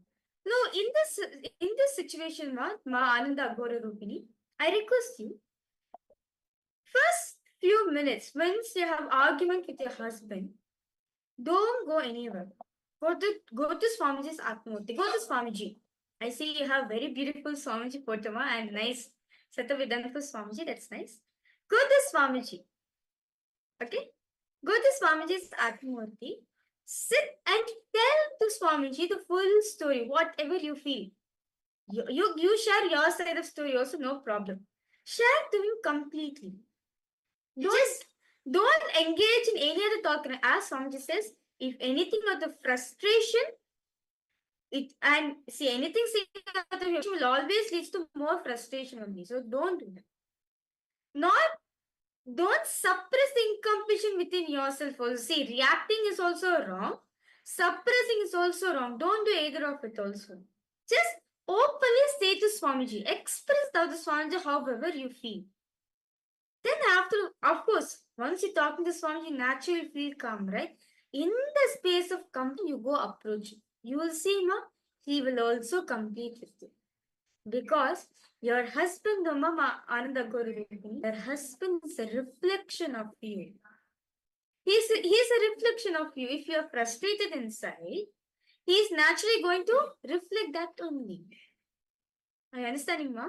The next time when you get frustrated or when you feel angry, just stop there in that moment. Don't react. Just stop for a few minutes, unclutch, and you can go share with Swamiji. You will, when that frustration drops, when that anger drops, and then you go speak to your husband with whatever decision you have made, you will see that he reflects the same thing back, and both will have an agreement with, like, both of you will be on the same page. Both of you will agree to what both of you are saying. Try this, and maybe the next time, today itself, if anything happens, or in the next 24 hours, any situation arises, just try this, and tomorrow share with us. We're waiting to hear from you. What happens, what you experience when you do this. Okay. Yes, any further questions you have, Ma? Ma. Go to Rukmini, Ma. Okay. Can I request all participants now? Yes, no problem. Thank you so much, Ma. Ma, if you have any questions, post in the chat section, okay? No problem. Yes. Okay. Can I request all participants now to please pick up your calendars? We are going to be manifesting our reality. This is like a very powerful technique Swamiji is given where you can actually manifest what you want out of your consciousness. Can I request all of you please get your calendars and come? If you have a printed calendar is fine, or if you can also have Google Calendar, any of it is fine. What you will be doing now is, on the calendar, you will be marking the reality you want to manifest. By what date? All the desires, all the realities that you want to manifest in your life. By what date you want to manifest it, you will be marking it on the calendar. For example, within 1 month, now it's November 20.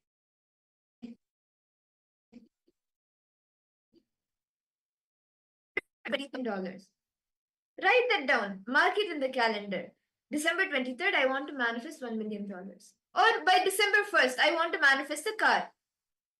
Write that down. By December 1st, on December 1st in your calendar, write, I want to manifest a car. Or if you want to manifest maybe somebody, one of your relatives calling you, write that by what date, what time you want them to call you, want them to reach out to you. Any desire that you want to manifest, write down the date by when you want to manifest, mark your calendar. Can I request all participants please start doing this, as today Swamiji will come in today's darshan. Today's darshan, Swamiji will manifest your realities on the particular date you want it. Actually, this science of conscious manifestation is so powerful. Out of your will, out of using your consciousness, you can manifest anything you want. So can I request all of you to please get your calendars and come? You can also have it in your phone. That's also fine. You can also have it in your phone, or if you have a printed copy is also fine. Please get your calendars and come. Now start feeling which reality to be manifested when. As my mother was very beautifully sharing, right? At the start of December, I should get $1 million. You can be specific, US dollars, and this time, this location, you can mention it, detail. Can I request all participants to start doing that? Please take a few minutes to write this down. It can be anything. Don't think about all the impossibilities. Just whatever desire you want to manifest, mark that. Let's take a few minutes now.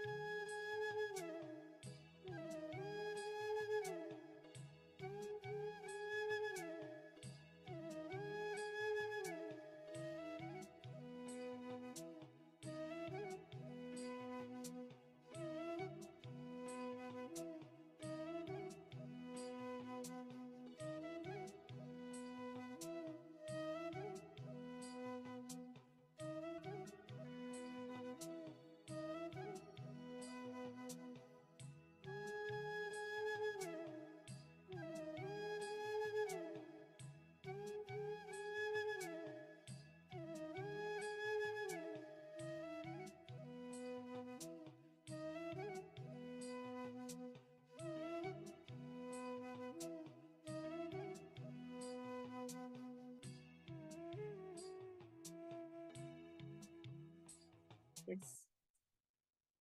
Again, I hope all the participants, all of you have been able to finish marking your calendar and all the realities that you want to manifest. Now, let's all take a few minutes to drop all the SDHT, the self-doubt, self-hatred, the self-denial that we may have regarding manifesting these realities, regarding manifesting all of these desires for ourselves. All the impossibilities, the SDHT that we are holding, let us all take a few minutes to drop it and complete with it.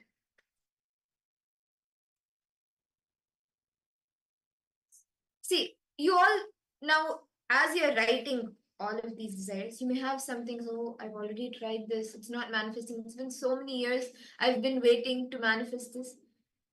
All of that is only the STHT and impossibilities that are coming up within you. Just drop that, complete with all that powerlessness that is coming up. Then you will see that how the reality start manifesting. So let's all take a few minutes to actually complete and drop the powerlessness that comes up when you think about your reality manifesting. Let's take a few minutes. See, as all of us know, right? The sounds we are getting, the sounds, just by using the right sounds, you can manifest anything you want in your life, right? So, any incompletion when you are doing the space creation, any incompletion when you're doing the visualization, right? The conscious visualization will affect that. That is why you're not able to manifest anything. See, when you want to manifest anything in life, what we do? We doubt ourselves so much. Will it really manifest without me doing hard work just by sitting visualizing? It is possible. If Swamiji can do that, it means and then all of us can do. See, understand? Swamiji just had the vision of Kailasa in him from a young age. That made Swamiji to manifest Kailasa right now. So understand, even you to all the participants, all of you also can manifest this. You just need to drop the SDHD, whatever is self-doubt you're carrying, whatever powerlessness, impossibilities you're carrying, drop it. Decide that I'm going to be in oneness with Paramashiva. Powerfully, I'm going to manifest my possibilities. Understand? Swamiji says, all your possibilities comes from your consciousness. All your probabilities comes from your body. So just decide to drop the probabilities and just create the possibility from your consciousness. Just take the declaration, I am Paramashiva, and decide to just drop all your into all the self-doubt, self-hatred, self-denial, and decide I'm not going to cherish these anymore. From the space of oneness with Paramashiva, with Swamiji, just decide to drop it. Let's all take a few minutes now.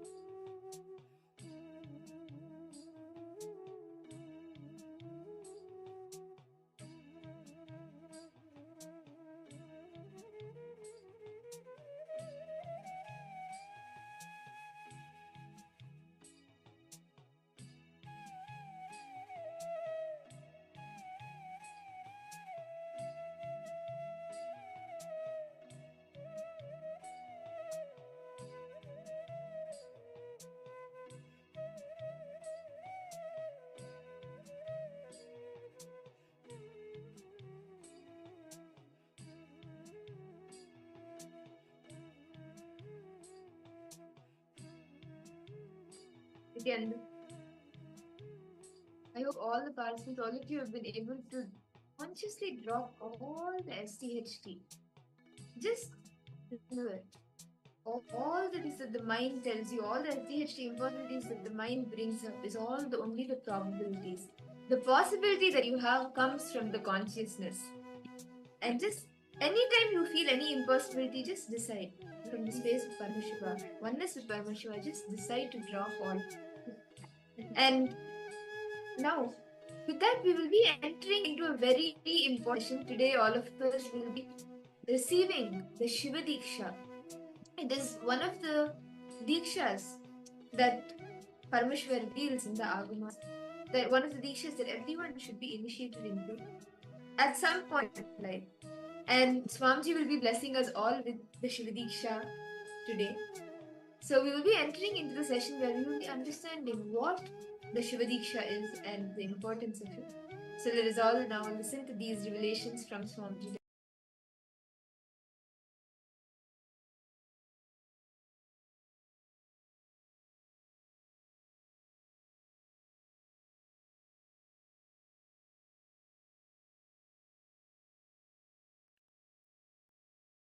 Shiva Diksha is all about shifting the way you function from powerless cognitions to powerful cognitions. That's all.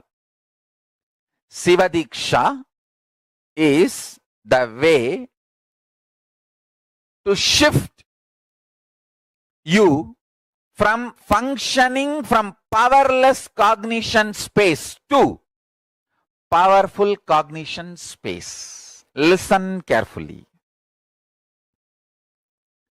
Understand life. Listen carefully and understand life.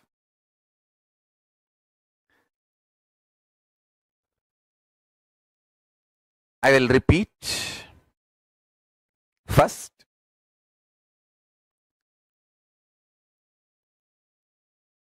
your inner space is like a software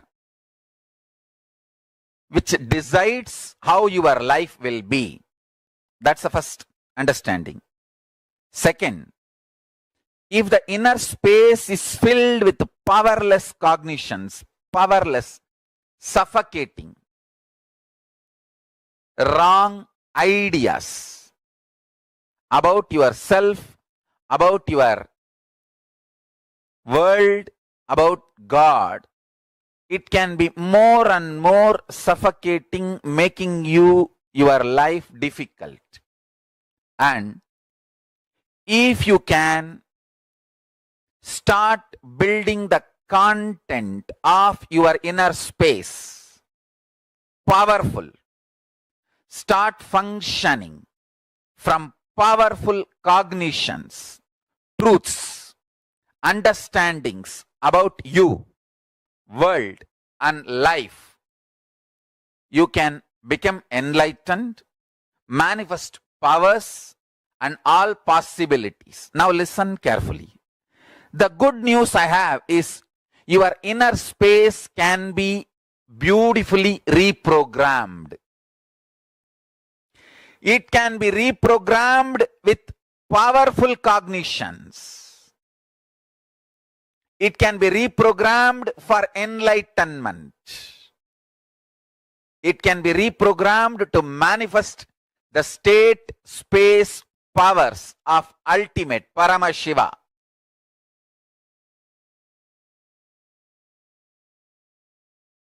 Let me define the word Shaktipada and Shaktinipada. I'll give you a simple definition, straightforward. Your bioenergy, in Sanskrit we call it as Kundalini Shakti, gets sealed into your body when you assume the body.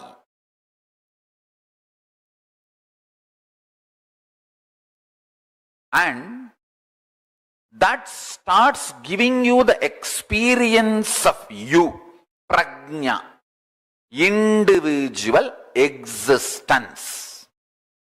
And from that, listen carefully. From that,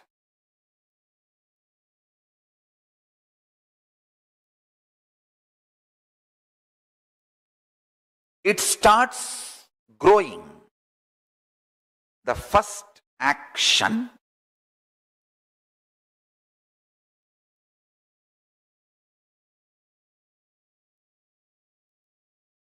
Kundalini Shakti, your bioenergy, gets sealed in your body. If I have to visually describe, it is like a snake, joyfully, ecstatically resting in the Bodha of Parashiva. Parashiva Sugabodha. In that, it is left inside your body when you assume the body. It just quietly, happily goes to Muladhara Chakra, root center, the root of the spine, and happily rests in the Paramashiva Bodha with the beautiful, sweet memories cherished. With the Paramashiva Bodha, she just rests. Between the age of 0 to 3, any time the Naga Mani gets evolved in that snake. Listen carefully. The idea I exist wakes up in your bioenergy. Then it is called prajna. I am describing the whole sacred secret as it is. Maybe at some time catch up with the science I am revealing.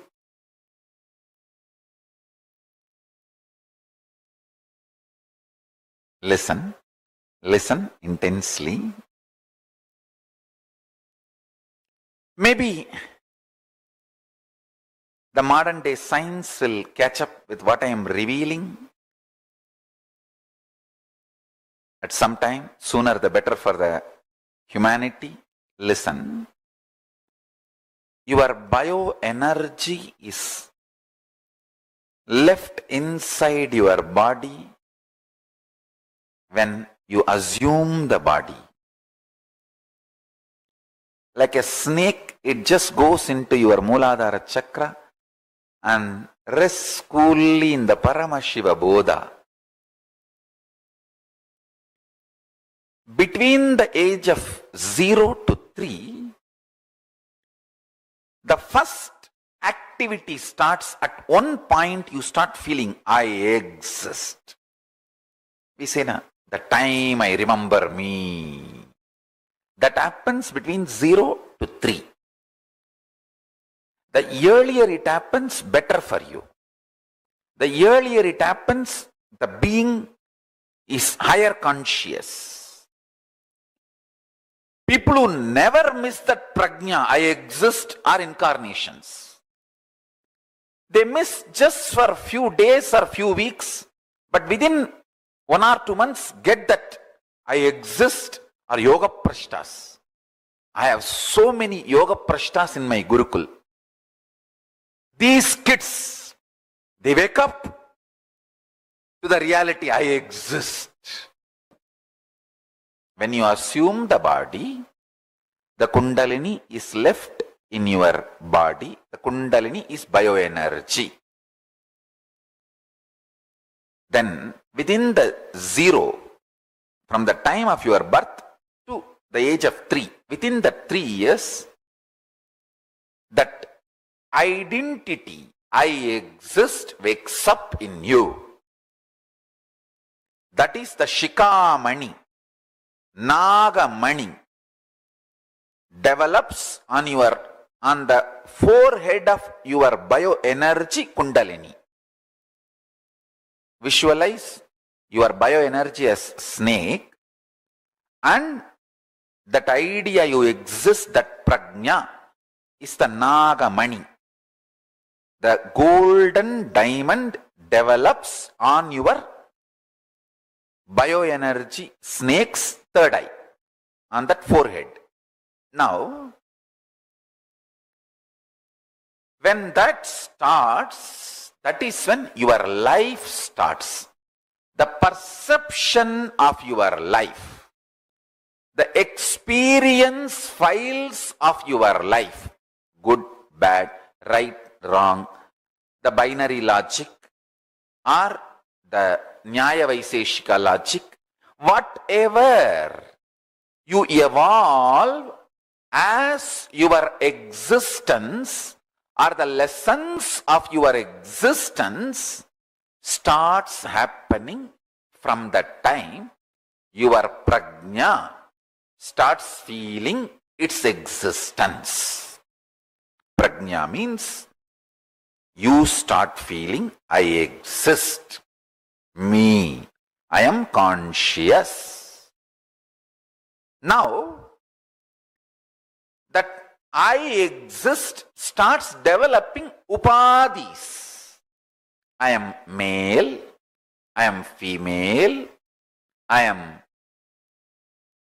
good, or whatever. I am good in something, I am. So this upadhis, the identities, ideas, patterns starts getting evolved in and around you. Listen.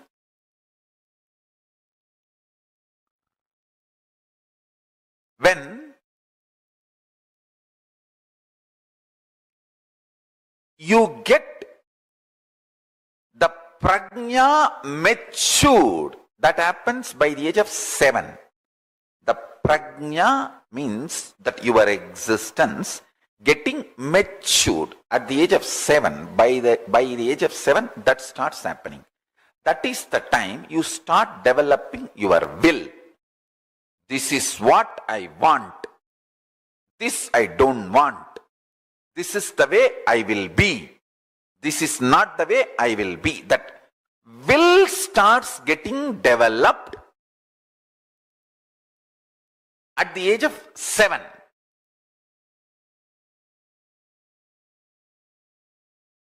See, fundamentally you work with multiple fractured softwares. When you work with your dad, you have a separate software. When you work with your mom, you have a separate software. When you work with your father, the friends, you have a separate software. You are multiple fractured softwares. Now I am putting one software of oneness to do power manifestation. It is too small compared to the load which is around you. You are so comfortable in playing with all those softwares. It takes little time for this new software. After it manifests powers, it starts influencing all the other softwares. Then in few days, it makes all the other irrelevant, redundant. Then this overpowers and makes you, that oneness becomes your fundamental cognition where you park yourself. Till then, I go on supporting you, holding you in me. Understand? That is why, even if you don't feel, you are made to manifest powers so that you will have confidence on the software. So that virtuous circle starts happening. See, usually what you do, you don't have confidence on this truth. So the confidence does not manifest as power. It's a vicious circle. Here, I am infusing the energy and make you manifest the power. That gives you confidence on the software, and confidence gives more power gives more confidence. It becomes virtuous circle. Pushing your life from vicious circle to virtuous circle is the job of the Guru. That's the job of the Guru. And supporting you, holding you during this push and making sure you are successful is my job.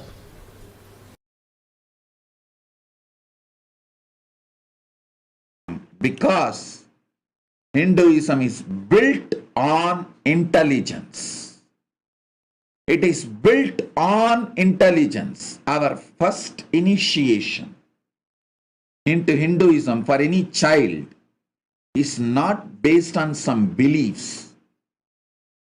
The Hindu baptizing methodology is not based on any beliefs. It just teaches you how to awaken your consciousness, intelligence. The first baptizing, Hindu baptizing initiation statement is Bhur-bhuva suvaha tat saviturvarenyam barho devasya dhimahi diyo yona prachodayat.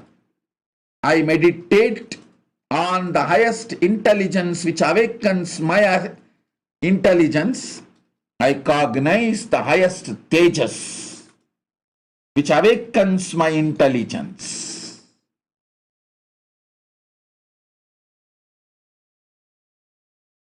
In India, in Vedic system, the moment child reaches 7-year-old, he will be initiated into Gayatri. We should understand one important thing. Vedic religion, Sanatana Dharma is the only Dharma. Hinduism is the only Dharma where there is no baptism. You are not given any faith. You are not given any concept. You are not given any philosophy. No. You are not asked to believe anything. You are just given a technique to control your body and mind. That's all. The mantra, the very word taught to the child when he is 6 or 7, the Gayatri mantra, even the very meaning of the mantra is, let me meditate on the energy which awakens my consciousness. Let that consciousness help me to meditate on it. That's all. Om Tat Savidurvarenyam Barho Devasya Dhimahi Diyo Yona Prachodayat. Please be very clear. This mantra don't have any other meaning. It is not related to any devatas. There is no mention of Gayatri Devi with 5 faces. No. This mantra means, let me meditate on consciousness which awakens my intelligence. Let that consciousness help me to meditate on it. That's all. First thing our rishis wants us to do, our enlightened masters wants us to do is, first thing, bring your body and mind under your control. First, learn how to live with your body and mind. Gayatri mantra is owner's manual for body and mind.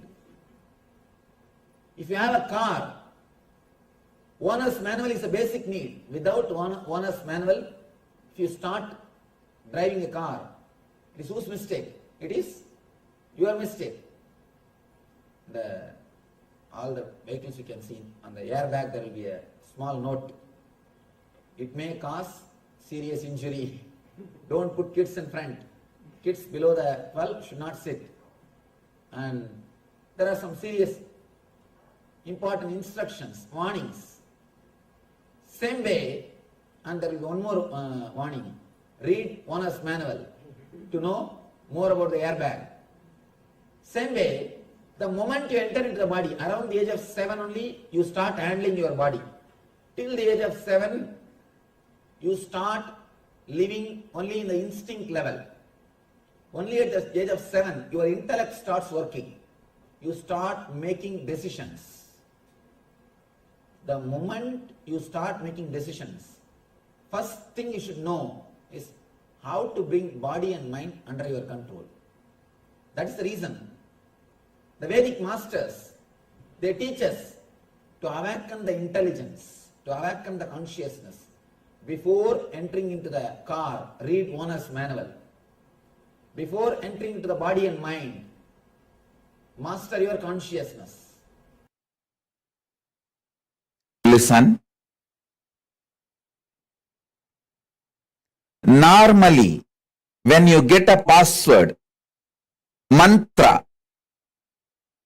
you You need to repeat it, master it through your practice. But if you receive the same mantra from an incarnation, he has already mastered it. I have already mastered the mantra. This key will directly start working for you. You do not need to do anything specific, special. For example, normally, if you receive a mantra with a 5 syllable, you have to do akshara laksha, means 5 lakh times you need to chant that mantra to achieve the mastery over the mantra. It's called akshara laksha. Each syllable 1 lakh time, 100,000 time. If you get 8 syllable mantra, 8 lakh times you have to repeat it. But with me, I have already mastered this. So to all of you, I am giving this key. You can directly start applying it, using it. You do not need to practice anything. That is why I tell you, this mantras which I am giving now will work for you without any of your efforts. Without any of your efforts, you don't need to put any effort. Nothing is needed from your side. So many people come and tell me. I get hundreds of messages. I should say even thousands sometimes.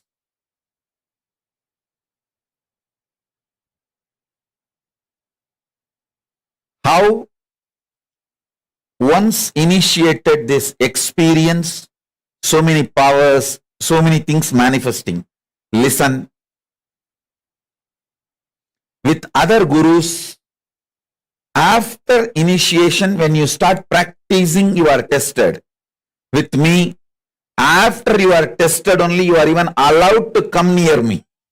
If you just Google Nithyananda, all the video comes up other than my satsang is a test for you. You have to cross all that huge distractions. And crossing all of that, if you reach me and finally choose me, then the whole treasure I have brought from KAILASA is for you. It's like how in the fairy tales or the stories, you have to cross 7 oceans, 7 mountains, 7 rivers, only then you can reach the treasure sitting inside the cave. Same way only, you have to cross all kinds of scandals, rumors, lies, brainwashing, diverting informations, everything.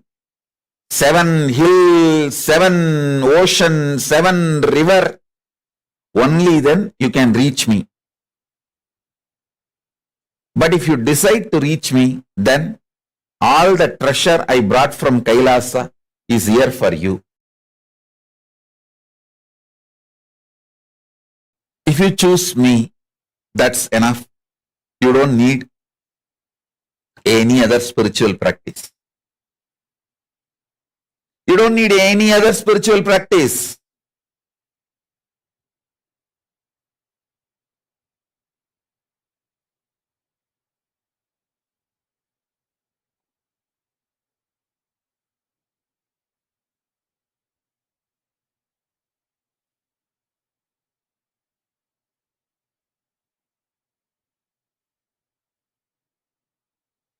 I'm going to give you mantra now.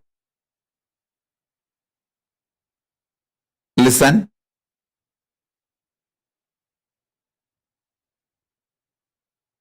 I'm going to give you 4 mantras.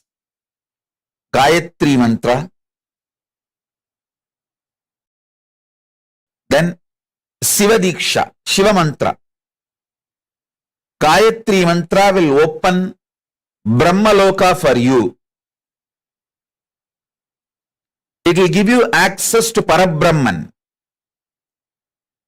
Samaya Diksha, Shiva Diksha mantra will give you access to Paramashiva. And I will be giving you Mahavagya, which will give access to me directly.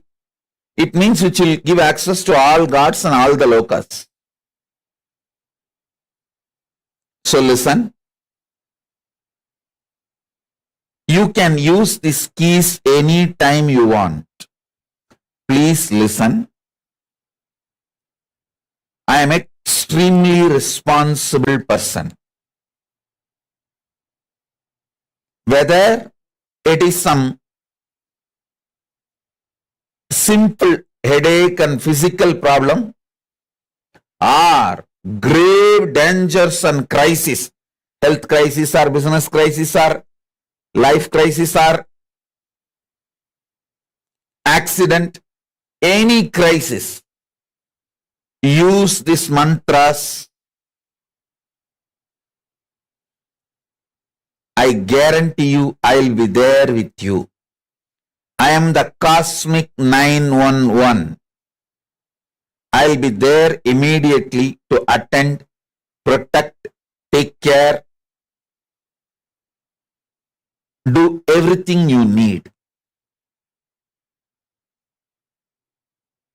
Do not worry. I'll shower you with me. I'll fill you with me.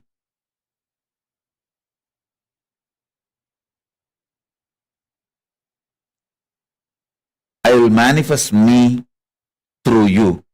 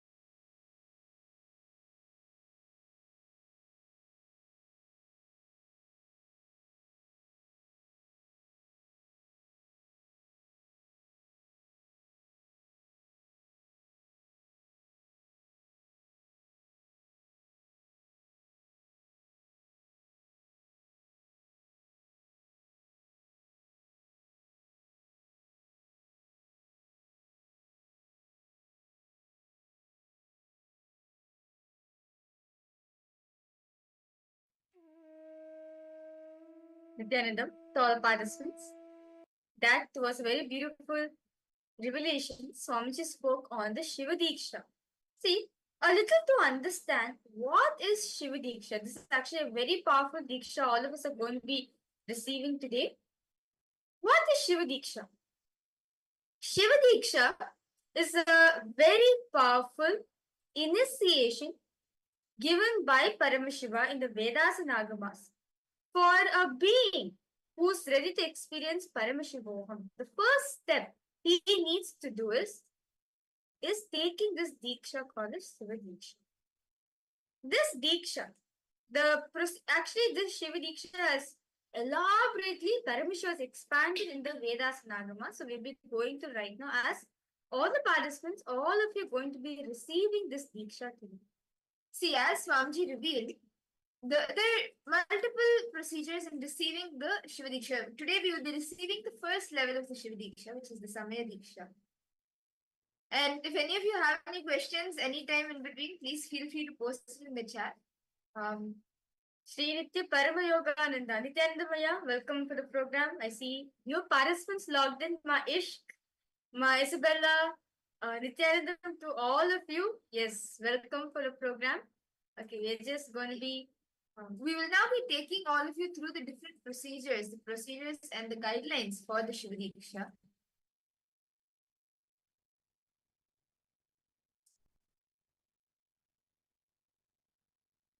See, the Shiva Diksha is actually a very important Diksha which all of you will be receiving today.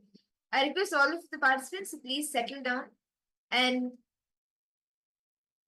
understand these procedures.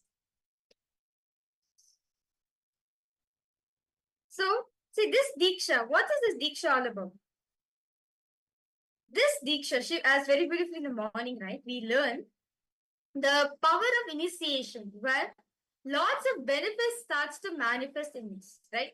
So this Shiva Diksha given by Paramashiva elaborately expanded in the especially in the Soma Sambhu Paddhati. Paramashiva says the procedure of receiving this Shiva Diksha. So there's 3 levels of receiving this Diksha, which is a Mantra Diksha, Jnanavati Diksha, and Kriyavati Diksha. In the very elaborately Paramashiva was expounded in the Soma Shambhu Paddhati, Samaya Diksha Vidhi, Shloka 12 and 13, instructs the 2 types of Diksha procedures. Where Paramashiva says, Vivideyam Virupapi Pratyakkamupajayate Ekatriyavati Tatra Kundamandala Purvika Manovyaparamatreena Yasa Jnanavati Mata Ittam Labdhvadikarena Dikshacharyena Sadhyate. See, the Kriyavati Diksha, this is the Mantra Diksha, and the Kriyavati Diksha is actually done through a Homa, with the Homa Kunda and a Mandala for the rituals. And the Jnanavati Diksha, which is the Diksha, that is the process that needs to be done through the Guru's enlightened inner space, Swamiji's inner space. He transfers the power through his powers, the enlightenment, the Jnana. He transmits Diksha, and the Diksha is only done by the Guru, by Swamiji, who has the power and the authority to initiate. There are only very few people who can actually have the initiation to be able to initiate others. And for all of us, Swamiji has manifested, and Swamiji is initiating us all into the Shiva Diksha. And actually, Swamiji received this Diksha, the Shiva Diksha, from the 230th Guru Mahasannidhanam of the Tondai Mandaladinam, which is one of the monasteries, the Hindu monasteries. From a very young age, Swamiji was initiated into this Diksha. So this is actually a very important Diksha for all of us are going to be receiving today. And those of you who are new to this, you'll be attending. You'll be receiving today. And those of you who have received this Diksha earlier, we are going to be retaking it.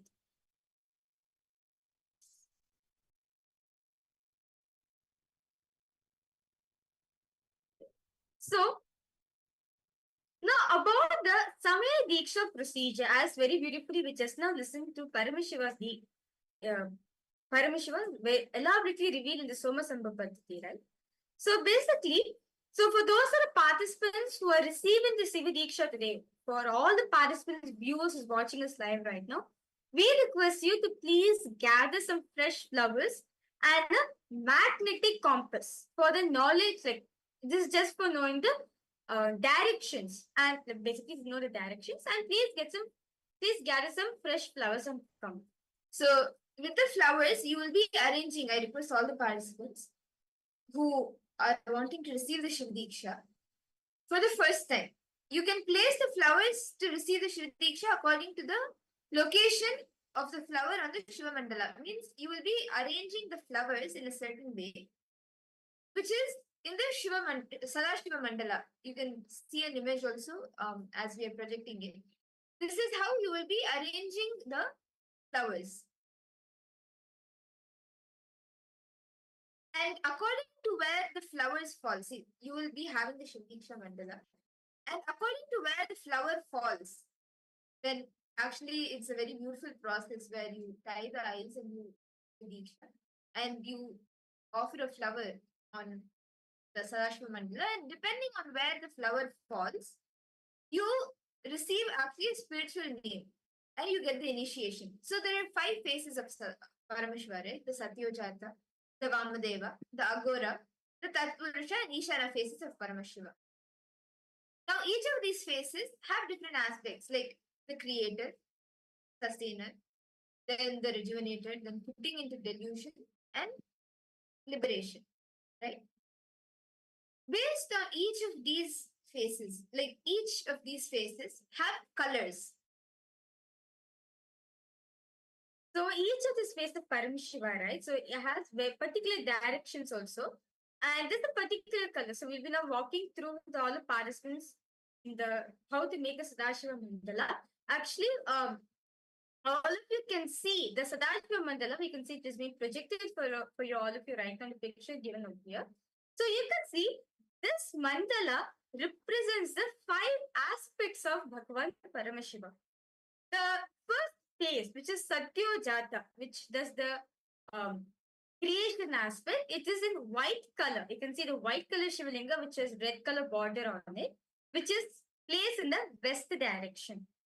Now, next is the Vamadeva, which does the sustenance operation, the sustenance aspect, which is placed in the, which is red color Shivalinga, which is placed in the, you can see the red color Shivalinga, which is which has yellow borders. So this Shivalinga represents the Vamadeva.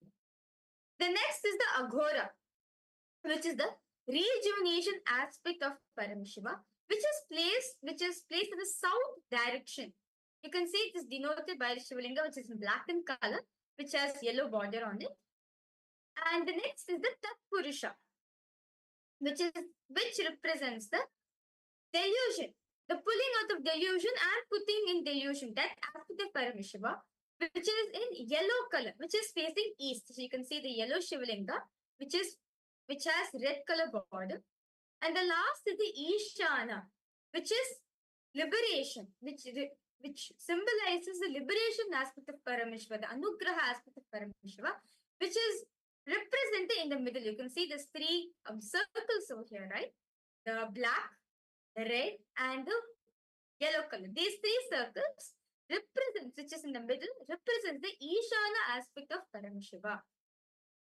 So I request all the participants to please note down the meanings of the colors of the Sadashiva Mandala and mark which direction they are. Like the red linga is in the north, the yellow linga is on the east direction, the black linga is on the south direction, and the white linga is in the west direction, and the middle, the center, is the Ishana face. Now, so now we are going to be walking through all the participants. Now, how do we receive this Shiva Diksha? So you can see over here. Now, so basically, Swamiji says very beautifully, Paramashiva says that the Shiva Diksha, right? Whoever takes the Shiva Diksha is literally considered that you're taking a new birth, a new life is being given to you. So, as like when you're born, a new name is given to you, right? Same way, when you're receiving this Shiva Diksha, a spiritual name is given to you. So, to receive your spiritual name, please ensure you're standing by the white color Shivalinga, by the Satyojata aspect of Paramashiva of this mandala. This means that when you stand, basically when you stand, right, when you stand in front of the Sadashiva mandala, the black color Shivalinga will be on your right, the red color Shivalinga will be on your left, the yellow color Shivalinga will be directly in front of you, and the white also will be there in front. Basically, you will stand in front of the white Shivalinga. So this is how you can see over here in the picture how the person is standing. The boy is standing over here. You can see this exact place he should be standing in front of the Sadashiva Mandala. So you can see the boy is standing on the west. So basically he'll be standing in front of the white color Shivalinga. And in front of him, the yellow color Shivalinga is there. So when instructed, you will drop the flower and you will receive your Diksha name based on where the flower lands. This is actually a very beautiful thing. Let's now enter into that. So how do we receive? So okay, let's say I know for a fact where, okay, let's say that my flower falls in one of the Shivalinga. So how do I know which name of Paramashiva do I belong to? So when the flower, for example, falls on the Vamadeva face, for all males, it will be you will have your name and the suffix will be Shivam. So it will be, for example, if I take Rahul Khanna, it will be Rahul Khanna Vamadeva Shivam. And for any female, if I take you for example, it will be Istam Vamadeva Shiva Shakti. So the suffix will for a male will be Shiva, and the suffix for a female will be Shiva Shakti. It will be the name of that face of Shiva and the name of Paramashiva and followed by Shivam or Shiva Shakti. So this is how the spiritual name will be given, the Shiva Diksha name will be given. Okay. So if your flower falls on the white Shivalinga, if you're a male, you will be Satyojata Shivam. Your name followed with Satyojata Shivam. If you're a female, your name will be Satyojata Shiva Shakti.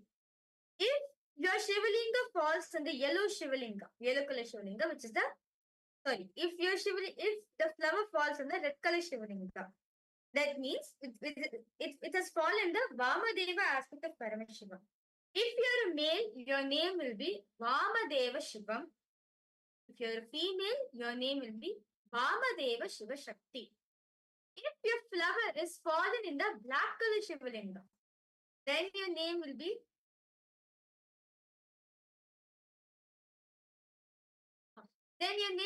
Aghora Shiva. If you're a female, your name will be Aghora Shiva Shakti. If the flower falls on the yellow color Shivalinga, then your name, if you're a male, your name will be Tatpurusha Shivam. If you're a female, your name will be Tatpurusha Shiva Shakti. Now, if your flower is fallen in the middle circle, then if you're a male, your name will be Ishana Shivam. Then, if you're a female, your name will be Ishana Shiva Shakti. Now, and upon receiving the initiation, we need to understand and we need to commit to not abuse Bhagavan Paramashiva, Lord Sadashiva, who is the source of the cosmos. We should not abuse the words of Paramashiva, which are the Vedas and Agamas, nor we should abuse the Guru who is giving you the Diksha, which is Swamiji. And upon receiving the initiation, you should also not abuse any other sadhakas, any other initiates into the Diksha. You should not cross the shadow of any Shivalinga. Anywhere you see the shadow of the Shivalinga, you should not cross it. You should walk around it. And you should not eat the food or the Naivedyam that is kept aside or already offered, or kept aside for Chandikeshwara, who is the accountant of KAILASA.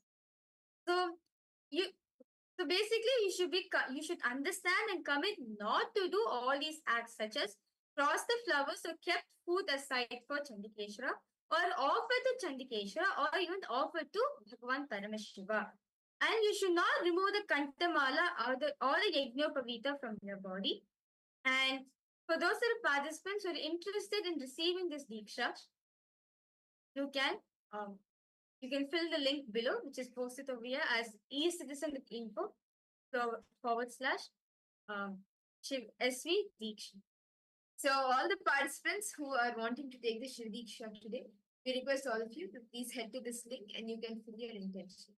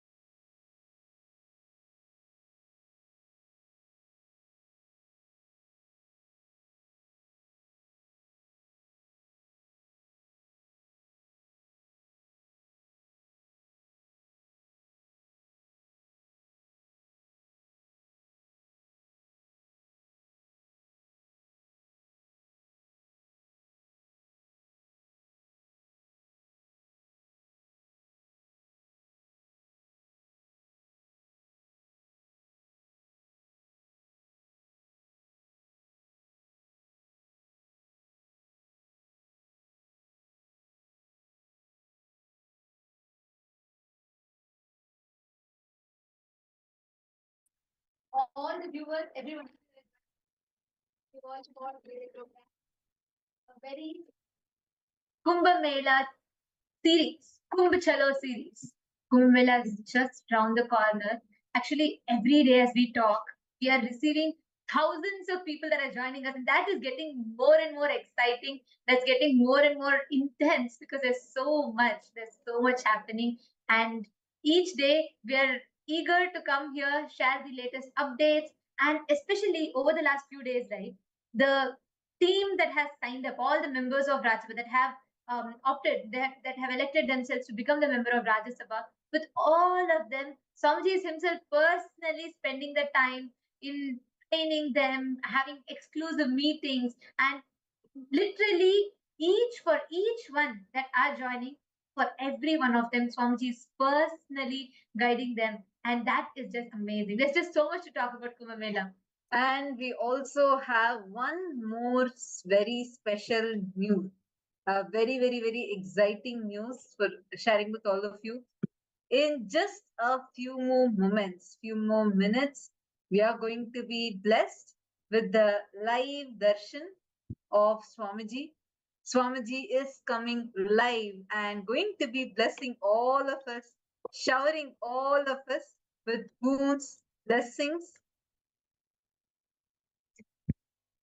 And every one of you that are here today, the darshan, the blessing that we're all receiving is something too special, especially over the last few days, right?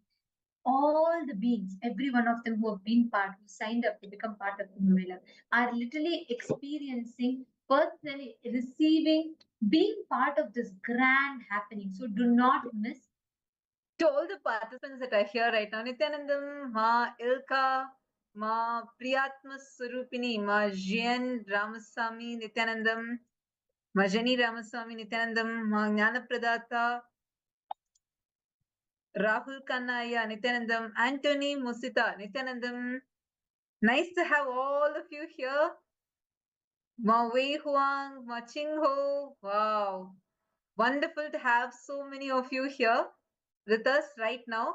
Very short.